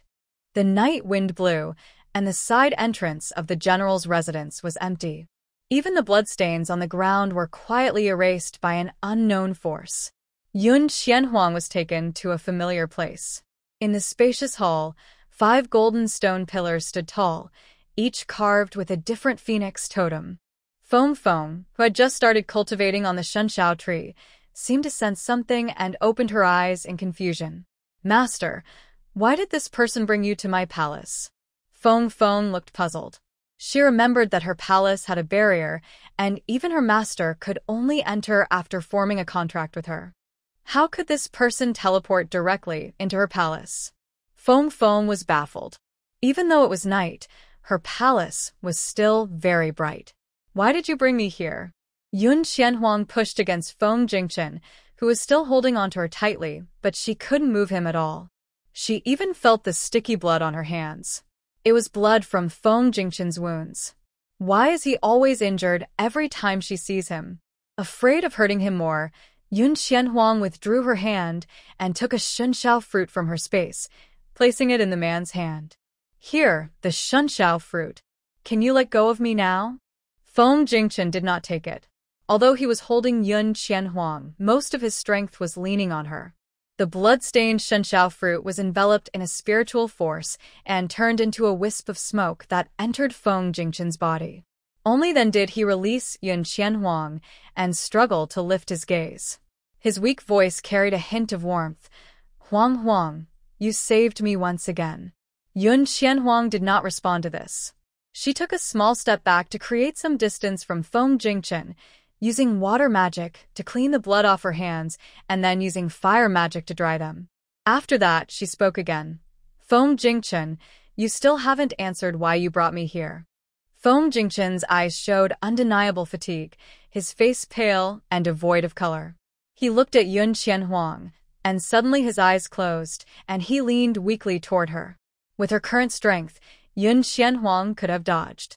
But when she saw Feng Jingchen's injuries, she stood still, allowing him to fall against her once more. A gentle breath brushed against her neck, and a barely audible voice whispered in her ear, "You will die." Huh? Yun Qianhuang was a bit confused by these abrupt words. Feng Jingchen remained silent for a long time, seemingly waiting to regain his strength. Finally, he slowly said, "Those people are from the upper realm, and they came to hunt me down. Now that they have found you, they probably want to learn my whereabouts. You killed those 3 people, and their backers will not let this go easily. The only place those people cannot find you is here." Yun Qianhuang frowned. "How do they know I have connections with you?" Feng Jingchen never stayed long whenever he appeared, and she had never mentioned him to anyone, including her family. How did they find out about her connection with Feng Jingchen and her identity? Feng Jingchen sighed softly. "I don't know either." He had clearly erased his presence from her, even destroying the mark on the storage ring. How did those people find her? Feng Jingchen couldn't understand, but one thing was clear. I'm sorry, Qianhuang. I've put you in danger. Those three must have already sent news back. Since they hadn't returned, their side would surely notice something was wrong and send more people to find her. If she got involved with him, those people would rather kill 100 innocents than let one escape. Yun Qianhuang did not react strongly to this news. Since the last time she saved Feng Jingchen, she had prepared for the worst. Earlier, she had tried to gather information from that man in black, suspecting two possible targets. One was the national master of Qiling Kingdom, and the other was Feng Jingchen. The man in black denied any connection with the national master, so he must be Feng Jingchen's enemy. Besides that, she couldn't think of any other force she had offended that could hire three powerful spirit emperors. The only surprising thing was how quickly they acted. She had only been home for less than a day. Yun Qianhuang didn't dwell on who was to blame. Everything she received from Feng Jingchen was a rare treasure and came with certain risks. She simply asked, Feng Jingchen, you said that only here will they not find us. What if I go outside? Feng Jingchen's eyelashes fluttered. At such a close distance, Yun Qianhuang could barely hear his breathing. He slowly replied, as long as you are alive, they will find you. If it weren't for that, how could he always escape from those people's pursuit? Upon hearing this, Yun Qianhuang frowned. This news was not good at all. She had people she cared about and couldn't stay in Fengfeng's palace forever, but as soon as she went outside, she would be found by the accomplices of those three men in black. This was really frustrating. Is there no other way? There is, Feng Jingchen said, wrapping his strong arms around her waist. But I'm too tired, Huang. Let me rest for a while. After saying this, he could no longer hold on and closed his eyes, passing out. In this position, Yun Qianhuang couldn't see if Feng Jingchen had closed his eyes. She could only hear his previously weak breathing gradually stabilize. She lowered her voice and tentatively called out, Feng Jingchen? No one responded. Given his severe injuries, it was impressive that he had held on for so long. Out of sympathy for his condition, she didn't wake him, but that didn't mean she would let him continue holding her. A slender golden figure appeared beside her. Outyen, help him over there. Okay. Outyen nodded. With his help, Yun Qianhuang successfully freed herself from Feng Jingchen's grasp. She asked Outyen to stay in the main hall and then summoned Feng to take her to the side hall. Her clothes were covered in Feng Jingchen's blood, sticky and unpleasant, which she couldn't stand. Feng led her to the right side hall, which was empty. Yun Qianhuang found a corner to set up a barrier and quickly changed out of her blood-stained protective clothing. As she usually did, she designated a fire to burn the bloodied clothes. However, this protective clothing was a gift from Yun Qianya, and she was reluctant to burn it. After washing off the blood and changing into new clothes, she took it back to the main hall to rinse it with water spirit power.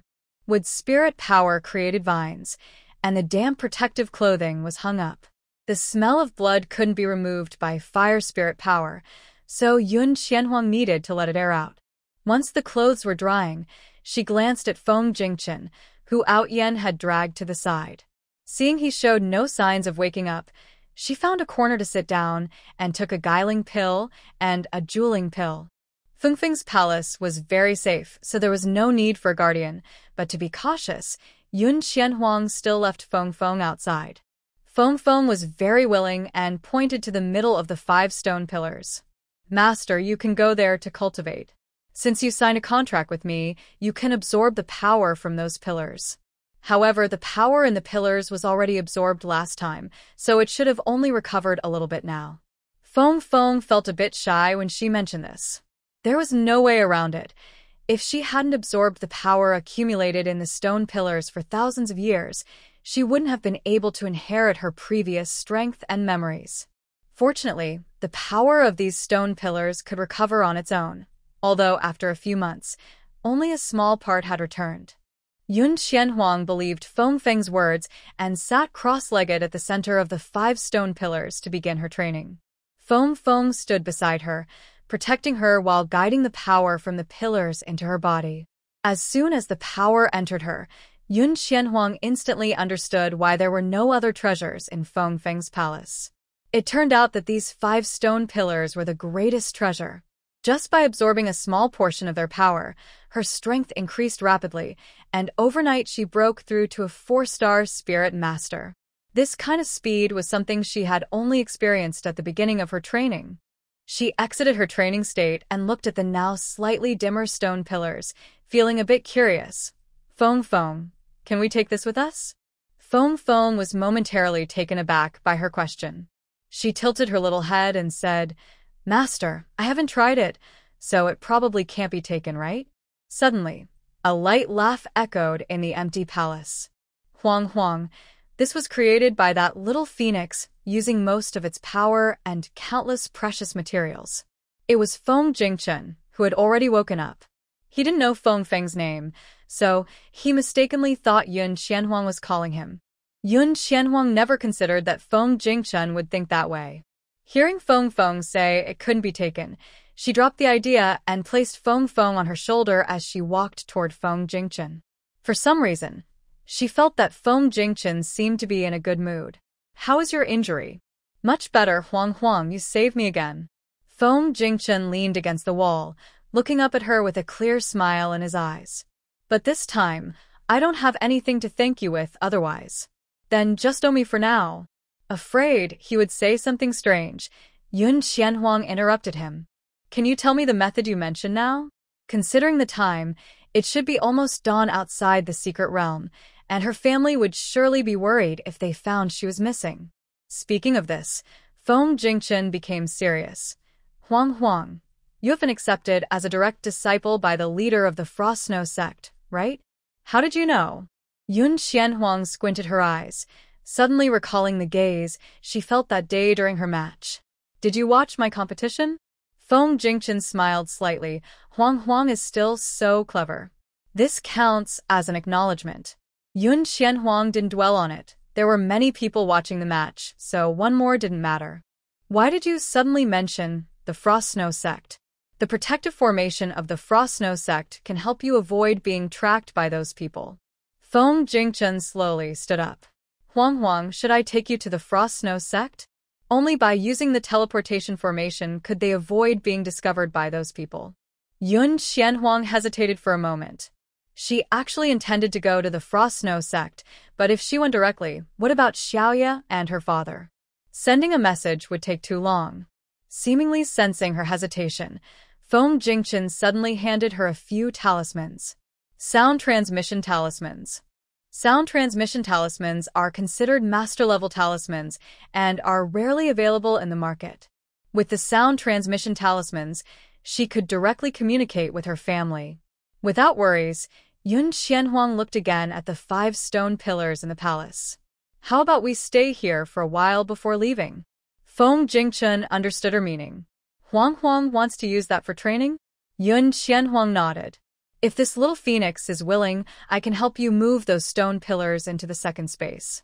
Yun Qianhuang's eyes brightened, and she quickly turned to ask the phoenix on her shoulder, "Feng Feng, is that okay?" Seeing her call the little phoenix Feng Feng, Feng Jingchen paused for a moment. "Yes, master," Feng Feng nodded eagerly. "If you move this into the space, I can train in there too." Only a fool would refuse such an offer. With Feng Feng's approval, Yun Qianhuang looked back at Feng Jingchen. "Feng Jingchen, then I'll trouble you." Feng Jingchen said nothing, pursing his lips as he approached the 5 stone pillars. Yun Qianhuang looked at him in confusion. Why did she feel like his mood suddenly changed for the worse? In front of the 5 stone pillars, Feng Jingchen stopped, turned to her, and said, "Huang Huang, come here." Yun Qianhuang shook off her chaotic thoughts and walked over confidently. She stopped in front of Feng Jingchen, and before she could ask how he would do it, the hand wearing the storage ring was lifted by an invisible force. A golden formation suddenly appeared, enveloping the 5 stone pillars and her together. The force felt neither like spiritual energy nor mental energy. In the space, Ao Yen raised his head, and his light golden eyes showed a serious expression. "Master, this person is very powerful. even stronger than I was at my peak. The phoenix on Yun Qianhuang's shoulder blinked and communicated through her mind. He has a familiar aura, but it's too faint for me to recognize when I last sensed it. Is he even stronger than Out Yan at his peak? Yun Qianhuang looked up at Feng Jingchen, surrounded by the light of 5 stone pillars. Out Yan's power hadn't even recovered to 40%, yet he could still suppress a spirit emperor from moving. If he were at his full strength, if Feng Jingchen is already this powerful, what kind of enemy could repeatedly injure him to the point of death? He mentioned that those people came from the upper realm. What kind of place is the upper realm that can easily send out so many powerful beings? It's hard to imagine. As Yun Qianhuang's thoughts raced, the light from the pillars transformed into thin threads that wrapped around the ring on her finger and disappeared into it. She glanced at Feng Jingchen, closed her eyes, and entered the second space. By the waterfall in the space, the shadows of the 5 stone pillars appeared. As more threads flowed into the storage ring, the shadows gradually solidified and finally became real. The phoenix on her shoulder sensed something and voluntarily returned to the space, flying into the 5 stone pillars. Master, I can stay here to cultivate from now on. The little phoenix was very happy. These pillars were built with countless precious materials and took a lot of her energy to create, making it the best place for her to train. Not only did the phoenix benefit, but after the pillars were moved into the space, Out Yan and Fu Bai also felt the spiritual energy in the space become denser, which was beneficial for them as well. Yun Qianhuang exited the space and looked down at the storage ring, now with a fine golden edge. She could feel spiritual energy flowing into her body through the ring. Though the amount of energy wasn't much and couldn't compare to her cultivation efficiency, it continued to flow without her needing to guide it.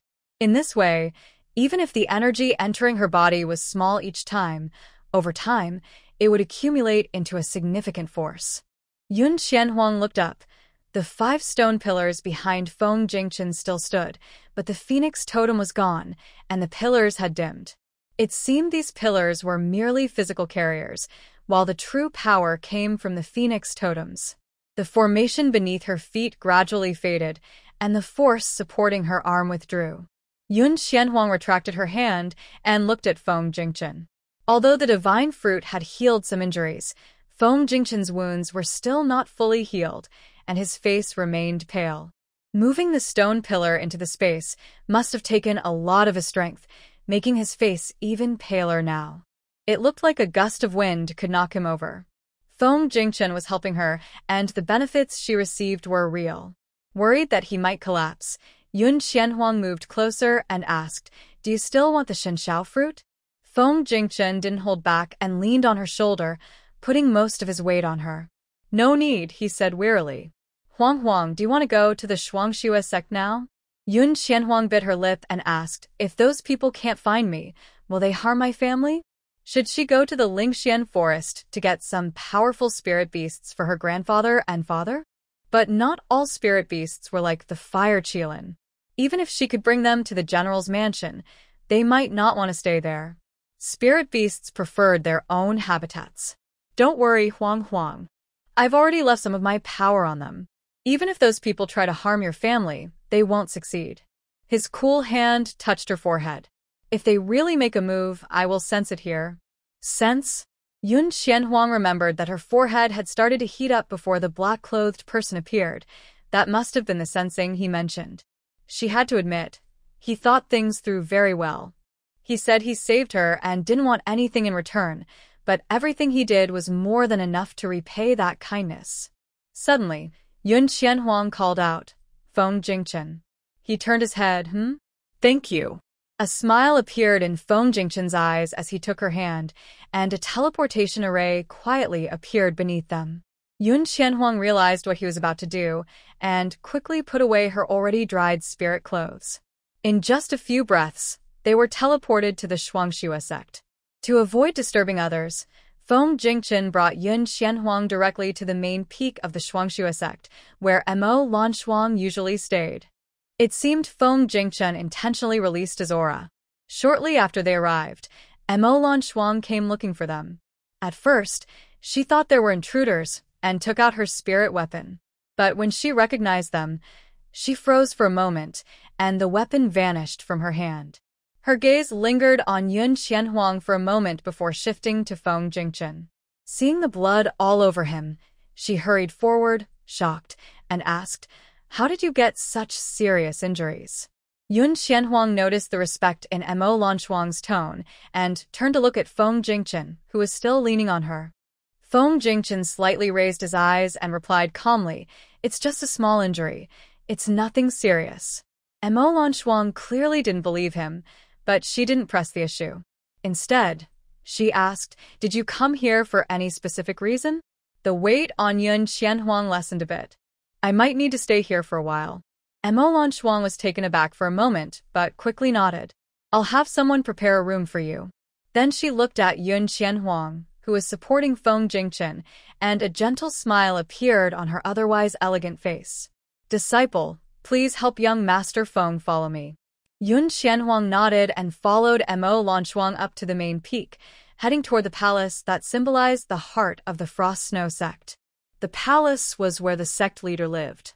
Although Mo Lanshuang said she would have someone prepare a room for Feng Jingchen, she personally arranged for him to stay in the most secluded room of the entire palace. "Disciple, help young Master Feng to the bed to rest." Mo Lanshuang didn't dare to touch Feng Jingchen, so she asked Yun Qianhuang to assist him. Yun Qianhuang nodded, helped Feng Jingchen forward, and settled him on the bed. Mo Lanshuang set up a barrier in the room, then turned to leave, saying, "Disciple, come with me." After Mo Lanshuang finished speaking, she walked out of the room first. Yun Qianhuang followed closely behind. Mo Lanshuang brought her into the main hall, closed the door, and gestured for her to sit down. Once Yun Qianhuang was seated, she asked, "Have all your matters been resolved?" On the day of her apprenticeship, Yun Qianhuang had some things to take care of, so she hadn't returned to the Frost Snow sect with her, which is why Mo Lanshuang asked. "Everything is resolved. Thank you for your concern, Master." Mo Lanshuang didn't ask about her relationship with Feng Jingchen, and Yun Qianhuang naturally wouldn't question why Mo Lanshuang treated Feng Jingchen with such respect. "Master, you mentioned before that you would tell me something about my mother." This was a promise Mo Lanshuang had made, and she wouldn't go back on her word. "I don't know much about your mother, but I do know that your mother, Wenli, comes from an ancient and powerful family, the Wen family." Yun Qianhuang's expression turned puzzled. If that was the case, why was there no news about the Wen family on the continent? Even if they were mysterious, there should be some traces left behind, not a complete lack of information. Unless the Wen family was not from this realm. Don't be confused. Your mother is from the Malyo continent, which is why your father and grandfather have not been able to find any news over the years. Mo Lanshuang confirmed Yun Qianhuang's suspicion. One of the three realms, the middle realm of Malyo continent. There is little information about the Malyo continent in Outyan's legacy, and Yun Qianhuang only knows that the cultivators there are generally stronger than those in the Nanlu continent. "Master, is there a way to go to the Malyo continent?" She thought that if she could find her mother's family there, she would know if her mother was still alive. Of course, Mo Lanshuang did not hide this. As long as there is a cultivator who breaks through to the Spirit Emperor level on the continent, they will receive an invitation from the Malyo continent and can then go there. The cultivation resources in the middle realm are much richer than in the lower realm, so strong cultivators rarely refuse the invitation from the Malyo continent. No wonder there are so few Spirit Emperors in the Nanlu continent. They must have been recruited by the Malyo continent. It seems she needs to reach the Spirit Emperor level soon. "Thank you, Master, for telling me this," Yun Qianhuang said eagerly, wanting to return to her training. Mo Lanshuang nodded. "Since you are my disciple, you will live on the main peak from now on, and you can choose any room in the palace. For the next few days, you should familiarize yourself with the sect. I will give you a token that allows you to enter and exit any peak freely. As for your training, I will arrange it once all the new inner disciples arrive." Understood. Yun Qianhuang had no objections to this arrangement, but before leaving the main hall, she asked about the matter Ji and had entrusted her with. "Master, do you know how to treat severely injured spirit beasts?" Mo Lanshuang's expression was calm. "You are asking for Chiwu, aren't you?" I can't hide it from you, master. Yun Qianhuang knew she would be found out and did not deny it. Emolan Shuang was silent for a moment. All right, since you asked, I won't keep it from you.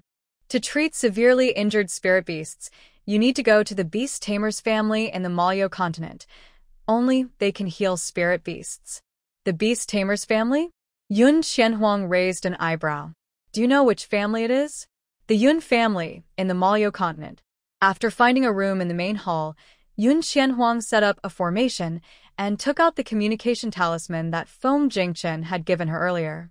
She first sent a message to Yun Changyu, saying that Emolan Shuang had something to instruct her, so she went to the Shuangxue sect first, and then she informed Yun Changyu about the Wen family. The communication talisman was one way, so Yun Qianhuang could not hear Yun Changyu's voice, but she believed he would be very happy to receive this news. After using one communication talisman, she took out a new one and sent a message to Jian. Once she confirmed the message was sent, Yun Qianhuang sat cross-legged on the bed. She didn't start her training right away. Instead, she asked Ao Tian, do you know anything about the Beast Master family from the Mola continent? She couldn't help but think about the Yun family, a Beast Master family. She remembered hearing from the elders in her past life that their family had existed for a long time. Could the Yun family from Mola continent be related to her family from her previous life? Ao Tian replied, Master, I don't know much about the families in the Middle Realm, but I heard that this family migrated from the Upper Realm. Migrated from the Upper Realm? Feng, who was training in the Stone Pillar, opened her eyes. Why would they do that? When it comes to training resources, the Upper Realm is the richest among the three realms. She had only heard of families migrating from the Lower and Middle Realms to the Upper Realm, so it was the first time she heard of a family moving in the opposite direction. I don't know the details, Ao Tian admitted, as he wasn't all-knowing. Not getting much useful information, Yun Qianhuang decided to stop probing. After all, when she entered the Mola continent, these questions would be answered. She closed her eyes and began her training. When Yun Qianhuang and Feng Jingchen arrived at Frost Snow Sect, the sky was just starting to brighten. By the time she finished her training, it was already night. Having not eaten for a day and a night, she didn't feel hungry due to her training, but to train better and learn about the sect, Yun Qianhuang decided to leave her room. Frost Snow Sect had a spirit meal peak for disciples to eat, but Yun Qianhuang soon faced her first challenge after entering the sect. The peaks in the sect were far apart, and without a teleportation array, the only way to reach Spirit Meal Peak was by riding a flying spirit beast. However, she wasn't ready to reveal Feng yet. Surely, not all the disciples of Frost Snow Sect had contracted flying spirit beasts, right? Yun Qianhuang thought there should be other ways, but she hadn't found them yet. Qianhuang, are you in trouble? A familiar voice came from her side. Yun Qianhuang turned to see Feng Jingchen, who had changed into a different outfit. Yun Qianhuang nodded. I want to go to Spirit Meal Peak, but I don't know how to get there. Feng Jingchen chuckled softly. Your master is quite carefree. Come with me. On the east side of the main peak of Frost Snow Sect, there was a spirit beast garden that was as large as a palace, housing a large group of low-level spirit beasts. Since it was night, those spirit beasts were dozing off. In the spirit beast garden, there were a few busy figures. Feng Jingchen explained, these spirit beasts are flying ones. You can choose any of them, and they will take you to the spirit beast garden on Lingshan Peak. Every peak in the Frost Snow Sect has a spirit beast garden, cared for by the sect's junior disciples, making them very friendly towards humans. Of course, if Huang doesn't want to ride a flying spirit beast, you can also use the teleportation array. Feng Jingchen pointed to a separate area at the back of the spirit beast garden where the teleportation array was located. He told Yun Qianhuang all the ways to reach other peaks, but did not let her choose a spirit beast or use the teleportation array. Instead, he gently pulled her sleeve. I'm here, so Huang doesn't need to go through all that trouble.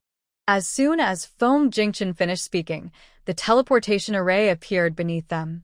In the spirit beast garden, a winged eagle lazily lifted its head, its sharp eyes slightly dazed as it looked at the spot where Yun Qianhuang and Feng Jingchen had stood earlier.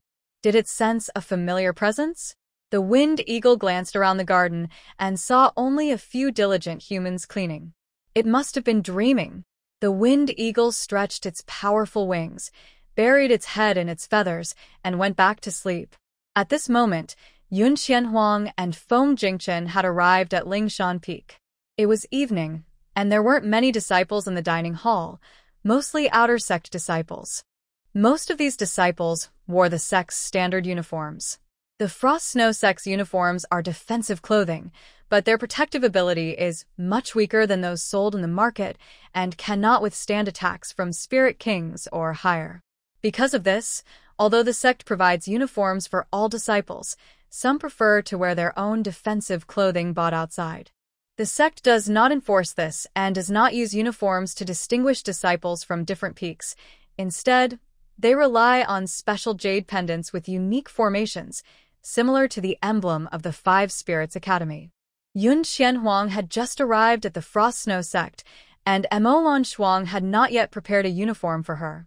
Seeing that the other disciples in the dining hall wore similar jade pendants at their waists, she intuitively took out the pendant Mo Lanshuang had given her and hung it at her waist before going to buy food.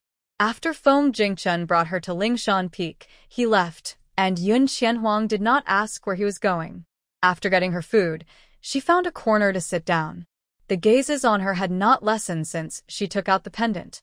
Yun Qianhuang remained calm. If she guessed correctly, this jade pendant should symbolize her status as a direct disciple of Mo Lanshuang. It is said that Mo Lanshuang has never taken a direct disciple before, making Yun Qianhuang the first, which naturally piqued people's curiosity. Most of the gazes on her were filled with curiosity and surprise, but there was little malice, and she didn't mind. Yun Qianhuang calmly ate her meal, and soon, the number of eyes on her decreased significantly. The disciples began discussing other topics. Look at you, you seem tired. What's wrong? Has the Spirit Beast Peak started again? Yes. The beast roars haven't stopped for days. We at the Spirit Talisman Peak are really unlucky to be next to the Spirit Beast Peak. You're lucky. We at the Spirit Array Peak are far away and can hardly hear anything. What has the Spirit Tool Peak been up to lately? I haven't seen anyone from there at mealtime for days. Don't mention it. The last batch of spirit tools was personally checked by the Peak Master, and several were found to be defective. Now the entire Spirit Tool Peak is remaking them. You're better off than us. The herbs grown by our Peak Master were eaten by the spirit beasts from the Spirit Beast Peak. He has been in a bad mood for nearly half a month and has raised our demands significantly. Yun Qianhuang listened while eating, gaining some understanding of the Frost Snow sect. The Frost Snow sect is divided into 13 peaks: the Main Peak, Spirit Meal Peak, Discipline Peak, Spirit Herb Peak, Spirit Tool Peak, Spirit Talisman Peak, Spirit Array Peak, Spirit Beast Peak, and the 5 peaks led by Spirit Gold Peak. Except for the Main Peak, Spirit Meal Peak, and Discipline Peak, each peak has a Peak Master and a varying number of elders. Those who can become inner disciples under the Peak Masters train with them and enjoy the best resources. The rest are outer disciples taught by the elders of each peak. In short, being an inner disciple has many benefits, but the requirements are quite strict. Yun Qianhuang was quite satisfied. With better resources, her strength could improve quickly. After finishing her meal, she stood up and left the dining hall, using the teleportation array of the Spirit Beast Garden to return to the main peak. At the same time, Ao Tian also returned to the space. Master, it's been taken care of. Yun Qianhuang remembered the near-death experience when she was teleported back to the Frost Snow sect. Although Ao Tian had said that Chang Gui would have no chance to continue cultivating even if he survived, there are many strange things in the world, and one must eliminate threats completely. So before leaving the room, Yun Qianhuang had instructed Ao Tian to secretly deal with Chang Gui. Ao Tian left a trace of power within Chang Gui, making it easy for him to find Chang Gui within the Frost Snow sect. Chang Gui was struck in the heart. Even if he miraculously survived with a potion, he wouldn't last long. Ao Tian only allowed his remaining power to go wild, and Chang Gui quietly passed away. Even if the elders of the Frost Snow sect investigated, they would only find that Chang Gui died from the chaotic power within him. Thank you for your hard work. Ao Tian acted, and Yun Qianhuang felt quite at ease. With Ao Tian's abilities, she didn't have to worry about the Frost Snow sect discovering anything. Her only concern was Feng Jingchen. Are you thinking of me, Huang Huang? A familiar voice came from behind her, and before that, Yun Qianhuang had sensed no unfamiliar presence. She turned around and met his smiling eyes.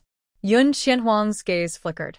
She wasn't sure if Feng Jingchen had noticed Ao Tian, and even less sure if he would tell Mo Lanshuang about it. After all, he seemed to have a good relationship with her. As for silencing her, Yun Qianhuang felt that if it came to that, even with Ao Tian and his 3 spirit beasts helping her, she would be the one in danger. Feng Jingchen's strength was acknowledged as formidable by Ao Tian. Yun Qianhuang decided to play dumb. Is there something you need? Of course there is. Feng Jingchen didn't mind her avoiding his question and continued to smile. I found something interesting. Do you want to hear about it? Her intuition told Yun Qianhuang that this interesting thing was likely related to her. She pursed her lips, not interested. Are you really not interested? Feng Jingchen's voice lowered slightly, carrying a hint of temptation. Yun Qianhuang turned and walked towards her room. Feng Jingchen's voice rang out again. About your dragon. Yun Qianhuang stopped in her tracks. She turned around, frowning at Feng Jingchen. What do you want?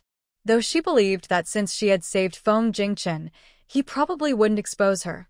If this matter were to come to light, both the 5 Spirits Academy and the Frost Snow sect would not let her off easily.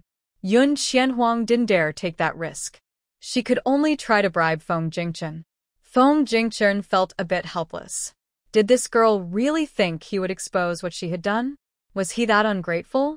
Though he felt helpless inside, Feng Jingchen didn't show it on his face. He stared intently at Yun Qianhuang, his gaze warm, smiling in a teasing way. Huang Huang, really? Is there anything you want?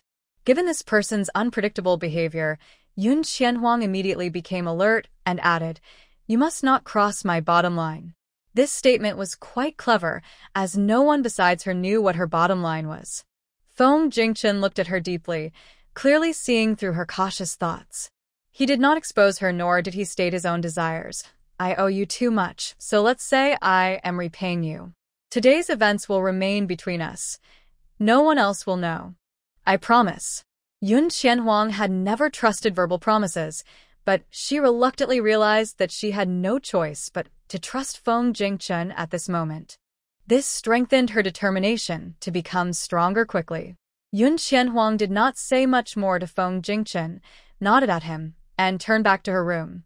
As usual, she set up defensive formations in her room and immersed herself in her training.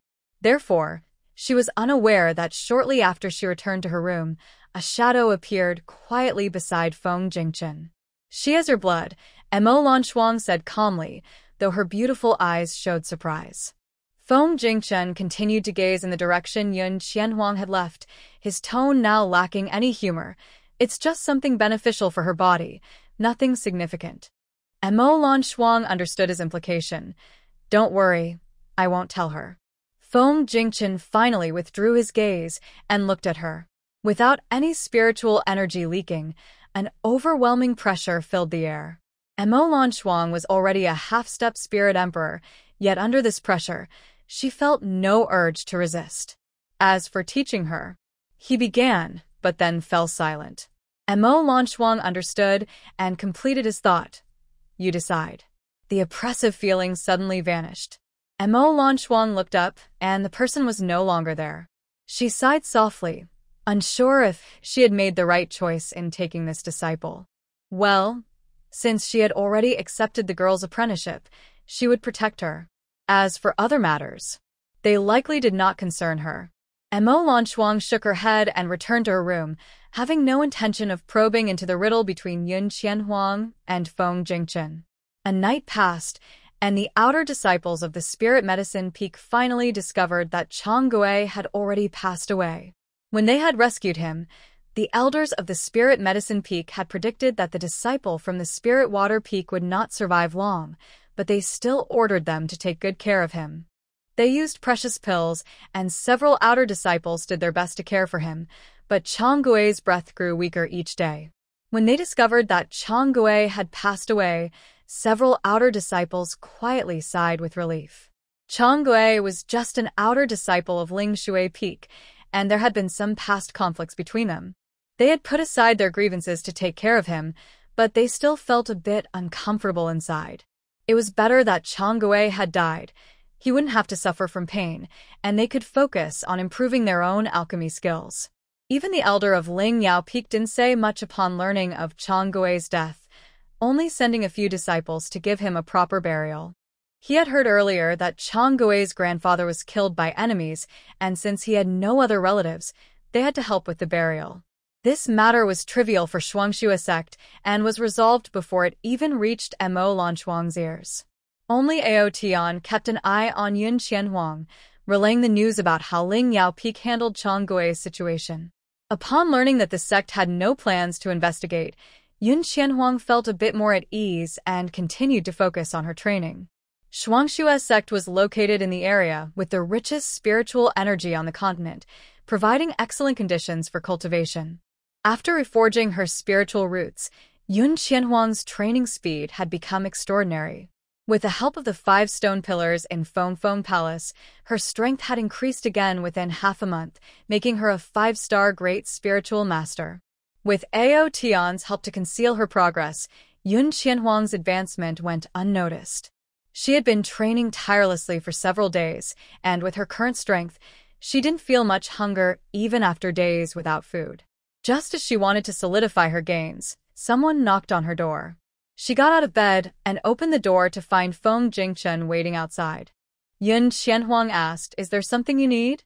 Feng Jingchen reached out, his long fingers grasping her delicate wrist, pulling her out of the room. "Huang, let me remind you that you've been training for 7 days. Has it really been 7 days?" When focused on her training, Yun Qianhuang lost track of time and hadn't realized how long it had been. However, she didn't feel hungry at all, probably due to her increased strength. She didn't want to dwell on such minor details. "I understand. Is there anything else?" "Of course," Feng Jingchen replied, pulling her along. In a flash of white light, they appeared in one of the few familiar places for Yun Qianhuang within Shuangxue sect, Lingshan Peak. "I have some news to share with you, but first, how about we have a meal together?" The delicious aroma of food wafting from the dining hall suddenly made Yun Qianhuang feel hungry. It was just a meal, nothing serious, so Yun Qianhuang nodded in agreement. The two of them entered the dining hall together. Both were good-looking, and walking together attracted the attention of many people in the hall. During her half-month at Frost Snow sect, Yun Qianhuang had visited the dining hall a few times, and some disciples had already recognized her. Those who didn't know her learned from their companions that she was a direct disciple of their sect leader. However, no one knew about Feng Jingchen, and he did not have a sect disciple's jade pendant at his waist. While the disciples admired their looks, they also quietly discussed Feng Jingchen's identity. Yun Qianhuang and Feng Jingchen paid no attention to the whispers. After getting their food, they casually found a spot to sit down and began to eat. Feng Jingchen said he wanted Yun Qianhuang to keep him company, but after picking up his chopsticks, he only tasted each dish once, and then stopped. Instead, Yun Qianhuang's long-standing hunger was finally relieved. She realized that Feng Jingchen clearly wanted her to eat something. Yun Qianhuang quietly ate, puzzled about why Feng Jingchen cared for her so much. Was it to repay her for saving his life, out of guilt for bringing her trouble, or because she had the divine fruit that could help heal him? She vaguely felt it was none of those reasons, but she didn't want to think too much about it and continued eating. Once she was full, she asked Feng Jingchen, "What was the news you mentioned earlier?" Feng Jingchen looked at her empty plate and slowly replied, "Your brother and those friends of yours arrived at Frost Snow sect today." "Xiao Yi and Feng Yuan have arrived?" Yun Qianhuang's eyes brightened. "Where are they?" Feng Jingchen, sitting across from her, could clearly see the joy in her eyes. He hesitated for a moment, suddenly not wanting to continue. But the Frost Snow sect was not that big. Even if he didn't say anything, Yun Qianhuang could find out the news herself. So after a brief silence, Feng Jingchen said, "They should already be at the main peak. You'll see them when you go back." Yun Qianhuang immediately stood up and walked briskly toward the dining hall exit. Feng Jingchen watched her retreating figure with deep eyes, frowning and tightening his lips, his expression unclear. Using the teleportation array in the Spirit Beast Garden, Yun Qianhuang quickly returned to the main peak. As soon as she arrived, she heard Mo Lanchuang's voice, "Disciple, come to the main hall." Yun Qianhuang had no doubts and hurriedly walked toward the main hall. In the main hall, besides Mo Lanchuang and the Peak Masters, there were also Yun Qianya and his 3 companions, along with Sheng Hongchuan, the only one who joined the Frost Snow sect from the top 10 of the selection competition, and a 1-star spirit master of the gold element. Yun Qianhuang's gaze lingered on Sheng Hongchuan for a moment. There was no unpleasant emotion in her eyes, and this moment did not attract Sheng Hongchuan's attention. "Sister." Yun Qianya waved to her as soon as he spotted Yun Qianhuang. With the sect leader and the Peak Masters present, he didn't say much, only looking at Yun Qianhuang with concern. Had she lost some weight after more than half a month apart? Shen Fengyuan and the others also greeted Yun Qianhuang with smiles. Yun Qianhuang stopped beside Yun Qianya and looked at Mo Lanchuang, saying, "Master." Mo Lanchuang nodded slightly and then addressed the Peak Masters in the hall. "Elders, you must have guessed the purpose of gathering you here today. These children are exceptional talents, and they are now inner disciples of our Frost Snow sect. I hope you will do your best to teach them." The 10 elders were respected as Peak Masters in their own peaks, but in front of Mo Lanchuang, they were just elders of the Frost Snow sect. The elders were ranked by strength, and the second elder was Zhu Hefeng, the Peak Master of Linghua Peak, whom Yun Qianhuang had seen at the Xuanji auction house. That day, Zhu Hefeng had purchased the recovery pill and the bone growth pill, and his right arm had already healed, looking no different from others now. After Mo Lanchuang finished speaking, he was the first to respond. "Rest assured, sect leader. Since these children have joined our Frost Snow sect, we will do our utmost to nurture them." The other Peak Masters shared the same attitude. Mo Lanchuang showed a satisfied expression and then looked at Yun Qianhuang and the others. "You can freely choose which peak to join. Of course, even if you choose one peak, the training resources of the other peaks will also be available to you." Before Yun Qianhuang arrived, Mo Lanchuang had already introduced the general situation of the Frost Snow sect to the others. Her words were mainly directed at the other 5, while Yun Qianhuang, as her direct disciple, did not need to join any peak. Sheng Hongchuan stepped forward, saying, "Sect leader, I wish to join Lingjin Peak." Montag Lanzwang nodded, "Allrecht." The Peak Master of Lingjin Peak stroked his beard and assessed him, then revealed a satisfied smile. Shen Fengyuan and the others chose Lingyao Peak, Lingqi Peak, and Lingjin Peak, mainly to learn what their families excelled in. Their talents were undeniable, and Shen Fengyuan was already a senior alchemist. Lu Xianqing and Gong Jiulu rarely showed themselves in front of others, but they were both peak-level intermediate craftsmen and formation masters. They just needed to cross that threshold to reach the advanced level. The leader of the 3 peaks was so pleased with such excellent disciples that he couldn't help but smile widely. Zhu Hefeng looked at the siblings, who had not yet expressed their intentions. Yun Qianhuang was the direct disciple of the sect leader, so he wouldn't try to recruit her, but he was determined to bring that 2-star spirit master to the Linghua Peak. "Yun, would you like to join Linghua Peak?" Even though he knew that Yun Qianya would likely come to Linghua Peak for learning regardless of which peak he joined, only by joining Linghua Peak could Yun Qianya truly be considered his beloved disciple. Yun Qianya turned to look at Yun Qianhuang. He remembered Zhu Hefeng from when he tried to gather information about his sister at the Xuanji auction house. He didn't particularly like Zhu Hefeng. Moreover, Yun Qianya discreetly glanced at the other peak leader. His hesitation was too obvious. In front of Zhu Hefeng, Yun Qianhuang couldn't directly say that he could refuse, so she only asked, "Is there a choice you prefer more?" Yun Qianya nodded and turned to the calm leader of Lingfu Peak. "I want to join Lingfu Peak." The suddenly called-upon leader of Lingfu Peak, Su Jin, was taken aback and looked at Yun Qianya in confusion. Did the sect leader mention that this kid was also a talisman master? Not only the leader of Lingfu Peak, but even Yun Xianhuang was surprised, and Shin Fengyuan and the others were also shocked. Lu Xianqing realized something. No wonder you bought a lot of materials for drawing talismans while at the academy. Hearing this, Gong Jiulu also remembered. The three of them lived in the same courtyard, and Yun Qinya hadn't been secretive about it. It was just that the two had overlooked some details before. Yun Qinya felt a bit embarrassed. He had only seen his sister buy talismans a few times and thought that if he learned, he could help her in the future. Unfortunately, his talent wasn't very good. However, I still haven't broken through to the intermediate level. I wonder if I can join Lingfu Peak. Still not at the intermediate level. Su Jin hesitated.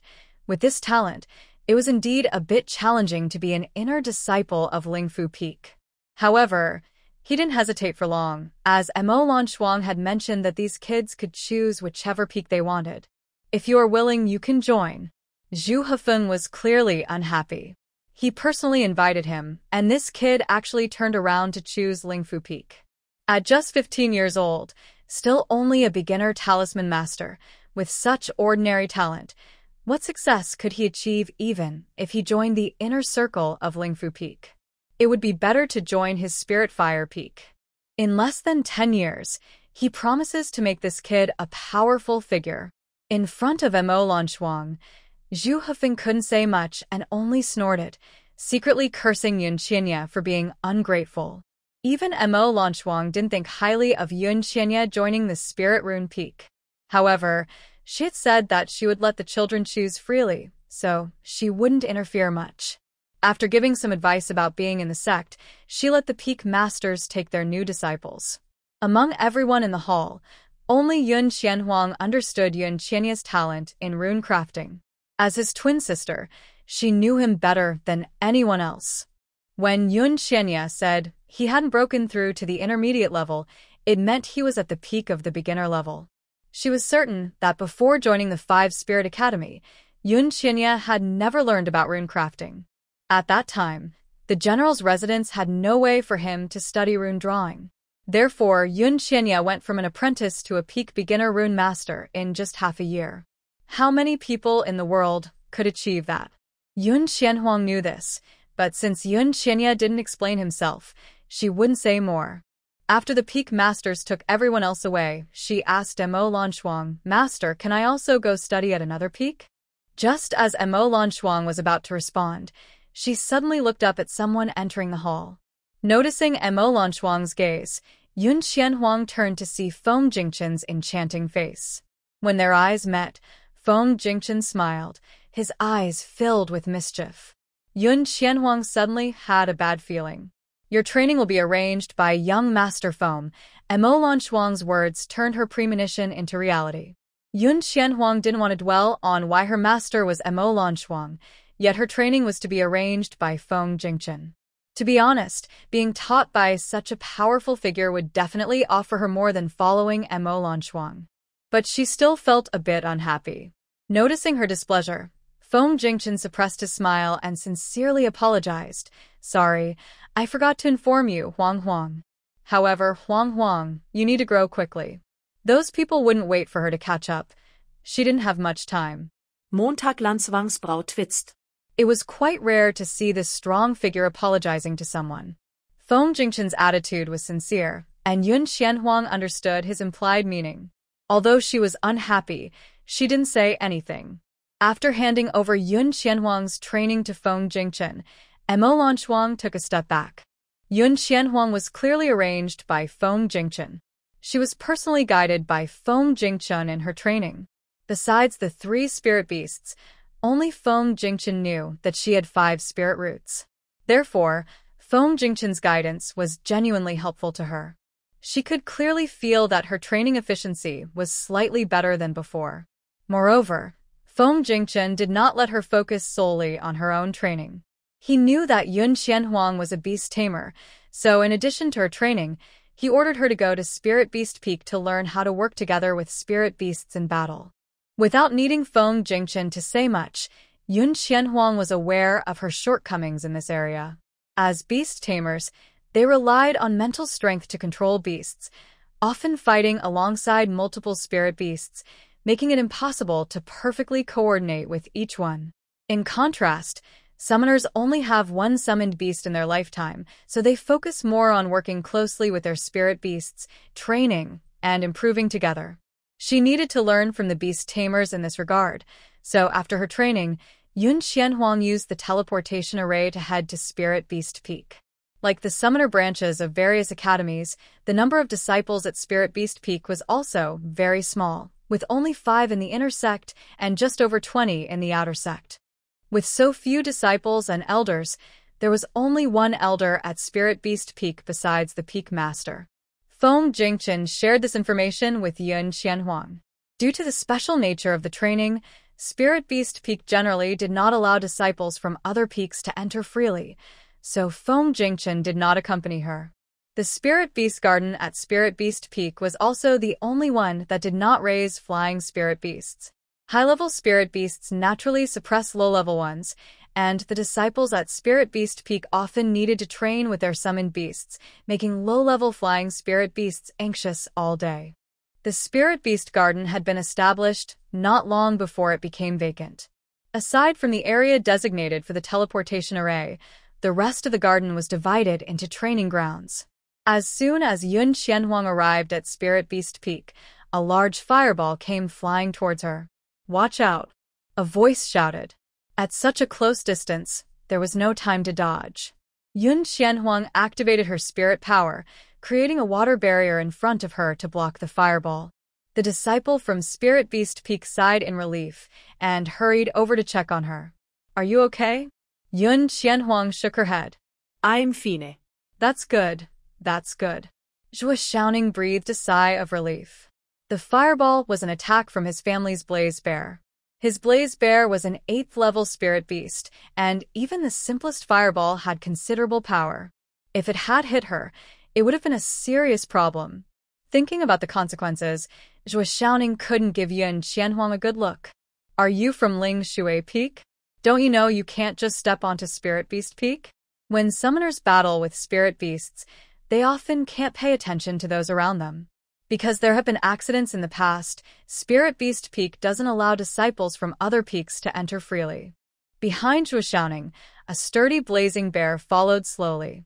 Seeing Yun Xianhuang in front of Zhou Xiaoning, the blazing bear actually raised a paw and waved at her clumsily. Zhou Xiaoning. When did Yan Yan become so friendly to others? The blazing bear, true to its name, not only has strong explosive power but also a bad temper, wanting to fight anyone it doesn't like.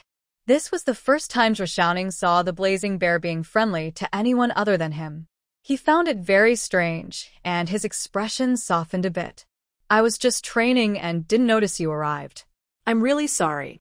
"It's not your fault, senior brother. I forgot to inform Master and Peak Master Lu," Yun Xianhuang said apologetically, taking off the jade pendant from her waist and handing it over. "I am also a summoner and wish to learn at Spirit Beast Peak." Zhou Xiaoning took the pendant and glanced at it. "You're the direct disciple that the sect master accepted recently, Yun Xianhuang?" Although Yun Xianhuang rarely moved around the sect, news spread quickly among the disciples, and now the whole sect knew that their sect master had taken in a direct disciple. "Yes, I haven't asked for your name yet, senior brother. My name is Zhou Xiaoning. You can call me Zhou Xixiao." Zhou Xiaoning returned the pendant to Yun Xianhuang, and upon learning she was also a summoner, his attitude improved significantly. "If you want to study at Spirit Beast Peak, you need to talk to my master. I'll take you there." Zhou Xiaoning wore a jade pendant of an inner disciple from Spirit Beast Peak, and Yun Xianhuang understood he was going to take her to see Peak Master Lu Tai. She smiled and nodded. "Thank you, senior brother Zhou." Zhou Xiaoning turned first and led his blazing bear toward Lu Tai's residence. Along the way, the blazing bear kept sneaking closer to Yun Xianhuang. It liked the scent of this human, but she was too small. It felt like it could accidentally hurt her with just one paw. Worried it might not control its strength, the blazing bear stayed close to Yun Xianhuang but didn't take any further action. Considering it was being somewhat sensible, Fu Bai and Feng Feng didn't warn it. As for Zhou Xiaoning, He told the blazing bear not to scare the girl, but the bear chose to ignore him. He felt a bit helpless. Senior brother. A young disciple from the inner sect of Spirit Beast Peak waved at Zhuo Xiaoning during his training. Beside him was a shiny scaled 7th-level silver frost dragon, which waved its tail at Yun Qianhuang. The boy was curious and asked, "Senior brother, which peak is this disciple from?" Zhuo Xiaoning blocked Yun Qianhuang's waist pendant, so the boy couldn't see her identity. "She is a disciple of the sect leader, here to learn at our Spirit Beast Peak," Zhuo Xiaoning explained and continued walking with Yun Qianhuang. A disciple of the sect leader? The boy scratched his chin, wondering what a disciple of the sect leader was doing at their Spirit Beast Peak. Out of curiosity, he stopped his training and secretly followed them, calling along other disciples from Spirit Beast Peak. By the time they reached Lu Tai's residence, Zhuo Xiaoning and Yun Qianhuang were followed by a group of Spirit Beast Peak disciples and their summoned beasts.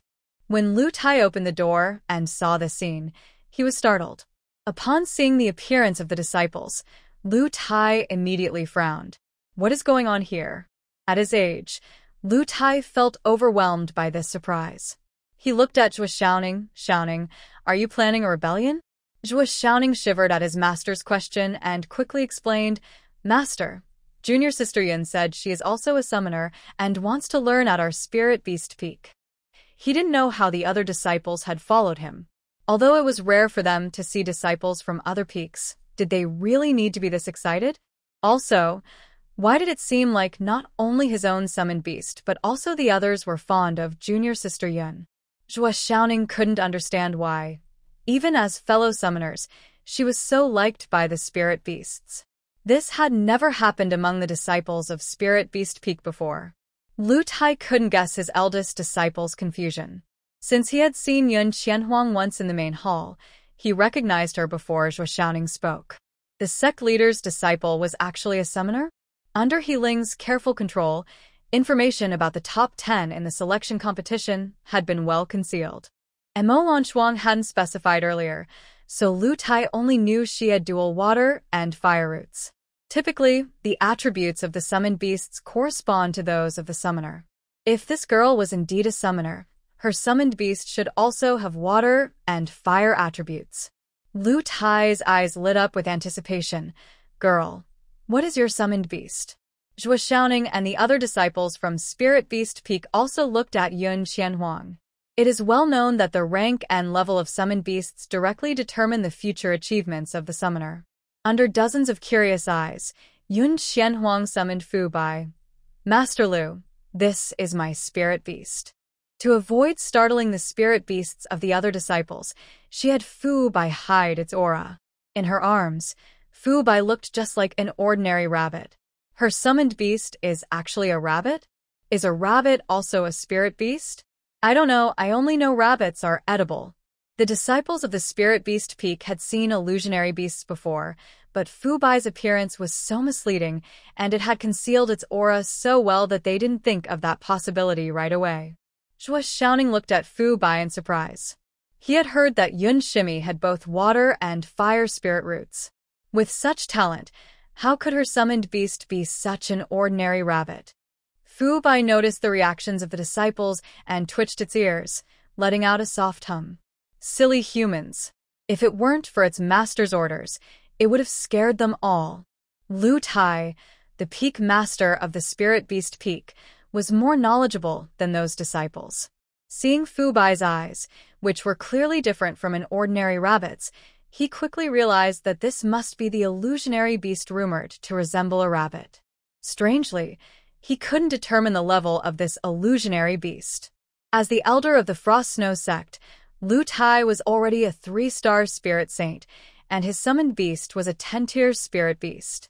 He glanced at Zhuo Xiaoning's explosive flame bear and noticed that it showed no fear of Fu Bai's presence. A spirit beast that could perfectly hide its aura. This was actually a holy beast. No wonder the sect leader made an exception to take this girl as a personal disciple. Lu Tai instantly smiled widely. "Yun girl, from now on, you'll study under me alongside Zhuo Xiaoning." At the same time, he couldn't help but think to himself, if he had known, He would have gone to Tianling City to watch the selection. Such a good talent should have been captured for their spirit beast peak. When Lu Tai said this, Zhuo Xiaoning was taken aback. The disciples of the spirit beast peak behind him were also stunned. Those who could study under their peak master were all exceptionally talented. For example, their inner sect senior brother, Zhuo Xiaoning, was already a 7-star Great Spirit Master at just 20, and his summoned beast was an 8-tier explosive flame bear. Their second senior brother, Nie Su, was an 18-year-old 3-star Great Spirit Master with a 7-tier Silver Frost Flood Dragon as his summoned beast. The other inner sect brothers were also exceptionally gifted. The strength of Yun Qianhuang is not the main point. Her summoned beast is just an ordinary rabbit, yet it can enter the inner sect for training? Some outer sect disciples, who have tried for years without success to enter the inner sect, murmured in frustration. The sect leader's disciple shouldn't get special treatment. For them, entering the inner sect requires passing through many difficult assessments, and the intervals between each assessment are at least 6 months. Even if the sect leader's disciple has outstanding talent in cultivation, it doesn't change the fact that her summoned beast is just a rabbit. The talent of a summoner is always determined by the rank of the spirit beast they summon. One outer disciple's voice was low, but Lu Tai, the spirit sage, had excellent hearing. He glanced over coldly. "Are you questioning my decision?" With just a look, the powerful spirit sage made that outer disciple fall silent. Yun Qianhuang heard the outer disciple's words and looked around, noticing the outer disciple's expressions of disbelief. The inner disciples also looked confused. She had initially asked Fu Bai to conceal its aura for the sake of the summoned beasts. Now it seemed unnecessary. Receiving Yun Qianhuang's signal, Fu Bai excitedly jumped into an open space among the crowd, its form suddenly expanding to several times its size. Eek! Fu Bai let out a powerful cry, and before the disciples of the spirit beast peak could react, they saw their summoned beast trembling like a quail. Those with slightly lower ranks were so frightened that they dove back into their contract space. Even those with higher ranks were shaken. Zhuo Xiaoning's explosive flame bear curled up into a ball, covering its head with its large paws. The disciples of the spirit beast peak were left speechless. The earlier outer disciple had completely lost his argument. His summoned beast refused to come out of the contract space. Through their bond, he could clearly feel his summoned beast's fear of that rabbit. How could he not understand? This rabbit was likely not an ordinary spirit beast.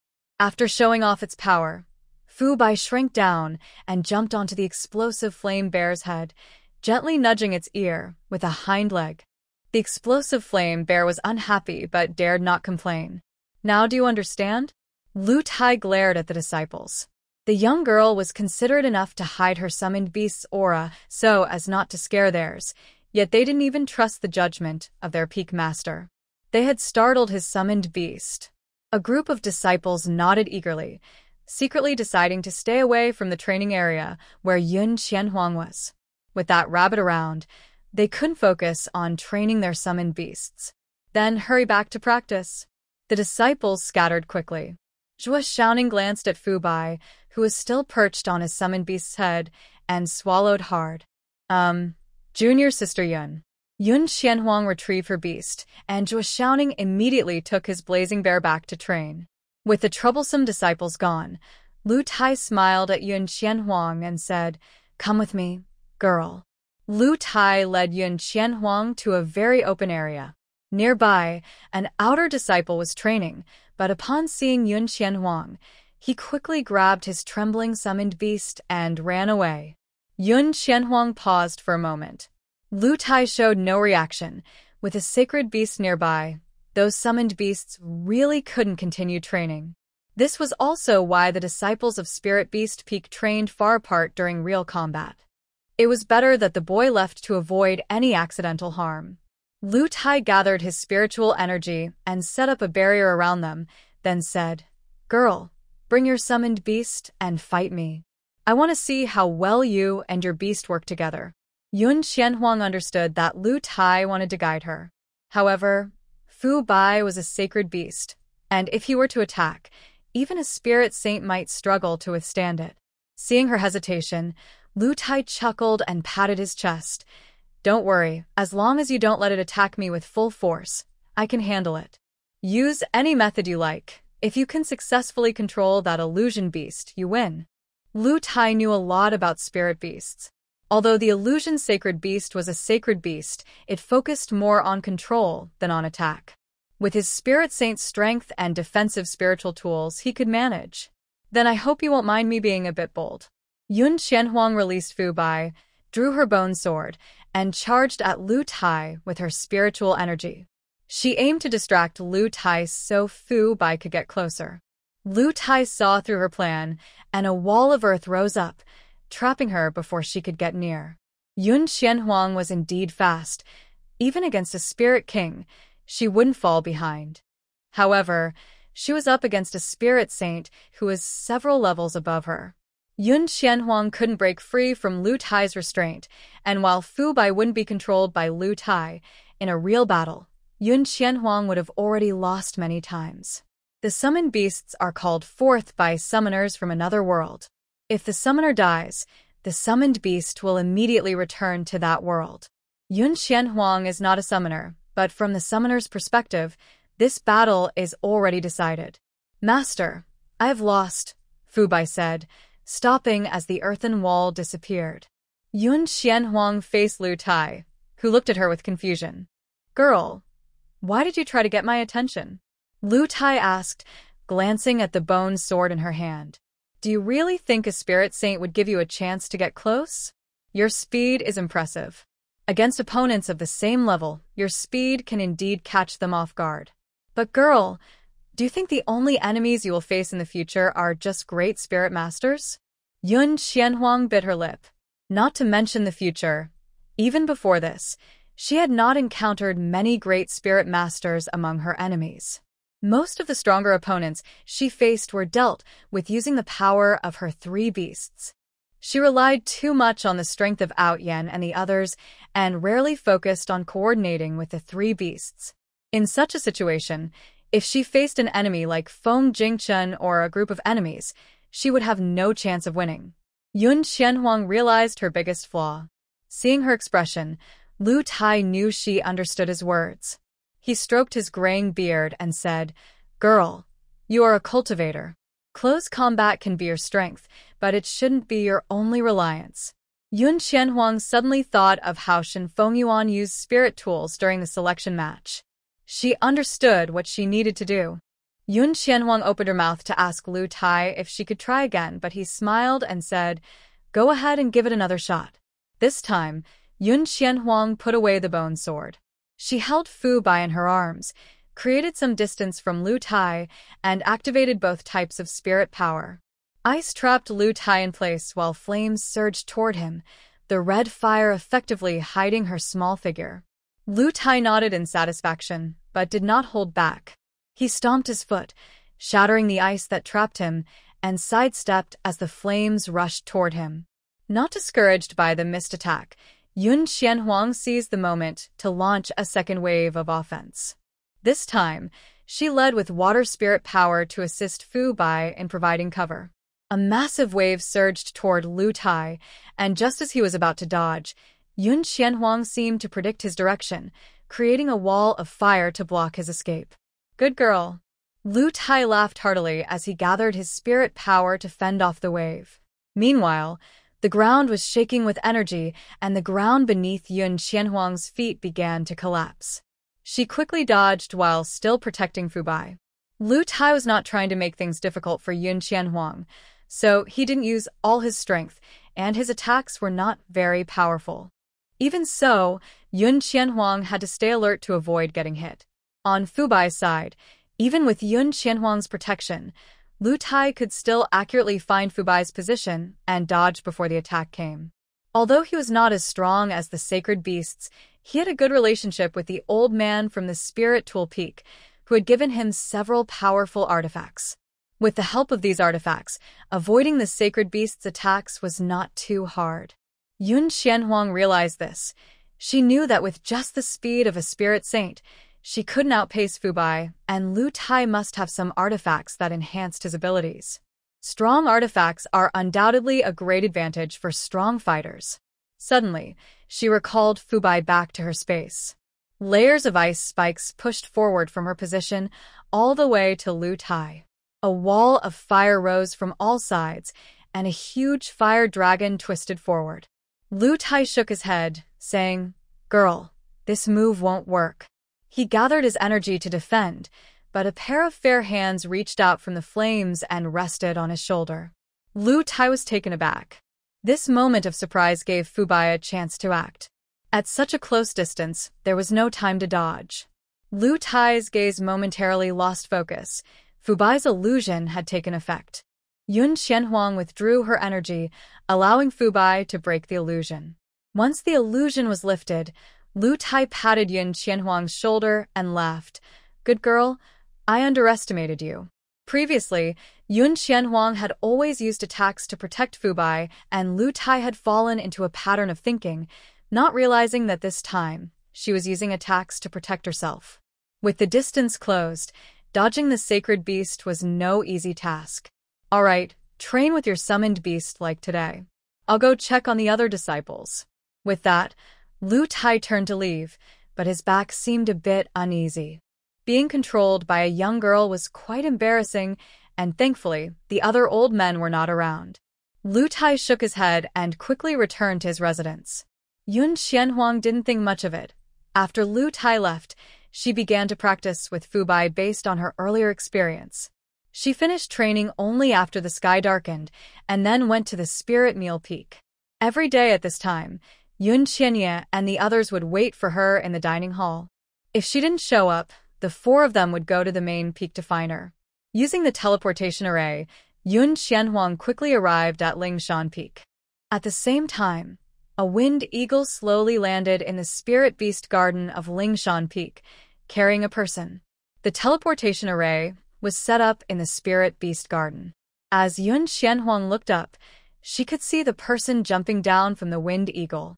Yun Shiji, Sheng Hongchuan also noticed her and greeted her first. In recent days at the sect, Yun Qianhuang had encountered Sheng Hongchuan several times. Each time they met, he respectfully called her Yun Shiji. Logically, since they both entered the sect together and were inner disciples, Sheng Hongchuan didn't need to address her as Shiji. However, he still placed himself in a lower position, which made Yun Qianhuang think more deeply. She remembered that day, when the man in black attacked. She had seen Sheng Hongchuan in the palace of the Qi Ling Kingdom. Sheng Hongchuan was one of the princes of the Qi Ling Kingdom. At a young age, he had already reached the level of a one-star spirit master and had become an inner disciple of the Frost Snow sect, so he should have been favored by the Qi Ling Emperor.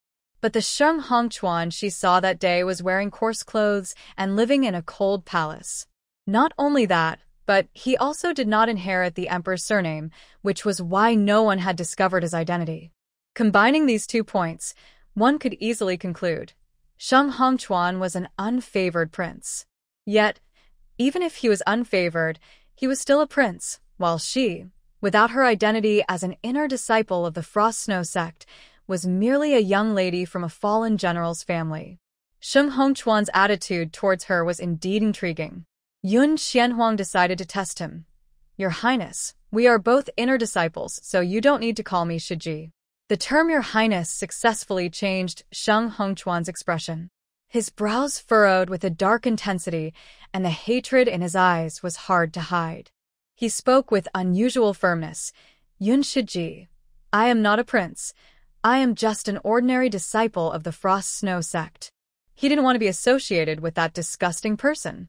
Sheng Hongchuan's reaction was too obvious, directly confirming Yun Qianhuang's suspicions. A prince who had been cast into a cold palace would either fear his father but long to be seen and brought out, or harbor hatred due to the injustice he faced. Sheng Hongchuan clearly belonged to the latter. Hatred is good. Because of Yun Shuli and Yun Changyu's attitudes, Yun Qianhuang had previously refrained from directly killing the Qi Ling Emperor. If Outyen and the others take action, the new emperor's attitude towards the general's mansion is still uncertain. Sheng Hongchuan's appearance is a great opportunity for the general's mansion. The key is to understand where Sheng Hongchuan's hatred comes from. If it stems from love, then using him to kill the emperor of the Qiling kingdom won't work. This matter should be left to Yun Shuli and Yun Changyu. Although the general's mansion has declined, they can still investigate these matters. Yun Qianhuang had an idea. She thought for a long time, but in reality, only a moment had passed. Seeing that Sheng Hongchuan's emotions were still unsettled, she said apologetically, "I'm sorry, I misspoke." Sheng Hongchuan didn't say anything more and turned to walk towards the dining hall. After he entered, Yun Qianhuang approached. The four were already waiting inside. Yun Qianye was the first to greet her, looking at Yun Qianhuang with concern. "Sister, why are you so late today?" There were not many disciples left in the dining hall, and it was indeed later than usual. "I went to Spirit Beast Peak today," Yun Qianhuang said with a smile, looking at the four. "Sorry to keep you waiting." It wasn't too long. The four knew that when she was training, she easily lost track of time, so they didn't mind at all. Shen Fengyuan pulled Yun Qianhuang to sit in the chosen spot. The food had already been prepared and kept warm with spiritual energy. Yun Qianhuang's portion was bought by Yun Qianye and perfectly suited her taste. After dinner, the five chatted about what happened that day before returning to their respective peaks. Yun Qianye didn't go back to Spirit Rune Peak, but followed Yun Qianhuang to the main peak. In the room, he hesitated and asked Yun Qianhuang, "Sister, should I go to Spirit Beast Peak to learn?" He also had a contracted beast. Wouldn't it be better to learn a bit? But he had rescued Lu Yan from those who used forbidden techniques, and if he easily summoned Lu Yan, would it attract their attention? What if it brought trouble to his sister? Yun Qianye didn't know what to do. Yun Qianhuang understood his worries. Those who used forbidden techniques were indeed a threat, and no one knew if they had infiltrated the Frost Snow sect. However, it was not worth it to stop moving forward out of fear. At the very least, it was certain that even if someone using forbidden techniques infiltrated the Frost Snow sect, they wouldn't dare to act within the sect. "If you want to go, then go. I'm here for you." "Okay." With Yun Qianhuang's reassurance, Yun Qianye no longer hesitated and decided to go to Spirit Beast Peak to learn when he had the chance. That day, neither father nor grandfather noticed anything, but Lu Yan told him that a strong enemy had invaded their home. Only with the Fire Qilin and Feng Feng present, those people were unable to succeed. After their family's decline, they rarely interacted with other forces, and their former enemies were not as powerful anymore. So those people must have targeted him or his sister. He suspects it was those who used forbidden techniques. His sister probably didn't mention it to avoid worrying him, but he needs to become stronger quickly, strong enough not to need her protection. Yun Qianye did not stay in Yun Qianhuang's room for long and soon returned to his place on Spirit Rune Peak to practice. After he left, Yun Qianhuang also began her training. The next morning, she first used a communication talisman to ask her father to investigate Sheng Hongchuan before heading to Spirit Beast Peak. Since being ordered to study there, Yun Qianhuang hadn't seen Feng Jingchen for several days. During this time, Lu Tai occasionally guided her, and Yun Qianhuang made rapid progress. Yun Qianye also started reporting to Spirit Beast Peak every afternoon. Because of Fu Bai, the area next to Yun Qianhuang was empty, so Yun Qianye was right beside her. As a sacred beast, Lu Yan was not affected by Fu Bai, and the siblings often practiced with their spirit beasts. Feng Feng watched eagerly. During her training, her eyes were drawn to Ao Tian, but quickly looked away. No, she couldn't defeat that dragon. Better to focus on her training. After a week of studying at Spirit Beast Peak, Yun Qianhuang finally saw Feng Jingchen again. The first thing he said upon seeing her was, "How has your time at Spirit Beast Peak been, Huang Huang?" Yun Qianhuang felt a stir in her heart, but maintained her calm as she approached him. She tugged at Feng Jingchen's sleeve, slightly tilting her head, and a small white figure quietly appeared on her shoulder. Fu Bai's illusion technique activated, but Feng Jingchen only paused briefly. His gaze did not become vacant like someone under an illusion. Fu Bai tilted his head in confusion, and in the next moment, someone grabbed its ear and lifted it up. Huang Huang, this little guy can't trap me. Feng Jingchen shook Fu Bai as if it were just an ordinary rabbit, not a sacred beast at all. Fu Bai struggled hard, but sadly found it couldn't escape. Yun Qianhuang looked at Feng Jingchen in surprise, noticing his clear gaze. She had considered that he might dodge it, but never thought Fu Bai's illusion would have no effect on him at all. After a moment of silence, she reached out to rescue Fu Bai. Feng Jingchen released Fu Bai and answered his own question. It seems Huang Huang is learning well. Yun Qianhuang put Fu Bai back into her space and looked at him with curiosity. Feng Jingchen, are you also a summoner? Feng Jingchen seemed surprised by her sudden question and paused for a moment. After a while, he lowered his gaze and replied in a neutral tone, I guess so. Yun Qianhuang's eyes fell on the mark on his forehead. Since Feng Jingchen was also a summoner, he, like her, used mental power to hide the contract mark with his spirit beast. She was a bit curious about how powerful a spirit beast would need to be to match Feng Jingchen. Before she could ask, Feng Jingchen suddenly looked up and softly said, Huang Huang, my spirit beast has died. His eyes, which usually held a smile, were now completely dark, showing no sadness or any other emotion. Yun Qianhuang's expression froze, and she quickly apologized. I'm sorry, I didn't mean to bring up your sad memories. For a summoner, a spirit beast is like family. Losing family is always painful. She felt like she had touched a sore spot. She shouldn't have asked out of curiosity. Feng Jingchen slowly shook his head, looking at Yun Qianhuang with a serious expression, without any teasing. If it's you, Huang Huang, it's fine. Meeting his deep gaze, Yun Qianhuang opened her mouth but didn't know what to say. She hesitated and tugged at Feng Jingchen's sleeve, pointing to her shoulder with her other hand. Can I lean on you? Feng Jingchen suddenly took her hand, leaning slightly on her shoulder. Yun Qianhuang felt a bit stiff but didn't push him away, as she had brought up his sad topic. When Mo Lanshuang walked out of the hall, she saw Feng Jingchen leaning on her dear disciple, and the position looked quite intimate. She stopped in her tracks, watching the two who hadn't noticed her, unsure of what to say. In the end, Mo Lanshuang said nothing and quietly disappeared from the scene. Well, she hadn't seen anything. Feng Jingchen's leaning was just that, leaning. Aside from initially holding Yun Qianhuang's hand, he didn't make any inappropriate moves.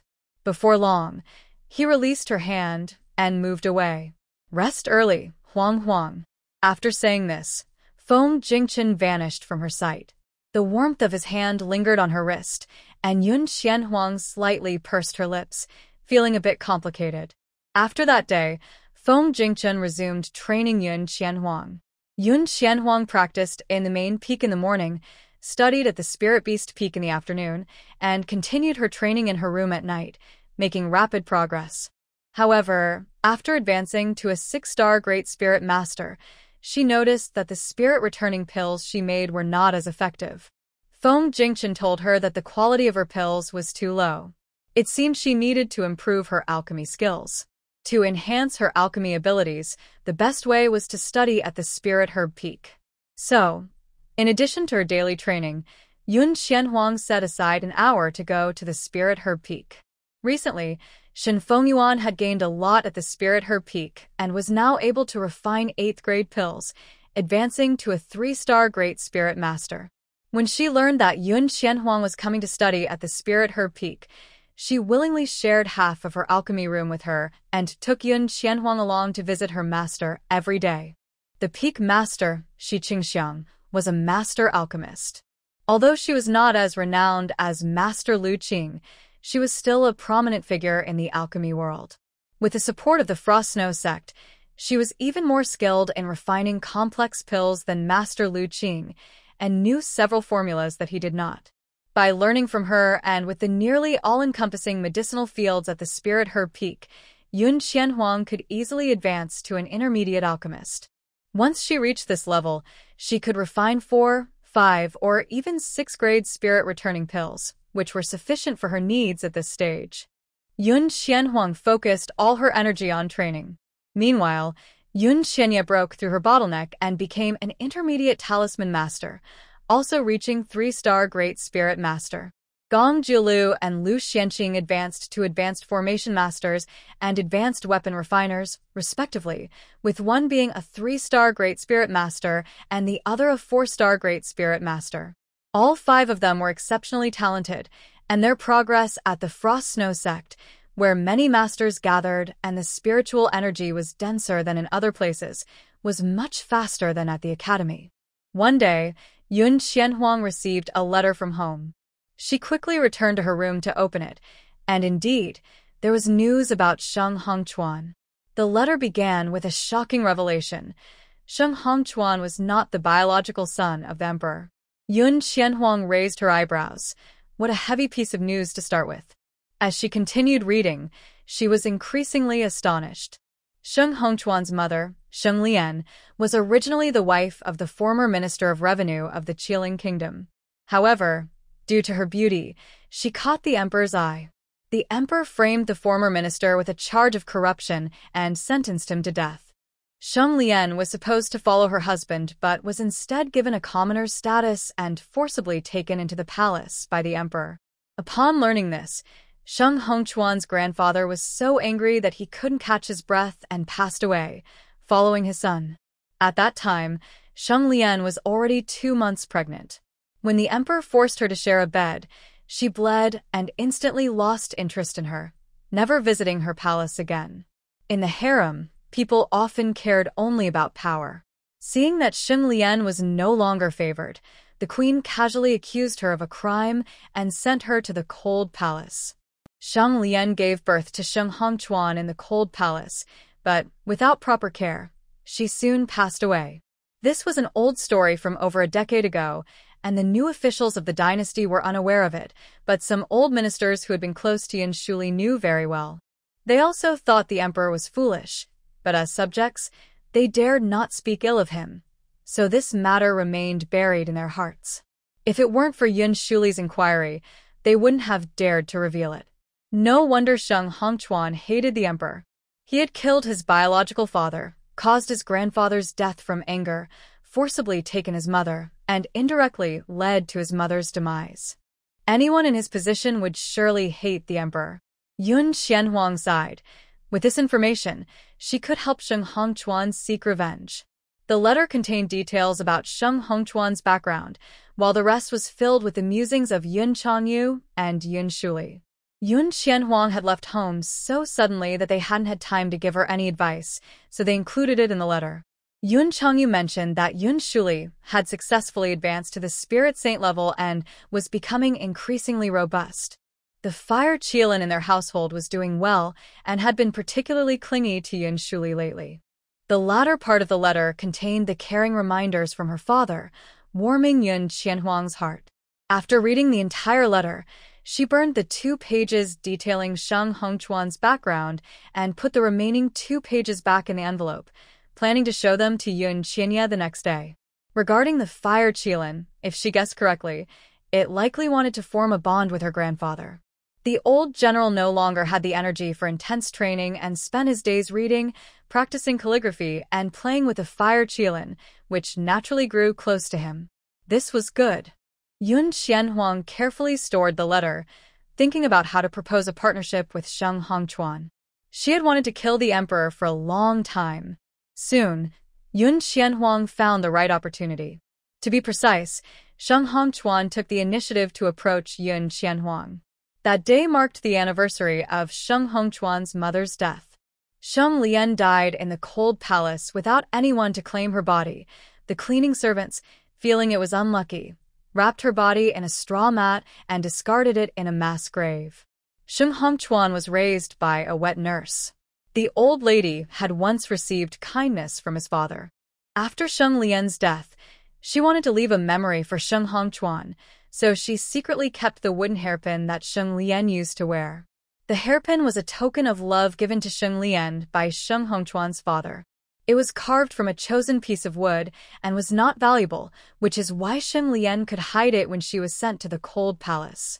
Every year on Sheng Lian's Memorial Day, Sheng Hongquan would take out the hairpin to honor his mother. After the ceremony, he found Yun Qianhuang. "Sister Yun, I want to collaborate with you." He still positioned himself lower, hiding intense hatred in his eyes. At that moment, Yun Qianhuang had just finished her meal and was preparing to return to the main peak. Upon hearing Sheng Hongchuan's words, she calmly nodded. "This isn't the place to talk. Follow me." With that, she teleported back to the main peak, and Sheng Hongchuan followed closely. Yun Qianhuang brought him to an empty cave on the main peak, set up a barrier, and then asked, "How do you want to collaborate with me?" Sheng Hongchuan looked at her and said, "I know you have an army of summoners. If you help me, I can help you kill the emperor of Qiling Kingdom." That day, when Yun Qianhuang led the Yuhua army to block the city, Sheng Hongchuan hid in the crowd and immediately noticed her sitting on the back of a snow deer. At first, he didn't recognize her, but later learned from others that she was the young lady of the general's house. The general's house had been oppressed by a despicable person, and how could there be no hatred towards the emperor? However, as a subject, even an old general who dedicated himself to the country would have his past achievements ruined if he were accused of regicide. But he wasn't afraid.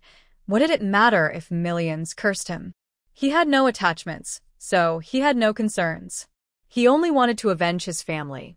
The Imperial Guard was indeed formidable. Alone, Sheng Hongchuan would likely need to become an extremely powerful being to overpower the guards and take the emperor's head. But he was growing impatient. His father's craftsmanship was quite poor, and the hairpin he made was of low quality. Even though he had preserved it well over the years, it still showed cracks. Sheng Hongchuan didn't want to lose his only memory before avenging his family. "I do have a plan." Yun Qianhuang nodded gently and asked, "But why should I help you?" She wanted to kill the emperor of Qiling Kingdom, but before collaborating with Sheng Hongchuan, she needed to ensure he was worth working with and that he wouldn't turn against the general's house afterward. "Sister Yun, I have nothing to offer you. A prince who is not favored has little to offer." Sheng Hongchuan reluctantly took out a wooden hairpin that had in it. "This is my mother's keepsake, my only memory of her. I can give it to you. As long as you help me take revenge on my enemies, I will follow you without question. I would go through fire and water for you, without hesitation." By offering his mother's keepsake, he truly showed his sincerity. If Sheng Hongchuan didn't care about his parents, he wouldn't have thought of killing the emperor, which could bring him great danger. Yun Qianhuang accepted the hairpin, found a box to put it in, and then stored it in her ring. "What will you do after killing the emperor?" "A country cannot be without a ruler for even a day. The death of the emperor would surely cause chaos in the Qiling Kingdom. Those other princes are not easy to deal with, and Yun Qianhuang didn't think that the currently helpless Sheng Hongchuan could compete with them." Sheng Hongchuan paused for a moment. "I haven't thought about that." He was only focused on avenging his family. Other matters were not on his mind. "Who cares?" Sheng Hongchuan said dismissively. "Anyone who takes the throne will be better than that disgusting person. Why should he care about the chaos in the Qiling Kingdom?" Sheng Hongchuan didn't care about the kingdom, but Yun Qianhuang had people she cared about there. The foundation of the general's mansion was in the Qiling Kingdom. Even if they were suppressed by the emperor and falsely imprisoned, Yun Shuli and Yun Changyu never considered leaving the Qiling Kingdom. Yun Qianhuang had wondered about this, but she chose to respect her family's decision. "Do you want to take that position, Sheng Shidi?" Sheng Hongchuan's eyes widened in surprise. He had never thought about that position and believed he didn't have the ability to govern a country well. He shook his head repeatedly. "Yun Shiji, I can't do it." Yun Qianhuang tempted him. "Sheng Shidi, your father died unjustly, and your mother's name could not even be mentioned until her death. Would killing the emperor really satisfy you? If I were you, I would take that position and reveal all the emperor's wrongdoings to clear my parents' names." Sheng Hongchuan was indeed moved. He wanted the world to see what kind of terrible person the emperor of the Qiling Kingdom truly was. "Shiji, what should I do?" Yun Qianhuang raised an eyebrow. "I will write to the deputy commander of the Yunni army. They will help you kill the emperor and suppress the Imperial Guard. But how you silence the doubts in the court and ascend to the throne will be up to you." She won't help Sheng Hongchuan with everything. Let him face some setbacks so he can better understand who he can rely on. Sheng Hongchuan hesitated for a moment, but then nodded firmly. Okay. Yun Qianhuang discussed some specific matters with him before removing the barrier and returning to her room. Sheng Hongchuan had worked hard to join the Frost Snow sect. As an inner disciple, the resources he received for cultivation were something he had never dared to dream of before. However, these resources were nothing compared to the hatred he felt for his family's enemies. He joined the Frost Snow sect to grow quickly and seek revenge for his family. Though he understood this, Sheng Hongchuan still felt a bit regretful. He wanted to stay in the Frost Snow sect a little longer. Yun Qianhuang didn't rush him. She was busy all day and didn't have much energy to focus on Sheng Hongchuan. But it was different with Yun Qianya. Every afternoon, Yun Qianhuang trained in combat with Yun Qianya at the Spirit Beast Peak and easily noticed that Yun Qianya was different lately. Fubai, Yu, and Luyan go train over there. Yun Qianhuang moved the two beasts to a different spot and then approached Yun Qianya, reaching out to pull him. Yun Qianya, acting unusually, awkwardly hid his hands behind his back. Sister, is something wrong? Xiaoya. Yun Qianhuang narrowed her eyes, her gaze falling on a faint bloodstain on Yun Qianya's sleeve. Are you hiding something from me? Yun Qianya's eyes showed a moment of panic, but he quickly shook his head in denial. Sister, I'm not hiding anything from you. Yun Qianhuang raised an eyebrow. Really? Really? Yun Qianya tried to act as usual, but lying in front of his twin sister was truly challenging. The bond between twins often comes with a subtle connection. Yun Qianhuang didn't believe a word of his half-hearted denial. Xiaoya was a disciple of the Spirit Rune Peak, spending his days either learning to draw runes or practicing with her at the Spirit Beast Peak. If nothing was wrong, how could there be blood on him? Since Xiaoya didn't want to speak, she would investigate herself. Xiaoya, let's stop here for today. Yun Qianhuang stopped staring at Yun Qianya and turned to Fubai, who was nearby. Fubai, let's go back. Fubai immediately ran back to her side and jumped into her arms. Yun Qianhuang hugged Fubai and walked toward the teleportation array. Lu Yan slowly walked back to Yun Qianya's side and communicated through mental energy. Master, why didn't you tell her? Yun Qianyi pressed her lips together. I don't want my sister to worry. Her sister was already working her training, and if it weren't for their supervision, she might not even take time to eat. It wasn't a big deal, so it was better not to distract her. Lu Yan shook its head helplessly. It felt that its master's reaction couldn't be hidden from her sister. However, as a spirit beast, it didn't want to say too much about it. Yun Qianyi organized her emotions and continued training with Lu Yan. Meanwhile, after leaving the Spirit Beast Peak, Yun Qianhuang summoned Fu Bai back to her space and headed to the Spirit Talisman Peak. There were many disciples at Spirit Talisman Peak, and Yun Qianhuang casually approached an inner sect disciple to ask about Yun Qianyi.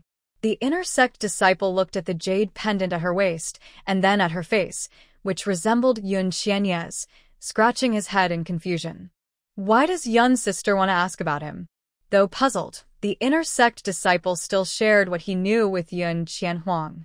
Yun studies talisman drawing with his master every morning and should be at Spirit Beast Peak in the afternoon. I don't know what he does at other times. Oh, and it seems he has been to Spirit Fire Peak these past few mornings, but he didn't stay long.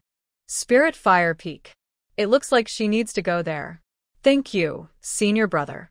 Yun Qianhuang took out a bottle of spirit replenishing pills and handed it to the inner sect disciple. These pills were made when she was trying to become a mid-level alchemist, and while they were only of the 4th grade, they were still useful. It was a nice gift for the occasion. The inner sect disciple didn't expect to receive a bottle of spirit replenishing pills just for sharing a few words. Happy, he pulled out a bunch of talismans from his storage ring and handed them to Yun Qianhuang, saying, "You're too polite, junior sister. These are talismans I drew while practicing. Take them and have fun." Before Yun Qianhuang could say anything else, he happily left with the bottle of pills. Yun Qianhuang checked the talismans in her hand, confirming they were all mid-level ones before putting them away. With useful information in hand, she quickly turned around and headed to Spirit Fire Peak based on the inner sect disciples' directions. At Spirit Fire Peak, Zhu Hifeng looked at his most prized disciple, Yao Yi, if Yun Xianyi dares to come tomorrow, you know what to do, right? Don't worry, master. I will teach him a good lesson. Zhu Hifeng showed a satisfied expression. That kid, Yun Xianya, refused his invitation to choose Spirit Rune Peak, and now he wants to come to Spirit Fire Peak to learn. If he doesn't face some challenges, he might really think he can come and go as he pleases at Spirit Fire Peak. Zhu Hifeng also reminded, be careful, don't harm his life, but don't make it too easy for him. Kong Yao nodded. I understand, master. That Yun Xianya actually dared to refuse the master. He really doesn't know what's good for him. He heard that the kid just advanced to an intermediate rune master, and his talent is nowhere near that of the inner disciples of Spirit Rune Peak. What success can he achieve by joining Spirit Rune Peak? But the master is right. Yun Xianya is only a 3-star Great Spirit Master, and just 3 of his junior brothers could easily defeat him. Why would he even need to step in? Kong Yao shook his head and turned to leave Zhu Hifeng's residence. At Spirit Fire Peak, Zhu Hifeng believed no disciple would dare to approach his residence easily, so he took no precautions. Little did he know, the conversation between the master and disciple had already reached the ears of someone with ill intentions. In a hidden formation, Yun Xianhuang watched Kong Yao's back with cold eyes. Teach her brother a lesson? Very well. As Kong Yao walked toward his residence, he suddenly felt a chill run down his spine. He cautiously looked back, but saw nothing. Strange, he muttered, turning back to continue walking, only to come face to face with a pair of icy eyes. He jumped back in surprise, taking 2 steps back, and frowned as he asked, "Who are you?" His gaze dropped to the jade pendant at Yun Qianhuang's waist. The master's direct disciple? Isn't that Yun Qianya's sister? Recalling Zhu Hifeng's warning, a hint of guilt flashed in Kong Yao's eyes. He feigned calmness. Oh, it's you, junior sister Yun. What brings you to Spirit Fire Peak? Nothing much, Yun Qianhuang replied with a slight smile that didn't reach her eyes. I just find my senior brother unpleasant. As soon as she finished speaking, water spirit energy spread out, instantly turning into ice spirit energy upon contact with Kong Yao. He was caught off guard, and the lower half of his body was frozen. Yun Qianhuang, are you trying to cause trouble at Spirit Fire Peak? Kong Yao shouted angrily, using fire spirit energy to break free from the ice, but he was shocked to find that the strength of her ice spirit energy was nearly equal to his fire spirit energy. He couldn't break free from Yun Qianhuang's control in a short time. How is this possible? He is an 8-star Great Spirit Master. He had heard that although Yun Qianhuang has dual spirit roots, she was only a 2-star Great Spirit Master when she joined the Master. With a 6-star difference, how could her spiritual power be as strong as his? Yun Qianhuan ignorait con YYS question. She took out the immobilization talisman given by an inner sect disciple from the Spirit Talisman Peak, infused it with her spiritual energy, and stuck it on Kong Yaoi. With the double enhancement, she then drew out her bone sword, pointing the tip at Kong Yaoi's face. Tell me, how did you teach my brother a lesson? Kong Yaoi's expression briefly changed, but he quickly retorted, what nonsense are you talking about? Who taught Yun Qianya a lesson? Not admitting it, the cold sword tip pressed against Kong Yaoi's skin, quickly leaving a cut. He felt a sharp pain on his face. Without thinking, he knew his face had been scratched. He desperately circulated his spiritual energy, trying to break free from Yun Qianhuang's control, but it only loosened the ice slightly. Kong Yaoi anxiously shouted, Yun Qianhuang, the sect rules prohibit harming fellow disciples. Even if you are the sect master's disciple, you cannot break the rules. The voice mixed with spiritual energy echoed far and wide. Zhu Hifeng, who was meditating in the room, suddenly opened his eyes. Yun Qianhuang understood Kong Yaoi's intention. He was trying to summon Zhu Hifeng, thinking that even if she could trap him, she wouldn't dare to act recklessly in front of Zhu Hifeng.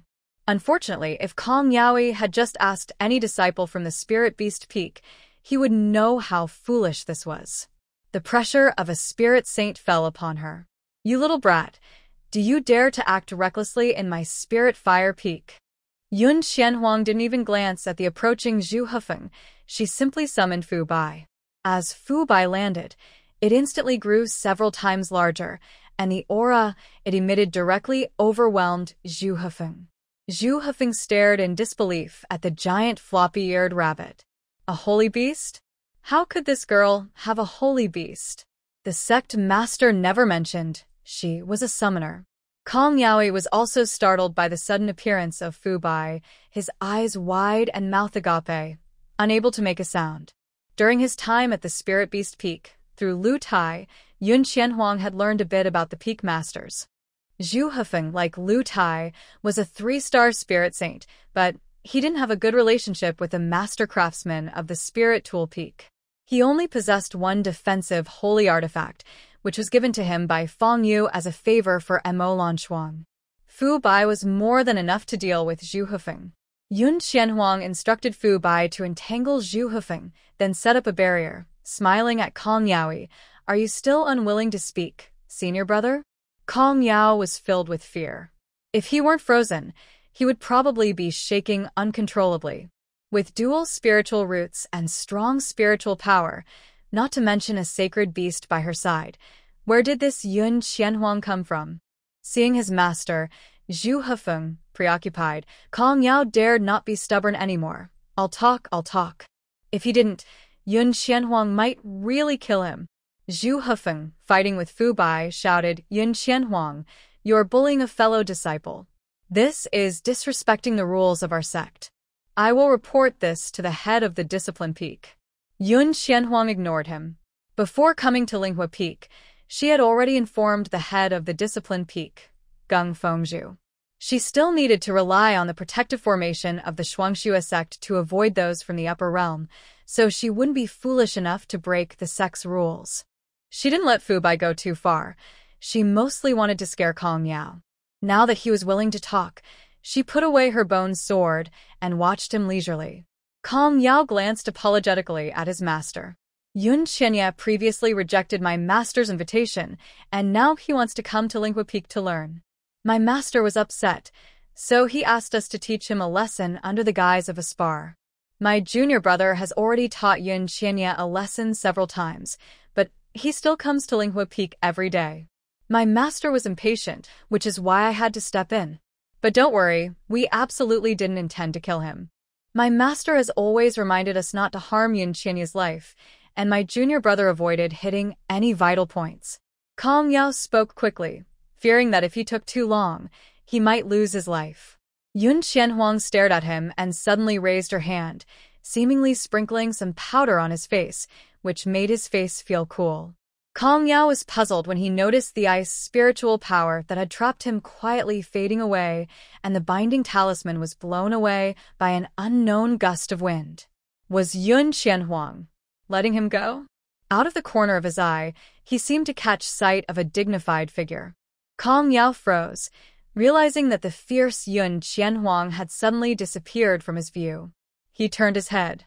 When did Gung Fengzhu arrive? What about the things he just said?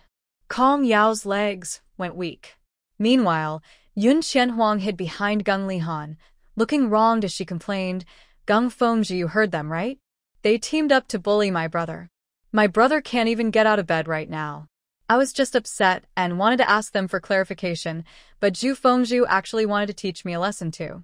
I was so scared that I summoned my spiritual beast." As soon as she finished speaking, Fu Bai shrank down and returned to her side, but then jumped into Gung Lihan's arms. Holding the small, fluffy rabbit in his arms, Gung Lihan's stern expression softened a bit as his calloused hand gently supported the creature's body. Gung Lihan is the master of the Discipline Peak of the Frost Snow sect. Everyone knows that the sect leader, Mo Lanchuang, is a powerful spirit saint on the verge of breaking through to Spirit Emperor. However, what many do not know is that there is already a Spirit Emperor within the Frost Snow sect, and that is Gung Lihan, a Fire Element 1-star Spirit Emperor. As the master of the Discipline Peak, Gung Lihan is strict and fair. Even Mo Lanchuang cannot break the sect's rules in front of him. However, there are always exceptions. That day, when Lu Tai accidentally revealed something to Fu Bai, Yun Qianhuang learned that this strict master has a fondness for fluffy spirit beasts like Fu Bai. To put it in her past life's words, Gung Lihan is a true soft creature enthusiast.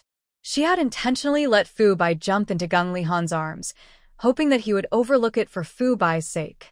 Listening to Yun Qianhuang's twisted version of events, Zhu Hefeng was furious and wanted to confront her, but he dared not show it in front of Gung Lihan. He could only scold Yun Qianhuang. Stop talking nonsense. It was clearly you who barged into the Spirit Fire Peak with the intention of harming my eldest disciple. Elder Gung, if you don't believe me, look at my disciple. He still has the wounds caused by this girl's spirit tool. Shuhefeng.com Yaoi.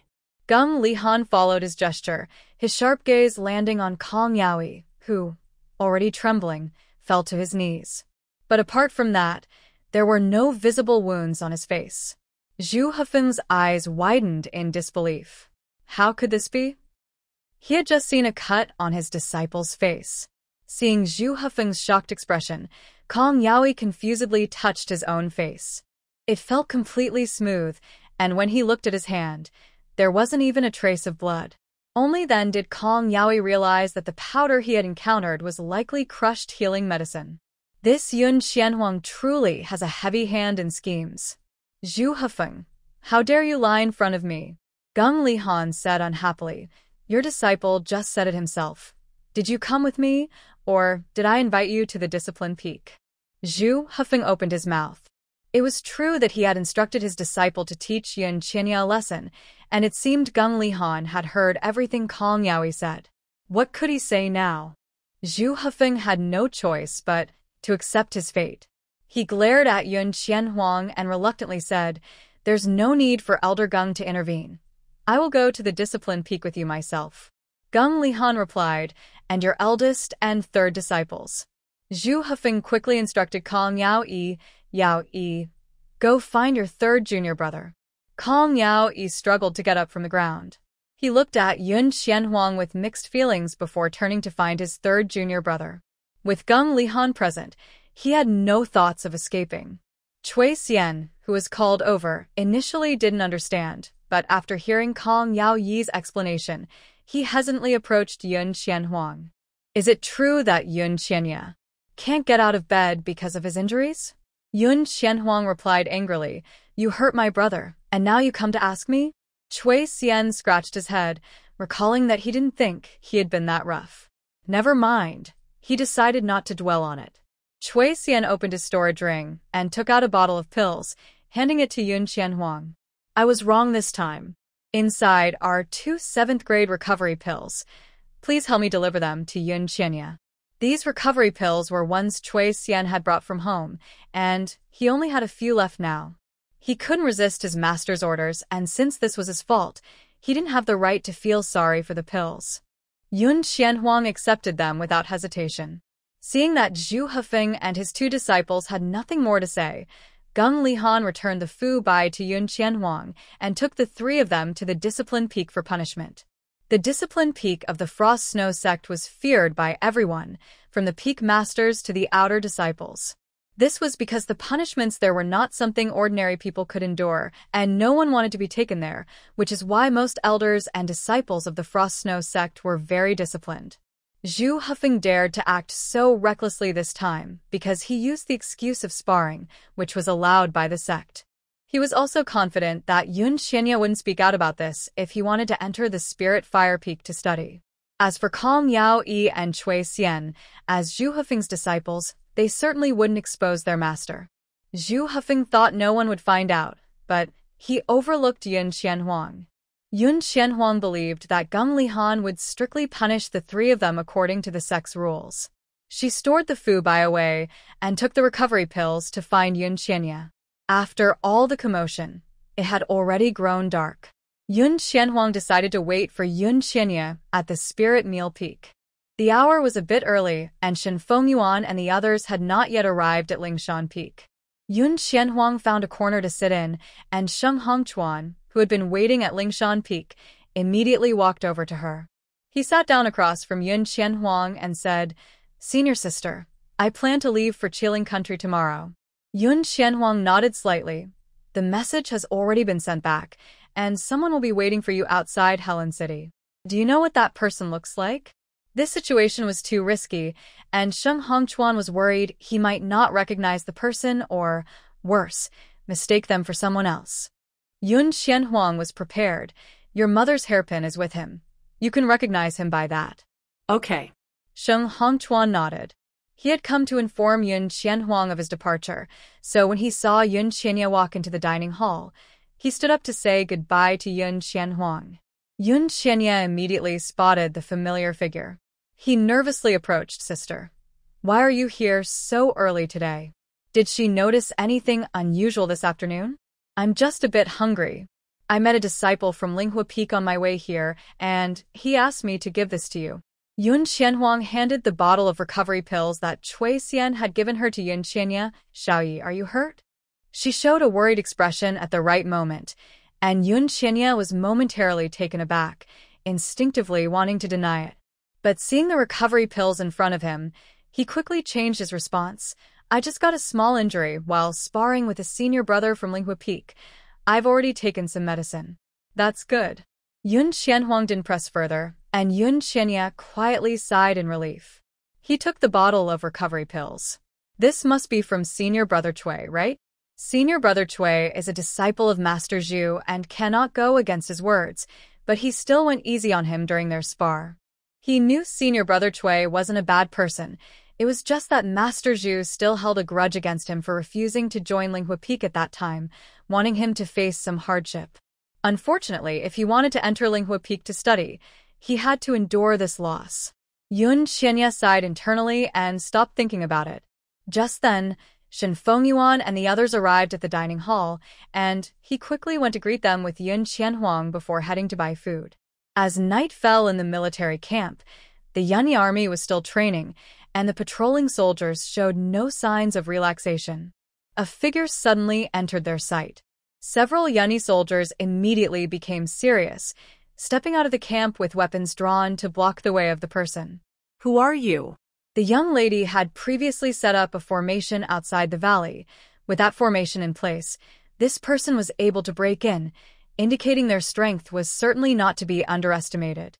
The soldier from the Yun army gestured with his right hand behind his back. The soldier on guard understood and quietly moved deeper into the camp.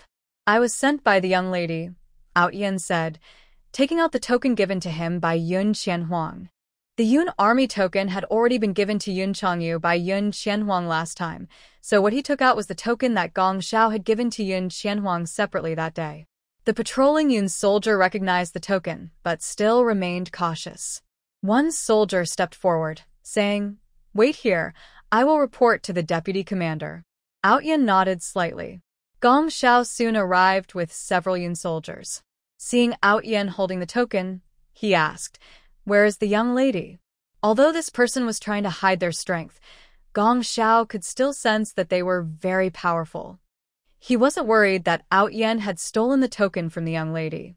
After all, besides their Yun army and the young lady, even the commander didn't know about the existence of this token. A regular person wouldn't guess its purpose even if they got it. It's important to know that the so-called token was just a simple dagger, not even a spiritual weapon. The young lady is studying at Shuangxue sect and cannot come out, Ao Yin briefly explained, conveying Yun Qianhuang's intention to Gong Xiao. Kill the emperor in the palace? Gong Xiao's eyes immediately lit up. The dog emperor had treated the commander's family poorly and had even slandered the commander last time. Their Yun army had wanted to do this for a long time. But could they accomplish this with just their group? Gong Xiao's expression showed some concern. He knew very well that the last time the Yun army had intimidated the dog emperor's group, it was because of the spirit beast summoned by the young lady. Ao Yin naturally understood what they were worried about. He reassured Gong Xiao, There's no need to worry, I will help you. At this moment, Gong Xiao still didn't realize that Ao Yin's help was different from what he thought. He smiled brightly and put his arm around Ao Yin's shoulder, asking, What should I call you, little brother? Since his master had asked him to disguise himself as a human, using his real name might not be appropriate. Ao Yin thought for a moment and said, You can call me Yun Tian. Gong Xiao patted his shoulder and led him into the camp, saying, "Brother Yun Tian, come, tell me more about the young lady's detailed plan." At Shuangxue sect, Yun Qianhuang took a day off from Feng Jingchen and went to Lingfu Peak early the next morning to wait for Yun Qianye. At that time, Yun Qianye was on his way to Linghua Peak. Last night, he had dinner with Yun Qianhuang and others before returning to his room to cultivate, unaware that Master Zhu He and his 2 disciples had been punished. When Yun Qianhuang said she would take Yun Qianye to the Discipline Peak, Yun Qianye looked confused and asked, "Sister, why are we going to the Discipline Peak?" He hoped he hadn't done anything wrong that required punishment. "I'm taking you to meet someone," Yun Qianhuang replied as she summoned Fu Bai and held it in her arms. Yun Qianye scratched his head, unsure of who his sister might know at the Discipline Peak, but he followed her anyway. As they walked toward the Spirit Beast Garden, Yun Qianye took out the dream grass he bought at the Herb Peak and fed it to Fu Bai. Fu Bai held the grass with its front paws and began to nibble on it with its sharp teeth. After finishing the dream grass, they arrived at the Discipline Peak. The Discipline Peak was similar to the Spirit Beast Peak, with only 1 elder and about 20 disciples, aside from the peak master, Gung Lihan. The simple stone houses looked plain, much like the elder and disciples, who were low-key yet commanding respect. Yun Qianye couldn't help but feel serious. He turned to Yun Qianhuang and asked, "Sister, which way should we go?" Yun Qianhuang remained silent, her gaze fixed on a disciple approaching from the Discipline Peak. The leading disciple was the same one Yun Qianhuang had met when she came to find Gung Lihan the day before. She smiled and greeted him, "Brother Tan." Tan looked at her in confusion. "Yun Jr. sister, haven't you resolved your brother's matter yet?" He then glanced at Yun Qianye, trying to confirm if he was indeed Yun Jr. sister's brother. "It's already resolved. We're here today for another matter and would appreciate your help in notifying Peak Master Gung," Yun Qianhuang said as she handed him a jade pendant from her waist. The rules at the Discipline Peak were stricter than at other peaks. To see Gung Lihan, they needed a disciple to notify him first. "All right, please wait here while I inform the Peak Master," Tan said as he took the pendant and walked toward the deepest part of the Discipline Peak. Since the Discipline Peak was where they punished rule-breaking disciples and elders, it wasn't convenient for outsiders to visit. Yun Qianhuang stood still, holding Fu Bai. The disciple who had come with Tan stayed with the siblings. He had a serious expression, looking older than his 20-something years. He didn't say a word, and neither did Yun Qianhuang or Yun Qianye, making the atmosphere quite quiet. Tan soon returned, handing the jade pendant back to Yun Qianhuang with a slight smile. "Junior sister and junior brother, please follow me." Yun Qianye quietly sighed in relief. With his senior brother not speaking, he felt too shy to talk to his sister, creating a somewhat awkward atmosphere. Fortunately, Brother Tan is back. Yun Qianhuang smiled and nodded. "Thank you, Brother Tan." The siblings followed Tanji to Gung Lihan's residence. Having been there once, Yun Qianhuang knew which house belonged to Gung Lihan. As they were about to arrive, she gently patted Fu Bai's head. Fu Bai understood and suddenly jumped out of her arms. Then, with a quick leap, he jumped over the wall into Gung Lihan's home. Yun Qianhuang showed a surprised expression at the right moment. "Fu Bai, come back." She took a few steps as if to bring Fu Bai back, but suddenly paused, hesitating as she looked at Tanji. "Brother Tan, can I go in and bring my spirit beast back? I'm afraid it might disturb Master Gung." Tanji's eyes flashed with surprise. He didn't expect that the seemingly ordinary rabbit was actually Yun Qianhuang's spirit beast. "It turns out this sister is a summoner." Tanji quickly nodded. "Sure, let's go in quickly. Their master has a bad temper, and if he accidentally harmed Yun's spirit beast, it would be a disaster." Tanji hurriedly led the siblings into Gung Lihan's residence, but as soon as they opened the door, they saw their serious master holding the little floppy-eared rabbit with a surprisingly gentle expression. Tanji looked utterly bewildered. Noticing him, Gung Lihan straightened his face again and glared at him. "Tanji, did you knock?" Still in shock, Tanji stammered, I was afraid Yun's spirit beast would disturb you. Don't let it happen again," Gung Lihan huffed, waving him out. The door to the residence closed again. Left outside, Tanji reflected on what he had just seen, feeling he might have stumbled upon something significant. He hoped Master Gung wouldn't silence him. Tanji shivered and quickly distanced himself from Gung Lihan's residence. Meanwhile, inside the house, Gung Lihan gently patted Fu Bai's fluffy head before looking at Yun Qianhuang and her brother. "Girl, why have you come to see me today?" From the looks of it, he wasn't planning to return Fu Bai to Yun Qianhuang just yet.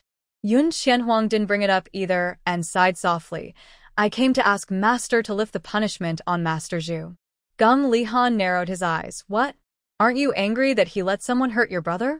It was impossible to lift the punishment. Since the founding of the Frost Snow sect, there has always been a discipline peak, and for over 1,000 years, no one has broken the rules and escaped punishment. "I am angry." Yun Qianhuang glanced at Yun Qianya, "but my brother has a fire spirit root.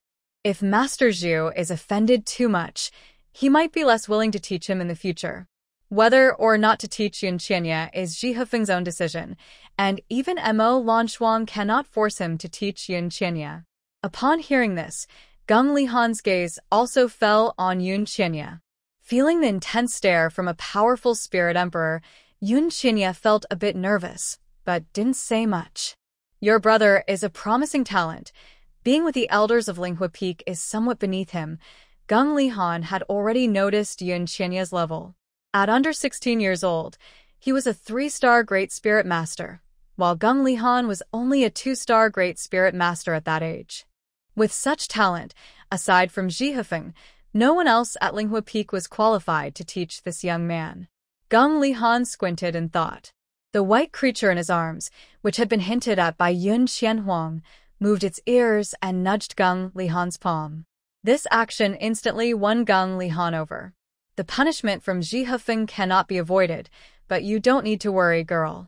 He freed one hand to pat Yun Qianya's shoulder. "Young man, would you like to take me as your master?" Gung Lihan wasn't patient enough to teach a disciple. All the disciples at the Discipline Peak were taught by another elder. However, given Yun Qianya's outstanding talent and his small personal interest, Gung Lihan decided to take this disciple. If he took this girl's brother as a disciple, wouldn't she have to visit the Discipline Peak often? Just thinking about it made Gung Lihan happy.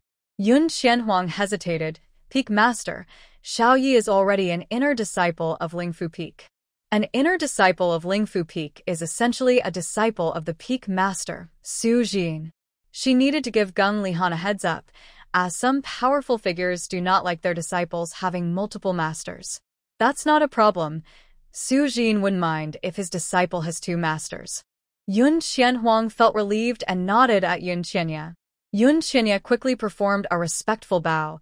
"Disciple Yun Qianya greets you, Master." After resolving Yun Qianya's training issues, Yun Qianhuang returned to her busy routine. However, every morning, she had to take Fu Bai to send Yun Qianya to the Discipline Peak to satisfy Gung Lihan's small interest. Shen Fengyuan and the others did not encounter the same troubles as Yun Qianya and were progressing smoothly in their training. Under the guidance of the Peak Masters, all 3 of them made rapid progress in their abilities, and Yun Qianhuang and Yun Qianya did not fall behind. Late at night, Yun Qianhuang sat cross-legged on her bed, her eyes tightly closed, cold sweat dripping down her face onto the bed. The spiritual energy from the main peak surged toward her, enveloping her completely. Outside the window, 2 figures stood side by side under the moonlight. Mo Lanchuang looked at the barrier set up by Feng Jingchen on the main peak and chuckled. "My disciple is trying to break through to Spirit King just 6 months after joining the sect. I really didn't choose wrong." She didn't need to teach her personally, and still had to be called master. Such good fortune probably only came to her. Feng Jingchen remained silent, a hint of worry in his eyes. It was rare to find someone with 5 spiritual roots in the lower realm, and there was little information available about them. Even Mo Lanchuang didn't know what difficulties a 5-root owner would face when trying to break through to Spirit King. In the room, Yun Qianhuang gritted her teeth. She had been trying for a day, her spiritual power was overflowing, yet she still couldn't get past that barrier, as if an invisible force was stopping her from advancing. Yun Qianhuang didn't understand why this was happening. She had never faced such a situation before during her previous breakthroughs. Master? A familiar voice echoed in her mind. It was Ao Tian, who had just returned from the spirit realm. As soon as Ao Tian arrived, the other two spirit beasts felt reassured.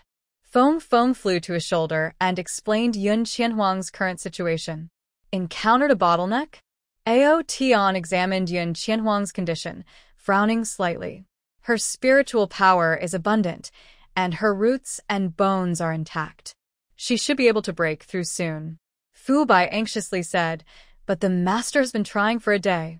It's just a breakthrough to Spirit King, not Spirit Emperor. Why is it taking so long? Realizing the seriousness of the situation, urgency appeared in Ao Tian's eyes as well. He didn't know what was causing this, but the surrounding spiritual energy continued to flow into Yun Qianhuang. If she couldn't break through, that energy might overwhelm her roots. What about that person? Who? Feng Feng and Fu Bai asked in confusion. Ao Tian replied, Feng Jingchen. As if he had heard his name, Feng Jingchen suddenly appeared in the room. He was aware of their situation, so Ao Tian had no concerns. He used his spiritual power to shield them from outside prying eyes and stood before Feng Jingchen. What is the master's current condition? Feng Jingchen glanced at him, knowing that Ao Tian had set up a barrier, and spoke openly. For someone with 5 spiritual roots, breaking through to Spirit King is something they must endure. Ao Tian looked puzzled. Endure what? Ordinary people have single spiritual roots, with only one type of spiritual power in their bodies. Huang Huang has 5 spiritual roots, so she naturally has 5 types of spiritual power. The 5 elemental powers interact with each other. If one becomes too strong, it can cause an imbalance among the 5 attributes. This imbalance does not significantly affect one's training until reaching the Spirit King level. But now, only by achieving a relatively balanced state of the 5 elemental powers can Huang Huang break through to the Spirit King. What if that doesn't happen? Seeing Yun Qianhuang's condition, Ao Tian felt that the situation was not so simple. Feng Jingchen did not continue to answer. He reached out and gently touched Yun Qianhuang's forehead with his fingertip. I will protect her spiritual roots. A faint stream of golden threads flowed from his fingertip and entered Yun Qianhuang's forehead. Yun Qianhuang felt very weak, but she still heard the conversation between Feng Jingchen and Ao Tian. Achieving a relatively balanced state of elemental power. In a non-combat situation, the absorbed elemental power cannot be expelled. She could only continue to absorb more to reach that balance. But what does balance mean? Through her mental energy, Yun Qianhuang could see her spiritual roots inside her body. All 5 roots were filled with elemental power, appearing quite balanced, yet she could not break through. Why?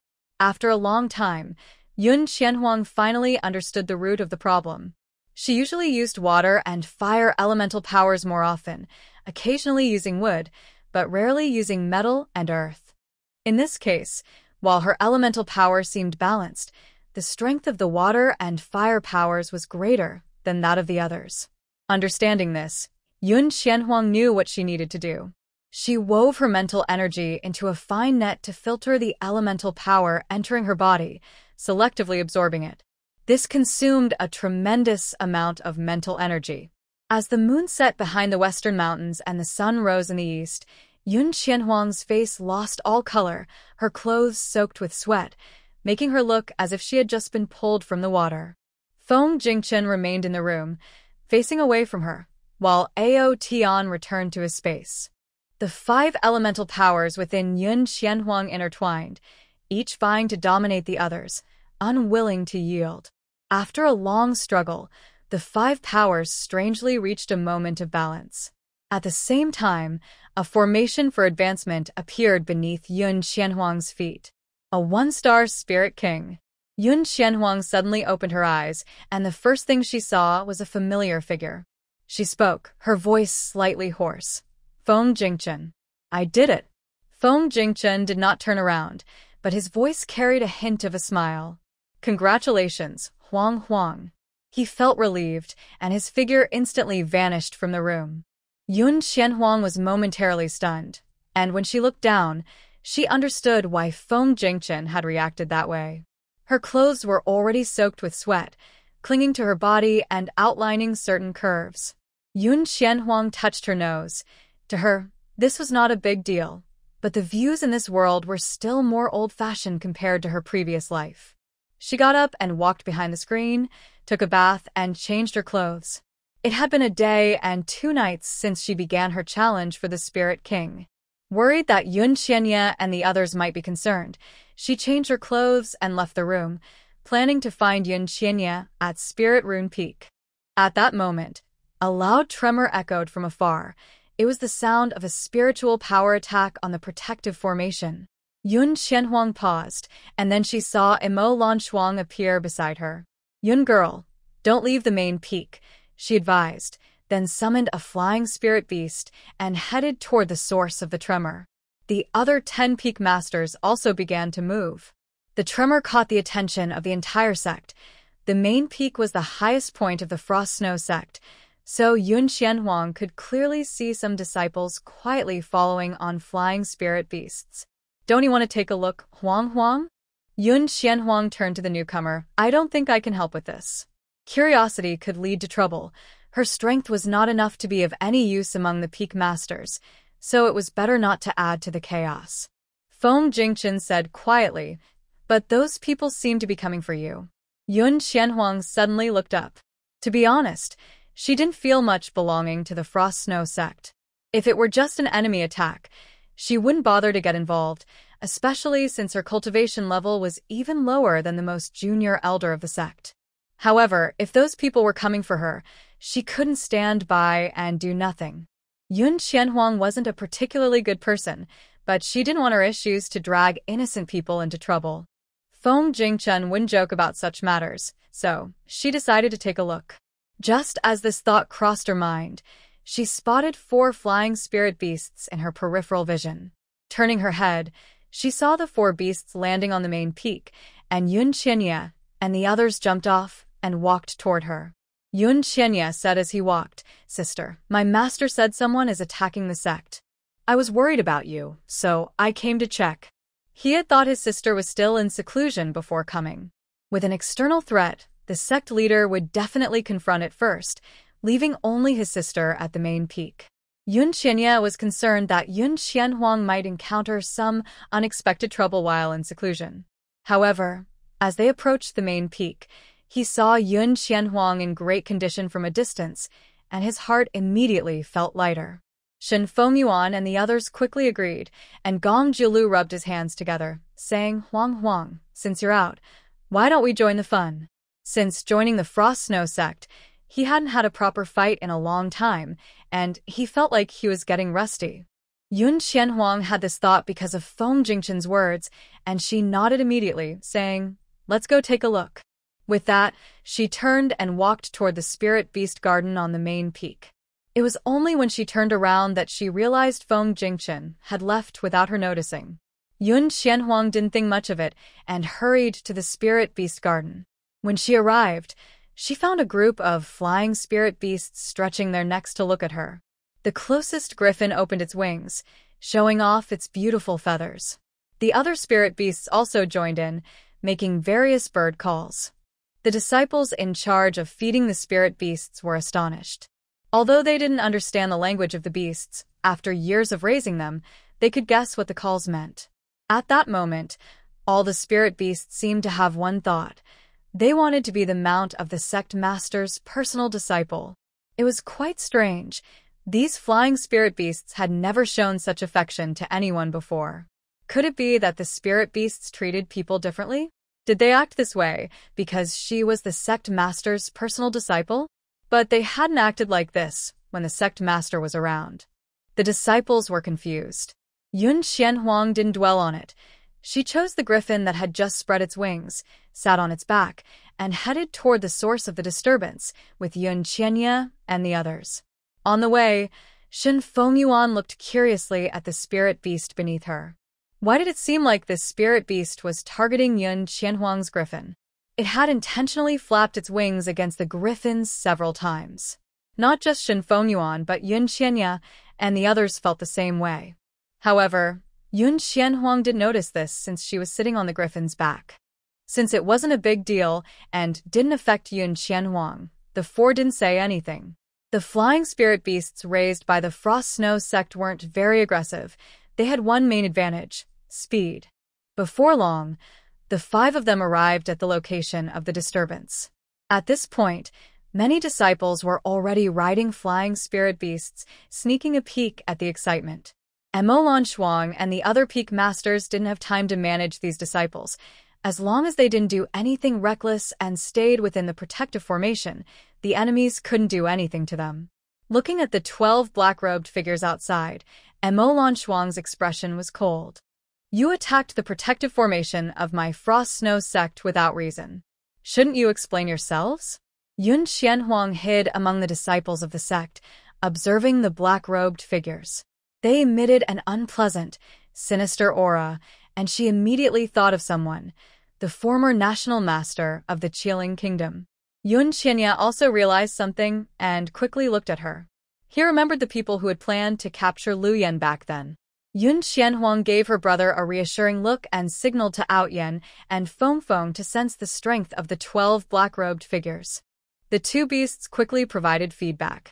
Among the 12, there was one 2-star Spirit Emperor, while the others were Spirit Saints, and their overall strength was slightly higher than that of Mo Lanshuang and the Peak Masters. Yun Xianhuang frowned slightly. 1 Spirit Emperor and 11 Spirit Saints. This configuration was surprisingly equal to the top combat power of the Frost Snow sect. Her master and the Peak Masters were well-known figures on the continent, but there were no rumors about this Spirit Emperor, Gung Lihan, in the outside world. Was this a coincidence, or did the black-robed figures already know about the Frost Snow sect? Mo Lanshuang was also pondering this. She didn't believe it was a coincidence, so she watched the black-robed figures warily. They reminded her of some evil cultivators she had encountered years ago. Evil cultivators. Some distant memories were awakened, and Mo Lanshuang's expression grew colder. The leader among the black-robed figures was naturally the 2-star Spirit Emperor. In response to Mo Lanshuang's questioning, he spoke in a hoarse and unpleasant voice. Sect Master Mo, we mean no harm. We only wish for the Frost Snow sect to hand over 2 individuals. Yun Xianhuang sensed something in the crowd and narrowed her eyes at the leader. The black-robed figures did have the upper hand in terms of rank, but the Frost Snow sect, being the top sect on the continent, had more than just this level of combat power. Besides the Peak Masters, each peak also had several elders, all of whom were powerful beings above the Spirit Venerable level. Although the elders had not yet moved, as soon as Mo Lanshuang gave the order, they would certainly come out to defend the Frost Snow sect. The black-robed figures were clearly aware of this, so they only discussed terms with Mo Lanshuang. After the leader spoke, he revealed 2 portraits. As the images unfolded, Shen Fengyuan and the others immediately changed their expressions. The portraits depicted none other than Huang Huang and Xiaoya. The other disciples close to the siblings also reacted, casting puzzled glances at them. Why were the black-robed figures looking for Yin Shimi and Yin Shidi? Mo Lanshuang, Su Jiyin, and Gung Lihan all changed their expressions. As the masters of the 2 siblings, they recognized the people in the portraits immediately. Lu Tai and Zhu Hifeng also recognized them right away, and their faces looked a bit grim. Shi Chengxiang was indeed Shen Fengyuan's master, and previously, Yun Xianhuang had studied with Shen Fengyuan at the Spirit Medicine Peak. She could recognize Yun Xianhuang, so she naturally thought the other portrait must be Yun Xianhuang's brother, Yun Xianyi. As for the other peak masters, although they hadn't seen the siblings much, they had some impression of them. First, they attacked the protective formation, then pointed out that they wanted the inner disciples of their Frost Snow sect. This was simply a provocation against their sect. The leading figure in black robes, seeing the reactions of Mo Lanshuang and the others, satisfiedly put away the scroll. These 2 have taken our prey and killed our clansmen. We hope the sect leader will hand them over. At this point, the figure paused and sneered. Sect leader Mo surely doesn't want to start a war with us, right? The figure in black was skilled at manipulating emotions. Although they had many strong members, They were still no match for the Frost Snow sect, but it wouldn't be easy for the Frost Snow sect to capture them either. Should they protect those two disciples, or pay a heavy price to confront them and their backing forces? The sect leader of Frost Snow should know which choice was best for the sect. The figure in black leisurely watched the people of Frost Snow sect, already anticipating what Mo Lan Shuang would say. Yun Qian Huang sighed silently. She had confirmed the identities of these figures in black. Since they were after her and Xiao Yi, she shouldn't involve the sect. After all, she had only been at Frost Snow sect for half a year and hadn't contributed anything. By both reason and emotion, the sect had no obligation to protect her. Yun Qian Huang patted the griffin beneath her and was about to step forward when someone suddenly tugged at her sleeve. She turned to find it was Tan Yen from the Discipline Peak, the brother of Tan Ji. Since she had to take Yun Qianyi to the Discipline Peak every day, she was quite familiar with the disciples there. Tan Yen was usually not one to engage much with others, so why was he suddenly holding her sleeve? He didn't explain, just stubbornly held on to her. With his obstruction, Yun Qian Huang couldn't step out right away. Mo Lan Shuang seemed to still be thinking, while Zhu Hifeng could no longer hold back and spoke up. A group of evil cultivators dares to say our Frost Snow sect disciples killed your clansmen? Don't say we killed your people. Even if we wiped out all of you evil cultivators, no one on the continent would dare to blame our disciples. Luta estem perflorid. You filthy creatures! How dare you act recklessly in our Frost Snow sect? The two peak masters started, and soon the other peak masters joined in cursing the man in the black robe. Yun Qianhuang was stunned. Tan Yen released her sleeve. At that moment, Zhu Hufeng spoke again, this time to Mo Lan Shuang. Sect Master, I believe we should kill all these shameless evil cultivators. Otherwise, anyone will dare to act recklessly in our Frost Snow sect. Zhu Hufeng was indeed petty and held grudges. Even now, he still showed a sour face whenever he saw Yun Qianhuang and her brother because of past events.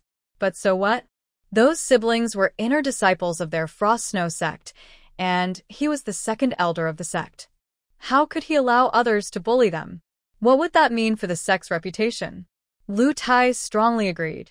Gung Lihan had a stern expression, and the pressure of a spirit emperor spread out. Planning to target his disciple?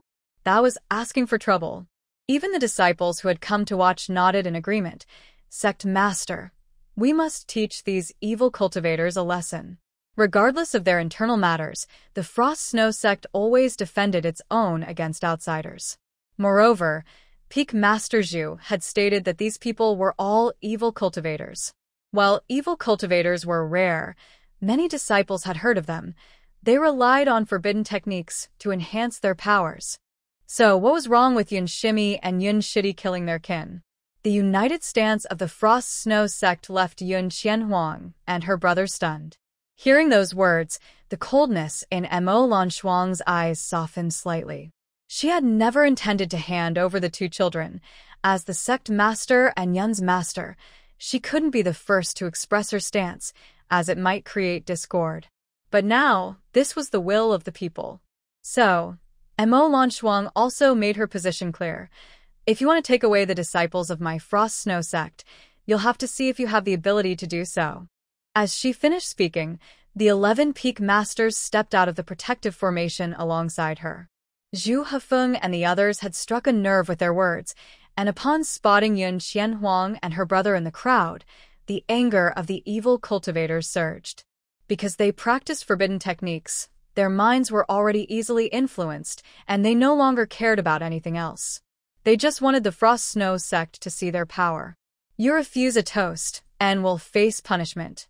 12 dark practitioners confronted Mo Lan Shuang and her group. During the fight, black mist surprisingly emerged from their bodies.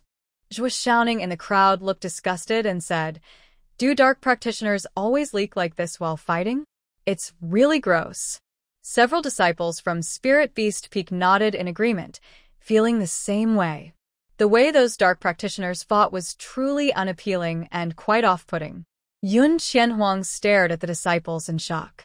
She couldn't find the words to describe her feelings, so she silently summoned Fubai, while Yun Qianya summoned Lu Yan.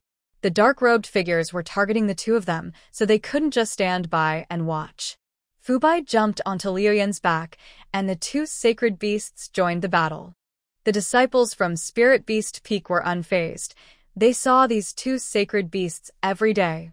Shin Fengyuan and the others had long known about Liu Yan's existence and remained calm.